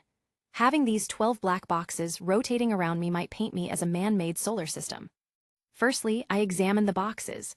They are similar to the pocket arsenals I have back in my world. Judgment sends the signals to proxy satellites, which would then send a mobile arsenal to my side. The box looks similar to a crate, but has a sleek metallic design. It doesn't have any edges. Only the small lines indicated the places where it would disassemble and reveal its contents. Even the passcode screen wouldn't light up without my signature. On the off chance it is pried open forcefully, it would explode. I tapped the center while casting a simple spell, Recognition. It compresses my signatures in one spell, something used to unlock everything with biometric locks in my inventions. Click. The sleek black metal lit up from the center. Just as it was about to open, I prevented it by touching the center once more. Instead of unlocking it, I entered its developer mode. A white interface filled with letters and numbers popped up. All right. Oh tilde, what's that? Some surprises. Is that so? After returning to the Familia home, it was nearing nighttime. A dozen boxes around me floated down without making a sound. Coincidentally, Ein was playing around with some magica in the courtyard. She eagerly examined one of them, without touching them of course. I don't know these but they're cool. Wanna see their contents? Yeah. Hearing her words, I selected a specific arsenal. It made a decompressing sound to release the box's contents from its vacuum state. It opened from the front, its contents were soon revealed. A low light is present inside the container. It dimly illuminated the stored weapons inside. The container roughly has a size of around 2 cabinets placed together. However, it became larger after it was opened. Its space magica made its internal capacity larger. Whoa! Ein eagerly viewed the silver nadachi on a special sheath. The said sheath looks similar to an intricate machine than anything else. It has a silver design with red linings running through it. Miku even sent that here. That's Ryusatsu, Dragon Killer. Ryusatsu. Other than the nadachi, there are several huge weapons that specializes against huge enemies. Zweihander, Mayandao, Pile Bunker, everything used for big enemies are all here. Anti-cavalry swords have special sheaths that could go off on their own, all the whilst increasing the force exerted by these weapons during that state. It is similar to Wave Blast's principle, but these swords use something similar to a blank. After entertaining Ein for a while, I decided to tell her something important. Should I? During the crack, I got a total of 4 chances. One of them was originally planned to be used to Philvis, to rid her of her current state as a creature. It would work if the target was her. However, there is some chance that Ein would disappear. Reversing Philvis' state would reverse everything. That includes the excelia in which she gained Icelo, her clone magic. It would have been fine if it was the me before, but I knew more about Ein. I understood her existence. I can't bear to dismiss her like this. I promised myself I would make their life better, that they wouldn't need to suffer to Dionysus. Facing this dilemma, I don't know what to do. I'll think about it later. Do you want to see a cooler one? I decided to buy some time. One day later. In the innermost area of the 37th floor, a monster Rex resided. It had been defeated 3 months ago by the Freya Familia. Currently, it had spawned once more. Albeit, there is a difference. The one who challenged it was not from the top exploration familias. Anyone who had seen the challenger would be shocked, but a certain group would simply think it is natural. Lack on. Bang. A loud gunshot was heard all over the room. Its origin, an armored man, held something reminiscent of an anti-materiel rifle. His feet remain anchored to the ground as it withheld the rifle's recoil. As expected of a monster Rex. His comments were drowned in silence. The monster Rex, Hiatus, had its bony arms littered with cracks. It was evident the rifle's power is absurd. Then again, Hiatus is just as absurd for blocking that bullet's speed. Its bones are far too strong for a normal level 6. PSSSHK. The anchors on his feet retracted. The rifle in his hand disappeared, which was replaced by a sheathed nadachi. A light source located on his chestlet, dimly inside the throne room. Unimaginable power is hidden within it. In this round of dungeon prowling, he decided to test his arsenal's strength. He streamlined everything up to the 37th floor with ease. Be it escaping from the monsters or confronting them head-on, he was able to do so. Despite not using Sirius, he was already like this. After using it, he became even more absurd. The suit enabled him to cast grand-scale magicka, something only below to Judgment's output. As such, he easily wiped the floor with the monsters. I have to thank Miku and Kazumitsu-sen later. For now, he focused on his fight. PSSSHK. Sue. A wave of black spikes emerged from the ground. They all headed at his direction, in which Nabu promptly leaped to avoid. Several cartridges were opened on his suit's shoulder. They all headed towards the direction of Hiatus, a half-skeleton that has half of its body submerged to the ground. The small missiles headed straight to its face. Boom. Unfortunately, it wasn't enough to phase it. It didn't hesitate to bring out its prized sword from the ground. It is a black sword made of unknown bones. An eerie aura surrounded it. Swiftly, Hiatus predicted Nabu's direction and swung its sword horizontally. Swoosh. An unexpected scene occurred. Swoosh. Clang. The nadachi was blasted by its sheath, gathering enough momentum for Nabu to parry its strike. I'm quite numbed. He mused as he briefly paid attention to his arms. Before, he would have definitely dodged that strike. He wouldn't meet it head-on since he is confident the internal shock would severely injure him. It is different now. Swathes of Spardoi crawled out of the ground. They surrounded Nabu akin to a tide of monsters. They swarmed him in all directions. Anthus drum, O stars fall down. Through the integrated computation system, both his and the suit's calculation speed was factored together. The allocation of parameters were easily completed. Due to it, the large-scale spell took less than 5 seconds to be cast. Boom. Boom. Boom. Nabu didn't relent on his strikes. Storing the Nadachi in his storage, he then took out Sora and began chanting. Libera nos amalo, deliver us from evil. The sheathed katana shone with a dim white light. Nabu chose to fight the undead monster with holy magicka. Similar to Aiza's Tempest, it enchanted his weapon with the holy attribute. Click! The electromagnetic thrusters on his back sent him flying straight to Hiatus. By the time the dust cloud caused by Orionids was gone, Hiatus saw that he is flying above its head. It changed the grip on its sword and swung it diagonally at him, akin to slapping a fly. However, swoosh! His body slanted. He barely dodged the sword strike. Nevertheless, it signified his continued flight toward the huge skeleton. With that, Nabu delivered a crushing blow. A golden magic circle appeared behind his back. Cross output, Reiju. Xing. BZZT. Several large golden lightnings manifested on the blade before it was used to cut its target. A strong attraction occurred between them, sending Nabu to its side in an instant. Cut. Small arcs of it danced around Nabu until he landed to the ground. Tap. He sheathed Sora before pointing his palm at its chest. At that moment, he saw Hiatus' skull sliding off from its skeletal body. Due to it, Hiatus remained unresponsive and unable to react to the decisive blow. Natus soli Deus benedictio, obsecro virtus der ex supero inimicus. The one born with the sun god's blessing, I pray, beseech me with strength to surpass my foes. A red magicka circle was constructed on my palm.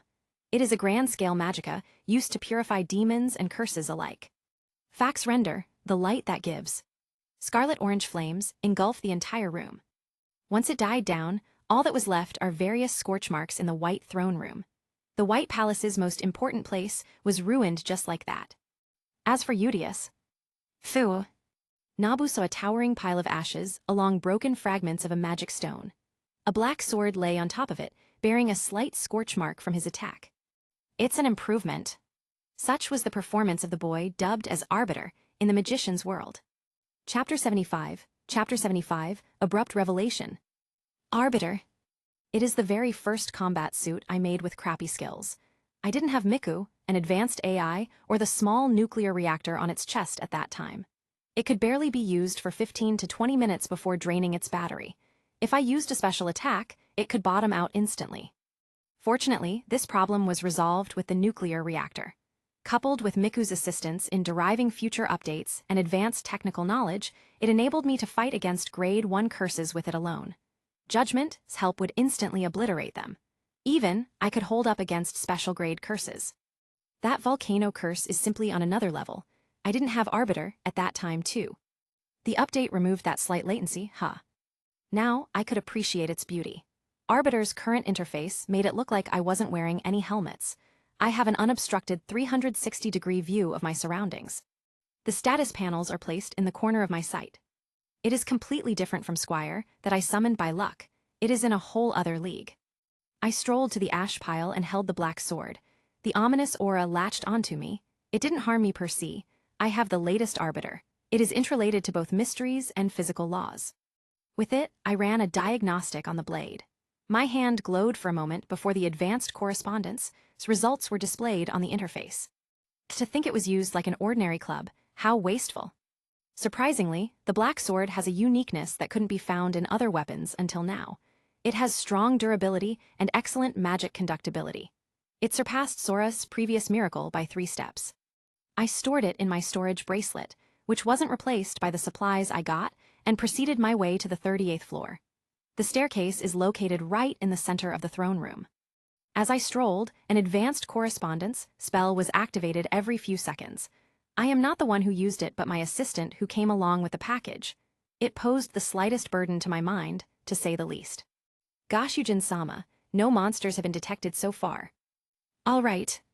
I recalled Miku's first reaction to Gekkai.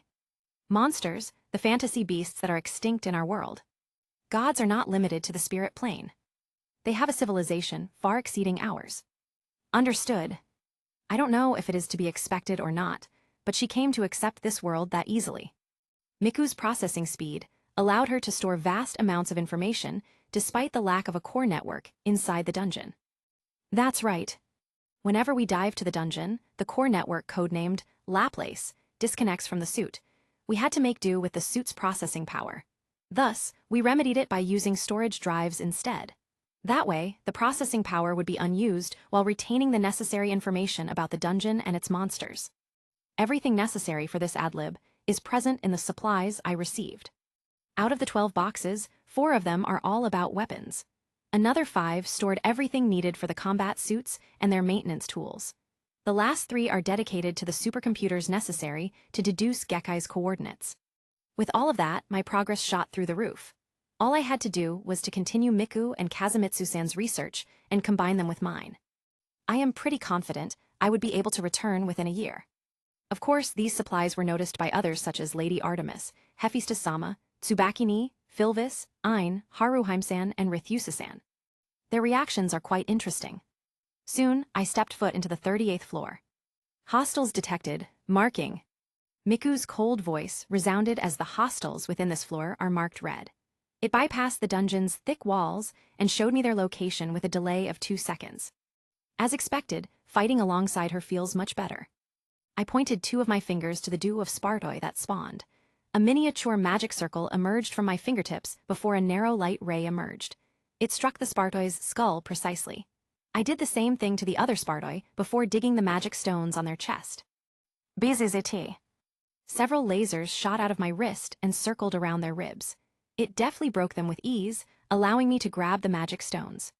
Placing these to my storage, I continued my 3-day-long dungeon dive. Connection to Laplace has been restored. MN were finally back. After converting more than 40% of my earnings, magic stones, to the booth, I was finally out. Miku talked with me through the black earpiece on my right ear. Monsters are interesting. How would they pose to our fantasy beasts? I don't know, however, there is a chance they are quite the same as them, I replied.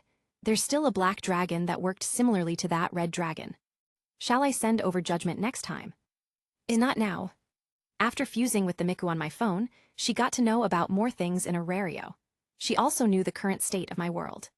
When they conducted the decisive experiment, it was nearing 2018. Akatsu-san would be discovered by Satoru-san and embark on the journey of becoming a sorcerer. What I am worried about is how they would handle the future events, Suguru Geru's death and the disappearance of his body, to be exact. It is the primary link that tied all of my futures together. Without his body, Kenjaku wouldn't be able to enslave Tenjin. The events which led to Megumi's body being stolen would be prevented. That will contain the Mahoraga that Satoru-san fought with great difficulty. I mean, Sukuna would have died without it. Satoru-san had his last finger, halting his recovery. Sukuna couldn't fight Satoru-san without Mahoraga. At best, he would be left with amplification to negate Limitless. The times of sitting during those commentaries are not for show. Pushing those worries aside, I gained a lot of leeway for Gekkai after these supplies. I recovered more than half of my potential combat power back then. It overlapped with my current growth in status, which led to an absurd but welcome situation. Like Suimai, I am finally able to use grand-scale magicka properly. For a moment, my ego swelled. No. I pushed it back to its place. Complacency is my biggest enemy. Even though I am confident enough to steamroll the entire Aurario, even the Warlord Otter, I shouldn't let power get to my head. Monofurnace's complete potential, and these supplies unknowingly swelled to arrogance.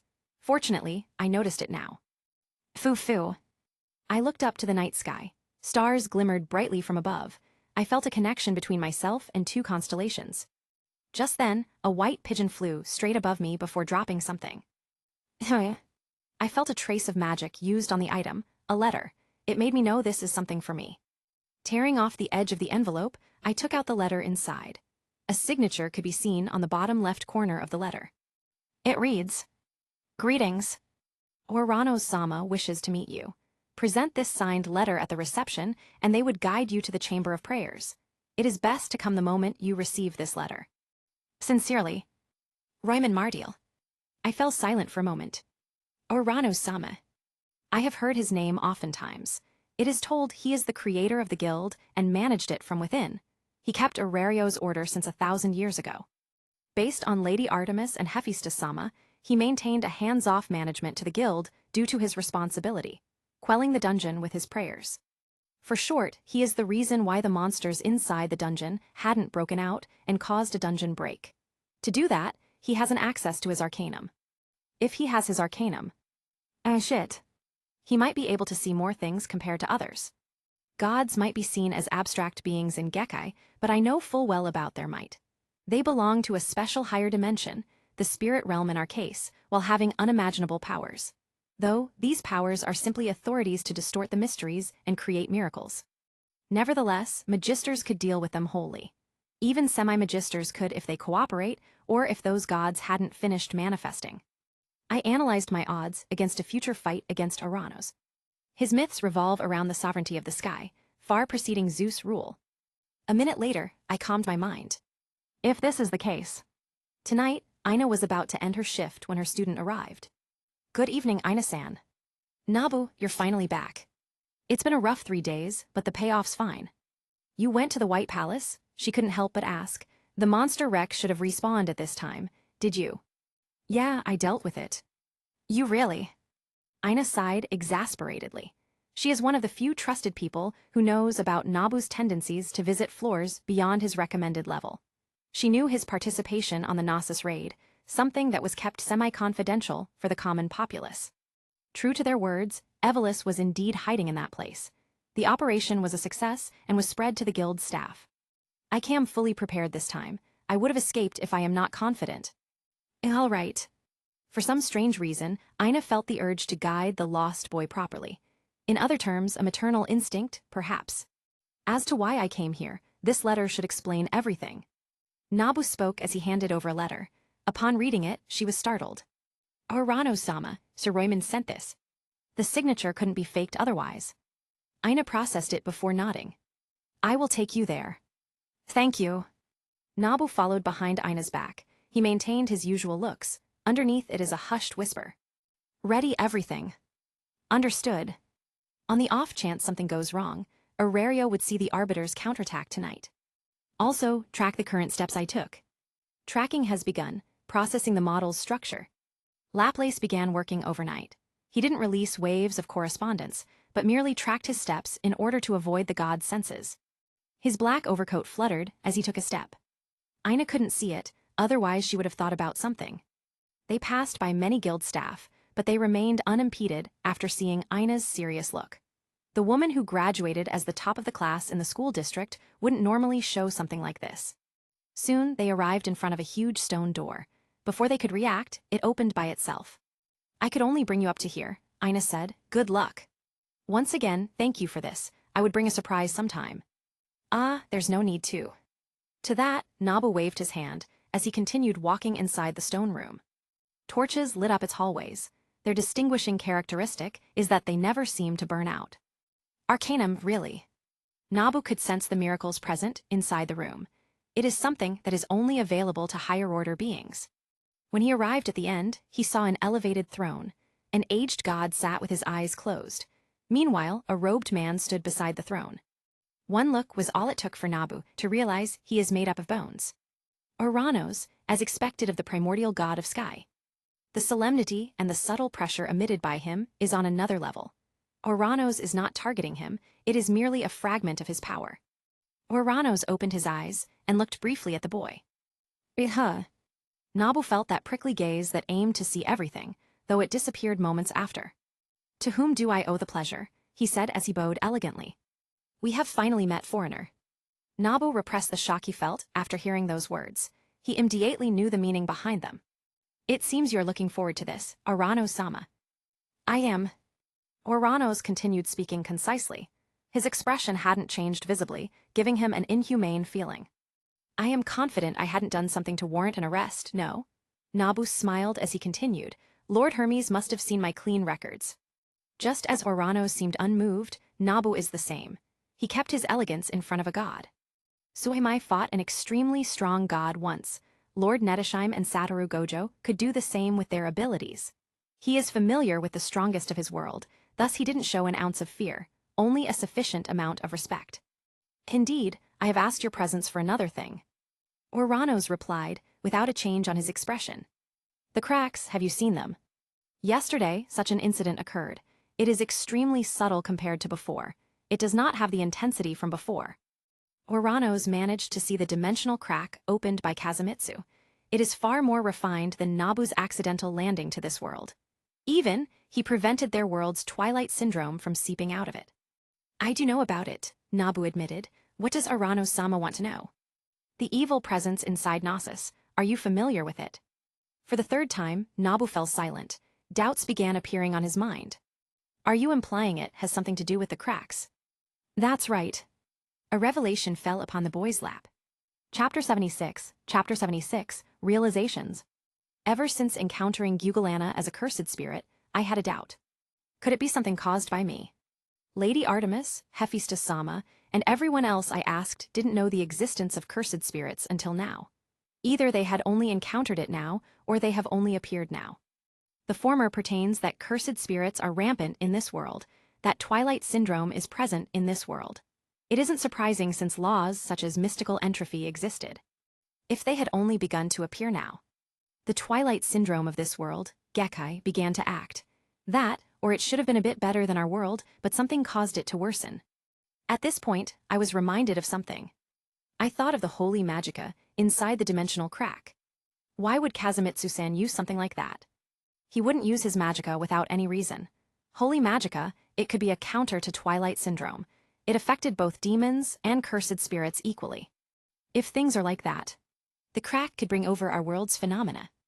Many things remain unknown due to the lack of study, but all worlds should dread twilight syndrome. I recall Suhimai mentioning how the other world's twilight syndrome remained unaffected by ours. Now it made sense. The world transfer spell he used to cross worlds is already stable, complete, and shouldn't cause much trouble.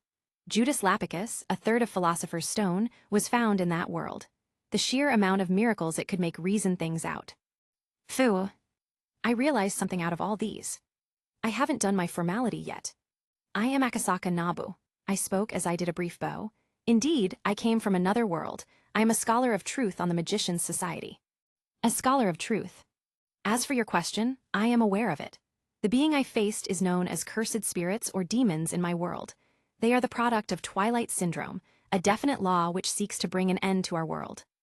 I gave a general rundown on the terminologies used to explain twilight syndrome. This twilight syndrome. The black-robed skeleton beside Uranos-sama spoke. What could it do? Many things. To be precise, it aims to bring forth the end of the world. It could do everything to do so. Empower a hostile entity, cause natural disasters. After explaining, Uranos-sama and the robed skeleton fell into silence. I briefly looked at the former. He shouldn't be hostile. Nevertheless, I won't bring my guard down.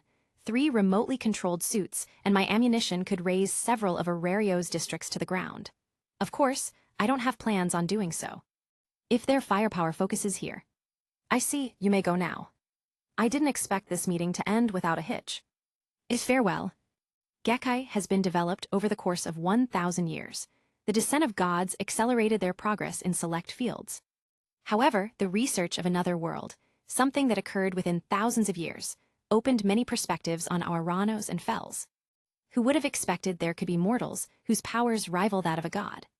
In hindsight, Nabu's world would seem incredulous to many gods. Despite their short history, they managed to achieve unparalleled heights. The dungeon, I finally understand its existence. Uranos' voice reverberated over the desolate room of prayers. Lord Uranos. Fell's surprise couldn't be concealed. Even gods couldn't understand the nature of the dungeon. It is the biggest mystery in Gekkai. No Deustia could claim they fully understand the dungeon. Uranos himself is included. However, he managed to realize the reason behind its existence. Why isn't there any cursed energy converging into curses in Gekkai? There is only one entity who could gather the male intent of the world, the dungeon. It explains the source behind the monster's continued creation, as well as the reason behind its anger when the one-eyed black dragon usurped greater power than its imposed limits.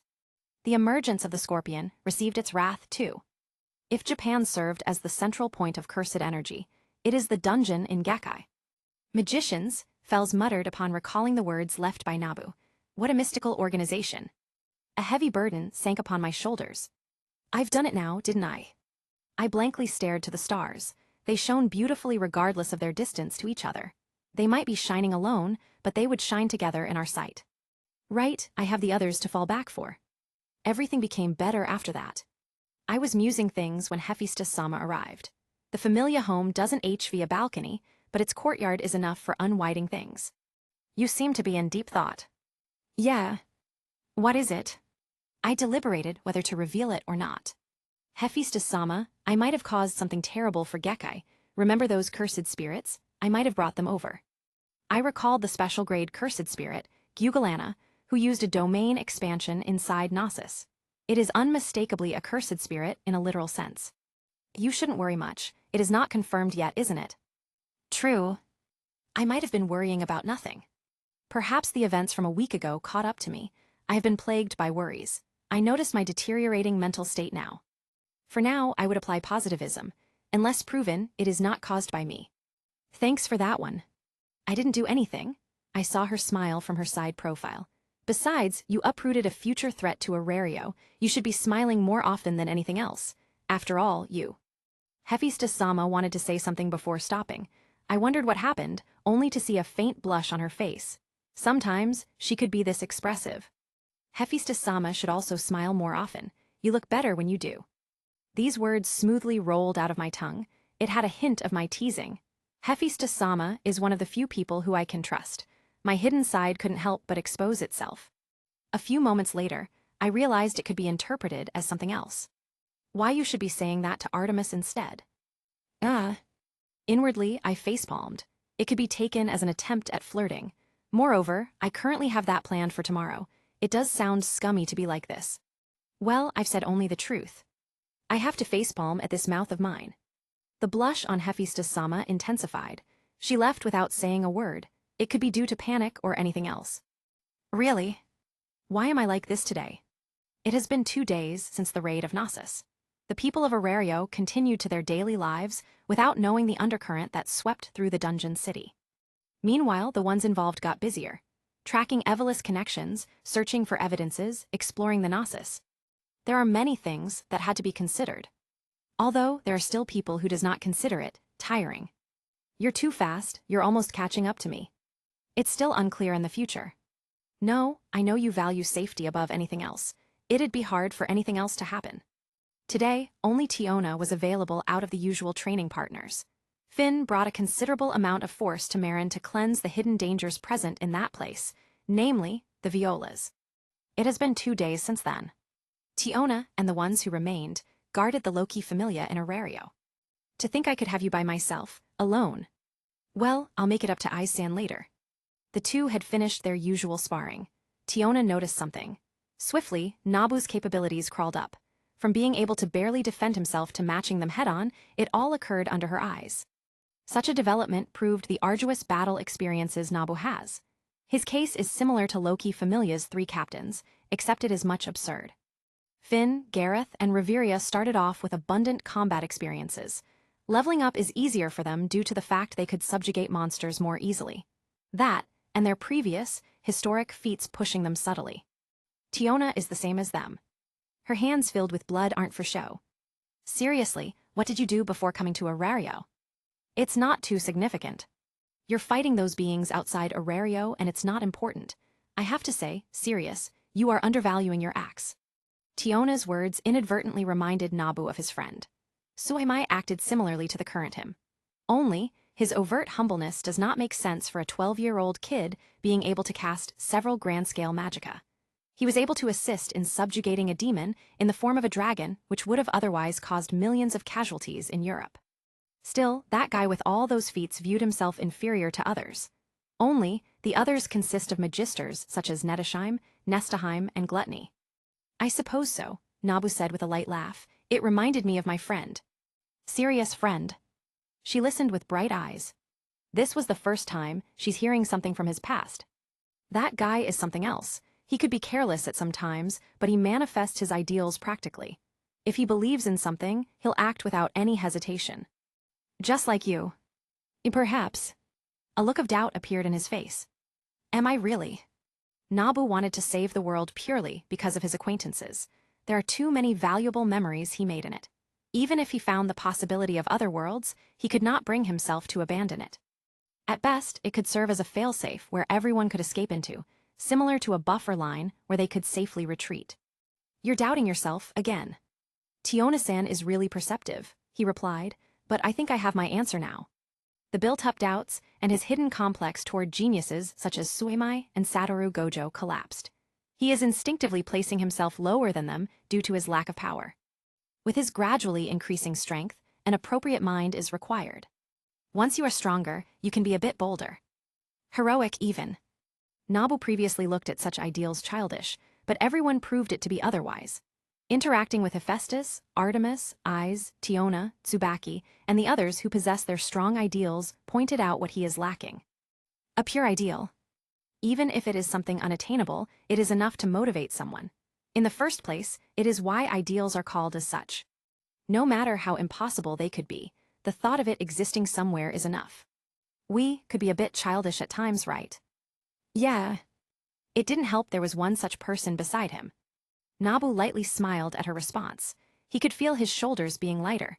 Doubts no longer clouded his mind. The emotional baggage of more than 200 years slowly lost to the boy's blazing ideal. Didn't I wish for it, a better life? That was something ingrained in his self. He lacked such things from his past life. That empty feeling of regret was enough to mark itself in him. Suddenly, the face of a man similar to him, yet older, appeared in his mind. He does not have a clue as to who he is, but Nabu already has several conjunctures in mind. I wonder, does he also? A better life. That was something lacked by him. He, who mindlessly followed orders and the qualities indoctrinated to him, couldn't live even his own life. He is no different from a mindless robot doing the same actions. In the midst of the flower field, the knight sat on top of the stone. His golden eyes shone brilliantly yet feels empty at the same time. Silently, he saw himself embark on his journey. He got to experience many wonderful things, completely unlike the knight. If his acquaintances saw him, they would have been shocked. After all, he is none other than the most ideal knight. He is a member of the Round Table of Britain's most dazzling kingdom, Camelot. The Knight of the Grail, Galahad. Ever since that realization, how he lived his life pointlessly, he found himself different than before. Doubts appeared in his heart. He wondered whether he did the right thing. Galahad hadn't expected for this to happen, after the events of finding the legendary Holy Grail. I am a fool. Regrets were often misplaced. He was granted the chance of fulfilling what he seeks the most. Regretting over things he did in the past is pointless. It does not matter at all. What he should be looking at is the life granted by that chance. A smile unknowingly appeared on his face. It is far different from his artificial smiles put up by others' wishes. He could truly say he is living his own life. I understand. For the first time, he felt genuine happiness. Chapter 77, Special Time. A granola bar. I handed over a new delicacy to Tiona-san. It's different from the usual chocolates. Really, then. She unhesitantly tore the packaging and bit a majority of it in one go. The granola bar is one of the provisions sent over to this world. When I had a random thought of giving Tiona-san this, I couldn't help but do so. The packaging is merely a silver film. The gods wouldn't think much of it. Thwise ish would. Yes, just as expected. Granola bars are my lifesavers. When I couldn't cook properly due to some experiments, I ate them along with the custom MREs. Then again, those MREs are as good as normal food thanks to magic. It only took a moment for Tiona-san to gobble everything up. What is this? Granola bars. If you are familiar with oatmeals, it is made up of them. Oatmeals? She made a shocked face. These are oatmeals. It seems Tiona-san does not like oatmeals. Yeah, I mean, they are lacking in substance. They're bland too. Poor Tiona-san, she must have never seen a proper oatmeal once. If you mix yogurt and fruits, it becomes more appetizing. One of these days, I could give her a proper oatmeal. Huh, you look different today, serious. Really? Tiona-san's senses are really sharp. There's nothing wrong with me. Really? Yes. I apologize in advance, but it is a private matter, one that has to be dealt with by me. Inside one of the rooms in Hephaestus Familia home, there existed high-end technology. They altered the room's previous look into a sci-fi one. The machines and screens attached to the room made it akin to a surveillance room. The projectors could place images within the entire room easily. Dozens of program codes passed by the screens. They simultaneously worked with the pocket Laplace in order to deduce Gekkai's coordinates faster. More than 10 supercomputers are stuffed inside the supplies, along with several other tools. Hey, Miku. Yes. One of the projectors formed the image of the virtual diva. She is wearing her usual diva outfit, a white sleeveless top, black tie, and a black skirt. She seems out of this world. Meanwhile, the one who came inside the room was none other than Ein. I know this comes off bad, but is something bothering serious? Ein-san noticed it. Something is really wrong. Before she could misunderstand further, Miku shot it down. Nothing is wrong with Goshujin-sama. It is an entirely different matter. And I see. Knowing she could be intruding on Nabu's privacy, Ein didn't ask for more. It's not bad, but it still bothered him. Ein was about to throw it outside her mind when she saw Tsubaki coming out of Hephaestus' office. Ein saw her heave a deep sigh while massaging her neck. Oh, Ein, how are things going? Tsubaki is one of the few who knew about Ein, Philvis, and Haruheim residing in their Familia home. It is simply impossible to keep it a secret from her. It's all right, Ein replied. That's good, anyways I'm off. Seeing her helpless look, Ein felt more that there was something wrong. She does not understand it properly, but it is as if anticipating a surprise you are not ready for. What is it? Phew. It is already evening. The day passed just as usual. I went to the Twilight Manor, checked out the Northeast store, visited the guild for Aina-san's lessons. I wore my usual black overcoat. It is the most formal attire I could think of. Granted, my fashion sense might be distorted by the coat thing. It doesn't remove the fact that coats are really universal. Ba-thump. My hands felt cold inside my black cloth gloves. It is tension, perhaps. During my week inside the dungeon, I came to realize one thing. The matter with Lady Artemis, I've been pushing it off for quite some time. Both of us know that something is going on between us, only we didn't make it clear. I know, rather, we understand it all too well. It's just that we are inexperienced, which led to keeping the status quo. Should I or shouldn't I? I began contemplating as to whether or not to use a cheat to advance my romantic experiences. I have 4 chances to use, one being used for Philvis and Ein, so that leaves me with 3. I am planning to use one for my combat experience, while the other one could be used on the Prophet, Atrophos-san. Just like Cassandra-san, she could be a good indicator of incoming danger. It could save up chances and give out warnings when I don't have any chances. If that's the case.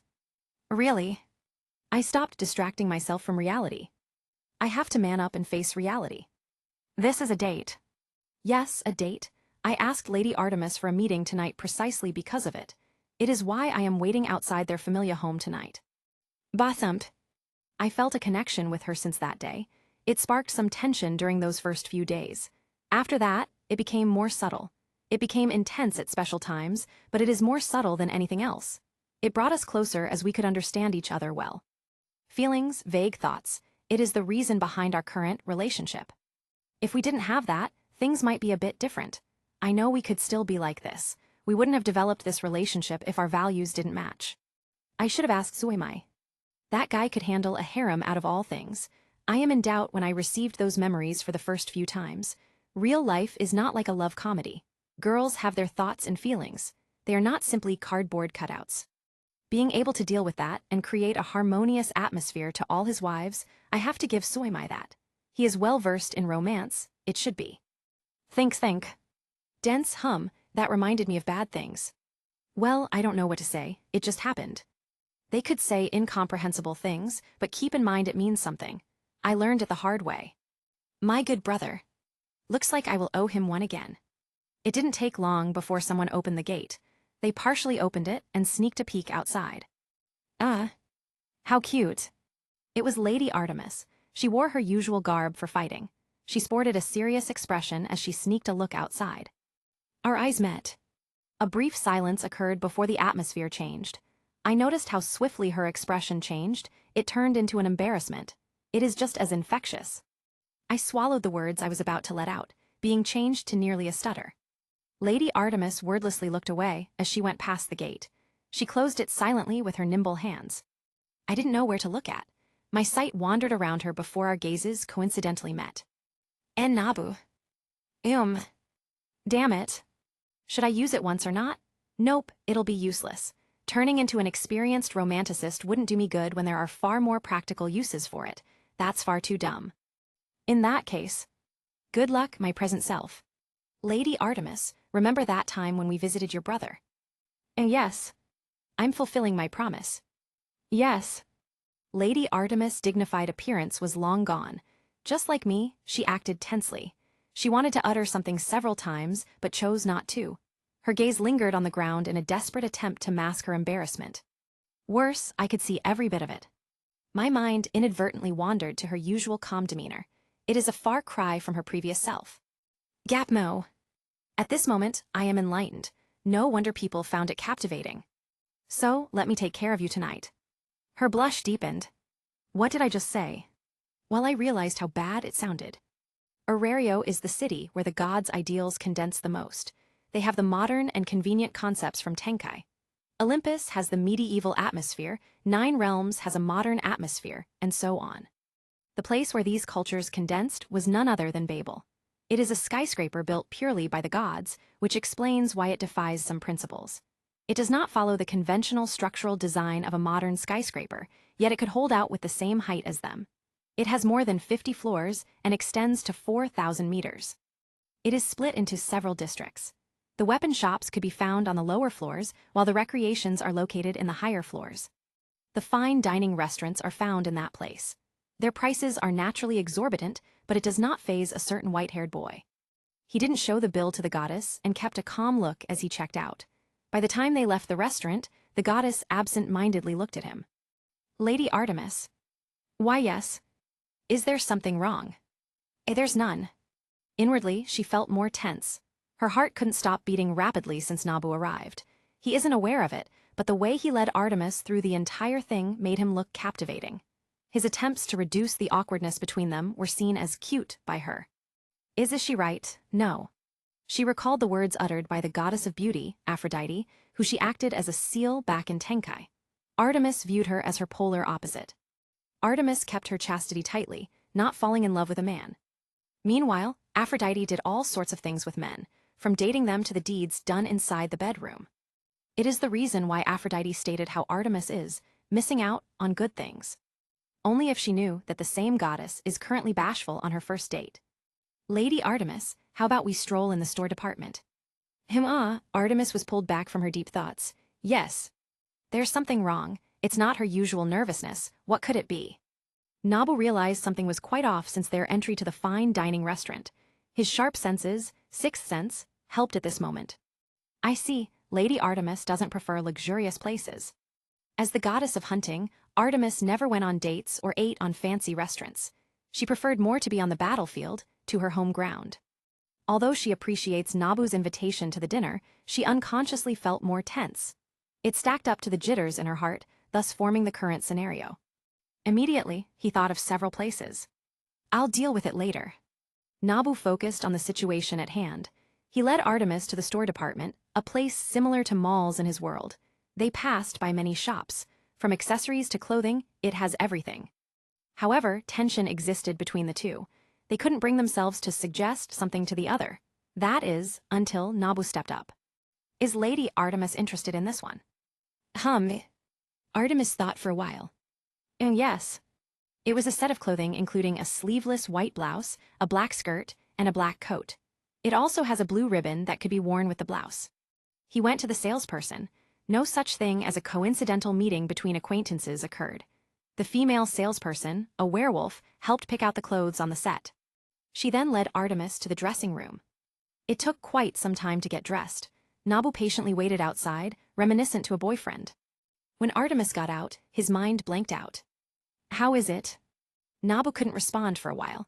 Her usual braid is undone, leaving her long aqua blue hair to freely sway. Coupled with her new outfit, Nabu's mind overloaded. It's good.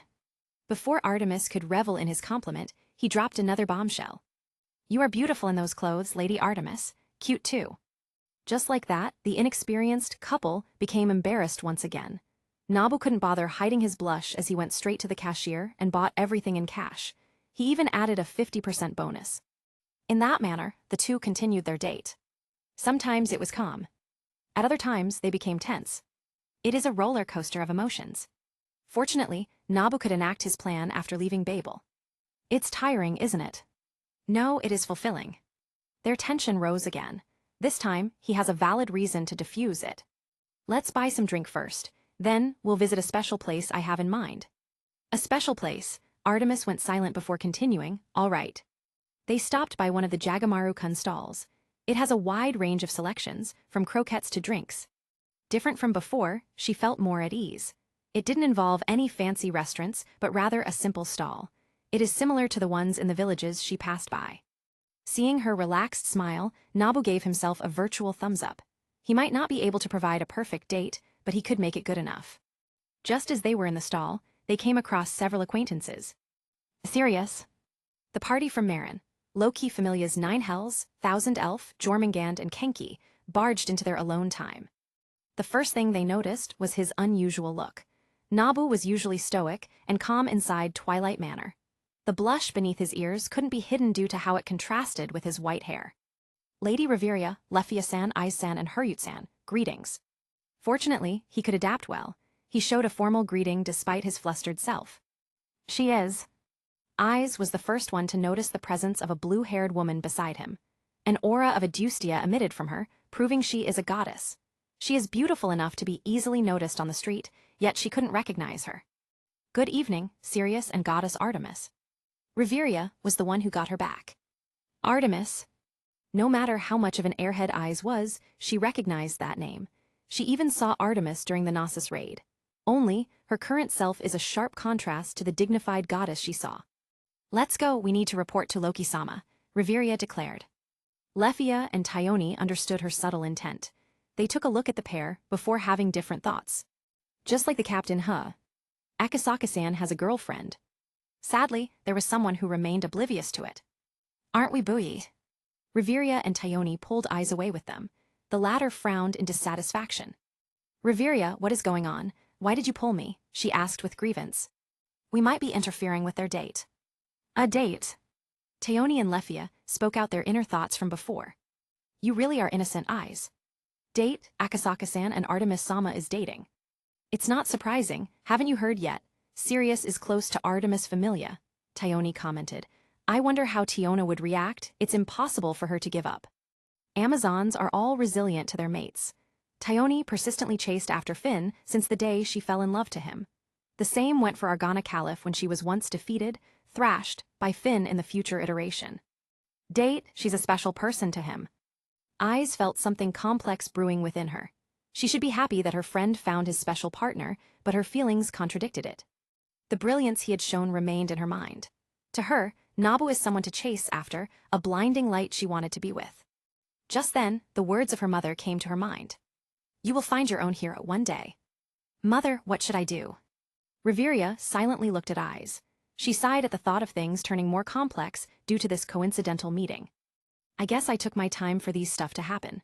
Although, I planned for these built-up progress to occur continuously. Y'all might already know who's next after Artemis. As to how everything would work out, do stay tuned for it, Tilda. Chapter 78, Pure Love. During our midnight rendezvous, I realized how bad I am at this kind of thing. Suimai and Ryuji, 2 individuals with special fates, could handle everything just fine. Wait, never mind. They are simply dense blokes during crucial times. At least they learned in the end and became more perceptive after some time passed. Meanwhile, I had to suffer from this dissociation due to my experiences. That, and I am not really dense. I messed up at first, but I think I am getting the hang of it now. Tension could be felt between us now and then, but it's not as often as before. Lady Artemis, in the truest sense, is as inexperienced as me. It ended up with the 2 of us fiddling our way. Loki Familia, they went to Marin for days, didn't they? Yeah, they took care of the troubles I passed on to them. Sometimes, I wonder if my payment is enough. Don't doubt it, Loki wouldn't have accepted your offer if it wasn't enough. I gave them their orders, multiplied by 10. Finsan and Gareth-san received Durandal weapons. The same went for their executives, Tiona-san, Taioni-san, Aiz-san, and Bite-san. They are tailor-made should have covered their gaps. Meanwhile, Lady Reveria and Lephiasan received the prototype of casting assistance in the form of metallic staves. It has an automated coordinate locker, basically aim assist. They should have totaled more than 300 million volleys, but I gave them away for 200 million. Loki Familia paid 90 million upfront and will pay for installments for the remainder. Lady Artemis Reminder slapped that silly thought out of my mind. You saved Aurario from potential trouble. Didn't you say that hundreds died due to Dionysus? Yes. Fair enough. Everyone has contributions. Mine happen to be volleys, something I have in abundance. Does Lady Artemis want to go somewhere? Not really. An air of awkwardness was about to pervade when I brought out my trump card. I know a special place. I've only been there once, though it remained stuck in my mind. Something special. A hint of curiosity appeared on her face. Could it be that place? We didn't need any words to understand these nuances.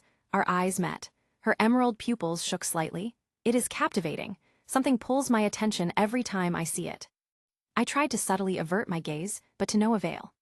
Lady Artemis is sharp. That was the only place I could think of. My mind nearly blanked out. My pulse is strong enough to be felt in my ear. I can't see them, yet I know they should be deep red. Let's go.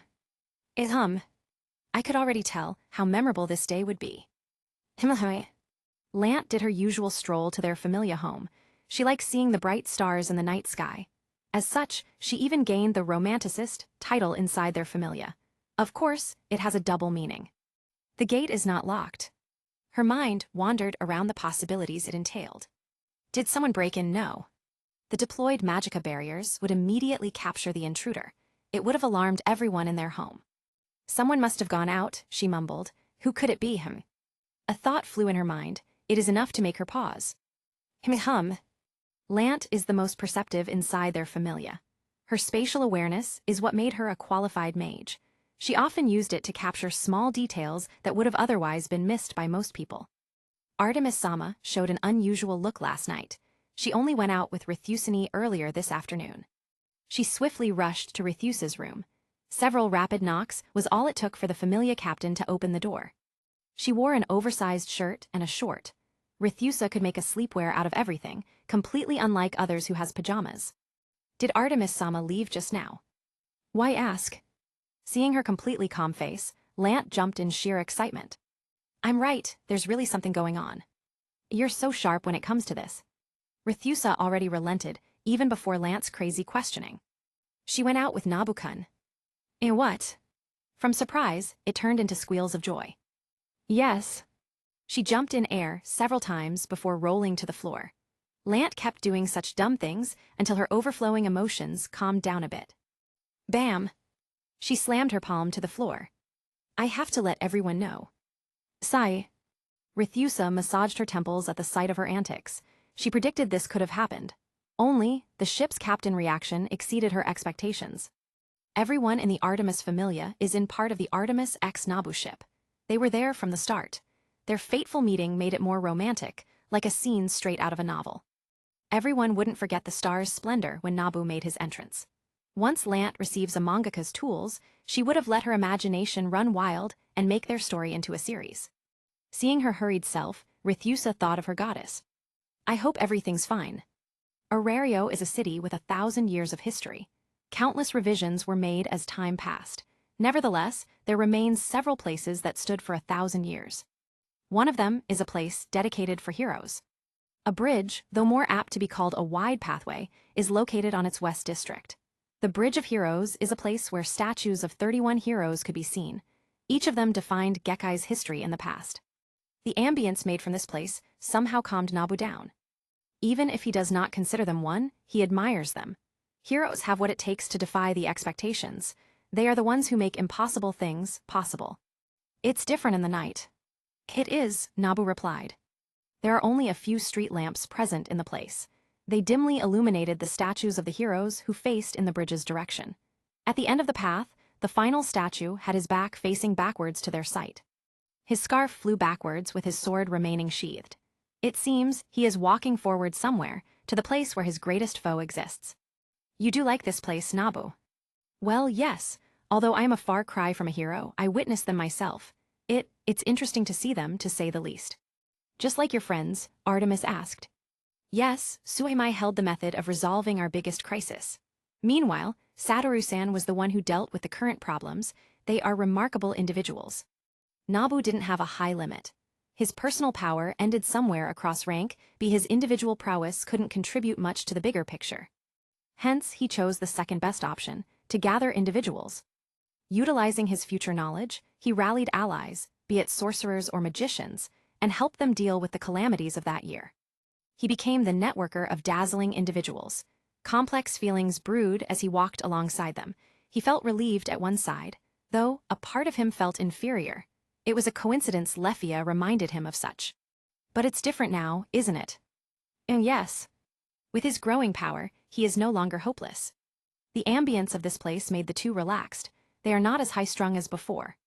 Lady Artemis, Orion. Her voice overlapped with his memories. Nabu looked at the woman beside him. She is much taller when they first met. He could already catch up to her. Their gazes met once more. This time, it didn't elicit any startled response. The pair silently appreciated each other's presence. Guided by the vague atmosphere between them, their hands met. Artemis took the initiative again by holding Nabu's hand tight. I've already failed you once, Orion. I was the one who failed Lady Artemis. Nabu smiled wryly. I even made you look for me in Tenkai. In the 8th iteration, Artemis swore to find him in Tenkai. A person would be subjected to a world's rule, thus there is a high chance Nabu's soul went to Tenkai for reincarnation. This time, I won't let you go. Her soft whisper sounded extremely strong in his ears. The determination of a goddess is not something to be trifled with. I have fallen for you. Bathump. Nabu's heart leaped as he heard the declaration. I want to be with you for a long time. That alone was enough to push Nabu's courage to the maximum.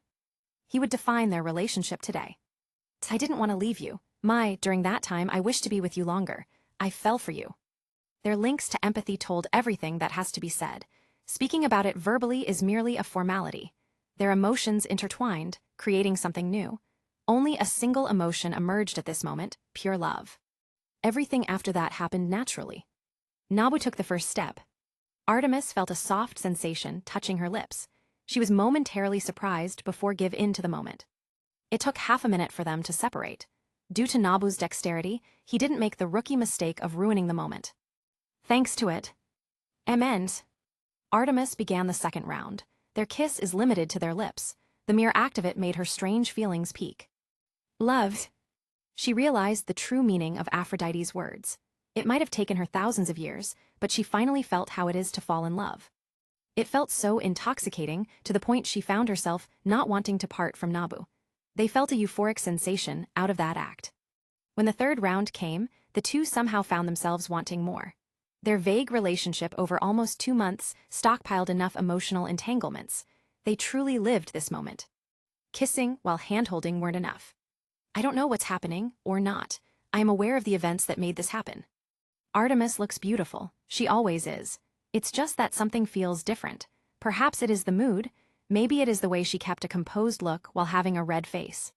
I was pulled out from my intoxicating thoughts. It is our third kiss. I know we are not satisfied yet. The dim streetlights accentuated the ambiguous air. I took the initiative. I held her waist with my remaining arm. Her body jolted as I did so. Shouldn't I? Thoughts of separating occurred in my mind. In the heat of everything, I forgot the distance we used to have. Why did I do this mistake? I felt my hand being shaken. That was enough to let me know I was pardoned. Rather, she didn't mind it. My heart calmed down. In no time, I was drawn to her. Our lips met. This time, however, it's different. My tongue was welcomed by hers. Our connection worked in a way we understood each other. Even, it became stronger now. End. Sometimes our tongues intertwined. Sometimes it missed. The budding tension in our hearts remained. Strangely enough, it didn't feel lewd. If I have to describe it, it's pure love. A minute had passed before we separated. A string of saliva momentarily connected us. At the same time, tension left my body. A sense of fatigue swept over my body. I find it hard to believe a level 3 could be like this. Pure love is just this strong. We didn't do anything else afterwards, only cuddling.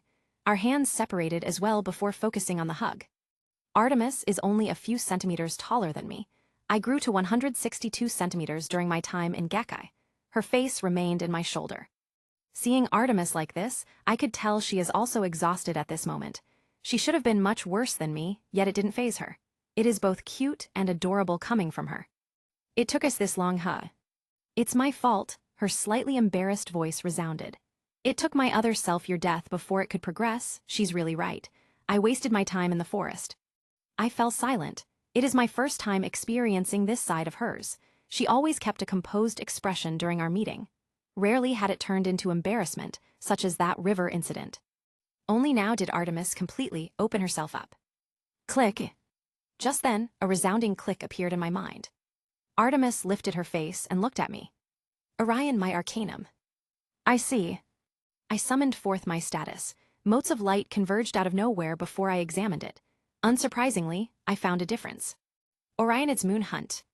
A specialized magic calling forth the Orion constellation to crush one's enemies and inflict debuffs. Blessed by the goddess of moon and hunt, it contains a trace of arcanum. It is tacitly allowed by the world to exist. The improvements reminded me of the Greek heroes blessed by gods. Theseus, Perseus, Achilles, Heracles. A thought entered my mind. This makes me your hero now. Who are you? Fine. I'll gladly take it. I made another promise today. I will become your hero. Chapter 79, Undercurrents. What the hell? I felt my frantic heartbeat. I swiftly checked the thing under my blanket. I am familiar with morning wood, but there is an additional sticky something to it. Coupled with my dream moments ago, I knew what it was. Shit. Blood rushed to my head. I found myself in a hyperactive state. The remnant feelings from that dream feel complex. I wanted to commit a harakiri for dreaming of something like that, but I couldn't deny I felt complicated about it. It must be, hormonal shifts. I know, everyone around considered me to be older than I actually am. Even I sometimes forget I am only a 12-year-old. A kid's body could act weirdly at this age range. With sufficient materials, it is unsurprising to see this happen. I am talking about that river incident and our kiss from last night. It ended well after that. We didn't feel awkward with each other. Only, I felt Lance's gaze when I accompanied Artemis to their Familia home. I had noticed her behavior long ago. I don't know what she'll do after seeing us together. Anyways. Cleanse. I didn't expect to use this spell on this. Cleanse is a fairly complex spell developed while I was conceptualizing wardrobe. Its function is to mainly separate the selected factors before dividing them into a micro level. Fire magicka would then do its job and completely erase the said substances. Such a spell that goes against entropy itself is used to clean this mess. It can't be helped, I guess. I received a secret I would take to my grave. I composed myself and changed into another set of clothes before I went out. Ayn was the first one who greeted me. Nabu, you had a date yesterday. What did just? It's all over Aurario that you had a date last night. Huh. That was the only thing I could utter. Why would they waste their time over this, right, celebrities? Today is destined to be a wild day. Nabu didn't bother to put up a disguise during the date last night. Inevitably, they would be noticed by people. It all started with the drunkards who saw him pass by with a girl. The next one to be interrogated by several people was a Jagamaru-kun staff. The people around them overheard it. The nail in the coffin was the adventurers present inside Babel. Sirius is a household name that every adventurer recognizes. The number of people who wanted to have their own unbreakable magic swords couldn't be counted at all. Add to that his track record in Aurario, and the reason behind his wide fame becomes evident. This city might not have something similar to the internet, but information could rapidly propagate once its residents talk about a specific person all at once. Thus, the rumors of Sirius having a date with a beautiful goddess spread in the North and West District this morning. It wouldn't take long before the latter two districts received the news. You didn't expect this. I did, however. I underestimated their enthusiasm. Perhaps those gods wanted to spark something fun. Hephaestus noticed herself becoming absent-minded since 2 days ago. Even now, she was about to fall into contemplation if not for Nabu's voice. This is inevitable. You wouldn't choose to hide yourself like an assassin on your first date, no. Yeah, I guess I'll bear through this for a few days. Little did Nabu know it would have long-term effects that would need to be dealt in the future. Hephaestus-sama, is something wrong? Nothing, I just thought of something. I see, please don't stay up late at night. Much to her surprise, Nabu noticed her lack of sleep, literally. She couldn't sleep last night. He thought it has something to do with either work or personal matters, and he hit the mark. They talked for a while, mainly Nabu's concerns to her health, before he left. Once he did so, Hephaestus couldn't keep up her calm facade anymore. Her face turned into worry and reluctance as she thought of her past decisions. Why do I sigh? She recalled her conversation with Tsubaki last night. Thinkin' about his date, don't ya? Tsubaki. Isn't it? I told you should have been straightforward it with.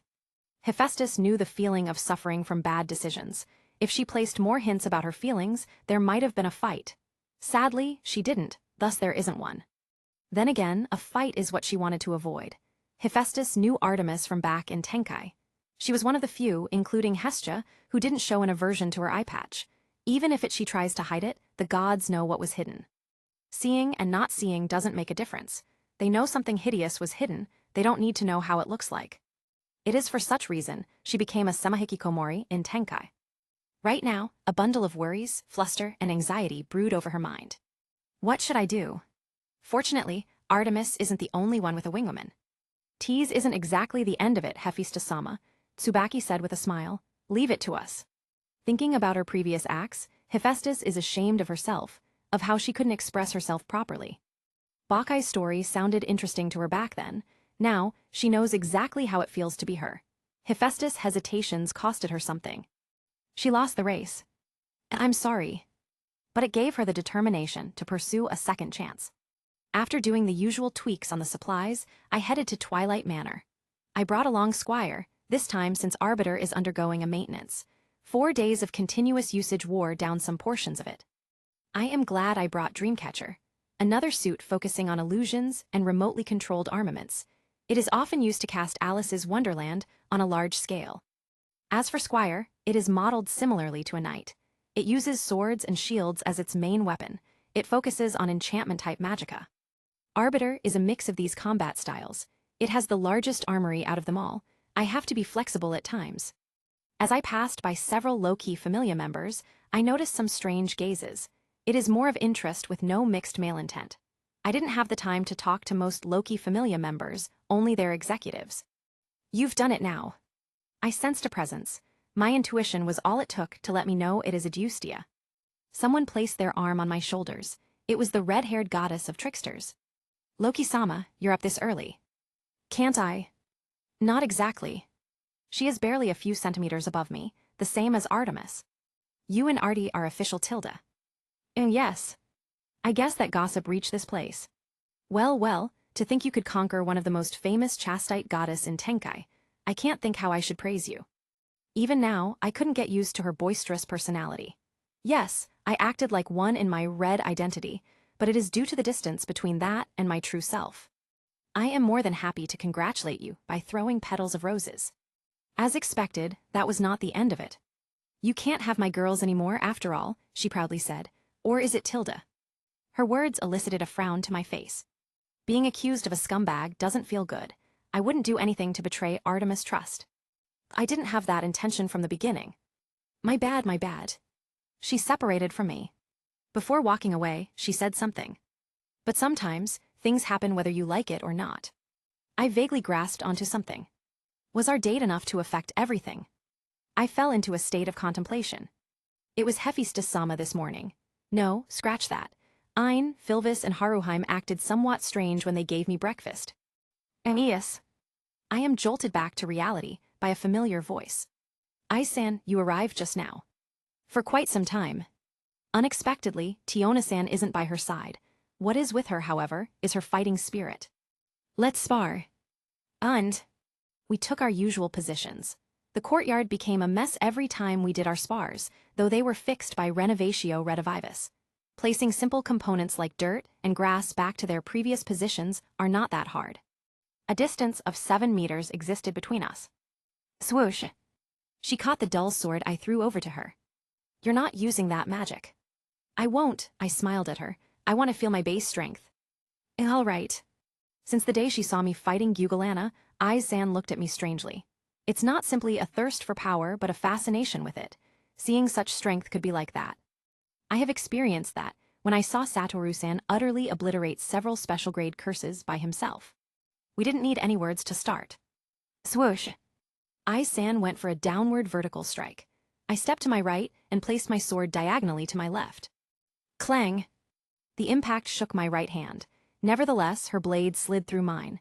Just then, Ai-san flipped her grip and switched to its other edge. Momentum was generated by the act. She swung her blade upwards in an attempt to parry my blade. I stepped backward to avoid it. Swoosh! My sword is still in my hands. Our gazes met. Ai-san wasn't startled, perhaps due to practicing with me oftentimes. Her move created an opening. I ducked before charging at her. Clang!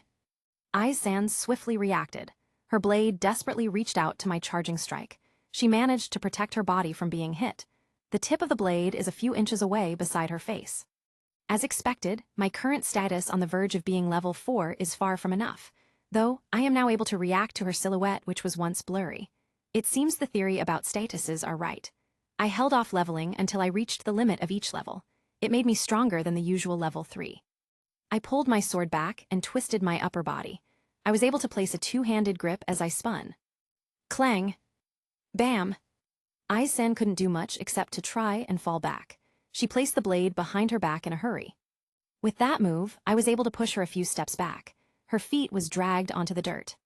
Om Namo Bhagavate Aryaprashnaparamate, the Bodhisattva of compassion, when he meditated deeply. I was cleared of any distracting thoughts. Everything within my perception became much clearer. This battle was the only thing I thought at this moment. I leaped through the air. A single charge placed me 2 meters forward. I held my sword diagonally downwards in front of me. I could see Ai-san's determined look. The surrounding soil cracked as she placed her feet on solid ground. She learned that my attacks could be both heavy and light, one of my main tricks in feints. Wind swept on my face. 1 step. 2 steps. 3 steps. I easily reached the strike zone.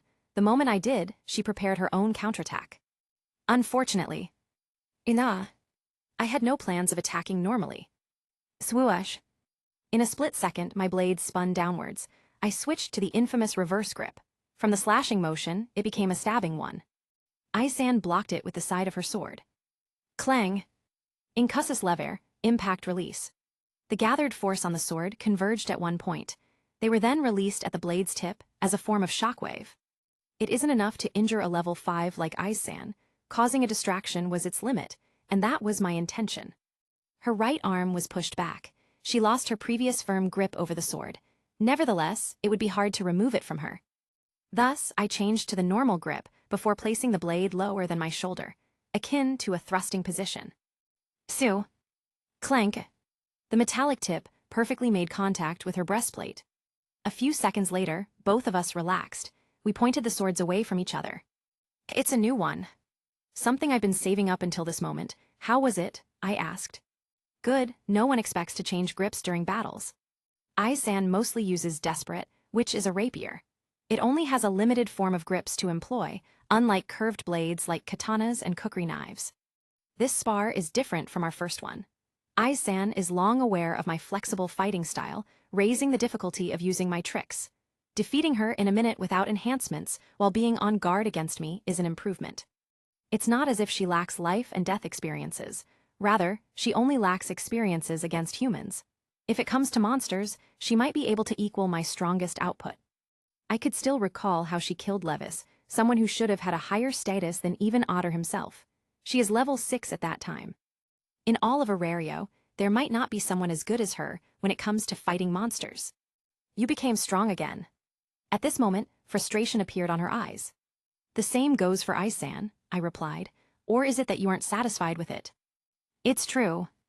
I was surprised for a moment. She isn't someone who easily admits stuff like this. I could already tell, you are about to catch up. You are holding off your leveling up. And yes. Silence fell upon us. I have been busy testing out the supplies and my current combat capabilities. I didn't have the time to implement something. If it's her speed of growth, I could help her with that. Ai-san, do you want to fight strong enemies? People who are far stronger than you've imagined. Her eyes turned bright, excitement brewed upon them. I'll help you do so. Chapter 80, Some things remain the same. That is...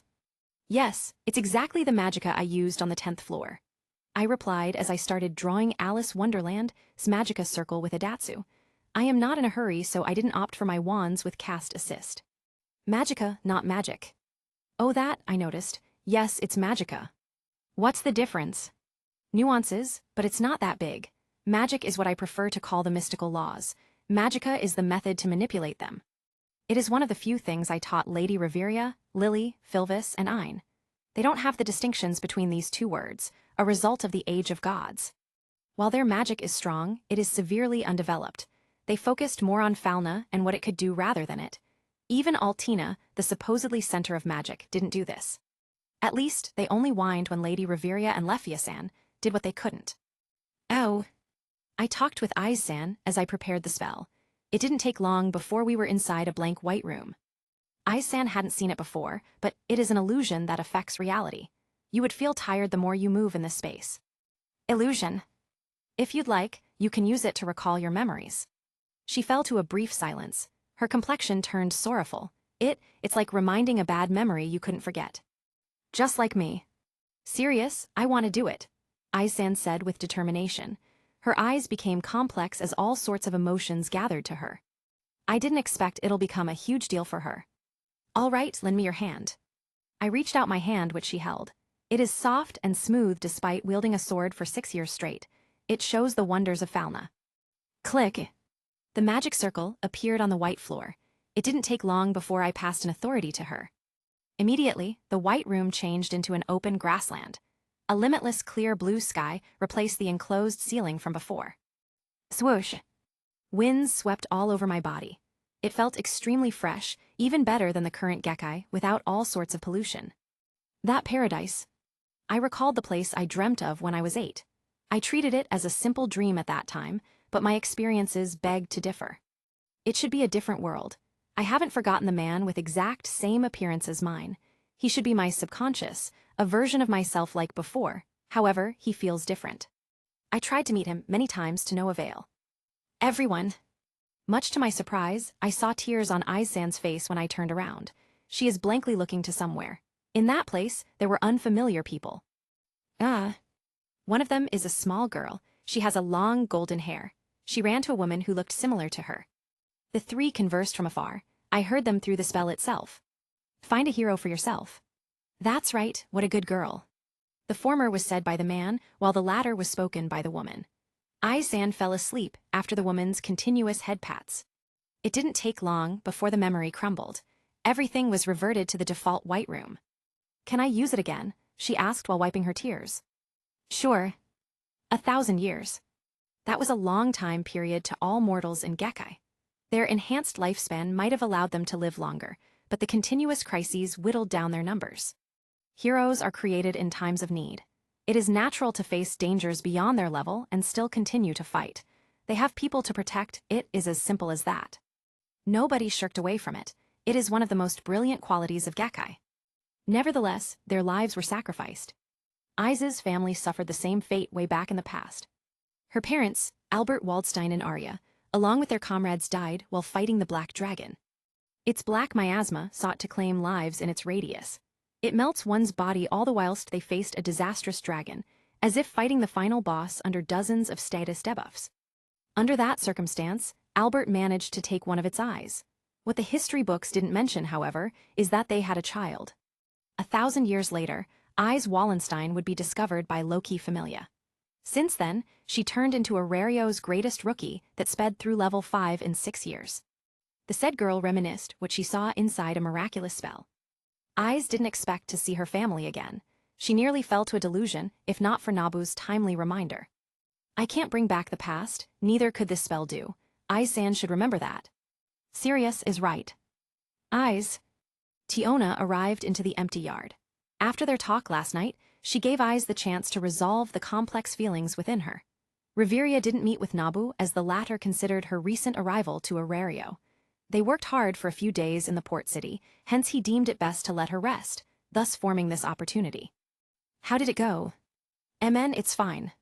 Tiona noticed Aiz's reddish eyes. She thought something had gone wrong. You cried.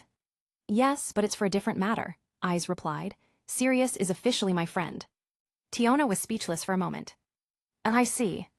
She expected Aiz to be involved in something serious when she wanted to be with Nabu alone. Aiz was bothered after asking about his date from last night.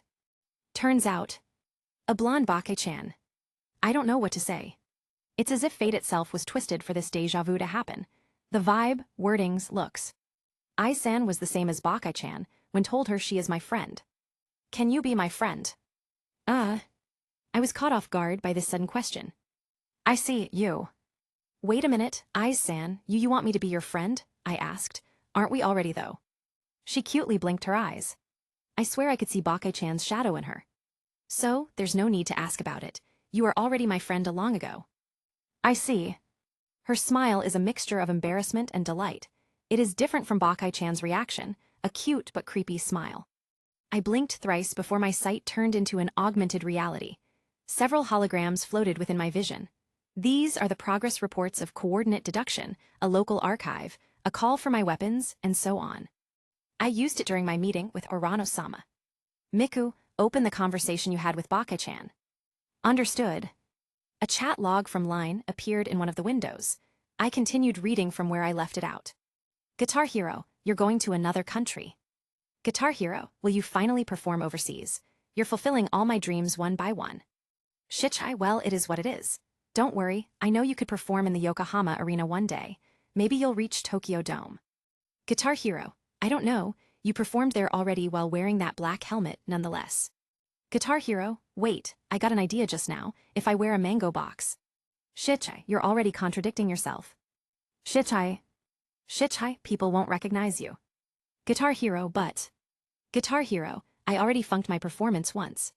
Shichai, yeah, that's why you're switching schools. Sorry for reopening your wound. Shichai, though I have a copy of it. Guitar Hero. After the final text, she went offline. Those fun times. Perhaps influenced by me, BOCCHI-chan started learning guitar around 2 years ago. She used her dad's limited edition Gibson to practice. She absolutely shreds it, I dare say. Her talents lie in the guitar. However, she had a problem, people. When in front of a crowd, she couldn't perform properly. It goes from being off-tune to blacking out entirely. If she wore that mango box or hid in a cardboard, she might have performed better. I closed these windows after a while. Open the analytics for the error. Opening. This time, a huge chunk of computer code appeared in my sight. Miku's usage of magicka lay in these activation programs. It is the equivalent of activation circles in a spell. Its only downside is requiring my mind to confirm the process. If I am not there, Miku will be limited to technology. Anyways, a few days back, I had an inspiration to use my hacker developmental ability through this. Instead of roughly translating the Latin chant to blocks of binary codes, I plan to employ the ternary system as well as begin the usage of programming languages. I couldn't do it before due to my lack of mind, but the suit supplements everything. If using traditional numerology gives 110% compatibility to my combat suit, using programming languages, basically the suit's specialty, could give at least 150% compatibility. Moreover, it is also considered as numerology due to the ternary system. I would be simply modernizing a well-founded magic system from the past. It's not complete. The spare equipment couldn't record the accidental phenomena, Goshujin-sama. It's fine, you've worked hard for a year. Soon, I arrived at the Northeast store. I greeted the staff responsible for the front desk before I went inside the forge. Several machines from the supplies are present in the form of boxes. They aren't affected by the temperature since I had temperature resistance in mind when I created my things. Artemis and Hephaestus-sama need more self-defense weapons. Bang! Bang! Bang! The trunk of a tree was pierced with bullet holes one after another. These are good ones, Nabu-kun, I mean it. Those muskets couldn't even compare to it. Yeah, Benelli M4 is a semi-automatic shotgun. It packs a punch compared to the semi-auto shots of an M4A1. I settled some things in the forge before arriving with the new batch of weapons. This time, it is something out of my world guns. I brought over 2 crates filled with guns and ammunitions. With the automatic reloading machine, making bullets are not that hard. The new metals and compounds only needed small adjustments, which Miku completed with ease. Everything's been convenient since those supplies dropped. It's a practical weapon. Artemis Familia's healer turned out to be a gun fanatic. See what I told you? Rithusa-san crossed her arms as she faced my direction. Did you forget about Nana collecting muskets? I didn't, it's just, well, at least she's happy. Nana-san hugged the Benelli M4, unloaded of course, with unprecedented joy. She was excited when she tested the semi-automatic rifles, but it peaked with the shotguns. Of course, I taught everyone in this courtyard proper gun safety before proceeding. It'll be a dumb move to let them use guns without safety procedures. Guns existed in Gekkai prior to my arrival, though they are still up to the muskets. They haven't invented breechloading, yet they have electric guitars. Weird. Then again, it is a place where gods descended. I might have a wrong impression when I thought they were modern enough. If their robots are simply advanced golems or homunculi, they might be behind us, rather me. I didn't dwell on this confusing dilemma and focused on the matter at hand. This is very convenient. I could definitely use this in battle, Nana-san said. Nabu-kun, do you have more of these so-called shotguns? Yes, Nana-san has to talk to Rithusa-san though. I passed the ball to another player. Rithusa. Nana-san's image as a comm doctor fell apart. She's more suited to be a doctor in a certain mecha anime. They say they are healers before pulling out a classic Glock on their desk's cabinet. These are guns. Is it really fine to pay installments for these? Lansan examined the M9 in her hand. Totally, I'm not lacking volleys right now. Yeah. Suddenly, she made a look of realization. I traced her looks and ended up seeing Artemis. Our eyes met. We tried our best to act normally in front of her familia, but everyone's sights landed on me. More than a dozen girls sent knowing glances that included Rithusa-san. Why did it become famous? I swear, these people don't have anything to do. I thought of an idea. If I bring the forms of entertainment into my world, there goes another source of money. Artemis let out a fake cough before her composure nearly collapsed. Rithusa will take care of the weapons, or Nabu brought. Lansan let out a smug smile as she overheard Artemis' mistake. The latter clearly noticed it as her ears turned red. In this manner, we settled the things that had to be settled. What I didn't expect, however, is that they would leave me alone with Artemis. They're preparing for lunch, or so they've said. I'm sorry for this mess. And no, it's not your fault, she replied before continuing. My familia poked me around with this matter since a long ago. That's why they acted like that. Turns out, the entire Artemis Familia is actually a bunch of shippers. The rumor is still vague as of now. It simply went with Sirius is going out with a girl. Only Hephaestus-sama knew the entire truth. It is also why it was vague when I was asked by the girls at the Familia home. I can't deny it since it is the truth. Although, no matter how vague the rumor is, everyone on Artemis Familia knew about us. When we speak out clearly. I could already imagine the face my goddess would make. Chapter 81, Test of Wills. In the end, we are deadlocked to a situation. We couldn't exactly, kiss while knowing her familia is within our radius. No matter how hard we tried to brush it off, we couldn't have the same atmosphere as that night. I see. We got too conscious of ourselves. That reminds me, do you feel the spark between us? That. Artemis' face rapidly turned red. She couldn't keep up her dignified look. She stuttered several times as her eyes frantically looked at the surroundings, before eventually ending up to me. Cute. My joke backfired. I found myself wanting to reenact that kiss from last night. And so we did. It was brief compared to our minute-long kisses, but it was enough. I reminisced the soft touch on my lips. This is bad, isn't it? I might be getting too addicted to this. This is how love feels like. Too bad I didn't capture that moment. Oh wait, I could turn it into a video. Orion. I'm kidding. Seeing her pout, I felt fulfilled and lost. That was too destructive, if I may say. Add to that her blush, an unprecedented surge of energy came from nowhere. I feel like fighting special-grade curses in this state. I haven't tested the Orionid's moon hunt yet, but I tried to simulate it with Hacker. I discovered that Orion and Orionids fused into one. I could still use the original Orion, but it is like a downgraded version of it. Moreover, its chant remained the same, a dedication to the goddess of hunt. I could modify its liturgy to be cast in varying degrees. It reminded me of Sukuna's flame arrow technique. Instead of flames, I could be pulling stars. That genuinely sounds cool. About the chance, I plan to use it tonight. You want to see the future again? Yes, remember Atropos-san. Atropos, the prophet whom you suspected to be with Zeus, Artemis added, is it her vision? That's right.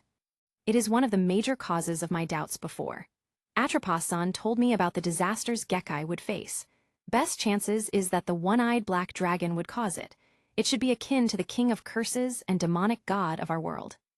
You might see a bad future again, she remarked. Can you hold it for a couple of days? I apologize, but it is gnawing at me. At least I want to confirm it.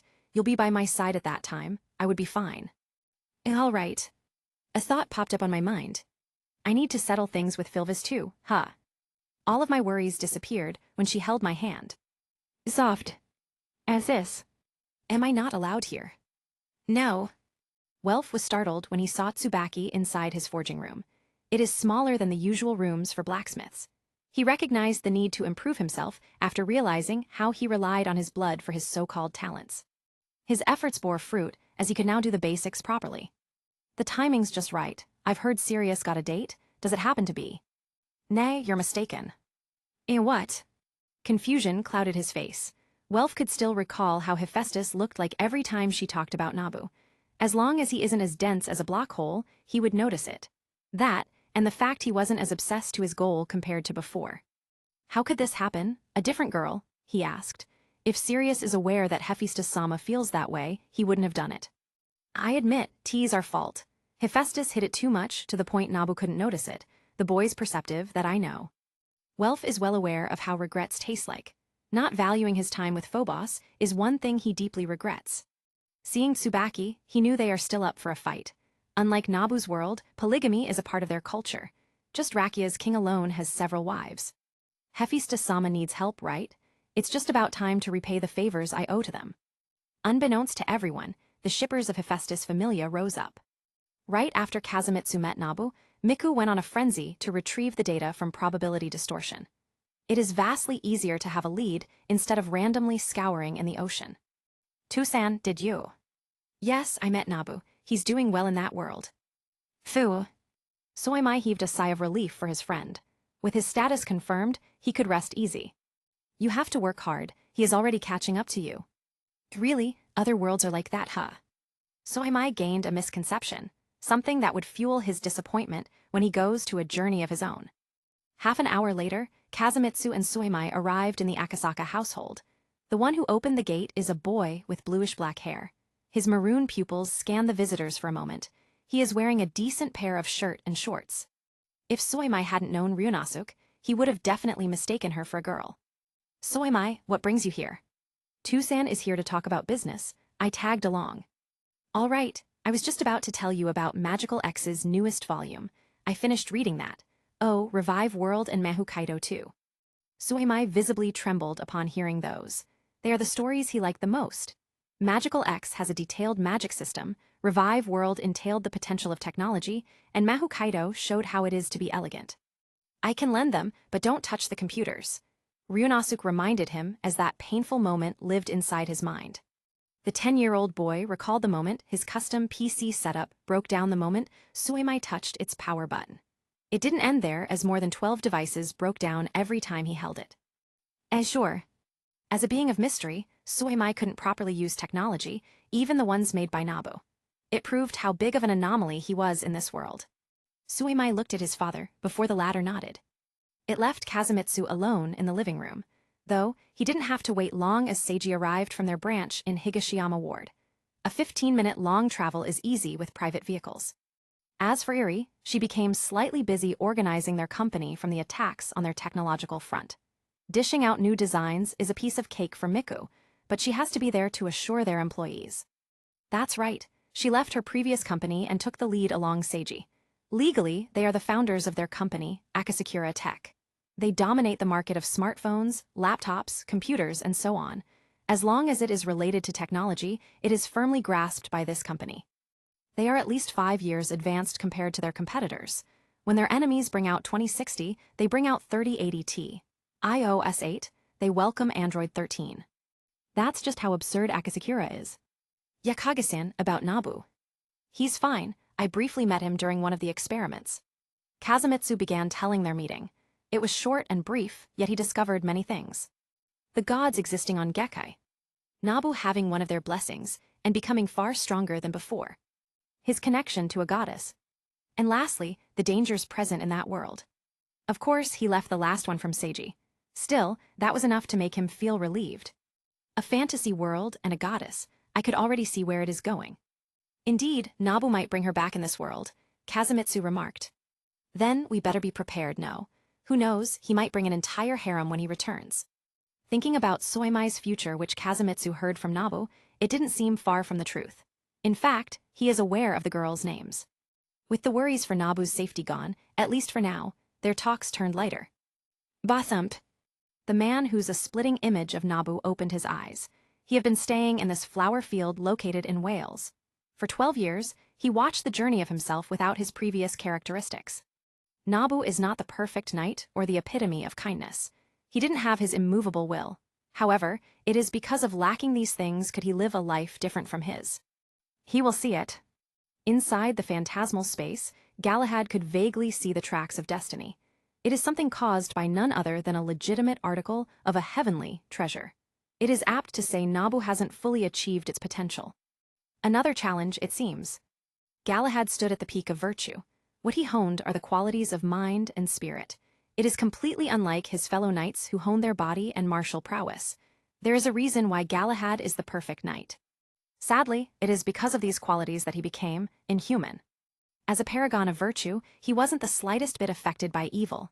Yet, he couldn't fully understand them, for there is no reason to do so. He became a robot who followed his program of doing good. Nevertheless, it had certain advantages.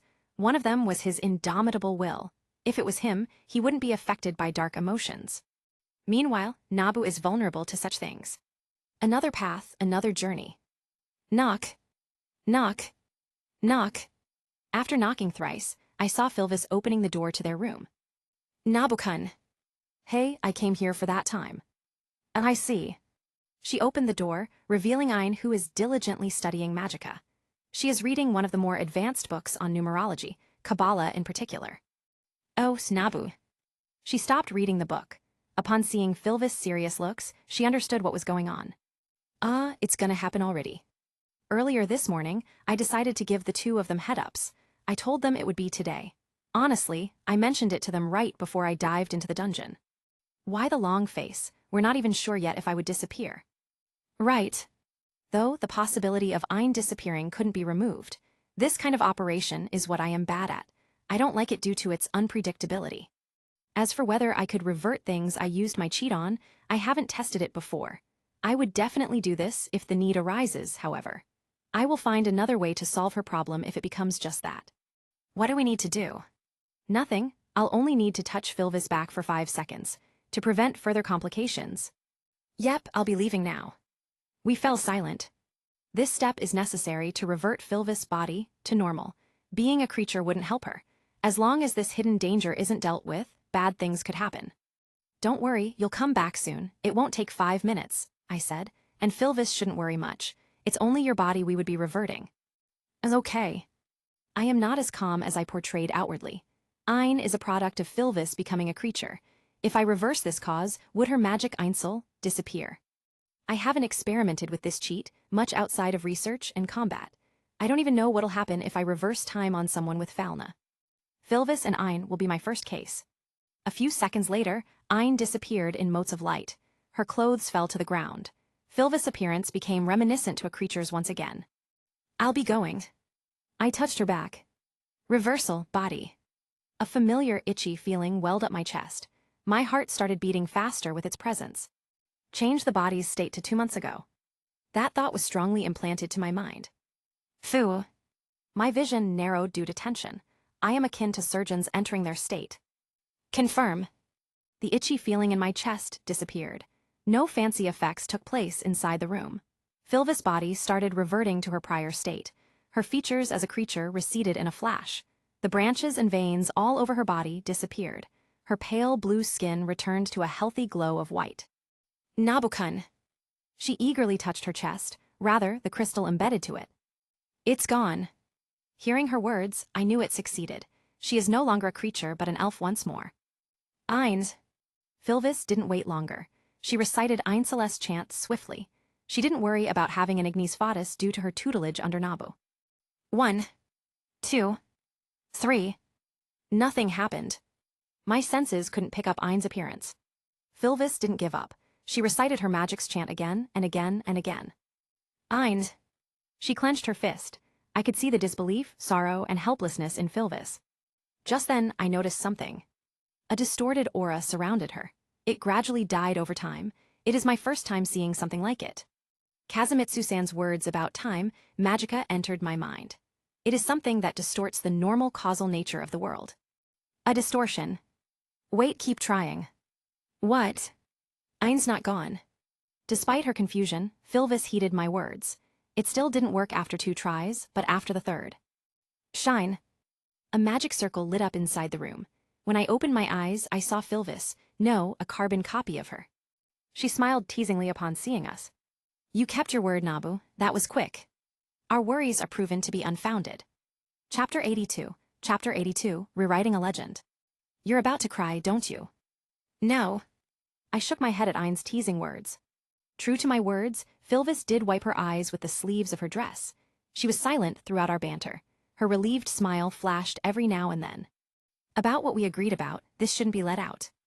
I got it. 2 identical voices overlapped upon one another. It's too unique. Is this your unique magica? That's right. I smiled at the 2 of them. They understood I didn't want to talk about it anymore. We've settled your problem with the demi-spirit. You can look forward to Monofurnace. Yes. Monofurnace. I knew they could learn it. In the first place, it should be my creature state that helped me activate my Monofurnace. If not, I wouldn't have taken the form of Sirius every time I activated my dream organs. These evidences pointed out spirits being the answer. With their nature to exist as a higher-order beings in my world, it made sense. Philvis and Ein has the experiences of being turned into a creature. Even if their body forgot it with the reversal, their mind, subconscious, should be able to retain bits of them. Coupled with the fact they don't have limits due to fauna, it is possible to learn Monofurnace. It is definitely one of the things people of my world would wish to have. Fauna might be seen to be slow in terms of growth, but adding my world's magic systems solve those problems, and magicians have the ample amount of experiences to do so. We'll start tomorrow. Inside Hephaestus-sama's office, the 3 of us gathered. Somehow, it feels much different from the last time. Nevertheless, both Hephaestus-sama and Artemis acted the usual. They kept solemn expressions while looking at me. Hephaestus-sama was the first one to give in. Would you see something horrible again? She sighed as she asked. Perhaps, but it is something I have to experience. It is better to see that kind of future to prevent it from happening. Suddenly, Artemis added. If you happen to see it. Yes, I smiled at them. I would be counting to the 2 of you. The 2 goddesses wore a relieved smile. I could see a hint of affection from Artemis and Hephaestus-sama. Wait a minute. I halted the absurd thought. Is the reason for her oddness this morning? I will settle it later. For now, modify the combat experiences to 10 years later. The familiar itchy feeling filled my chest. It is a rare occasion to feel like this twice in a day. Confirm. That sensation disappeared. Just then, the distortion wrapped around my very being. The arms of the clock started moving forward. Nabu picked up the Nadachi on the ground. The one dubbed as Dragon Slayer managed to slay a monster from the 45th floor. This unease. It has been days since he lost his cheat. It is a well-known phenomenon from his memories. Somehow, it disappears whenever he uses them. Then, they never come back. That's what happened to him in all the iterations save for the first one. His biggest reliance was gone, but it didn't render him useless. With his current accomplishments, he went up to level 4. It has been 4 weeks since he last reached level 3. It was extremely difficult to raise his stats to the maximum, SSS 1599, hence it took him another round of explorations to level up. I shouldn't worry about it, I'll have to deal with everything first. The horde of monsters from the deep floors encroached him. For the next 2 weeks, all Nabu did was to dive in the dungeon. Ishtar Familia was dealt with a long time ago. He didn't worry about everything else but the dungeon. It became more difficult to earn Exilia without his cheat, but Nabu's Child of Constellations and Miracle Maker shone brilliantly. Rumble. A pillar of fire pierced the floor he was standing on. He predicted the incoming projectiles a long time ago with Arbiter's detection system. Once the fire pillar died, he used it to counterattack. It's time. Nabu stuffed whatever he could in that hole. Missiles, grenades, self-destructing magic swords. A few seconds later, the ground rumbled once more. Boom. Rumble. This is fun. 2 more months had passed. Nabu fought against the abomination of the 60th floor, the Titan Om. It is one of the remaining demi-spirits that could threaten level 7 adventurers. Unfortunately, it fought against the wrong person. D. Obsignum Fatus. O goddess, I seal my fate. The dark dungeon welcomed the descent of brilliant stars. The ground rumbled as the destructive meteor shower rained upon the demi-spirit. The attack left it with no choice but to focus on regenerating. Abrad Adhabra, I will create as I speak. An archangel descended inside the dungeon, brining over divine lightning that purges all evil. Bizizizate. The magic crystal crumbled. It didn't stand strong against the holy magicka. Hm. Just then, he felt a gaze. The subsequent alerts from the combat suit alarmed him of a new arrival, a robed woman. She cast several spells with ease and sent it to his way, although it seemed more of testing than anything else. Her spells. It is by far the most exquisite magic he saw in Gekkai, even surpassing Reveria's. He opted to use Monofurnace. With his level 4 status, it should be enough to deal with her. What the heck? Exactly 6 months after his prior level up, Nabu reached the limits of his status. He dove into the dungeon as a legitimate level 5 and easily ran through many floors. This is it, level 5. Urgh. Nabu saw nothing but endless darkness. Stars glimmered dimly in the cosmos. He entered the crack made by Kazumitsu, and the next thing that happened was his vision turning upside down. Nabu underwent severe nausea as he felt himself freefall. That's right, freefall. Shit, he cursed before realizing its graveness. The surrounding space. It is the same dilemma he faced in his descent to Gekkai. His body was compressed, while waves of sharp cracks decorated his body with severe wounds. Worse, everything happened within 5 seconds. ARC US overload. Buzz. Crackle. The rainbow-colored magic circle appeared behind his back. Instantly, his slumbering dream organs awakened. The bleeding stopped before reverting to normal. His arm, which was supposed to be severed, reconnected itself. I could. Nabu was surprised to find out he could now control himself under this state. He didn't linger on this thought anymore. He immediately deployed Militaris Fortalicia around him. Golden magic circles surrounded his body. They fizzled for a few moments. The turbulent space in the gap between worlds was blocked as a result. It gave him a leeway. Would this place cause mystical entropy? If so, no, I should act as it does. Mystical entropy causes the clash of spells. If too many spells were cast in a single place, it would cause the subsequent spells to fail. The clash between physical and mystical laws turned it into such a place. Nabu knew a single mistake would end him dead, even with Monofurnace. He continued his fight within this endless darkness. Clang! The dulled katana blocked the incoming strike from Leffelsan. It was my first fight after the rehabilitation. Clang! Clang!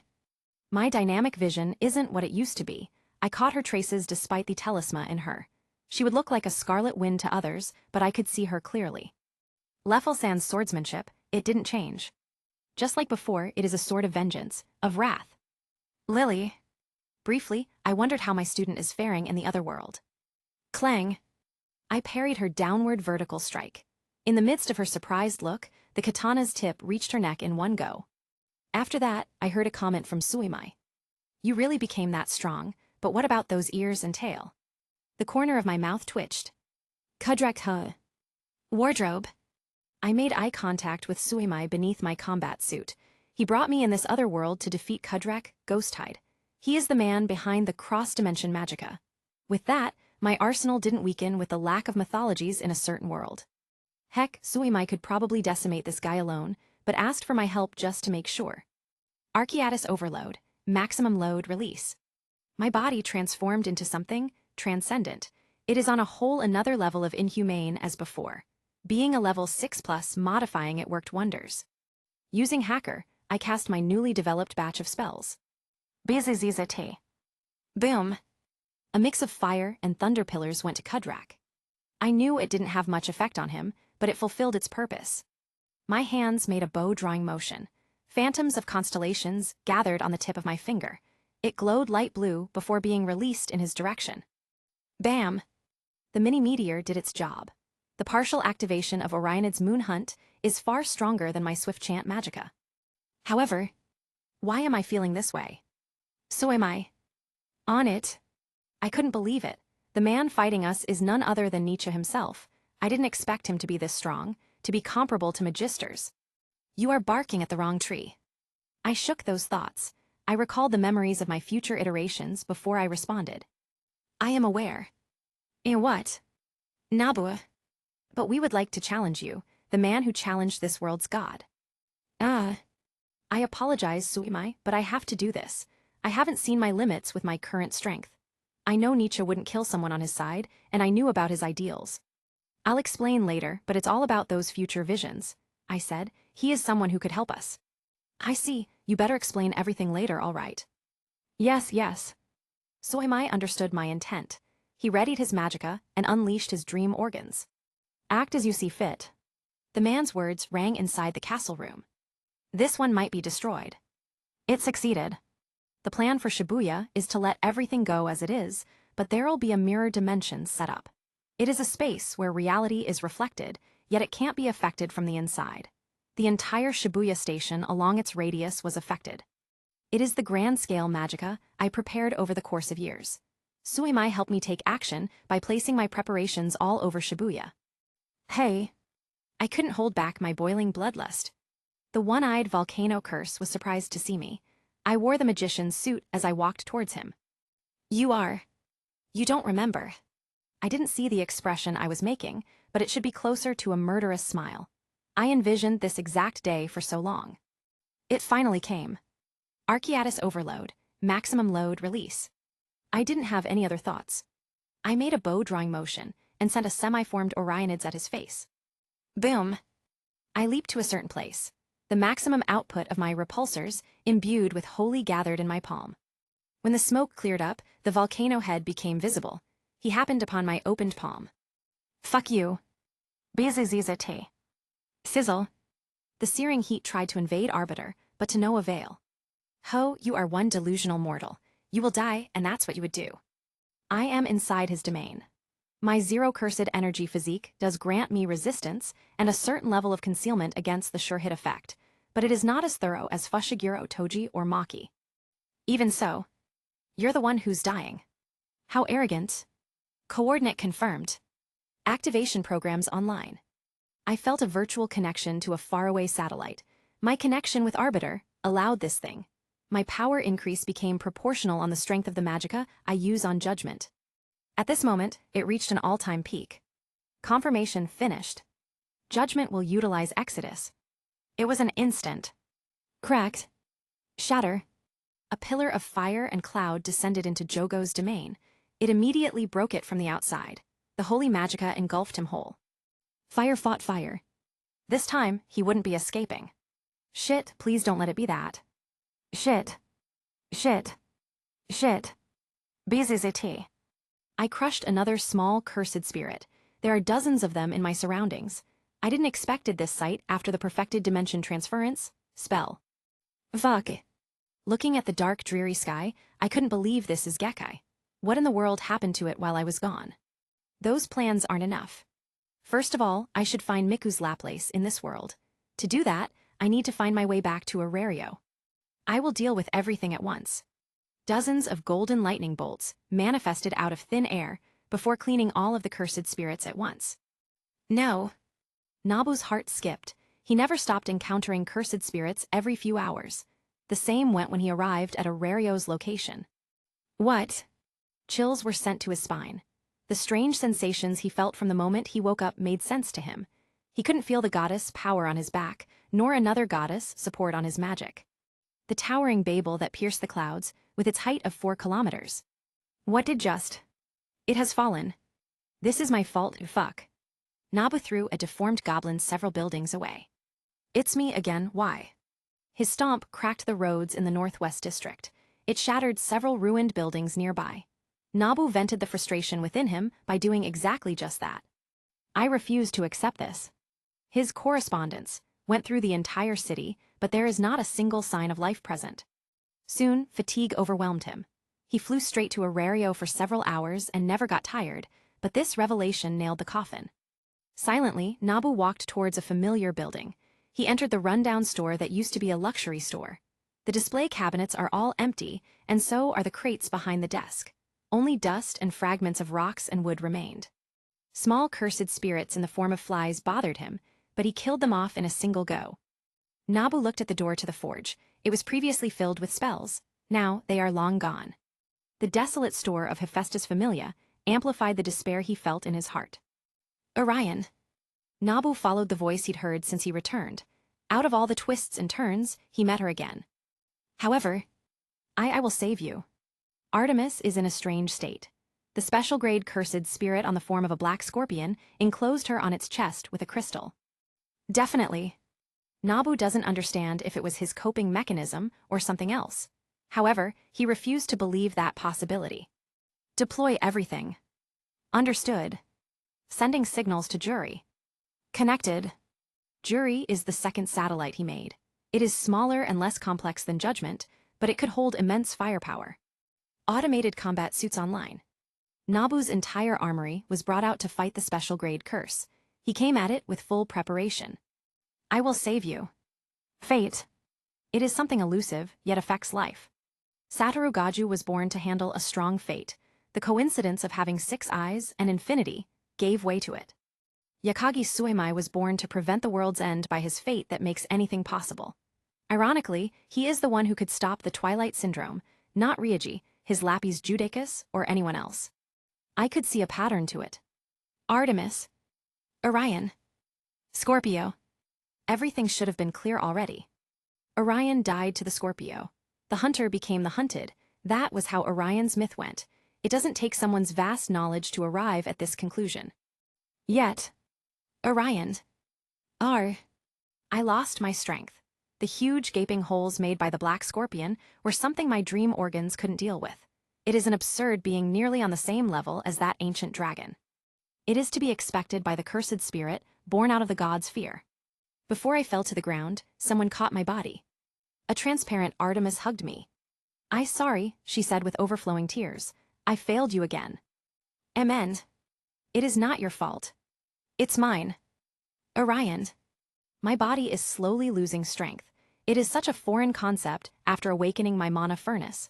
It is far different from the sensation when I died as a creature. It is cold. A single glance was all it needed to know.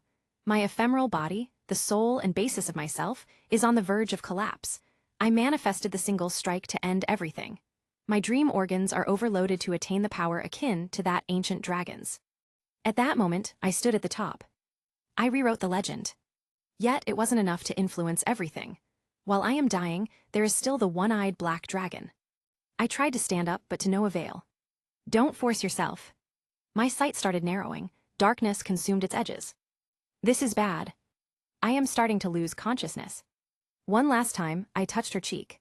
Didn't you say it? We would meet again. We will, I will make sure of it. The last thing I saw was a person wrapped in viridescent winds. I'm glad you're in a place where Nabu couldn't see. Everything ensued. Sirius. That bright falling star caught the attention of the remaining adventurers. The ones who embarked on the journey against the one-eyed black dragon were the ones who lived. Aurario and the people living on it were the first ones to fall. It wasn't known how it could easily reach Aurario despite the distance between it, and the northernmost part of Gekkai is immense. Hatsune Miku, the sentient artificial intelligence brought by Nabu, was the one who discovered how. Using cursed energy, it traversed space and immediately arrived at the dungeon city. It is exactly through her help that they know many things about it now. Currently, the most shocking thing that happened is the appearance of Arcanum. An attack bordering the god's Arcanum appeared as a moon in the sky. The energy readings indicated how strong it was. Being the fastest, Eyes was the first one to arrive. Unfortunately, she was still a step too late. It didn't take long before Artemis turned into motes of light. Be it a coincidence or not, Nabu's body followed suit. It left a broken and battered combat suit on the ground. Thud. During the last moment, Eyes knew her eyes met Nabu's. The latter showed his relief upon seeing her. Nabu. She got close to the armor before touching it. Since then, she never moved. Eyes stared blankly at the piece of armor until the others arrived. Ai-san, what was that? The second one to arrive was Lily. She noticeably wore a closed pocket watch on her neck. She doesn't need it with the addition of his final gift, a combat suit, yet kept it like a precious treasure. It's Nabu. Your teacher, he was the one who fought just now. Lily was caught off guard. Her disbelief turned into anxiety as she asked. Where is he? Seeing her silence, her world was overturned. She weakly fell to the ground as tears began to build up on her eyes. In the end, she chose not to ask eyes further. It is simply deluding herself. Her teacher is dead. Connection to local intranet detected. Connection successful. A mechanical voice rang on her waist. A silver orb hung tied to it. Gashujin-sama. Miku followed suit to Aiza's silence. Her humanity shone at this moment, in such bad timing. Coincidentally, she recalled the special song composed by them. Odds and ends. Throughout the iterations she'd heard, the times Nabu lived, why did she always fail to keep him? Miku wanted to be the voice, the entity that would raise his strength. He entrusts his intention to the voice and she accomplishes it. For the 9th time, the odds and ends wore a sorrowful face. Chapter 83, A Knight's Return. It was unexpected. Since that day, the world has been overturned. Aurario was the first city to fall. The concentration of adventurers present in Gekkai died. It is the greatest calamity that culled more than 70% of Gekkai's fighting force. The remaining 30% are spread in several countries such as Rakia, Alton, and the school district. If not for those, Gekkai would have already fallen. The school district's principal, Leon Vardenberg, belongs to the top of their fighting force. Coupled with several level 7 and a level 8, they could barely fight. The magic belonging to the Sun Priestess became the crucial turning point for the war. Through her, they could have a level 10 adventurer, the second coming of Argonaut, Belcranal. However, nobody expected that light. It came from one of the forbidden areas, the territory of the cursed spirit dubbed Antares. It took the arcanum of Artemis, the goddess of stars, and could freely use it in this world. It was an exception to the rule made by the gods. That light. It has the same signature as it, as if it came from the same source. The grand magicka on the level of God's arcanum was unleashed into this dreary world. Sirius. Isfi was the third one to arrive. She heard everything from Miku, including Nabu's arrival and the extinction of Antares. The flight magic tool she made, Hades, was improved over and over again until it could rival the combat suits. Since they are strategic resources that could allow a level 6 to fight level 7 and even 8, it is reasonable for them to not be easily taken out. The remaining 3 suits are what Nabu left before he returned to his world. I've heard everything, it's that boy no. Yes, Lord Hermes. The voice on the other side of the earpiece was grave serious. The death of Sirius, an otherworlder, is a great concern. Ironically, he was already considered a strong fighting force despite not being here. The boy told him that he would return, and the god took his words seriously. Nabu did come back, but he sacrificed his own to exorcise Antares for good. What should we? Go back, use the displacement tools. That dragon could be coming into that place. Understood. Swoosh. Isfi's green robe fluttered. She wasted no time in pulling the 2 girls back before retrieving the usable equipment around. The satellite would orbit in the district's airspace. Miku's robotic voice came from the earpiece. Got it. After settling everything, she took out a black rectangular metal. She activated the magic within it before dropping it to the ground. Moments later, a magic circle manifested before their figures were sucked in. They reappeared inside a bright white chamber. A wave of white light went up to the 3 girls. It is the purification zone used to remove a curse's remnants. Soon, they were cleared to go. They are currently in the school district. A bricked hallway could be seen up until the control room. Both Eyes and Lily still haven't completely snapped out of it. Isfi, Lily, and Wallenstein. A short goddess greeted them. Her outfit is, strangely enough, revealing. However, her chest far contrasted her small stature. The goddess, Hestia, is well known as an Oppai lowly. At this moment, she was surprised to see Eyes like this. She always wears a stoic expression. Never had she seen Eyes this sorrowful. Isfi, that was Artemis Arcanum, wasn't it? What happened? Lady Artemis, she disappeared after Antares' defeat. She did, she might have returned to Tenkai already. Hestia had long been worried for her best friend. Not only was she devoured by a cursed spirit, her arcanum was also used to cause untold amounts of destruction. That was not something Artemis would want to see. I hope she's fine, she mumbled. Did she? It was not her.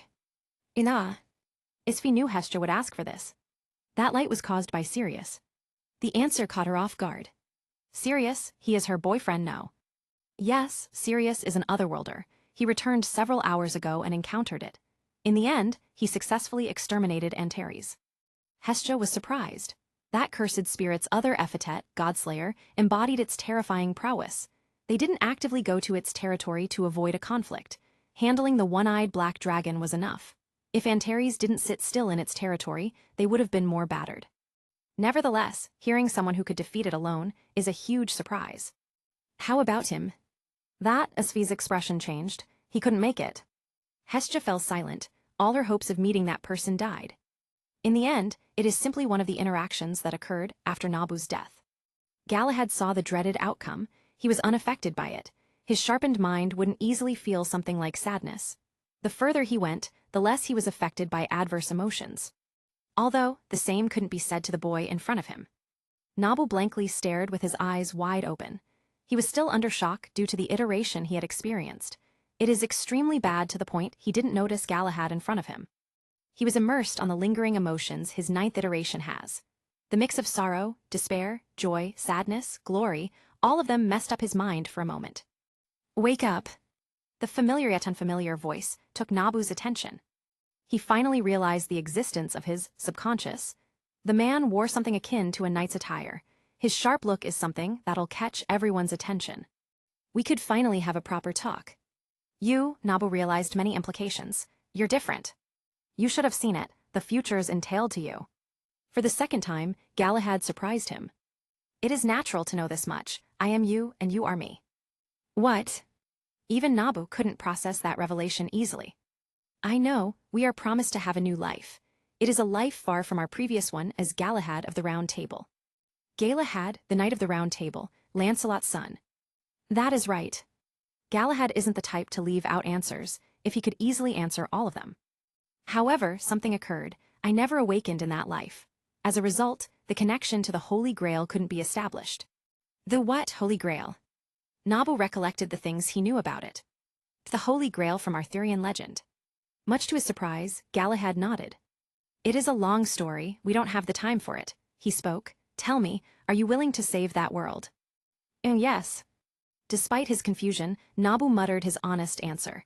He could barely get a grasp as to what is happening right now.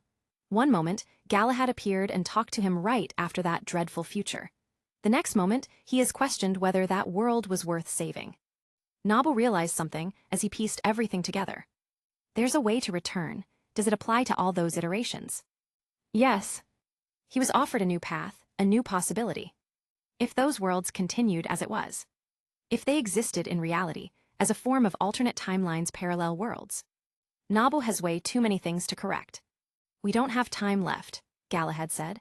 Returning to that world's most significant moment requires your remaining chances. There would still be debt to be paid after that. Even so, you would only have 30 seconds.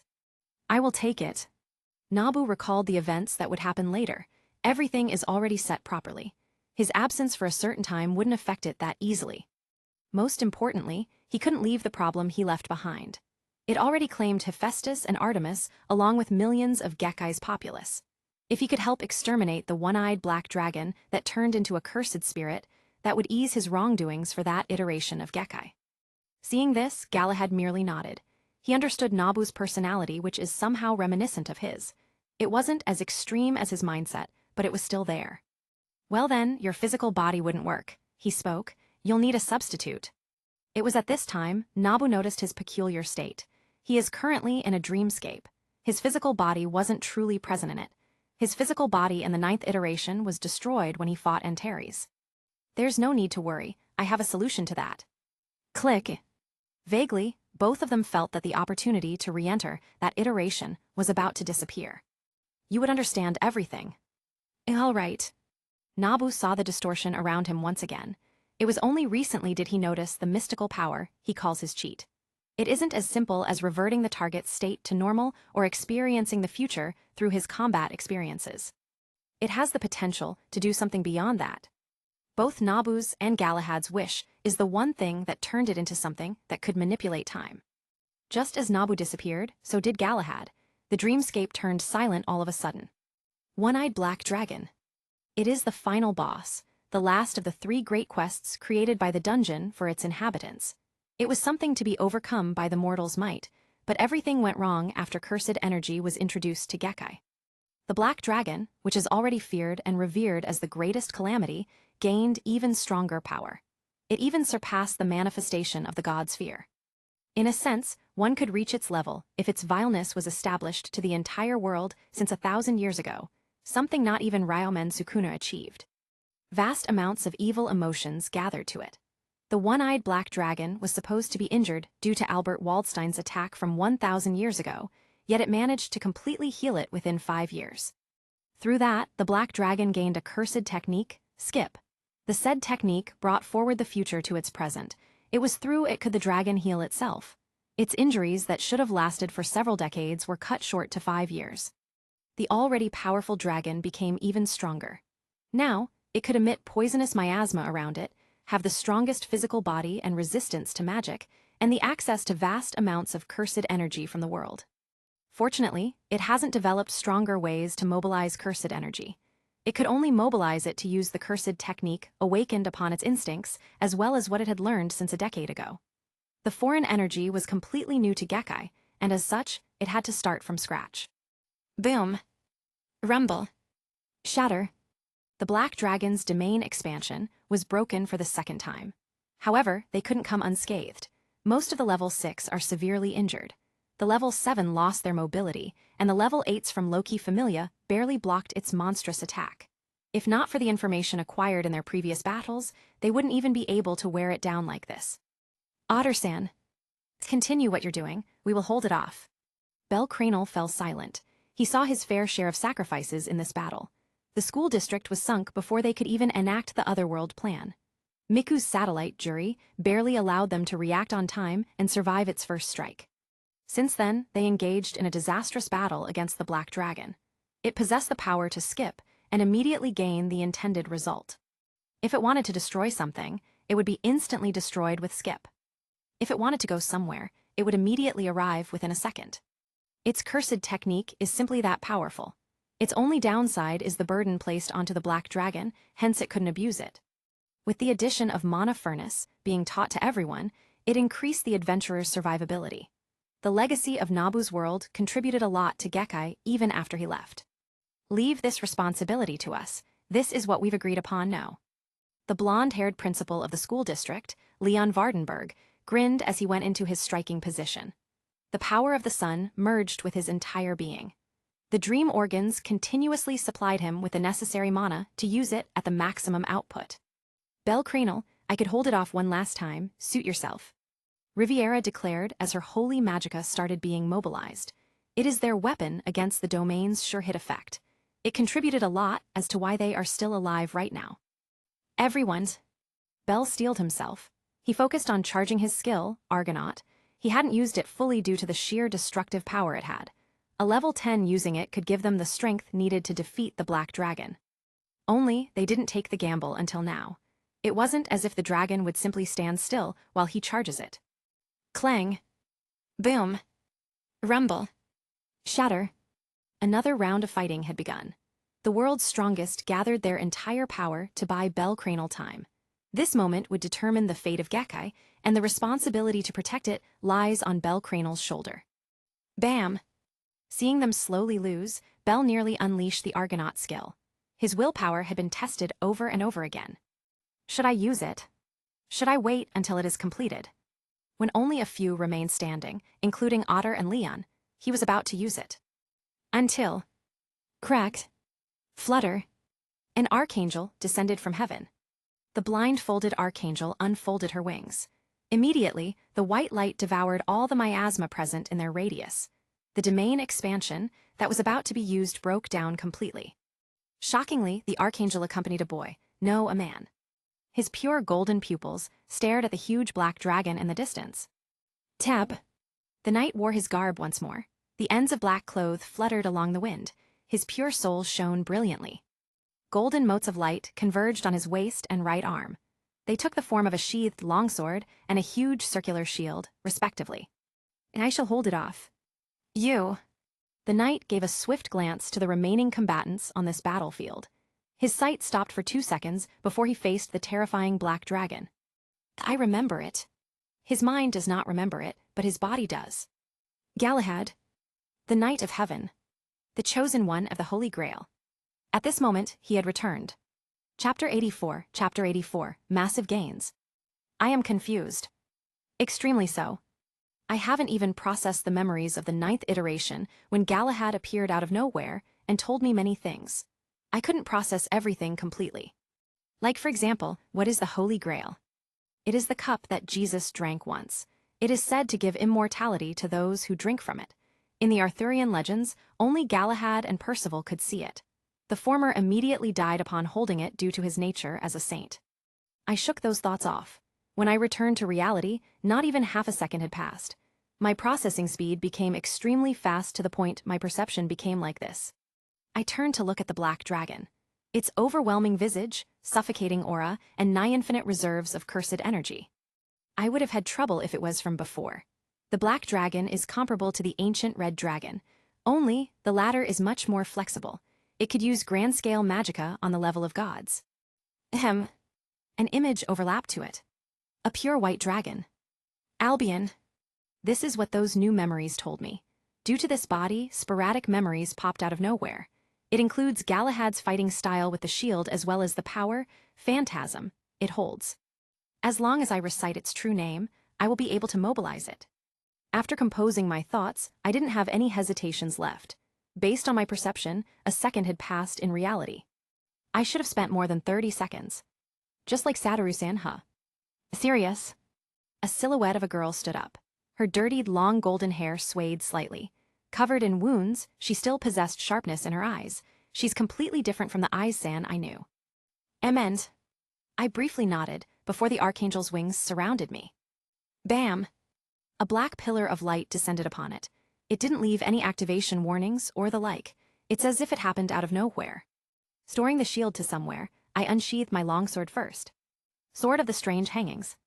A holy sword, once wielded by King David himself. That is enough to know everything.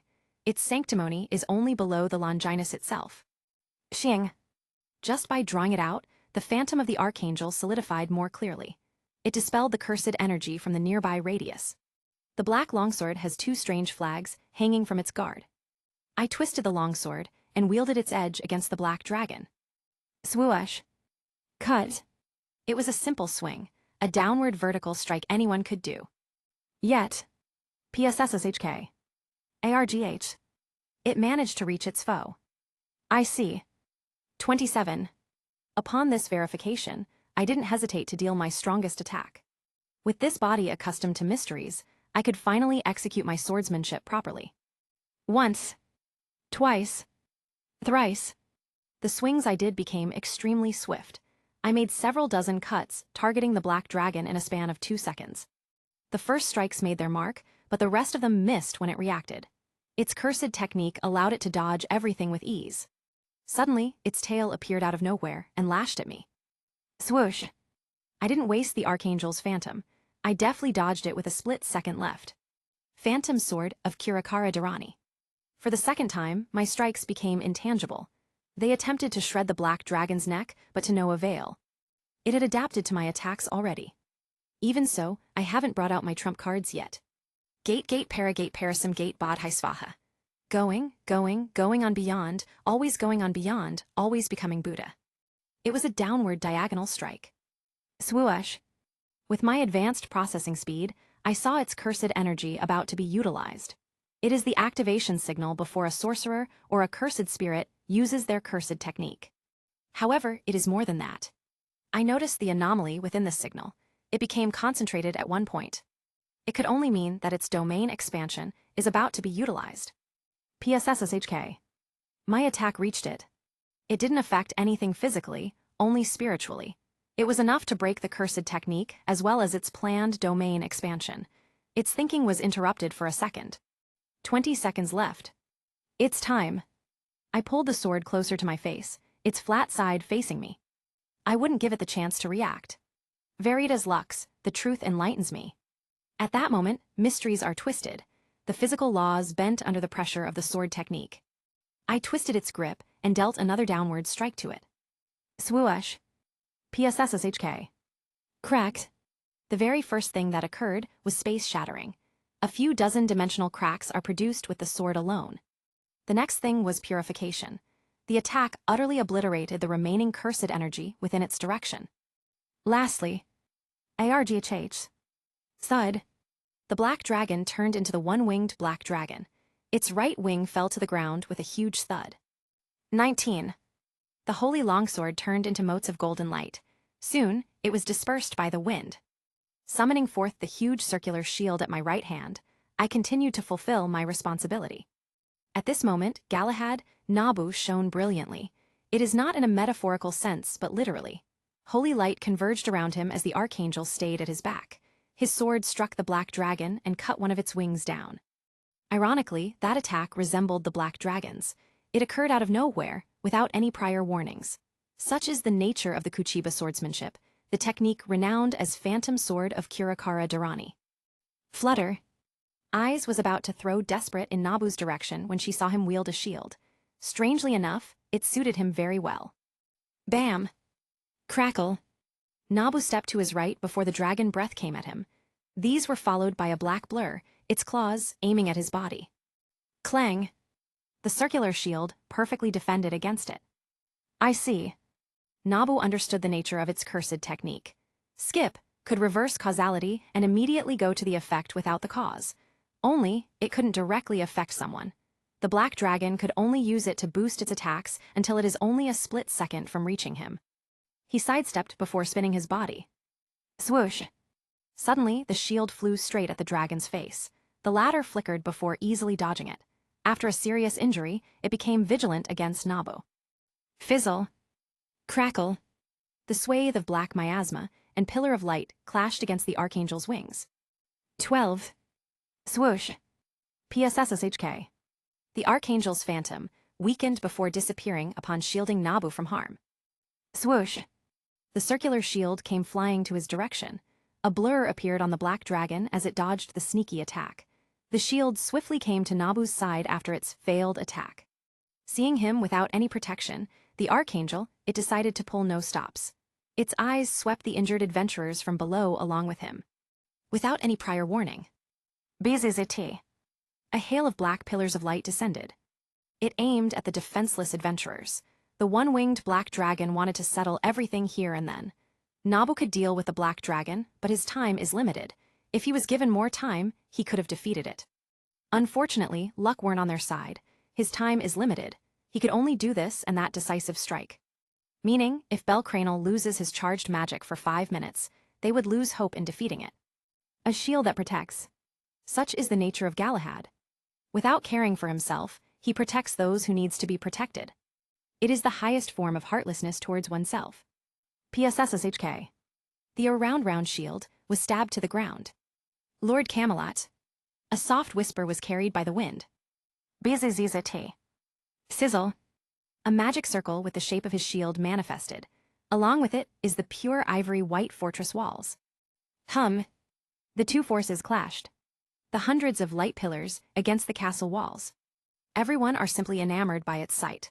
Underneath the shield that protected them is a boy no less than 18. 5 seconds later, the attack died out. Under the dragon's astonished gaze, they remained protected under the fortress walls. Several memories came to my mind. He is a pure knight. When it came to protecting someone, nobody came closer than him. Galahad is the most ideal knight. However, pitiful. If I were to be asked, I wouldn't want a life like this. It would have suffocated me deeply if I was in his position. I came back to reality. It's over. With my final moments, I looked back at Gekkai's hero. I met his scarlet pupils filled with determination. That charged attack would settle everything, or most things. I am not the type to leave without any guarantees. Artemis. Above the starry sky, the crescent moon revealed its true form. It is an amalgamation of blue magic circles. They are in their active state. The things I could achieve right now is not limited to proper swordsmanship. In this state, I could reach the highest form of known magicka. I hope it could. Suddenly, my vision darkened. Thud. My body felt extremely tired. The next thing I knew, I found myself laying on something. Orion, are you all right? I moved my head and saw Artemis, face up close. Amen, I'm fine. Even my legs gave up. My face slid further in her embrace as a result. You're not fine at all. Nabu, what are you feeling? My mind involuntarily recalled the sensation of having our connection broken. The falna on my back felt close and foreign at the same time. Yet, I expressed nothing but gratitude right now. I don't want to experience it again. I could still speak. My voice became muffled due to her chest. My rational side stood over my flustered side and tried to deal with this dilemma. Can I sit on a chair? Yes, yes. Artemis' flustered voice reached my ears. I could imagine how she would look despite seeing nothing but darkness. She let go of her embrace and carried me on my arm. My entire body is totally unresponsive except for the small balance I could retain. With her support and my wobbly legs, I finally sat on the chair.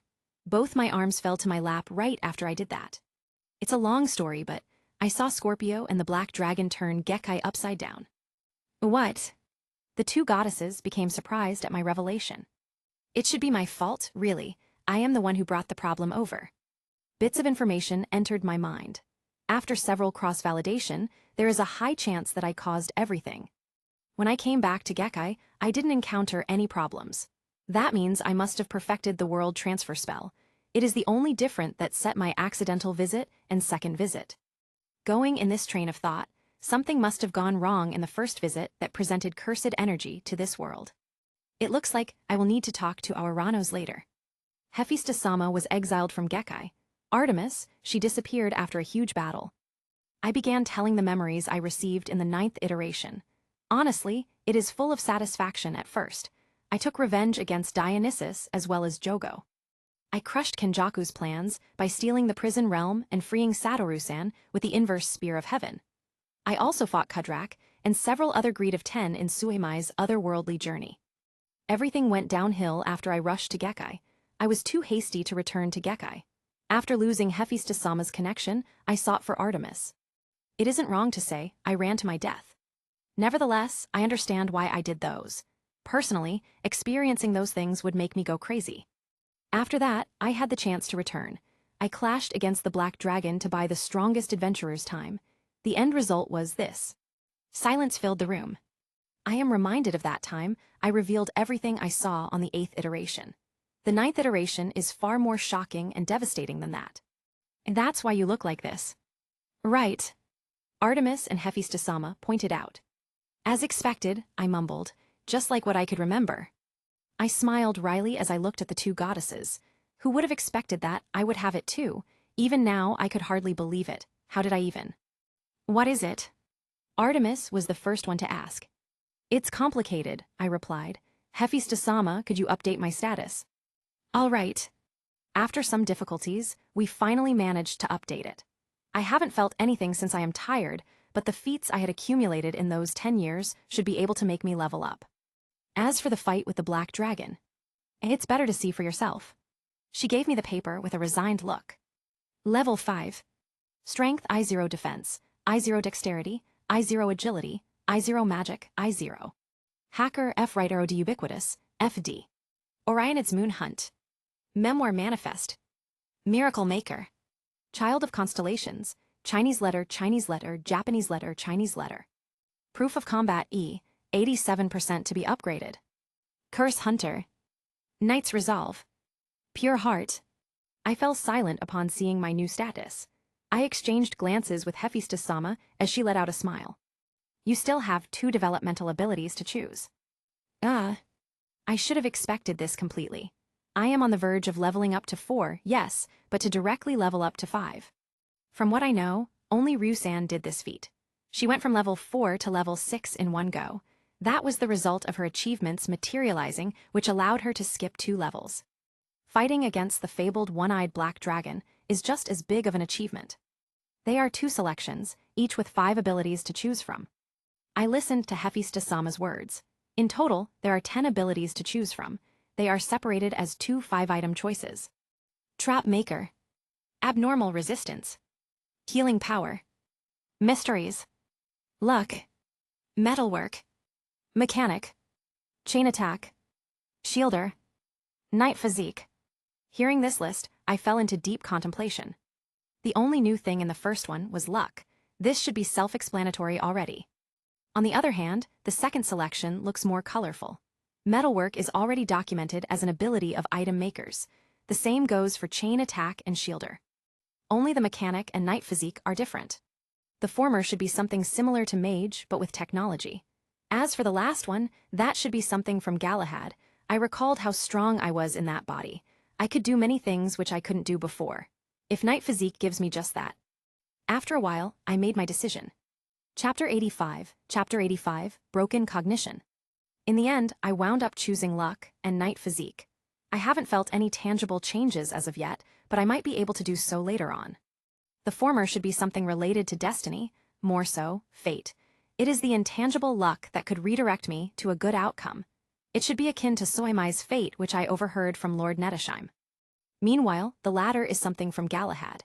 I haven't heard much from him, but I could infer several things from the body I used on the 9th iteration. For once, his body is attuned to high levels of physical strength. There is also a strange connection to mysteries that enabled me to perform the sword technique and the highest level Grand Magica properly. Even with that, I could still utilize technology. Proof of that was Miku's aid in casting the final Grand Magica near the end.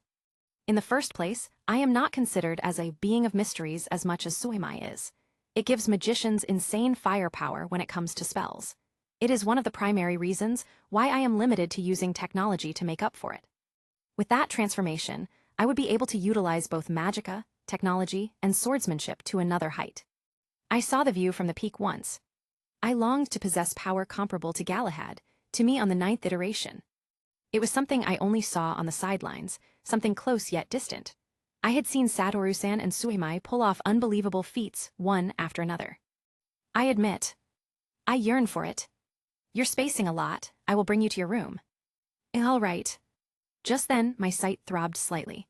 I felt lightheaded as I lost control over my body. It's bad. Thud. My body uncontrollably fell to the ground. My lungs started desperately heaving for air. My chest tightened. This is Kazumitsu-san revival. End. Soon, everything turned black. In a distant world made of facades, a night spaced out. Galahad. End. Are you spacing out again? Galahad looked at the youngest addition to the round table. The girl cut her hair short to remove a hindrance during battles. Her knighthood is bestowed by none other than Sir Lancelot. As his son, Gareth's attention to Galahad came off as no surprise. It's nothing, he spoke. What are you saying? You aren't listening at all. I asked you about that journey. The search for the Holy Grail. Indeed, I have been chosen for it. Britain's current situation is far from ideal. Mysteries from the world began to recede a few hundred years ago, from the moment the king of magecraft, Solomon, died. The disappearance of true ether removed its everlasting glory. Camelot remains unaffected due to a certain court mage. The sewer systems, agriculture rotations, clean water systems, and so on. True ether is added on top of that, turning Camelot into the most ideal city. However, the same couldn't be said outside it. Britain recently went to war with the Roman Emperor, Lucius Tiberius. The Knights of the Round Table held their reputation as high-level powers. In the end, King Arthur reigned victorious with his Excalibur. Even so, that only settled a part of their problems, hence leading to the journey to claim the Holy Grail. In this time and age, it is the sole miracle that could turn everything around. More than half of the Round Table's knights are assigned to undertake this mission. His Highness included me among the ones participating. He paused as if realizing something. Are you perhaps regretful you aren't chosen?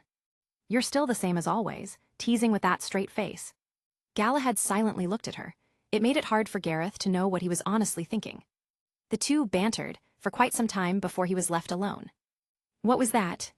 Galahad felt something strange. It's as if he forgot about something important, like he already lived this life once. Strain. You're all right.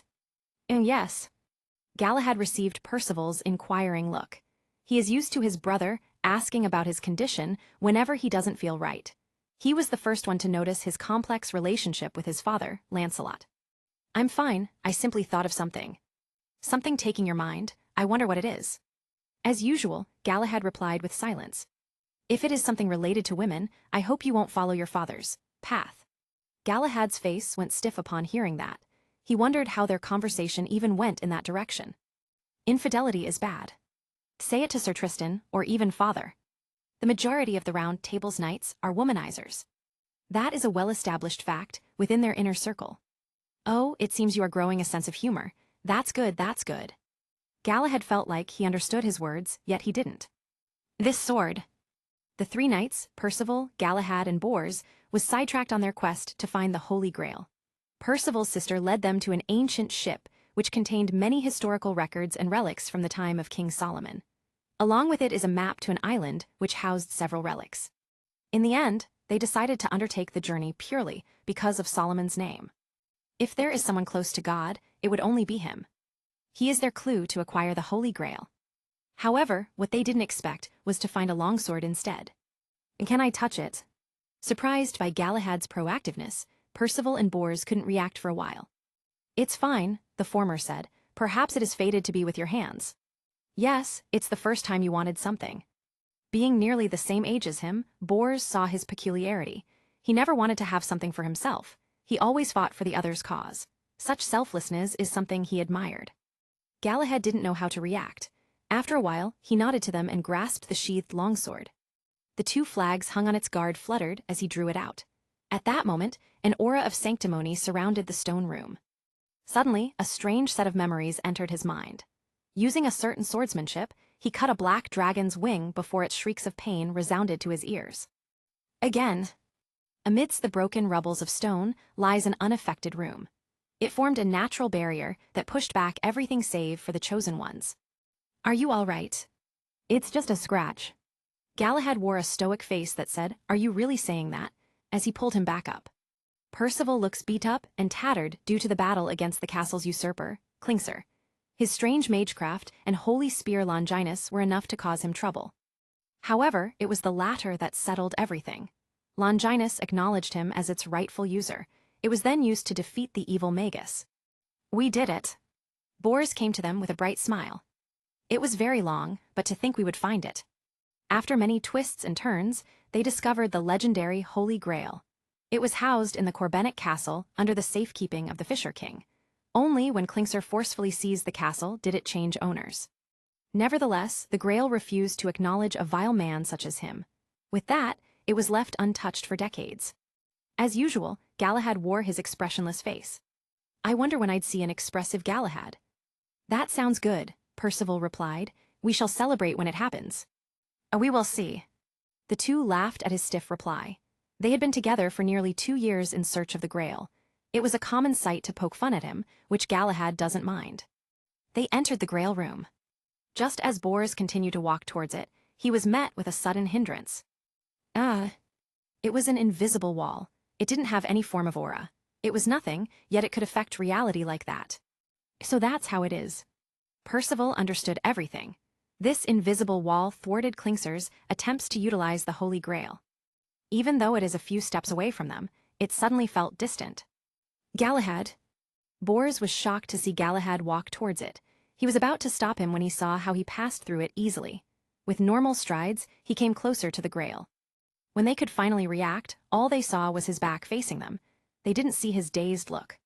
The moment Galahad touched the Grail, a path to heaven was pierced through. In this brief moment, time became exceedingly still to him. Images of humanoid figures shifting to an incomprehensible being with countless eyes appeared on his sight. Galahad was confused at this moment. He didn't know what was happening right now. What? The last thing he could remember was approaching the Grail. Somehow, he felt like he could do it, and so he did. Just then, a message descended upon him. It didn't involve any voices, texts, and the like. It is something that transcends language itself. It belonged to something far more complex than it. He showed a surprised look. He tried to process everything, in resignation, that is. He understood the nature and implications behind the miraculous Holy Grail. It was destined to be a failure. Their journey to the Holy Grail was nothing but for naught. Even if the heavens won't take back the Grail, the overseeing counterforces would correct everything and lead to Camelot's downfall. It is necessary for history to progress. Camelot is destined to be the brightest legend that would inspire kingdoms and empires of the future. As such, their downfall is destined from the beginning. Your Royal Highness, I failed you. When the pathway to heaven closed, the Holy Grail and Galahad were nowhere to be found. What did just? Gareth, Percival, father. Toussaint, Seiji, Artemis. Huge chunks of memories entered my mind. They disrupted my experiences and tried to enter through the gaps. In turn, it blurred my perception, my sense of self. Am I Galahad? Am I Akasaka Nabu? What are our differences?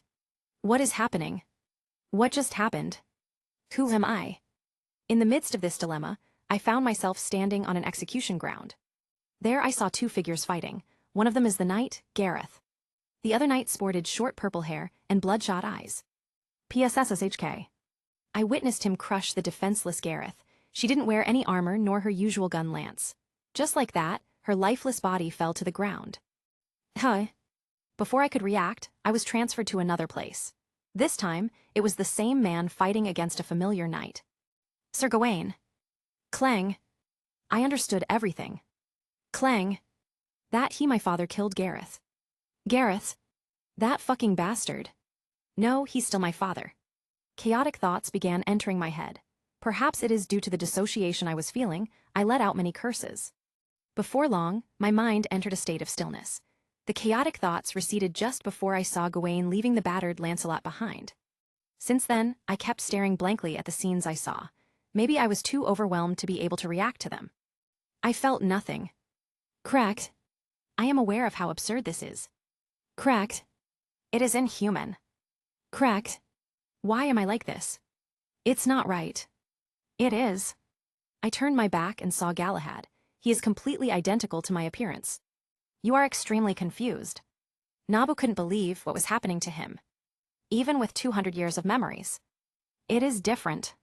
A lifetime's worth of memories is far different from the incomplete memories the cheat gives. The influence it brings is bigger than snippets of memories. Moreover, Akasaka Nabu is someone considered to be a normal human. Although he experienced numerous traumatic events with his cheat, he retained his normal self. In a sense, Nabu is an anomaly amongst all magicians who lose their previous selves.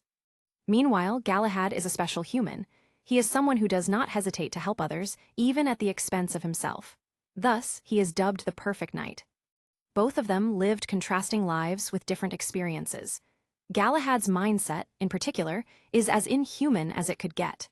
It became problematic once it mixed with Nabu. Putting two separate worldviews could potentially cause what he experienced just now, a cognition collapse. We are fortunate to have this moment. There is still a chance to correct this. Galahad spoke with a stoic face. Strangely, Nabu also calmed down at this moment. You will forget most of it until you are ready.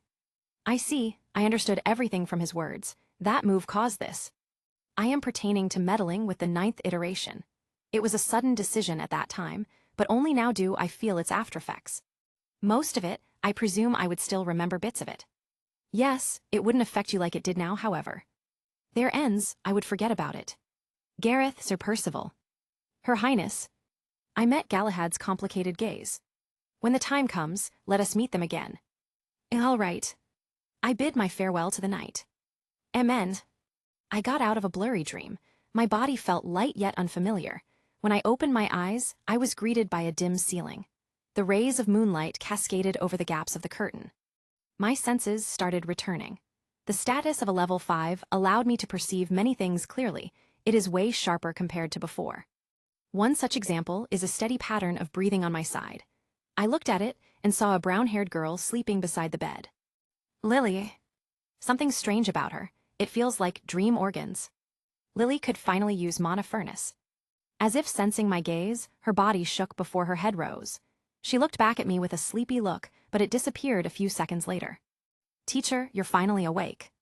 Chapter 86, When the Seasons Pass By. Upon hearing Lily's voice, my heart skipped a beat. An absurd possibility came to my mind. How long was I out? Teacher, half a year. Ina. The tip of my mouth visibly twitched. Half a year.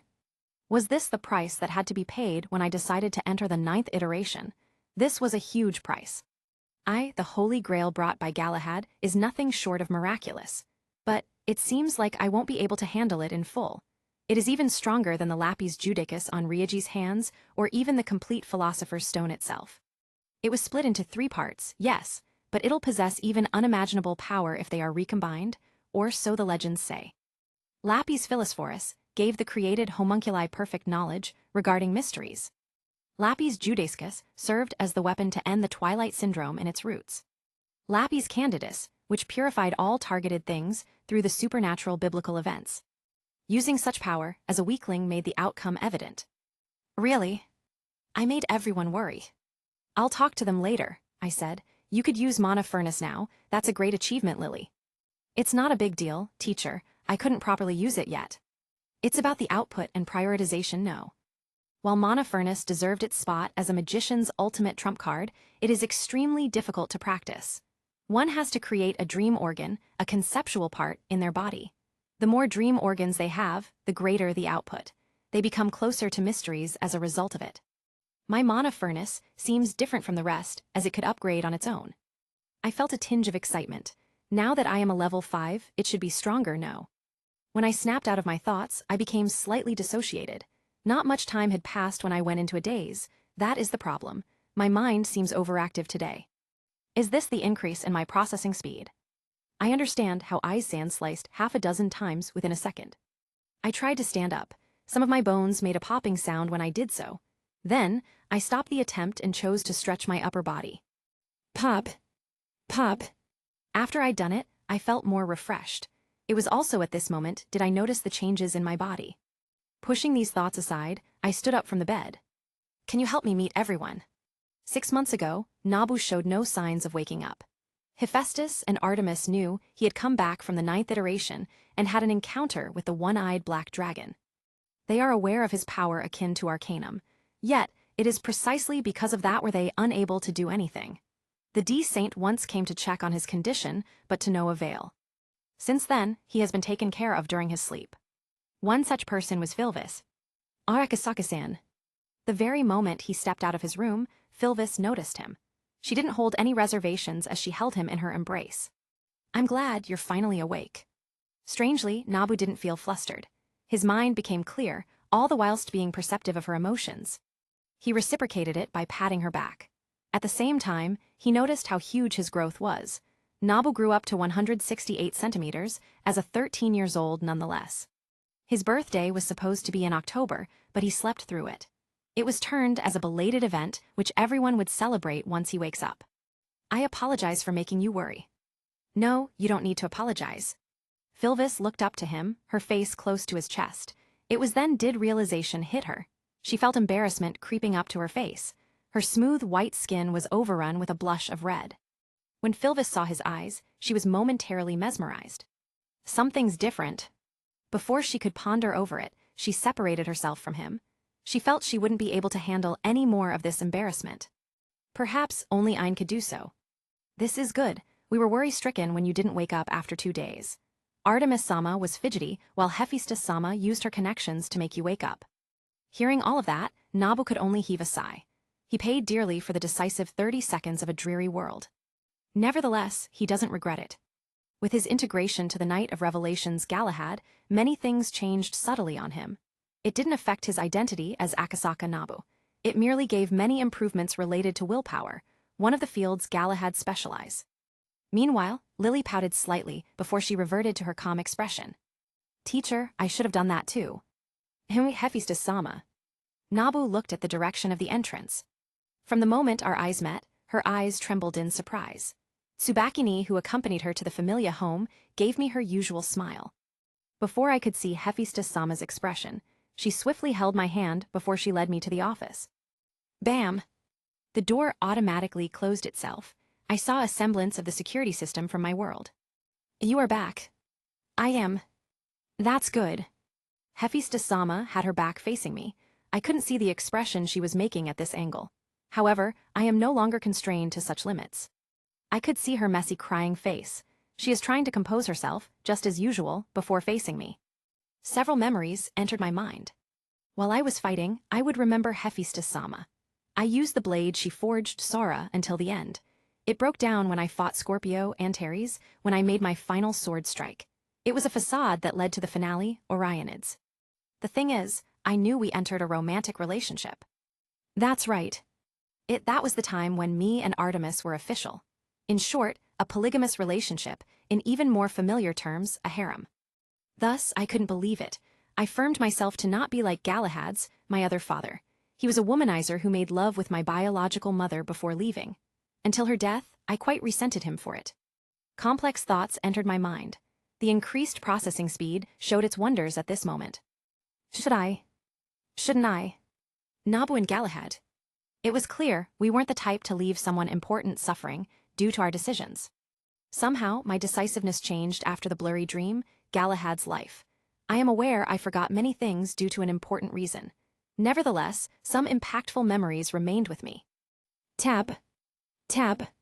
I went to Hephaestus-sama swiftly. I gave her a hug from behind. Being slightly taller than her, I saw her neck up to her chest. I immediately averted my gaze from it and focused on her shoulder instead. Nabu. There was something I left out from before. I started speaking. I told you about the support you gave during the 9th iteration, that you had my back. What I didn't tell, however, was that I steeled myself to take the final step. We became lovers. Hephaestus-sama's body jolted the moment she heard my words. I felt how it trembled while being on my embrace. It somehow happened, I said. That's why I feel more guilty making you suffer again. I'm sorry. Silence overwhelmed the entire room.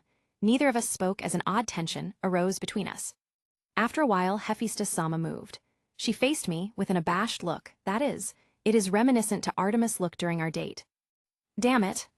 Did my future self really handle a harem? Because Hephaestus-sama was not the end of it. I don't know, I am feeling different right now. Artemis doesn't know about such things as I planned to reveal it after a good night's rest. Only, that turned out to be a 6-month-long sleep. This could be considered as infidelity, and Hephaestus-sama knows it. Still, a soft sensation was pressed on my cheek. That's all I could do now. Her coolness and bashfulness mixed into one. It became a deadly gap moe that I wasn't ready for. She separated from me after she'd done that. I'll set everything straight, I will. Nabu, you look cool. Just as I was about to react, she shifted to a different topic. We need to catch up with everything. For example, Dionysus and Thanatos. I sat down on one of the chairs with familiarity. Hephaestus-sama did the same as she reverted to her calm expression. It went according to the schedule. Dionysus was executed by Artemis while Loki took on Thanatos. They went to Tenkai after that. The remnants of Evolus were caught one by one during the course of 2 weeks. Everything ended with that. Hephaestus-sama slowly explained things one by one as if nothing happened. It should be her way of recovering from her previous embarrassment, or so I am inclined to think. Aurario hadn't faced any threats since then. It went back to its usual hustle and bustle, without Evolus. Loki also took care of the publicity of us capturing 2 evil gods. Aside from that, there is only one more thing worth mentioning. I had a feeling as to what it could be. Philvis and Ein dove to the dungeon after that incident. It was there did they met a creature. The woman's. Hephaestus-sama nodded before she asked. How did you know? Dionysus spilled some things while he went crazy. One of them is a creature whom I haven't considered yet. It seems she died within the next 2.5 years. For someone as crafty as Dionysus, having certainty that she could turn everything upside down was enough. I am expecting a threat with the prowess of a level 8 at the very least. After that, she didn't appear anymore. However, Philvis was asked to pass a message. She intends to meet you. I see. With my current strength plus Monofurnace, I am confident I could hold my ground at the very least. I recalled portions of Galahad's battle experiences, as well as the ones I faced during the 9th iteration. Unsurprisingly, it is far richer than the rest of my iterations, simply because of my strength. I faced stronger beings head-on, special-grade curses included. I talked with Hephaestus-sama until it was decided I would visit Artemis. She would be surprised by your appearance. Perhaps. It's not that, you. Her voice started to lower until it became a low mumble. You look a lot more handsome and cooler. It made me pause for a second. Hearing the same thing twice, I wondered what changed on me. It's more of your aura than anything, like a reliable knight. I might have understood. In actuality, Galahad's charm is high enough for him to have female pursuers. In a conservative era where men made the first move, Galahad has his own fan club. He stood out from the rest of the knights due to his childish countenance compared to the usual mature looks they had. Galahad could have been a lady killer, if not for his personality. A womanizer. Sir Percival's words remained in my mind. If I had the chance to meet them again, they would make fun of me, wouldn't they? No, I'm sure they would. Certainly. Go, don't make her wait for too long, Hephaestus-sama said. It's best you meet her now, if you've seen how worried she was over these days. All right. I stepped out of the office. I didn't see Philvis nor Tsubaki, only Lily. Teacher, she greeted. I'm going to the Artemis Familia. Can I come with you? It's fine. Seeing Lily's upbeat self, I was reminded of the days I missed teaching her. I know she must have learned Monofurnace with Miku's guidance, maybe the digital recordings I habitually made while studying something. I muttered my thoughts out loud while studying. It should have been enough as a learning material. Coincidentally, I glimpsed the chains of the pocket watch in her pocket. She really liked it. Suimai accepted a student 4 months after they subjugated the rank A Calamity Dragon. She is a homunculi who learned about being human as she spent more time with him. I recalled how she became one of his lovers. I halted my thoughts before they went in a weird direction. I stepped out of the Familia home after 6 months of sleep. The blinding rays of sunlight welcomed my eyes. They processed the brightness, leading me to not need to squint. Summer's already nearing. So this is how it feels to miss 2 seasons. My sight shifted to the towering ivory construct made by the gods. The 50-floor Babel with a height of 4 kilometers still existed during this time. It is not the same as the broken rubbles that I saw in the future. Speaking of which, Atropos' son. With her current state, it'd be a miracle if she lived for long. If things didn't go against my expectations. She must be dead. I softly exhaled under my breath. What's done is done, there is still the chance to change everything. While I thought of the omnipotent wish-granting cup, I strode to the streets of Arario once more. Chapter 87, Foreseen Revelation. Nothing much changed. Yes, except for people clamoring to buy your magic swords. When I was asleep, there was nobody who could replace the magic swords I made. It was imbued with the miracle maker, skill, plus the technicalities I learned in my world. Miracle maker. Does it have something to do with the Grail? Considering its name and nature, I have a feeling it does. As we walked in the Northwest Street, I saw many familiar establishments one by one. While I may have perceived everything as a swift but long dream, the memories of the 9th iteration made me feel nostalgic at its sight. A ruined Arverio. That day should never come. I'm curious, other than Philvis, Ein, and you, who else had mastered Monofurnace? Lily's chintrope ears perked up. There's Lant-san, as well as Haruheim-san. I see. Lant could definitely do it with her talent in magic. All mages had inherent advantages when practicing this spell for the first time. Felminia-san was one such example. Since they have their own viewpoints on magic, their foundations are deeper than the beginners. But Haruheim-san. Hephaestus-sama, Philvis-san, and Miku-san decided on it after seeing her persistence about being stronger. She wants to be of help to you, teacher. Sun Priestess. Knowing Haruheim-san's character, I am not surprised they decided on this. She is one of the few who survived until the final battle, as well as became a strong support for the team with her ability to level up statuses. Is she diving the dungeon as we speak? Yes, she's with Ein-san. There goes the reason behind their absence. Just as we were talking, we bumped into a familiar acquaintance. Sirius. The green-haired elf wearing a hostess uniform looked at me with surprise. Greetings, Miss Ryu. I greeted her. It has been quite a long time. Indeed, she replied. I assume you're heading for Artemis Sama. That's right, I had been a cause of worry. As we talked, she reverted to her usual self. It was also at this time, did the murmurs of the surrounding people caught my attention. Sirius, that's him.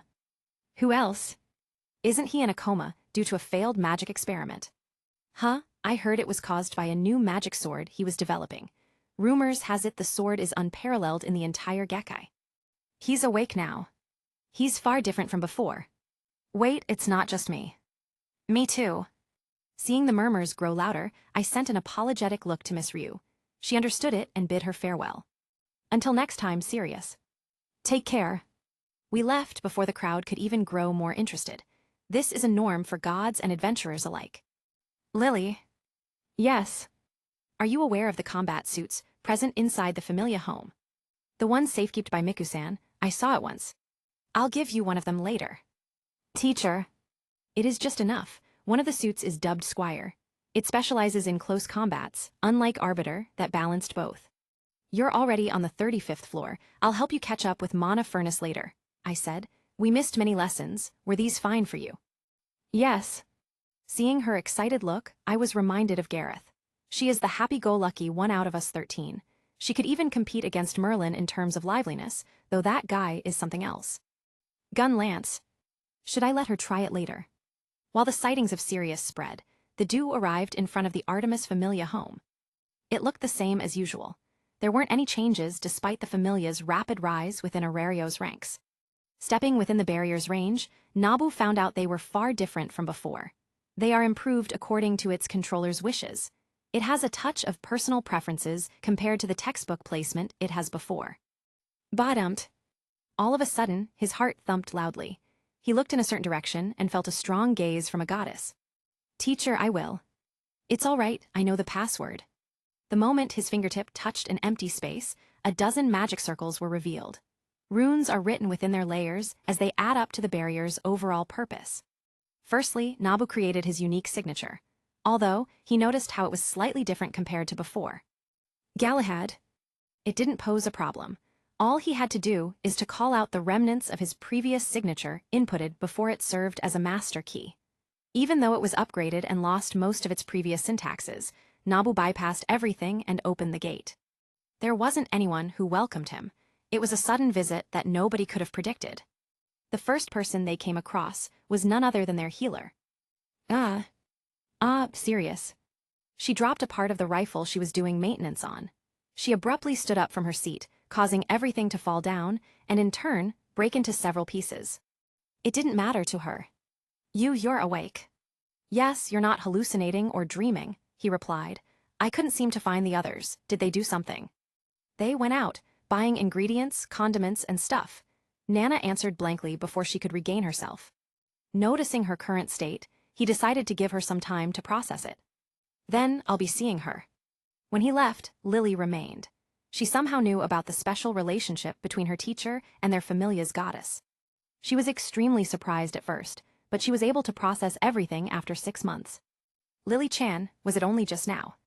Yes, teacher insisted on coming here the moment he woke up. Lily replied with a complex look. From the looks of it, he wanted to see Artemis-sama immediately. For the past 6 months, everyone in Artemis Familia got to know Lily. It is inevitable due to her identity as Nabu's first student. As such, she was not surprised when the revelation about the two did happen. All right. Nana ended up accepting everything. Thus, the two started conversing regarding the incidents this morning. I could feel it. It is a vague connection at first. It didn't help much as it turned most of our interactions awkward. Having someone whom you don't know perceive your truest feelings is embarrassing to both sides. But ever since that day, this connection was strengthened. My magic Orionid's moon hunt is proof of it. In a sense, it is a vow of our hearts. Upon opening the door, someone jumped in front of me. A familiar fragrance invaded my nose. At this moment, Artemis is shorter than me. It resulted in having our roles reversed. Orion. I'm back. All the words I previously orpaired ended up in 2 words. I'm sorry for making you worry. Much to my surprise, she fell silent after that. I could feel drops of leucod on my chest. These are tears. I didn't think much. I patted her head while hugging her waist with my other hand. No feelings of embarrassment and the likes appeared. It felt extremely natural to do this. While this made me feel guilty, it also felt warm. Perhaps this is something Galahad hadn't experienced. In such a manner, we stayed still until a few minutes later. Artemis wiped the tears on her reddish eyes. I saw her fragile side. I'm not doing something like this again. A sudden thought struck me. If Artemis already felt like this, what could have our other versions? I shook off that thought. It turned into a strong conviction that swore not to repeat this again. It's not your fault, Artemis spoke. You saved a world, didn't you? It's not in my position to hold you back. I knew Artemis enough to know it'll be like this. Just like Hephaestus-sama, she never held me back on my decisions. Instead, they supported me thoroughly. Artemis wouldn't hold me back, even if she knew my decision during the 9th iteration. I fell silent for a moment before a thought entered my mind. Without hesitation, I pressed forward. My lips made contact with hers. The familiar sensation of warmth during our first date appeared once again. She was caught off guard at first, but she accepted me. We delved into something deeper. This time, she took the initiative to invade with her tongue. It was only our 5th time, yet it felt vastly different. It's as if we could perceive our emotions in a deeper state, something that brought a sense of satisfaction. After a while, we managed to regain ourselves before we parted. You still owe me much more. Yes. Her words coupled with the look on her face made it a critical hit. It felt complicated seeing the usual Artemis being this, clingy. Perhaps you changed after we affirmed our relationship. Something changed on you, was it your aura? My aura. MN, your gaze as well. It didn't take me long to realize where it came from. Galahad, it must be due to my dreams. I started explaining the things I could remember to her. In my sleep, I dreamt of being Galahad. However, the finer details are too vague that I could only remember several events, such as the moment I found Sword of Strange Hangings and fighting Klingster in the Corbenic Castle. Nevertheless, I knew the reason why I forgot them. Galahad was right. I wasn't ready to accept everything in full. I experienced one shocking thing after another that my mental state isn't up to par. Galahad, you're previously a knight. Emma. And nothing, don't mind it. I'm interested. I didn't back down from her slightly flustered look. It is cute, yes, but I am genuinely interested if I heard things right. After receiving her look, I knew I was right. With a faint smile, I knelt on the ground. I gently held her hand before kissing it. I shall protect you with my life, my lady. It is a knight's pledge. A vow that shouldn't be broken, even at the cost of a knight's life. After a while, I stood up. Artemis is visibly embarrassed with the cheesy stunt I pulled over. Although, no matter how cheesy it is, that was the norm in Galahad's time. There is a high chance that Sir Tristan and Sir Lancelot pulled it over the same stunt over countless women. Thinking about the future I saw in my 9th iteration, I fell silent. Would I really do that? I can't imagine how everything ended like that. I don't even know how to break the news to Artemis. Orion's. Phew. Why would I be afraid? In the end, all I have to do is to trust her completely. Actually, I left out something in the 9th iteration. I didn't manage to say it before I went into a coma. At this moment, the Pure Heart skill made my mind clear. I saw its description when I woke up. Pure Heart grants immunity to invasive powers to mind. Increases the intensity of willpower. Increases damage against evil entities. The sanctimony of the holiest knight. That was the phrase that appeared on my mind when I saw it. Galahad has unprecedented levels of spirit and willpower that it is considered inhuman. It is the reason behind Galahad's inability to express himself properly. Fortunately, I have what he lacked. In that time besides you. Her countenance changed to that of a surprise when she heard it. She knew what I was about to say with our connection. Nevertheless, I finished the sentence properly. I had another lover. As if it was an instinctual move, she asked. It's Hephaestus, isn't it? Now, it was my turn to be surprised. When you were not looking, I saw how she looked at you. Come again. Since when? 3 weeks after becoming her Familia member. Truly, I want to smack my past self for overlooking those details. Amic, accidental summoning non-canon. Chaldea's makeshift summoning system glow brightly. With Mash's shield as the core, it was able to summon heroic spirits from all ages. It was Gyudako's another day of hoping for someone shocking to come out. She stored the energy prisms, Saint Quartz, to spend everything in one go. Someone good, please. Unfortunately, her luck was rotted to receive freshly cooked Mapo tofu from somewhere. It was a flaw that they hadn't fixed as of the moment. As for saving the Saint Quartz until the flaw was repaired, it is not possible. The next singularity they would enter has a difficulty of X, the holy city of Jerusalem. Thus, many fighting forces are welcomed. The light from the shield died down. Just then, beep. The security countermeasures inside Chaldea activated all at once. What? Senpai. In the center of the shield stood a man. His ashen-white hair and golden pupils were unfamiliar to Gyudako, even to Mash, but she felt a strange familiarity out of him. I see. In an instant, the pressure that threatened to destroy everything disappeared. The dream organs possessed by the man gradually went to an inactive state. You might have mistakenly summoned me, but I shall help you one time, the man said. As long as you give me 3 of those defective grails, that is. Seeing their confusion, the man immediately said. Apologies, I haven't introduced myself yet.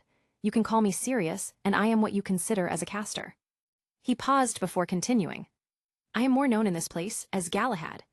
At this moment, the elusive shielder met one of his parallel selves. Chapter 88, Untying Knots. Despite my pure heart, I couldn't delay about the things I'd known in my 9th iteration. Artemis would definitely notice something wrong if I kept doing so, and that'll make me guilty. It is also a question of her trust, and I am not the one to do such a thing. In short, things would become complicated if I held back from talking about the girls in that iteration.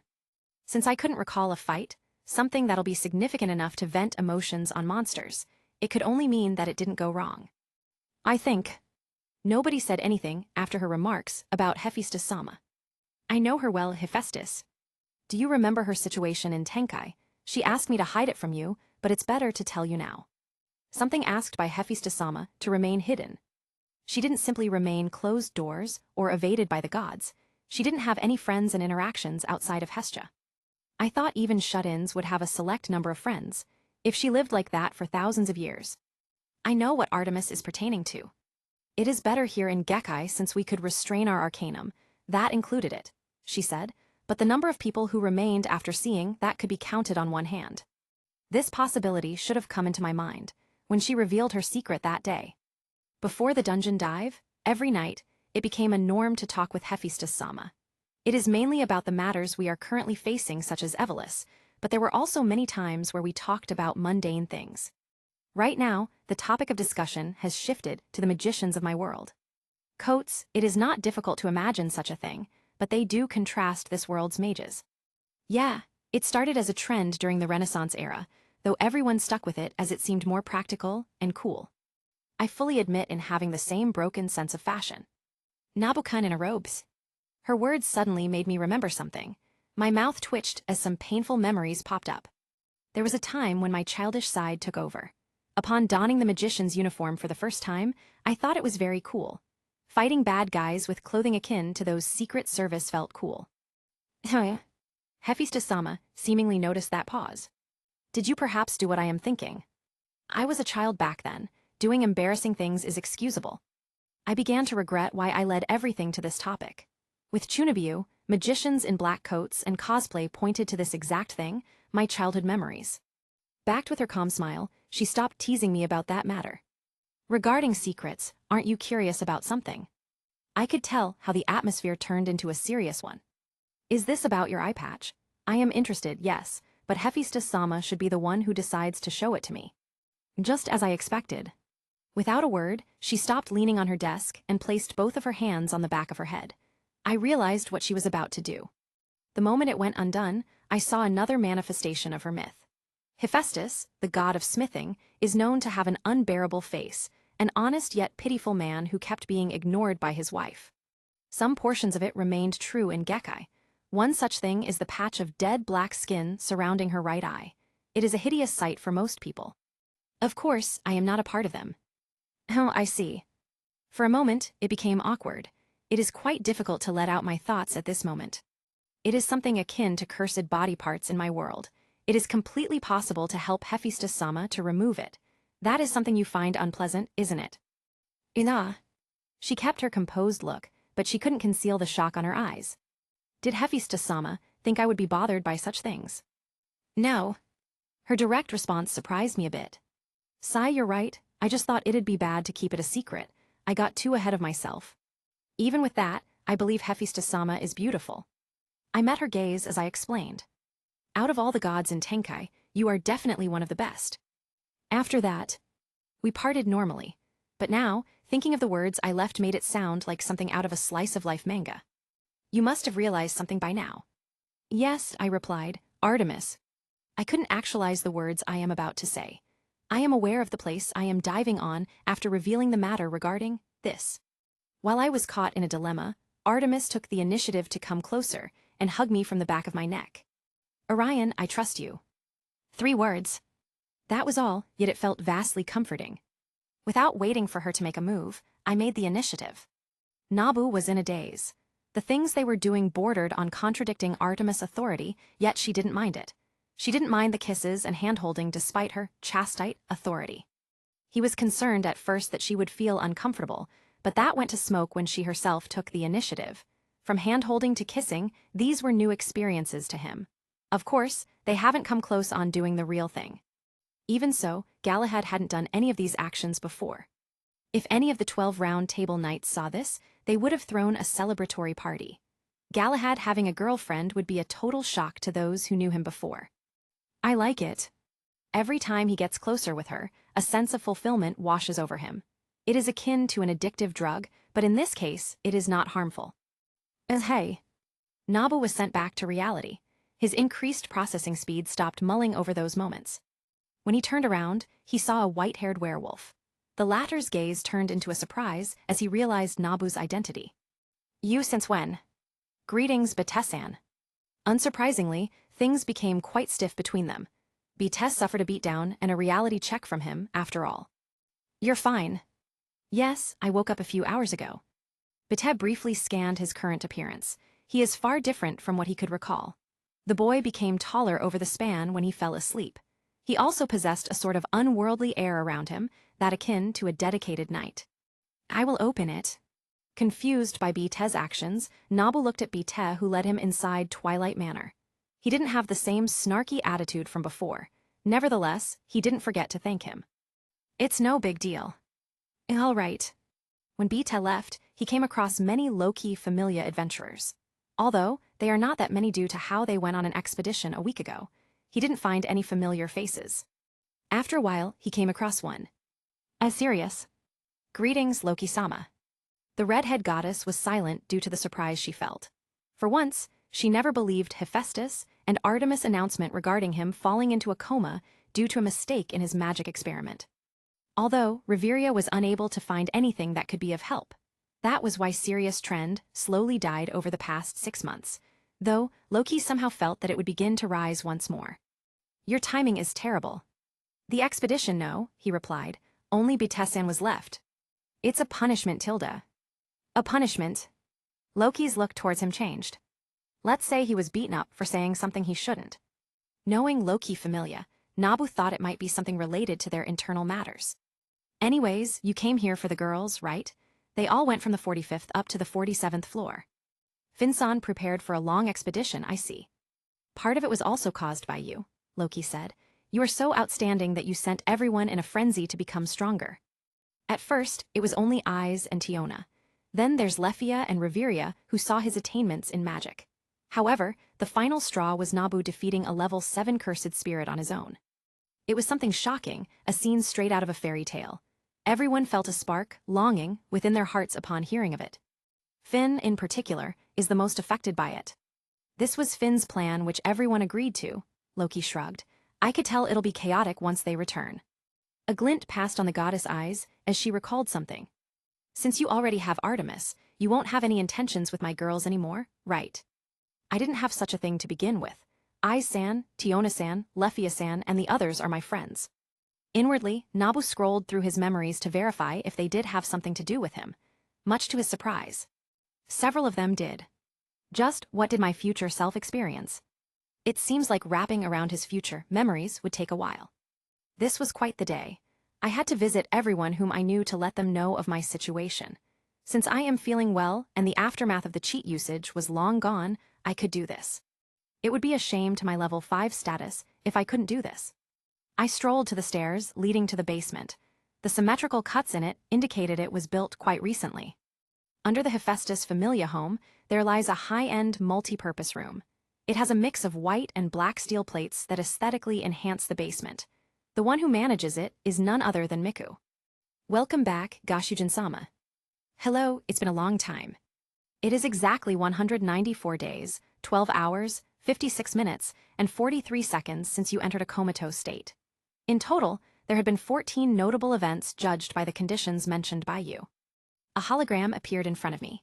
The entire room is filled with something similar to Nasus' control room orb, although they are located all over the room, which made it possible for. What would you like to hear first? Miku to manifest in her full body form. After that, a list popped up. 12/28/1014, Ishtar Familia Raid. 02/10/1015, Complete Extermination of Evelys.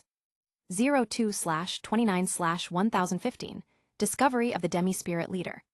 From Hephaestus, Artemis, and Loki Familia's expeditions, up to the Ishtar Familia Raid, which I completely missed, are all recorded here. In the modern age, processing information at extremely high and efficient speeds defines the winner. More so when Gekkai is lagging in terms of technology. I selected one of them before being greeted by a well-detailed report. Ishtar Familia Raid. Overview: at exactly 3:14 p.m., the joint familia accused the Ishtar Familia of cooperating with Evelys. A series of evidence was taken out to prove their statements. The said accusation was witnessed by hundreds of adventurers in the Red Light District. In the end, a fight broke out on the two sides. Ishtar was sent back to Tenkai, while her remaining Familia members suffered varying charges. The operation was a complete success with the help of Hermes Familia. Specific details. I see. It is just as usual. Miku had been a huge help in organizing my research findings into a proper paper. Then, I could read it and understand more of it. I became preoccupied with the written reports. It served as the knowledge that filled my gaps when I was in a coma. After reading everything, I gave a new task to Miku. If we would fight a demon on the scale of the ancient dragon, what would be our chances of winning? According to the current data gathered, there is 5.62% chances of winning as of now. Add a potential level 9 on par with the best grade 1 sorcerers. Modify their current levels too. Basing off my dream, I adjusted the perimeters in which she predicted everything. That included the forces which I saw. It included the portion of their powers I saw. Now, what would be their chances of winning? Without any outside intervention, it is 36.71%. If the ability of Belcranal is successfully launched, it increases to 60.2%. If a magister from our world arrives and intervenes in the battle, it would reach 77.54%. I know this kind of computation is inaccurate due to the lack of information regarding Belcranal and the others, but it is still a good basis for a rough estimation. I see. Can you come up with a plan to increase Gekai's current fighting forces? Affirmative, drawing several possible plans. Knowing I caused the Black Dragon to be absurdly powerful, I am more than willing to take the responsibility of making them stronger. As such, I thought of this operation. Complete, there are a total of 159 ways of increasing Gekai's fighting force with the given resources. Select only the ones for the ones closest to me. Filter complete. There are a total of 14 possibilities found. Creating a suitable training plan.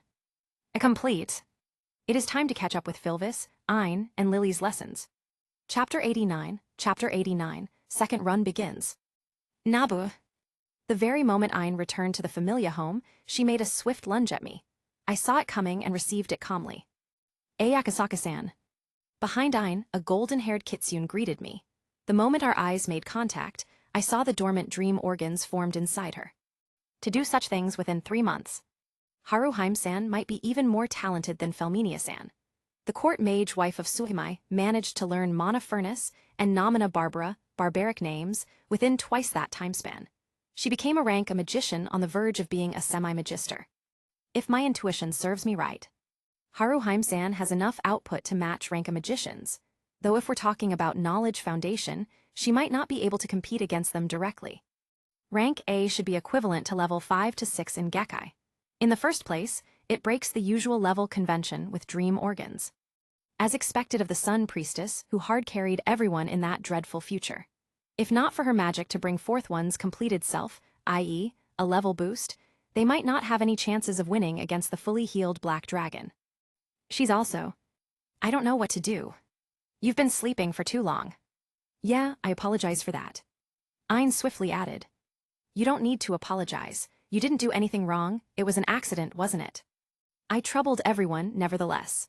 I shifted my look to Haruheim-san. I've heard you took care of me every day. Thank you. And no, it's no big deal. I should have been the one making up for it. For a moment, I sighed inwardly. Haruheim-san is a good person. She wouldn't rest easy with all that happened to me. I also know about her genuine care during the 9th iteration. She is the type of person to have a clear conscience, a rare characteristic in this challenging world. How was the 37th floor? I asked Ein. MN, it was only a bit troublesome. There are too many undead who attempt to corner us every 30 minutes. But you did defeat them. Of course. At this moment, Philvis came from the kitchen. Ein, stop doing that. What exactly? The latter responded with an innocent look. There's nothing wrong with greeting Nabu with a hug. You. Seeing their banter reminded me of the 9th iteration. The start until the middle was filled with memorable experiences, which were indirectly recalled during combat. To think of them, I am sure they made a considerable impact on my life.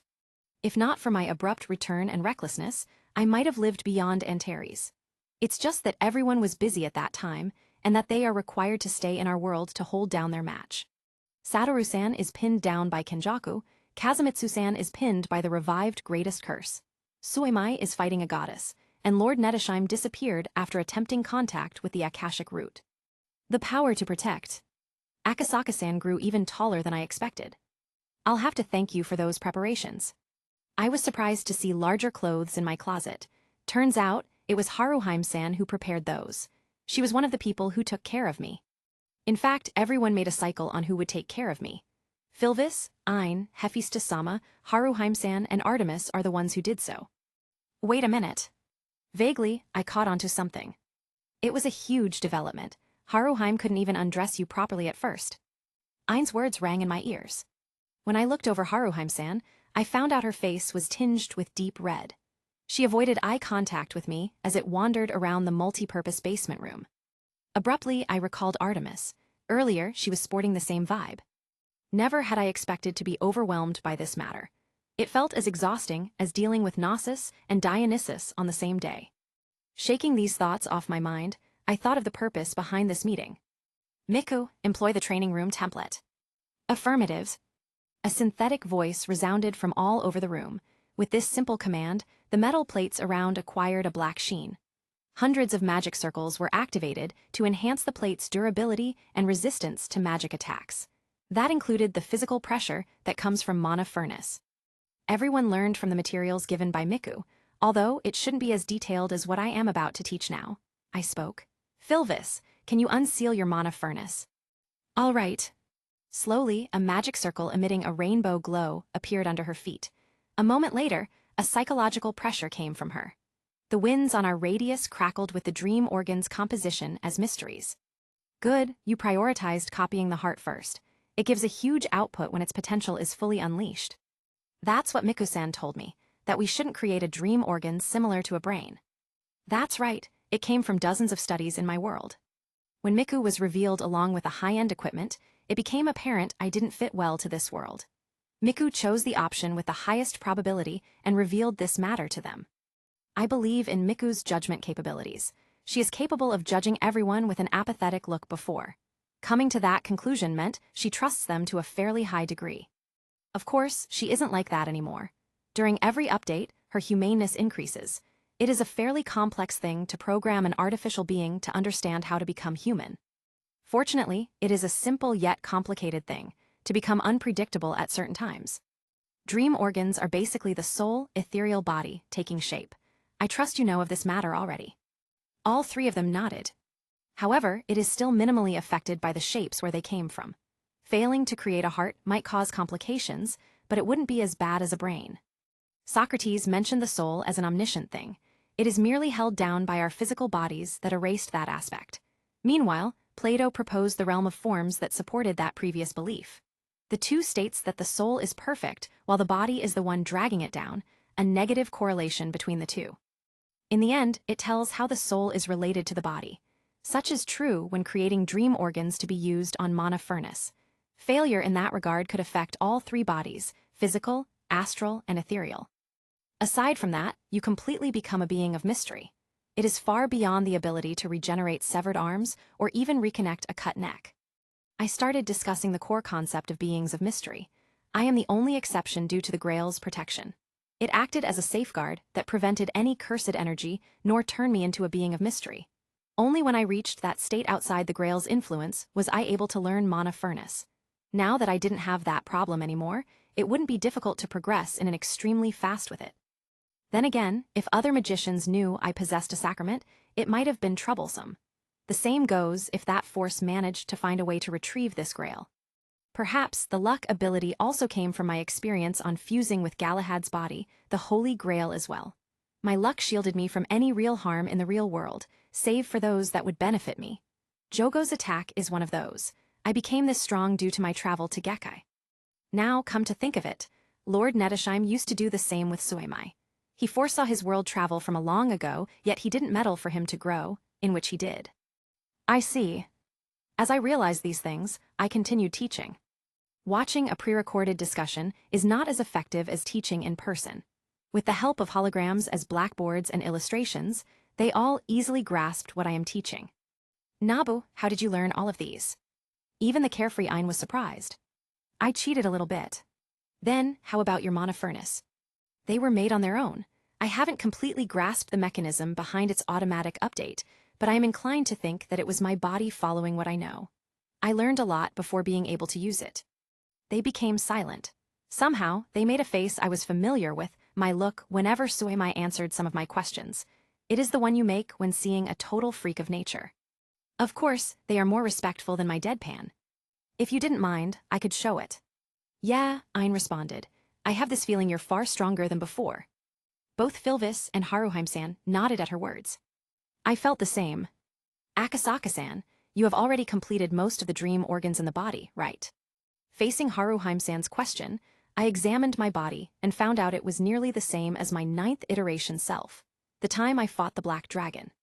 It is the level of strength that could go toe-to-toe with Jogo and other special grade curses. I merely fell short when I fought the Black Dragon. As for Antares, I should be able to completely deal with it. In short, I am as powerful as a level 9, or in Sorcerer's unreliable ranking system, a special grade. As for being a Magister, that has to wait until I complete the infinite conversion of Monofurnace. By then, I would be able to reach the same level as Suimai's peak or Lord Nedesheim's strength of fighting the evils of all evils alone. Despite the foreign feeling I got, I am aware that I have it in full control. Those experiences from my return to my world wouldn't lie. Yes. Upon answering, I formed a visual image, the activation sequence of my Monofurnace. My entire body entered a state of slight numbness. Monoarchiadius eques, Monofurnace activate. In that moment, the world slowed down in my perception. It is brought by the dream organ based on my physical brain. I felt everything coming to a standstill. I need to get used to this, really. After adjusting the spell, my perception turned back to normal. The first thing I noticed was the magic circles working in maximum output. They fully manifested on the metallic walls as they held the pressure produced by Monofurnace. Feeling the immense mana filling my ethereal body, I felt I could cast up to the highest level of grand magicka I currently know. It would only fall short compared to when I used Galahad's body. The air stagnated. Haruheim-san was the first one to come out of her trance. Akasaka-san, you're very strong. You could also reach this level in the future. Maybe. It wasn't a consolation at all, but one based on hard facts. Haruheim-san became an impressive figure in the future I saw. Nabu, you became strong while sleeping. I want to learn that too. As usual, Ein let out her thoughts completely. Stop it, he earned everything through his hard work. That's why you should study more. If only we could share our knowledge. Wait a minute. Philvis, have you ever thought of modifying your magic? Another round of silence befell upon us. One night later. All systems online. Scanners online. Sending real-time visual component changes. Inside the suit, I never truly feel like I am wearing armor. It is vastly different from the set of armor I created alone. Combat suits didn't impede my vision. Set the destination to the 39th floor. Establishing link to the 39th floor checkpoint. Success. A compartment opened up on the suit's arm section. It revealed a sleek rectangular metal that fell to the floor. It seemingly disintegrated the moment it came into contact with the ground. Moments later, a magic circle appeared underneath my feet. Once the light that enveloped me died out, I found myself in a familiar place. It is similar to the White Palace in which I fought Hiatus. I'm back. After waking up, the agenda I chose for today is to dive into the dungeon. I visited Artemis and Hephaestus-sama first, of course, before I started. Regarding the matter with Hephaestus-sama. We talked about it last night, though things remained the same. I could tell she felt something similar to Artemis when she couldn't make our relationship clear. With this harem thing in my mind, I began fixing my previous mentality. This is another world. There are many people with multiple wives. I should have come to this realization when I stuck with Suimai and his wives for so long.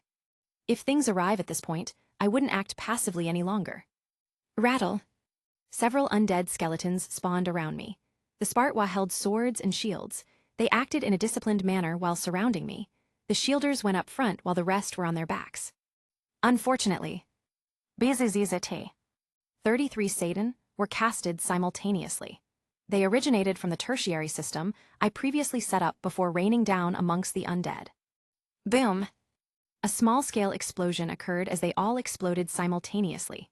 A few seconds later, all that was left are their remains, magic stones, and several weapons. Those are level 4, I need to dive deeper. I wanted to try out many things in this dive. There are those things I learned in my 9th iteration, such as the more advanced use of hacker. That is, converting magic activation sequences into computer language. I achieved this level before. All I have to do is to test them out, which could be destructive. I might meet them. I thought of the Loki Familia expedition team. Since I am planning to dive on the previous floors I conquered, I might pass by them. After all, I reached the 79th floor alone just by relying on everything I have. The terrain-deployed artillery could barely help me, though satellites might help me reach until the 87th at the very least. The lower floors are no joke after passing through 50. Many sudden things could happen, starting from ambushes to a sudden change in terrain. The 51st floor is a nice example. You would be treading it normally until an attack from 8th floor's lower, 59th floor, came heading straight to you. Those types of traps are abundant starting the 59th floor. Hence, the guild restricts information regarding those unless you have the strength to be on those floors. For today, I want to reach the 50th floor at least. My second run on this deep dungeon began. Chapter 90, Maximum Output. The very first thing I felt after waking up was a sense of incongruence. I went through many things during that short span of time. The memories of my 9th iteration aren't that bad, but the sensation of using Galahad's body as a medium to interfere in that iteration greatly affected my senses. That moment, I felt how it was to be at the top, to be in the position of the people who I previously looked up to. It felt vastly different after I returned to this body. The mixed-up senses from those two occurrences jumbled everything. Hence, I decided to adjust everything through battles. To be precise, I need to find a strong enemy. However, where would I be able to find one? Just from my memories, only those from the 70th floors are strong enough to pose a threat. PSSSHK. In the midst of this burning land, dozens of spheres of dry ice shot down the surrounding enemies. The goats with red wool dropped down to the ground lifelessly, blood pooling out from the holes on their heads. 49th floor, roughly level 5 to 6. I could recall the dungeon's information from that iteration. Aside from Zeus and Hera Familia 12 years ago, I was the only adventurer who could reach the 79th floor. At that point, I developed many autonomously deployed artillery that served as my mobile army. This is my true fighting style whenever I fought in a battle I knew beforehand. Me, an equivalent of a level 9, and hundreds of mechs overturned one floor after another with great difficulty. Although, it was able to provide me with a lot of valuable information. At this moment, more than 33 monsters spawned around me. Their spawn rate became higher as I cleared many floors with ease. Set Ordnance 1 spell to Nivali's Trucis, Snow Drive. Understood. Behind the combat suit, a compartment opened. An elongated diamond shape came out of it. The object floated above my head. Suddenly, it unveiled itself from all sides. They separated before mana started gathering towards it. A small sphere of light was formed from it before turning into a dark blue magic circle. Hum. Fizzle. Only a low sound was heard before the spell exploded. The surroundings were instantaneously filled with clear ice. The hot temperature caused by the dungeon's surroundings are replaced with chilling cold. All of the monsters were enclosed in a clear white coffin. Califactus candidus lux esse numquam finalitas. The warmth of this white light shall know no end.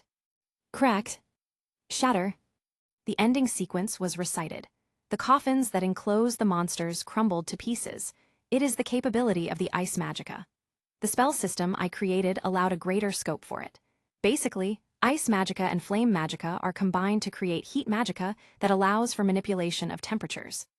It formed the concept for the thermodynamics branch on my Akasaka system.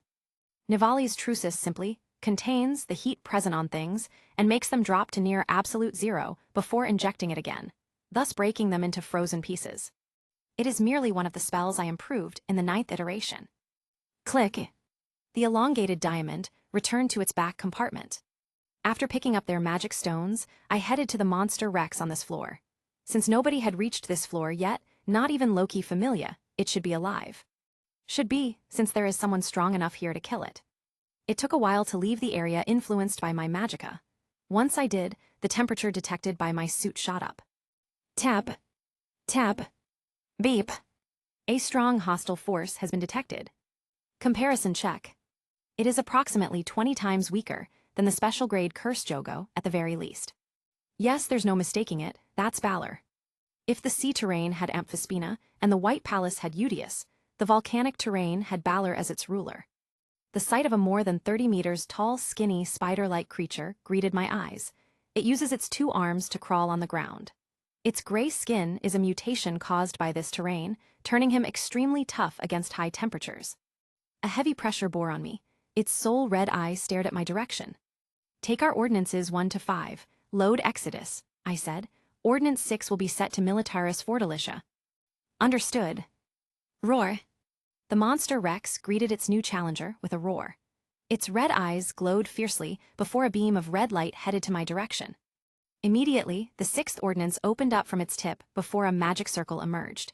It became the Militaris Fortalicia I was familiar with. Fizzle. Bizizizate. The 1st and 2nd layers were broken, but it was severely slowed down on the 3rd layer. It is inevitable, as I've only used my current capacity as a level 5. I wanted to see the limits of myself in this state. Clearly, it wouldn't hold up enough for this monster Rex. Shatter. I see, it is comparable to a level 7 monster. If I do this. Fidelis Canis Major. A moment later, I felt the familiar sensation in my body.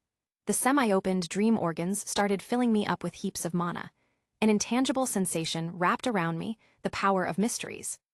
I could clearly feel such things after I attained the upgraded dream organs. Even though I shouldn't be supposed to receive any drastic physical changes, my Monofurnace keeps on evolving every iteration. It could be an instinctive pattern formed after I received all the reflexes in those memories. It could also be a result of Galahad's gift when he accessed the thing inside me. Anyways, it saved me the time required to operate on myself. Perhaps it is the biggest reward I gained during the 9th iteration. Flop.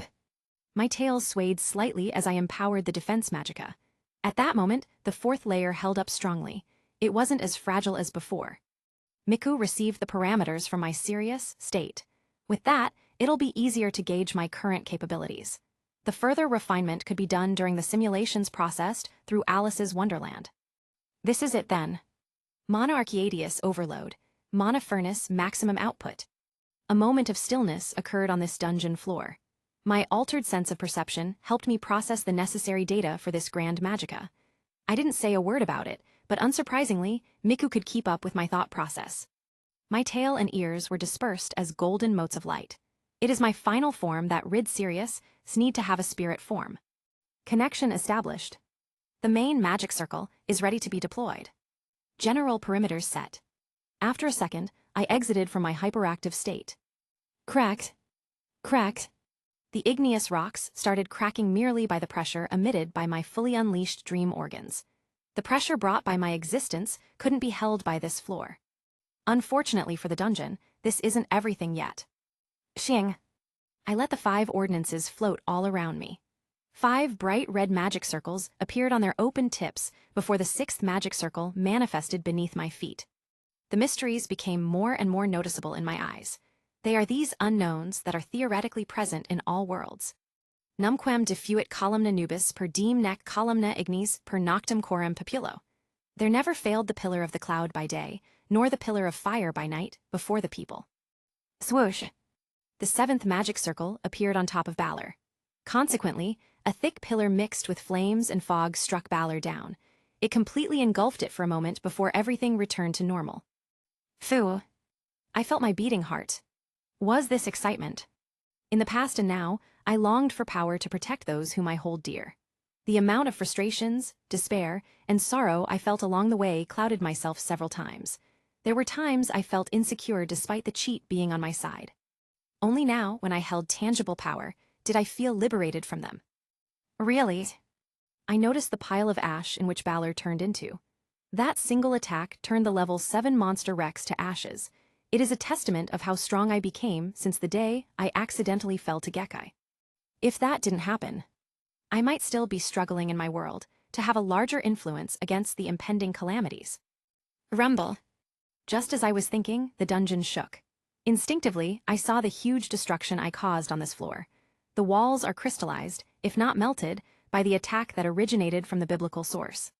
A whole dozens of meters deep existed on where Balor used to stand. The dungeon's walls began being enveloped by a black fog. It formed a huge silhouette that couldn't be more than familiar in my eyes. Yeah, it's just about time. I fought this abomination twice in my 9th iteration. Possessing an extremely high magic resistance, it was able to thrash many monsters above its floor. Its version on the 65th floor is nothing short of terrifying. If it didn't have a weakness to physical attacks, which I spotted with Miku, it would have been a hard battle. The only reason behind its appearance could only be due to excessive destruction inside the dungeon. It is a monster that couldn't be more than familiar to Ryu-san. Juggernaut. Screech. It made a high-pitched scream before its tentacles headed straight to me. Bam!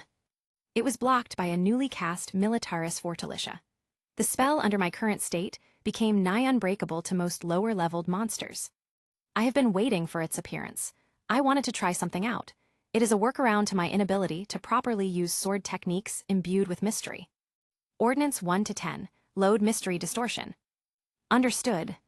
Distortion initiation. Confirmation of the necessary variables. Miku and I worked together to manifest the said workaround.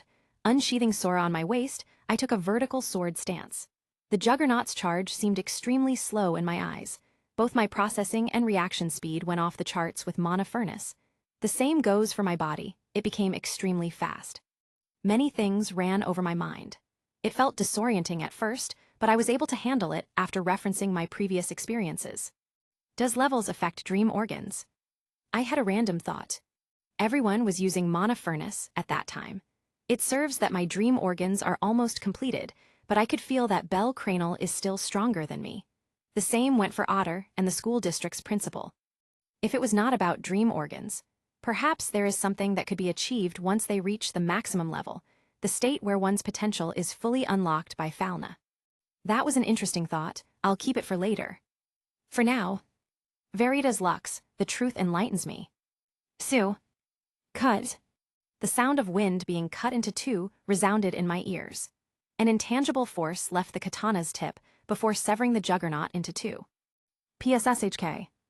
Correct. It was only a few meters away from me when it was split into two. Thud. Its black bones made a rattling sound while its tentacles sounded like pure flesh. With that, the monster who brought nightmares to both the Astrea and Rudra Familia was felled with one blow. I turned to look at one direction before speaking. I believe it is time for a proper introduction, isn't it? The coat worn by the woman has its concealment function worn off. It revealed a beautiful yet mature face under the hood, which I saw with my enhanced eyesight. Her heterochromatic eyes met with mine. Before she could speak, I took the initiative to introduce myself. Greetings, Lady Althea. You may call me Sirius or Akasaka Nabu. How? Facing her shocked and inquiring look, I nodded with a smile. I don't want our first meeting to repeat. She tested my strength due to her curiosity on my magicka. I was a level 5 at that time with less developed dream organs. I could barely match her with the suit. A level 8 seemed formidable at that time. However, things have become different now. I showed an overwhelming strength, one that shouldn't have existed right now. Her Familia captain was on the same level as the current me. That's what I could tell with all the stories she told me. During those 6 months, I assisted her in increasing Aurario's overall combat effectiveness. She was the one who gave me the idea to empower the select responsible people who would fight the said dragon. Atropos-san, you should know about her, no? You're telling. Yes. I nodded. I am the same as her. Chapter 91, Extra Hand. Atropos-san. I visited the Moiri sisters right after settling things with everyone. Just as I had expected, she didn't last long. She died 2 weeks after I went into a coma. Although it isn't much of a problem, her remains are buried in the adventurer's graveyard. As long as a speck of her ashes remains, I would be able to resurrect her. That's what I usually did to change the trajectory of my world. Just because I was weak back then doesn't mean I couldn't do something to change the future. Halting my thoughts, I focused on the silver-haired woman in front of me. Althea the Silent. In Gekkai, she has one of the highest talents ever recorded. She excels both in physical and magic combat. She is a well-versed magic swordsman that has a unique skill set in comparison to the mages whom I met before. I dare say she's even more talented than Lady Reveria. Her only problem was that she has a curse, or rather, an illness. She fights under that state, although she managed to turn it into something akin to a binding vow. In exchange for her lifespan, she experiences an all-around gain in her statuses. Keyword lifespan. In a sense, she is similar to Atropos-san. Who are you? She asked with a surprised look. A magician. I spoke while the suit opened up. A simple wardrobe was all it took to change to my magician's uniform. How could you become this strong? Despite not saying anything, her intentions are clear enough. Seeing her startled expression is quite refreshing. I believe you'll notice this sooner or later. I will say it now. I paused before continuing. I came from another world. For a long time, Ulfia has been interested in Nabu. His feats are one thing. He did many impossible things one after another. His greatest one so far was him defeating the cursed spirit on par with level 8 monsters. It is simply inconceivable that someone could do such a thing. The division between levels couldn't be easily bypassed. Only Limits Off could do such miracles. Nevertheless, she didn't expect him to fall into comatose 6 months ago. It was said to be the result of an experiment, but she has doubts about it. What she didn't expect, however, is his appearance on the 49th floor. The moment she noticed him, an overwhelming pressure went off. It was something akin to the Black Dragon's coercion that day. How? Many questions ran atop her head. It was purely unexplainable that someone this strong appeared only now.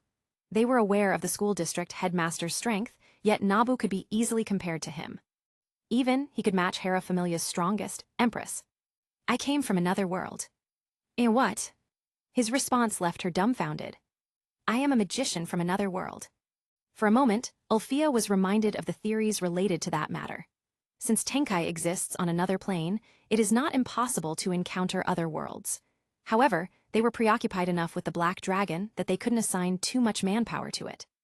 Perhaps you could recognize the magicka I used before. It is indeed something out of this world. Reveria might not be able to fully notice their uniqueness, but Ulfia could. She is the crowned incarnation of talent itself. Seeing it once was enough to see the subtle differences it has in contrast to Gekkai's magic. Simply, it is comparing a well-refined piece of art to an adequate line art, more so when it was Nabu who utilized them. How did you know it was me? She asked. You arrived here in order to make this interaction possible, no? Precisely, Nabu replied. I am aware of your current state, being turned into a creature and suffering from your curse. Hearing his words, Ulfia fell silent. She couldn't fathom how far-reaching his future vision is. I might as well tell this in advance. From this moment onwards, we were supposed to do everything to prepare against the Black Dragon's inevitable descent. To be precise, it could happen 3 to 4 years later. Nabu gave her some glimpse of the world he saw. He pointed out the power-up the Black Dragon received, that it'll be more terrifying than before. I would agree to your plans and assist Aurario in becoming stronger. However, things wouldn't turn out like that easily. Nabu stopped at that point, telling her of the bleak future he saw might affect her adversely. What happened beyond that point? You have seen it, haven't you? The ending. Surprisingly, Ulfia was able to notice these points from his words. Indeed, what I saw at that time was dreadful, he added. Your nephew grew up to be a hero, which is what the world needed. Isabel. Nabu nodded at her inquiring words. He became the final hero who fought against the Black Dragon. As for the outcome, I am not able to glimpse upon it. After that, Ulfia processed the information given by him. Many doubts sprang on her mind at the same time. For example, why did you tell this to me? Nabu looked at her silently. His thoughts remained unknown to Ulfia. His fully activated Monofurnace added another sense of solemnity at this moment. You already died for your beliefs once. Wasn't it enough proof you could be trusted? He said. But of course, it doesn't excuse you of the things you had done in the past. Ulfia was one of the main players for the great feud that occurred 5 years ago. She helped Erebus, Evelys Head, to cause as much chaos as possible in Aurario, all to plant a sense of danger and turn themselves into experience bags who would propel the current generation of adventurers. That incident was the main reason why Otter, Finn, Gareth, and Reveria leveled up to their current status. Out of everyone, only Zald, Ulfia, and a select few survived. Empress died due to the miasma and direct attacks from the one-eyed Black Dragon. In the end, the survivors decided to plan this attack, along with Evelys, to make full use of their dying selves. Your decision was understandable, but it isn't just for the people whom you have killed, be it directly or indirectly. Nabu's golden pupils glowed dimly. Both his beliefs as Nabu and Galahad converged at this moment. Neither of them could excuse an evil thing. Then again, it's that dragon's fault. Cracked. The ground cracked at the mention of the Black Dragon. Nabu involuntarily recalled the silhouette of the dragon who sent Hephaestus back to Tenkai, or perhaps she wasn't even able to return at all. Its current level made Nabu doubt as to whether it could affect divinities or not. Due to the suffocating pressure, the dungeon was on the verge of creating another juggernaut. Seeing this, Nabu withdrew it. Ulfia marveled at the fine control he had over his power. She wasn't even affected by it despite their proximity. Looking at her, he asked, "To atone for your sins, or simply for the sake of this world, would you join me in this battle?" She was momentarily stunned before she came back to her senses. Her high processing speed wasn't even necessary for her to decide. Nabu is far stronger than her and has an aura of solemnity and nobility akin to a knight's. Simply put, he wouldn't go back on his words. "I will." After that meeting, I descended to the deeper floors. I fought several monsters with only my semi-opened Monofurnace, yet it was a breeze. The inhuman state it places me in could endure the high temperature on this floor. If my arm was cut off, I could simply reattach it. If I was burnt to a crisp, I could recover in a few seconds. With this level, I far surpassed most magicians in my world. I don't want to be overconfident, but the ranks of magisters might only be a few steps away from me. That reminds me. Mahita. There was a personification of fear of death called Mahito. He is a special grade curse that could manipulate a person's soul with a touch. He could turn them straight into cursed spirits as he wills it. He is also the one responsible for Nanami-san's death in the third iteration. I was helpless against his means. But if it was now, I might be able to match him. For a moment, the will to return to my world rose up. I couldn't wait to screw up everything in Kenjaku's palms, or take revenge on that bastard ancient red dragon. Phew. I cleared my mind. I noticed these thoughts became more frequent the moment I woke up. It is completely different from my position as the passive one. With the power to change things actively, I am slowly becoming careless. Fortunately, I noticed it now. I'll wait a while longer. My cheat has a problem along with Galahad. Unsurprisingly, I found out that I couldn't absorb energy as of now. I couldn't reach Galahad, nor the thoughts that activated my chances. Now that I knew it was not that simple, I wanted to explore it further. I shouldn't become impulsive. In the first place, I am somewhat aware of my limits through my 3 or so years of experiences. I dove to the 79th floor alone, only with my Monofurnace. While engrossing myself in this thought, I strolled the streets of Arario. The flashes of those memories came less often. I am able to easily extricate myself from my memories completely unlike before. It must be the effect of pure heart. I know Galahad has an unshakable mental fortress, and the only moment I felt it shake was during one of my vague memories. For some reason, it was more of anger. I really need to revisit our previous world. I grew curious about that other world. Magic based on the amount of miracles present in an era. It is inversely proportional to the progress of civilization. When people believe less in the supernatural, it grows weaker. Thus magicians' powers grow weaker as well. As for Camelot, it had 13 knights along with her highness. I believe they could defeat the Black Dragon and the ancient Red Dragon without much struggle. There's also him. The enigmatic and inhumane court magus, Merlin. I could recall he viewed Galahad as a sort of interesting specimen before concluding that I am heartless. Serious. Anya-san. I came across an acquaintance. A woman with short brown hair and a pair of cat ears and a tail greeted me. So that's really you, Naya. How did you change drastically, Naya? Her familiar habit of adding those words resounded in my ears. Things happen, I smiled as I replied. Did you head out to buy something for the hostess? It's still your shift, I believe. Sharp as always, Naya. They need some stuff, so I headed out, Naya. I see, if that's the case. I pulled out a bag of volleys from my pocket. They were part of the ones I kept as cash for some expenses. They total around several thousand volleys. It's my treat. This should make up for my months of absence, no. But serious. We could keep it a secret between us. You can keep the money you originally have for the future expenses of the hostess. With several words of convincing, I succeeded in making Anya-san accept those volleys. Seeing her rush away from my position, I thought of the good times I had in Gekkai. To protect. In a pruned timeline where external forces don't exist, humanity struggled to exist. The lone organization who made it possible is currently fighting against the King of Mages in a desperate attempt to prevent humanity from being wiped out. The huge ring of white light on the sky is a constant reminder of why they are fighting. Its current head, Romany Archiman, is the man responsible for providing support from the back. London, America, and Jerusalem. The orange-haired man sighed at the mention of a familiar place. Things could change, but not these. Sheba could only predict the locations of the next singularities. Even, it couldn't reach the 7th singularity, hence planning for it becomes quite useless. Nevertheless, Romani archived the data belonging to the future singularities the last master would face. For a moment, everything on his screen became jumbled text. It instantly roused him from his sleepiness and started debugging it. Romani-san, it's an influx of information from Shiba. Yeah, we couldn't handle this amount easily. Romani encountered one of the events that he originally imagined with his overthinking. When things could go wrong, it goes wrong. Granted, it was the first time he experienced this, but he skillfully maneuvered through some points and stopped most of the connections from Shiba. As of now, it is the thing that always goes wrong in Chaldea.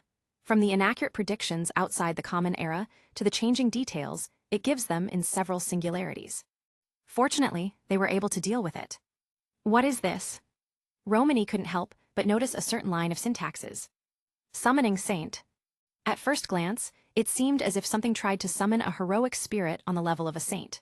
However, there exists deeper meaning to it, and Romani thinks along that line. Just who could be? The servant from a decade ago flashed in his mind. He was the servant responsible for the pseudo-success of the demi-servant experiment, in which he promptly stopped. If it's on the same level as him. Romani ended up overthinking all night long. Chapter 92, Across Worlds. A day after he woke up, Artemis Familia officially announced Nabu's return. The patrons of his unbreakable magic swords started swarming the northeast shop. The accumulated wealth of hundreds of people for half a year is enough for Nabu to cut off another wave of income. Things became surprisingly easy with Miku's help. Through the modernization plan she implemented while he was in a coma, many useful precision machines and assembly lines were born. Only, she couldn't fully reproduce the magic swords that Nabu creates with his Miracle Maker skill, hence it was only used for personal transactions until now. Now that he is here, they were able to produce such magic swords with ease. It's done. Nabu exhaled lightly as he looked at his 50th magic sword on this day. He didn't feel any fatigue at this moment. His natural state as a level 5 and the dormant dream organs made him far stronger than what he used to be. Nabu removed the round sunglasses, which removed his personal connection with Miku. It is one of the ways to connect with her processing speed.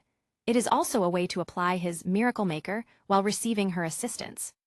After putting his glasses on a special case, he exited the multi-purpose basement. The workbench and the storage area receded on the ground. It reverted to its previous appearance akin to an empty room. Placing a contact lens on his right eye, his sight was briefly filled with guidelines before the projection of a virtual idol appeared. This time, she appeared in her Sakura form. Her long blue hair turned pink as well as her pupils. Her braids were replaced by cherry-themed ones. The daily tasks have been completed. The magic swords are sorted by orders. What shall I do next? Rest for now. I do not require it, Gaishujin-sama. Nabu was about to speak when she immediately added. Just for now, I want to assist Gaishujin-sama as much as I can. How about the process of deriving the coordinates? Miku's synthetic yet humane voice resounded in his ears. It is 60.77% complete. The cause of the accident was traced into a sudden shift of space. It overran the previous point stabilizer. According to the data, there would be several dangers that has to be tackled. Even if Kazumitsu-san was there, things are really unpredictable there. Nabu recalled the experience of having your 5 senses distorted while free-falling through that space. It didn't even take more than 5 minutes when Kazumitsu rescued him. Yet, it left him with enough injuries to be unconscious for a long time. Fortunately, the point stabilizer Magica is one of the things he received from his 9th iteration. Turns out, it could fundamentally reform the basic reinforcement Magica. From forcing the body's processes to be sped up, one could simply create a fixed space before they strike their enemies. Gojo Satoru does this, and so could Nabu. At this moment, he had too many cards he couldn't wait to test out. After settling several matters, Miku disappeared from his sight. He also arrived in front of a door to the office. It's time. Click. Despite 6 months passing by, everything nearly felt the same.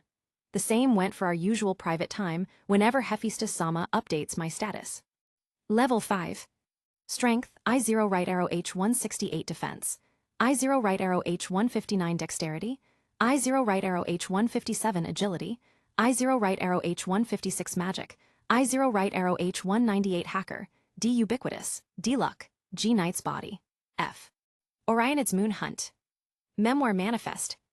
Miracle maker. Child of constellations. Chinese letter, Japanese letter, Chinese letter. Proof of combat D, 9% to be upgraded. Curse hunter. Knight's resolve. Pure heart. Nothing changed, she said. Your improvements are still the same as before. No, not really. Something changed. I dressed in my black t-shirt once more. When I glanced at Hephaestus-sama, I caught a glimpse of her bashful side. Ever since that day with Artemis, she no longer hid her feelings. She became much more expressive than the previous Hephaestus-sama. You've really changed. Since when are you this straightforward? I learned new things. During that recreation of Galahad's life, I came to several realizations, with one of them accepting his straightforwardness. I might have been too passive before. There are things I could have resolved by being more straightforward. My relationship with Artemis is an example. It took us a month before we came to terms with everything. I was too passive before. Hephaestus-sama, do you want to go on a date? That was all it needed to worsen her occasional flustered look. Seeing her completely detached away from her previous dignified looks reminded me of Gap Moe. I felt a tinge of embarrassment from seeing her like this. Artemis is like this too. I couldn't help but think how they are similar in this aspect. It was noticeable with Artemis, but the way I looked at Hephaestus-sama gradually turned different until I reached this point. I respect her as my goddess, but now it has become complicated. There is still that sense of respect, though there is something else mixed onto it. Loving two girls at the same time, it turns out to be like this. Nabu, honestly, I never wanted to go between you and Artemis. Hephaestus-sama calmed down and gave her actual thoughts. Hestia thought Artemis wouldn't find her fated lover. When you came, I believed it was best to conceal this thing. That's why you hide your emotions. She nodded before continuing. Now that we came to this. Before she could finish her words, I interrupted them. This went well in the future, I saw. I could still recall the bits of memories we had during that time. Occasionally, memories flew on my mind during the combat experiences. These included snippets of my daily life, and one of them is my romantic experiences. There are times I went on dates with her. I saw a part of her which she hasn't revealed yet. I already made you happy once. Among the futures I saw, that is the thing I won't change. Her eyes widened upon hearing my words. You made up your mind. I did, I replied, Hephaestus-sama. Before I could say anything, she approached me. Our lips met at that time. It is very soft. A lingerie fragrance danced on my nose. Was it her natural scent? It smelled of something more mature. Roses, lavenders. My mind went into full overload. It was something I couldn't control much when it came to these kinds of situations. I focused on this moment. We didn't have the profound connections similar to Artemis, but we have something just as crucial, Falna. At this moment, it connected me deeply to my goddess. It is a cathartic sensation similar to that time with Artemis. We separated and repeated it several times. Due to my previous experiences, I wasn't as embarrassed as before. Galahad's aspect helped as well. Just as we were in the midst of it, my senses picked up someone that was about to open the door. Click. Suddenly, the door locked on its own. The presence also retraced her steps and went away. Why would Tsubaki? A realization hit me. She wouldn't happen to be. Tsubaki could be seen walking outside the Hearth Manor with a smug face. It didn't go unnoticed by Bronze. The short-statured dwarf had a dubious look when he saw her face. Old man, only if you knew what was happening, she suddenly said. I knew Nabu had what it takes. She recalled that exact moment Miku warned her when she was about to go inside the office. Goshujin-sama and Hephaestus-sama are currently in an important meeting. You can return later, Tsubaki-san. She noticed the unusual emphasis on the important meeting part. It could only mean a few things. It is what you have in mind. Her face turned to that of shock, before shifting to a huge smug smile. So this was it. I owe you one Hatsunju. We are all prepared for the war, yet we didn't even need to go to war. Is this one of your mischief again? Welf is on this too. Wait that end. Bronze knew Welf as the stern and serious type. He completely changed from his childish self. Although, there remains childishness within them, and one of them is his blazing desire to forge a masterpiece. Welf was mostly played around by Tsubaki in the past. Knowing he is a part of Tsubaki's supposed mischief felt quite incredulous in his ears. I'll stop playing around. Tiwa's something related to Hephaestus-sama. Hephaestus-sama? Yeah, she has something going around for Nabu-kun. In what? Bronze's entire body froze. His habit of stroking his long beard was halted with this revelation. He stared blankly at the streets as thoughts passed by his mind. A dozen seconds, he seemingly understood everything. He connected the dots with what Tsubaki hinted at before. Ye two are planning to support them, and it succeeded. We didn't directly support them, they went off on their own. From what I've heard, the boy already got another girl. Well, he must have sorted things out. He won't do that without Artemis-sama's permission. The two paused for a bit. Bronze knew Nabu personally. He is aware how he wouldn't do something that drastic unless Artemis gave her permission or something. He is not the type to hurt the girl whom he loves. What are ye plannin' to do now? I don't want to go ahead Hephaestus-sama. Let's keep teas a secret for now. If that's what you want. Kyoto, Japan. The tightly secured laboratory welcomed an unexpected guest. Greetings, Lord Nettesheim. Hello. The head of the Magicians' Society, the #1 magister in the world, made a sudden appearance. He possessed short-cut black hair and a pair of mundane brown pupils. He wore the standard uniform of magicians. However, he possessed a different aura compared to any other magician. At times, he felt mundane and average. On other times, a sense of mystery could be felt upon him. You already made contact with Nabu, and are planning to connect to that world again, no? That is correct. Kazumitsu-san is estimated to arrive within the next hour. I see, you completely derive the necessary coordinates. You are truly talented. It is due to my creator that I could act like this. Goshujin-sama should be the one to be praised. You deserve credit as well. Nabu surely believes in this. Nettesheim chose to converse with the miracle manifested by Nabu. Miku is similar to the homunculi, yet she is also vastly different. The latter are all imbued with knowledge and spirituality by the Lapis Philosophorum. However, Miku did not rely on it. She is purely a creation of Nabu. Although, there remains an underlying possibility beneath her complexity. To have the power to cross the gaps between parallel worlds on the future. It is precisely due to it that Nettesheim praised her and Nabu as such. Nobody in their world managed to accomplish what they had done. I suggest you move this operation back for around 3 months. Nabu should still be a bit busy about certain important matters. Miku assessed his statement. One of the directives she received is to trust Nettesheim's words. That was how much Nabu trusted him, as he saw how Nettesheim defended the world. In each iteration, he kept on disappearing while bringing down a significant enemy, be it killing the strongest demon or delaying the Twilight Syndrome by a huge degree. Understood, I shall inform Kazumitsu-san of this change. Surprisingly, he made a bow to display his gratitude. A moment later, he couldn't be found within the room. The detection devices couldn't find anything. Witnessing such a thing firsthand, Miku understood how it was to be the world's strongest magician. A burnt battlefield. Craters were scattered all around the place. Dried-out blood could be seen everywhere. Anyone could see that it experienced a world-ending battle. In particular, the deep chasm made by a certain power is extremely noticeable. The memories of that fight entered my mind. I recall going to sleep before I. Is this a dream or something else? The weak distortion wrapped around me made me realize something. It's the Grail, but why? Whenever I try to recharge or use my cheat, it comes off as unresponsive. Galahad also didn't show up in my mind. I thought it was slumbering due to the huge effect I caused on another parallel world. Yet, here I am. I tried to interfere with the matter in this world, only to fail. Everything came off as a failure. It could only mean that my existence in this world is extremely weak. It is a concept often found on astral projection. During that state, a weak projection makes you unable to interfere with the known reality. You are virtually unable to do anything in that state. What is my purpose here? Just then, I heard a low buzzing sound within my mind. It sounded extremely faint to my ears. Jin-sama. Darkness overcame everything. When I opened my eyes, I found myself inside the bedroom. That one, it's Miku. Chapter 93, Meeting in the Dungeon. Every time I dream of something strange, I no longer dismiss it as normal. There is always something to it. The last time I had a strange dream, it was when I first met Galahad. It ended up with me interfering on the 9th iteration with his body. Now that I dreamt of something along that level, again, I wouldn't disregard it. First, it was the distortion produced by the Grail. I could tell they were the same due to me directly sensing it. The next thing is Miku's voice. My enhanced memory allowed me to recall such things with ease. Matching that voice with the ones I know is easy. Now, why was I summoned there?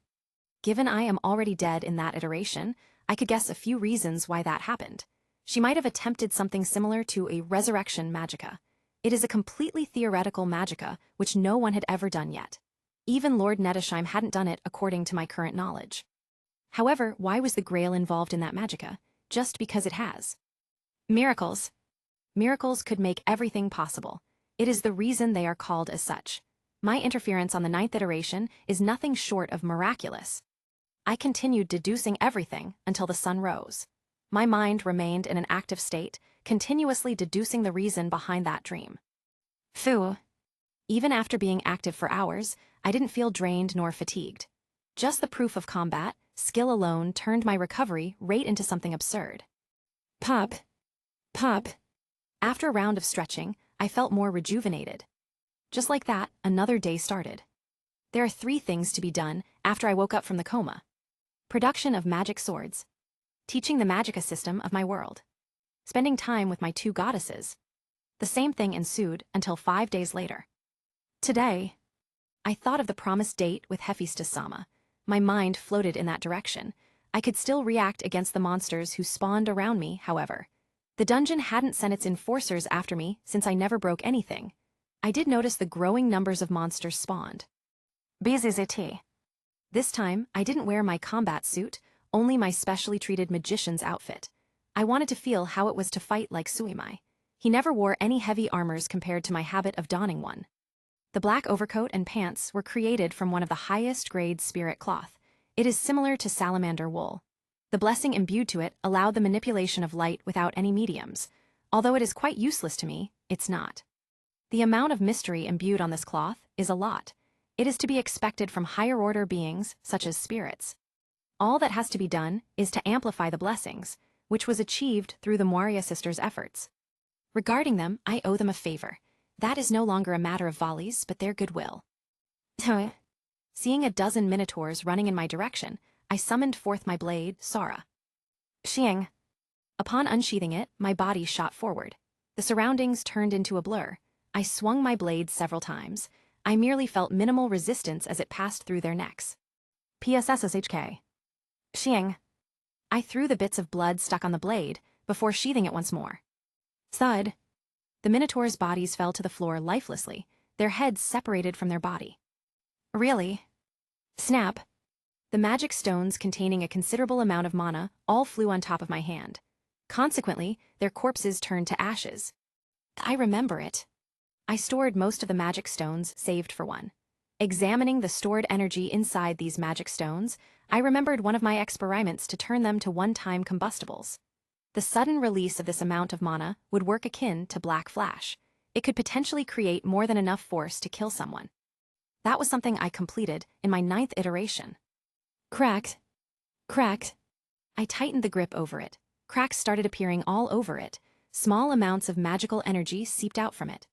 The moment I threw the magic stone, the cracks consumed it, resulting in a huge shockwave. A strong gust of wind came from it. BZZZT. I saw something similar to enthalpy. The stored mana became unstable before being released on air. A blue glow accompanied this action. Blue particles akin to bits of glitters rained down in this place. Really, all I have to do is to develop. I saw yet another reason why I became strong enough to take on the 80th floor alone. My technology progressed leaps and bounds with Gekai's abundant resources. The 10 sacraments in my world already had their owners. Mystical materials started to run out due to the impending Twilight Syndrome. Even with my cheat, I could only make the current arbiter with it. That mystical material is none other than palladium auronite. It is a variant of the usual palladium that made it more conducive to mysteries and magical energy. It is the reason why Arbiter vastly stood out from the rest of the combat suits. I wouldn't have been beaten easily if I had it. Thinking of this reminded me of the materials down the 75th floor. There is a crystal I called Frozen Night that allows for large-scale battlefield alteration. It could turn the surroundings' temperature to absolute zero. It was used on many interesting applications back in that iteration. I cleared off my thoughts before I headed to the deeper floors.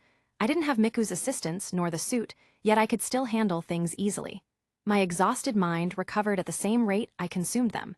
It showed how absurd this skill was once it became rank D. As far as I could recall, my skills went up to rank at the moment I went up to level 6. When I was about to reach level 7, my ubiquitous reached rank S. It is a completely different state, where my usage of weapons is complemented by a strange power. It increased my capabilities to a huge degree, more so when I fought against Antares, Scorpio. It proved how drastic the improvements brought by skills could be. As for magic, it is even more absurd. Just like now. Bam! The hordes of Spartoi were burnt to ashes by the star's power. It is the swift cast mode of Orionid's moon hunt. My level 5 status supported its full firepower, decimating these level 4 monsters in an instant. Things became more convenient. Is this how they feel?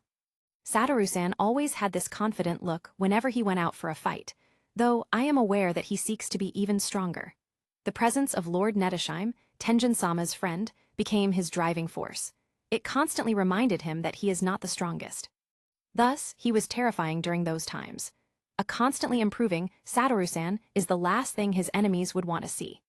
Soon, I reached the 40th floor. The monster Rex, Hiatus, was eliminated by the Loki Familia during their expedition. I only encountered monsters after passing through. Along the way, I tried a few dozen magicka. I refreshed my knowledge and experiences from the 9th iteration. It'd be a waste to let them collect dust without being used. Suddenly, 2 presences entered my senses. It's them. I haven't come across them due to the sheer size of the dungeon's deep floors. Only now did I come across them. Sensing the monsters on the way, I started casting. Tertiary codes manifested out of thin air before being converted to ice spears. They headed straight to the short magma golems. After making another turn, I finally met with them. Serious? My gazes met with the familiar golden-haired girl. Momentarily, I recalled the times we fought together and our final meeting. Long time no see. The surroundings fell to stillness. It is a tranquil and serene moment inside the dungeon where the unexpected could happen. Growl. Such as monsters interrupting this moment. Pruina Arquis, Frost Bow. The tertiary numbers were converted to frost arrows. It possessed a greater spell than when it is cast without any chant. Bam! Bam! Mistake. The horde of monsters were obliterated immediately. Adding liturgy to the programming magicka still works. I still couldn't fully encapsulate all the mysteries into those spells, hence a chant is still required. Although, its casting speed, allocation of perimeters, and the activation programs could be cast extremely fast at this moment. The same thing applied to the grand-scale magicka that I know. My future self studied enough to convert them for hacker. Sirius. Tiona came rushing at me. I didn't choose to avoid her or anything. The force gathered by her charge could be nothing short of powerful. Even so, I held my ground. I watched her bury her face in my chest. I'm really not dreaming. Tiona-san is still the same as always. You are the one who changed a lot. How sharp? Even back then, her senses were sharp enough. Tap. Tap. Sirius, you're really back. I met Ize's golden pupils. It is filled with shock and astonishment. It is one of the few times I see her expressionless mask fall apart. In other terms, Gap Moe. I could see a pattern. Suddenly, her image overlapped with her version from the future. It is a far cry from her childish self. She has a sharp countenance and looks that contain bloodlust. Her mature self looks vastly different from her current self. After all, she managed to control those black flames, a skill manifested out of hatred to monsters. Since when did you wake up? She asked. 2 days ago. Actually, I tried to find you and everyone else. All right. Her gaze turned to Tiona, who kept her close contact with me. Then, with another look of confusion, she turned her gaze to me. It is as if she's asking why I allowed such a thing. I couldn't simply say that. My future self is really something else. How did I end up with many girls? I am aware of my stiffness in this regard, but to be able to have that kind of relationship is something else. Then again, at least, I am not dumb enough like Soimai, who attempted to run away from his problems. He reverted her affection to Ryuji, but it still failed miserably. They ended up together. I have already taught Soimai not to do something like that a few times. Even Kazumitsu-san agreed with my opinion about it. I ended up leaving Ize midair. I never explained the reason behind my actions. By the time Tiona stopped hugging me, it had been more than 3 minutes. This awkward moment lasted exactly that long. Nobody spoke at that moment. You really changed. You're more approachable. I made everyone worry. Tiona-san can consider it as a form of compensation. You didn't see it like that, no. Unsurprisingly, Tiona caught up to my abnormalities. I knew her from the 9th iteration, yet I am still surprised by her sharpness. Even without something like a connection between us, she was able to do this. Was it a special magic or a skill? Perhaps, I replied. How was the journey? It's good, there are a lot of strong monsters. Yeah, Eyes couldn't control herself with the amount of monsters on the deep floors. We started chatting about their experiences on the deep floors. I surmised they haven't reached the 51st floor yet. It was proven true when I heard how they retreated after the 49th floor. Speaking of it, we didn't encounter the 49th floor's monster Rex. It was strange, Tiona said. Captain thought it was one of the demi-spirits who did it, so we ended up retreating. We were only able to handle the 2 demi-spirits on the Nasus due to the high-end powers at that time. There are more than 20 level 5s and 3 level 6 adventurers who jumped on the demi-spirits. Finsan is not the type to make a gamble after knowing the potential lethality of the enemy. Amends. Just as Eyes agreed with Tiona's words, I saw her flash a curious look at me. Well, that was me. I killed the 49th floor's monster Rex. Chapter 94, Sparks of Flames. The 2 girls fell silent before they reacted. You could have done that with your strength. That's right. Considering they saw me defeat that cursed spirit from 6 months ago, they managed to process it well. Sirius is really strong. Tiona-san could also become that strong. If you say so. Well, I wonder what'll happen if I let them know I could go far beyond the deep floors. But then, I plan to teach them several Magica-related knowledge as well as Monofurnace. Since I saw they would fight until the bitter end, their character is unquestionable. That brief connection with Miku is enough to gain more knowledge in that iteration. It mainly contained crucial information such as the school district's principal, Freya Familia's surprising addition to the subjugation team, Loki Familia's estimated strength. Of course, these would take some time. I still have to check on Loki-sama and Orano's. For now, Finsan might worry if you 2 took a long time here. I would like to meet them. Tap. Tap. Tap. Nabu's each step carried an invisible prestige. It is akin to seeing one of the most loyal knights to their retainers, and in his case, the king. Eyes and Tiona noticed this not-so-subtle change on their way to the temporary camp. You were asleep the entire time. Was it really an experiment? Eyes asked. Indeed, it is caused by that. Things went wrong, but it still affected me to this extent. Oh. Suddenly, Tiona asked a question. Was it related to knights? Yes, it is a type of magica that is based on knights, he replied. Your eyes are still sharp as usual. Hee, it's just that your image fitted a knight's image in those fairy tales. A knight. A thought went inside Eyes' mind. Knights are synonymous to heroes, the type of people who would rescue the princess kidnapped by a dragon. Nobody knew what was going on inside her head except for Nabu. Her blank expression occurs whenever she thinks about something that elicits her interest. It is a common occurrence during the 9th iteration. What was it this time? It didn't take long for the 3 to arrive at the temporary base camp. There are no tents set up as they are designated to move continuously until they reach the 18th floor. Akasaka-san. The orange-haired elf, Lefia, came across the 3 of them. Greetings, it's been quite a long time, Lefia-san. You're since when? A few days ago, I came across Eyes-san and Tiona-san just now. I see, it's a miracle you woke up. Even Hermes-san couldn't do something about your condition. It simply happens. While the 2 were talking, they garnered several gazes from the Loki Familia members. From confusion, it went to shock and surprise. They realized it was Sirius, the boy who went into a coma 6 months ago.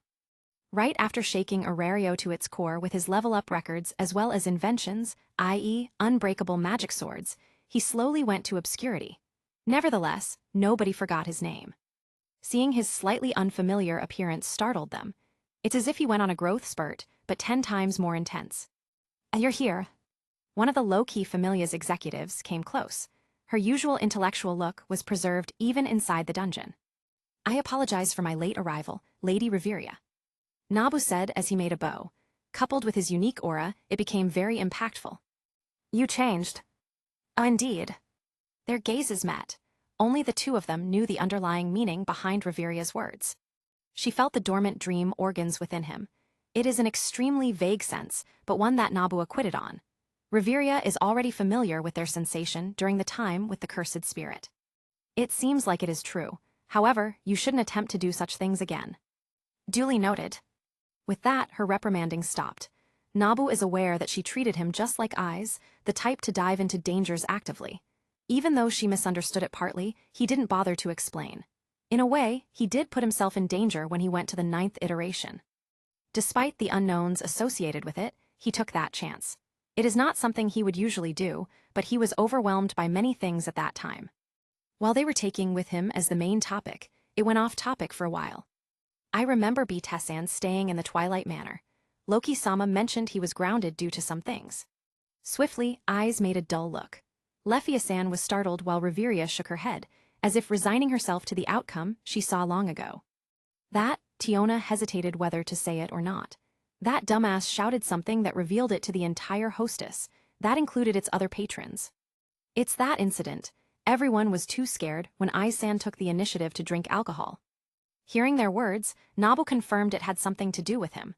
The strange look Bita gave him when they met a few days ago is proof of it. I won't ask further, he said before musing. Letting Ai's take on alcohol is the worst that could happen. When she first drank alcohol, a sip of fruit wine, Ai's went on a rampage that injured dozens of the hostess patrons. That included members from the Loki Familia. It took Finn and Gareth to calm her down. It happened one time in the 9th iteration. She resolutely drank a mug of alcohol after thinking for a while. After that, it was easily resolved with Nabu's level 6 status. He was there at that time, as it was the first joint expedition of Loki and Hephaestus Familia. It is a special occasion, as Ai's let some words of confession slip out of her mouth. Seeing his willingness to diffuse this scenario, Reveria inwardly praised the boy's maturity. He already has someone, she thought. Would Ai's have a chance? What she didn't know was that another goddess would be added into the fray. Leading a large organization is just as hard in this place. The communication orbs showcase their value under Finsan's hands.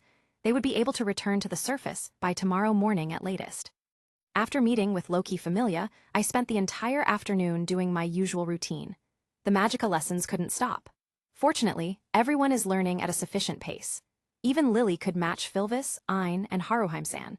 She could analyze things and think critically, which is a fundamental talent for magicians. She might be untalented physically, but the simplified and sorted modern magic system made learning way easier than it should have been. It is one of the perks of my world. As long as you have the time and drive, learning magic becomes possible. The same applies to people without much innate power. There is a reason why the lowest rank magicians could reach up to rank C at minimum. In this world, it should be the equivalent of level 3 to 4. The ratio is far higher than here on Gekkai. I adjusted the collar of my beige trench coat.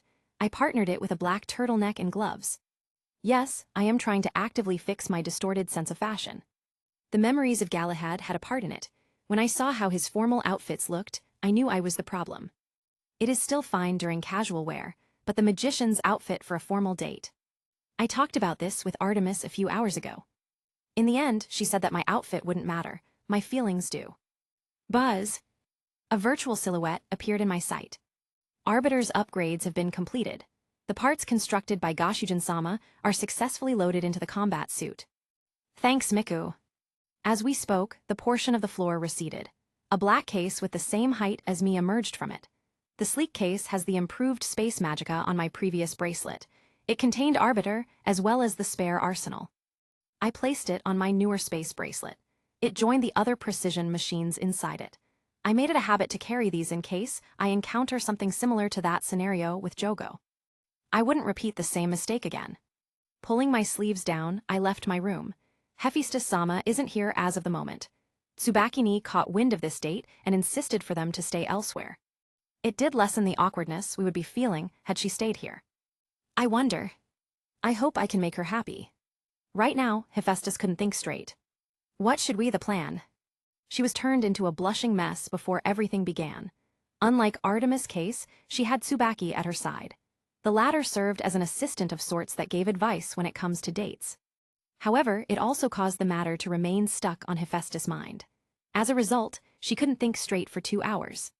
She chose to wear a black long sleeves with a few unbuttoned parts. These types of clothing suited Hephaestus very well. Her thoughts were cut off when Nabu arrived.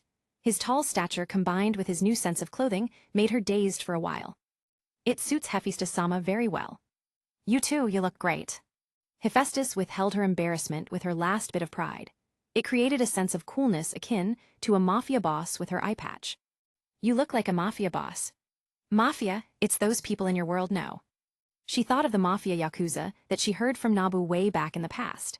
They are the type to wear black coats blazers with a gun holstered behind their belt. At this moment, Hephaestus did look like one, although she looked far more cool and elegant compared to them.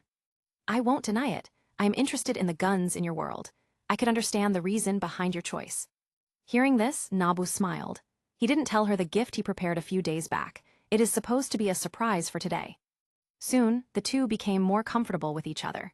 Perhaps it is Nabu's experiences from his 9th iteration that he was able to navigate with less awkwardness. While that sensation still exists, it is not as frequent as his first date.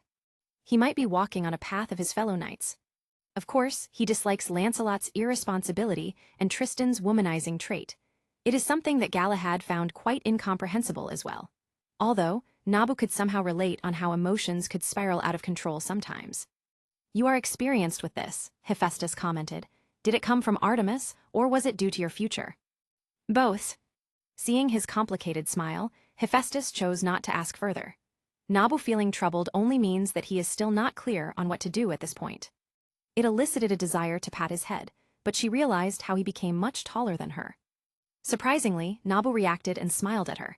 She knew he saw it, making her feel more flustered than before. The two arrived at their destination. It is not a fine dining restaurant inside Babel, but one of the more underrated restaurants on Arario. It is known for one thing: steaks. Hephaestus happened to be a fan of them. Thinking about how Nabu went as far as to plan everything, she felt jittery in her heart. She felt warm and at the same time flustered. Throughout their time together, it was the first time they went out not as Adustia and her children, but as lovers. On the way to their seat, she tried to prevent herself from showing embarrassment. She did what she was used to, mask her emotions beneath a veil. Hephaestus-sama could be this cute. Nabu. Unfortunately, it didn't work on him. It was effective before, but now. She fell silent for a while. It remained that way until Nabu made their order. In the midst of her struggle, a realization sank on her. Nabu-kun, was this really fine? You know, Artemis is already. Hephaestus-sama might not know this, but we have a connection. We could feel what the other was thinking. Artemis wasn't lying when she talked about this. Artemis understood Hephaestus' loneliness. She saw the latter's loneliness during the time they met each other. Both of them were mutual friends with Hestia. At the very least, they had an understanding of each other. With Artemis' personality, she felt bad about Hephaestus. She tried to help several times, but to no avail. That's why Hephaestus-sama should spend this night without any concerns. After Nabu said it solemnly, Hephaestus saw something on him. The trace of Phalna behind his back seems to have left specific records the moment they became closer. An image of an older Nabu overlapped with his current self. He possessed greater charm with his innocent yet determined face. Nabu. She might have just fallen harder for him.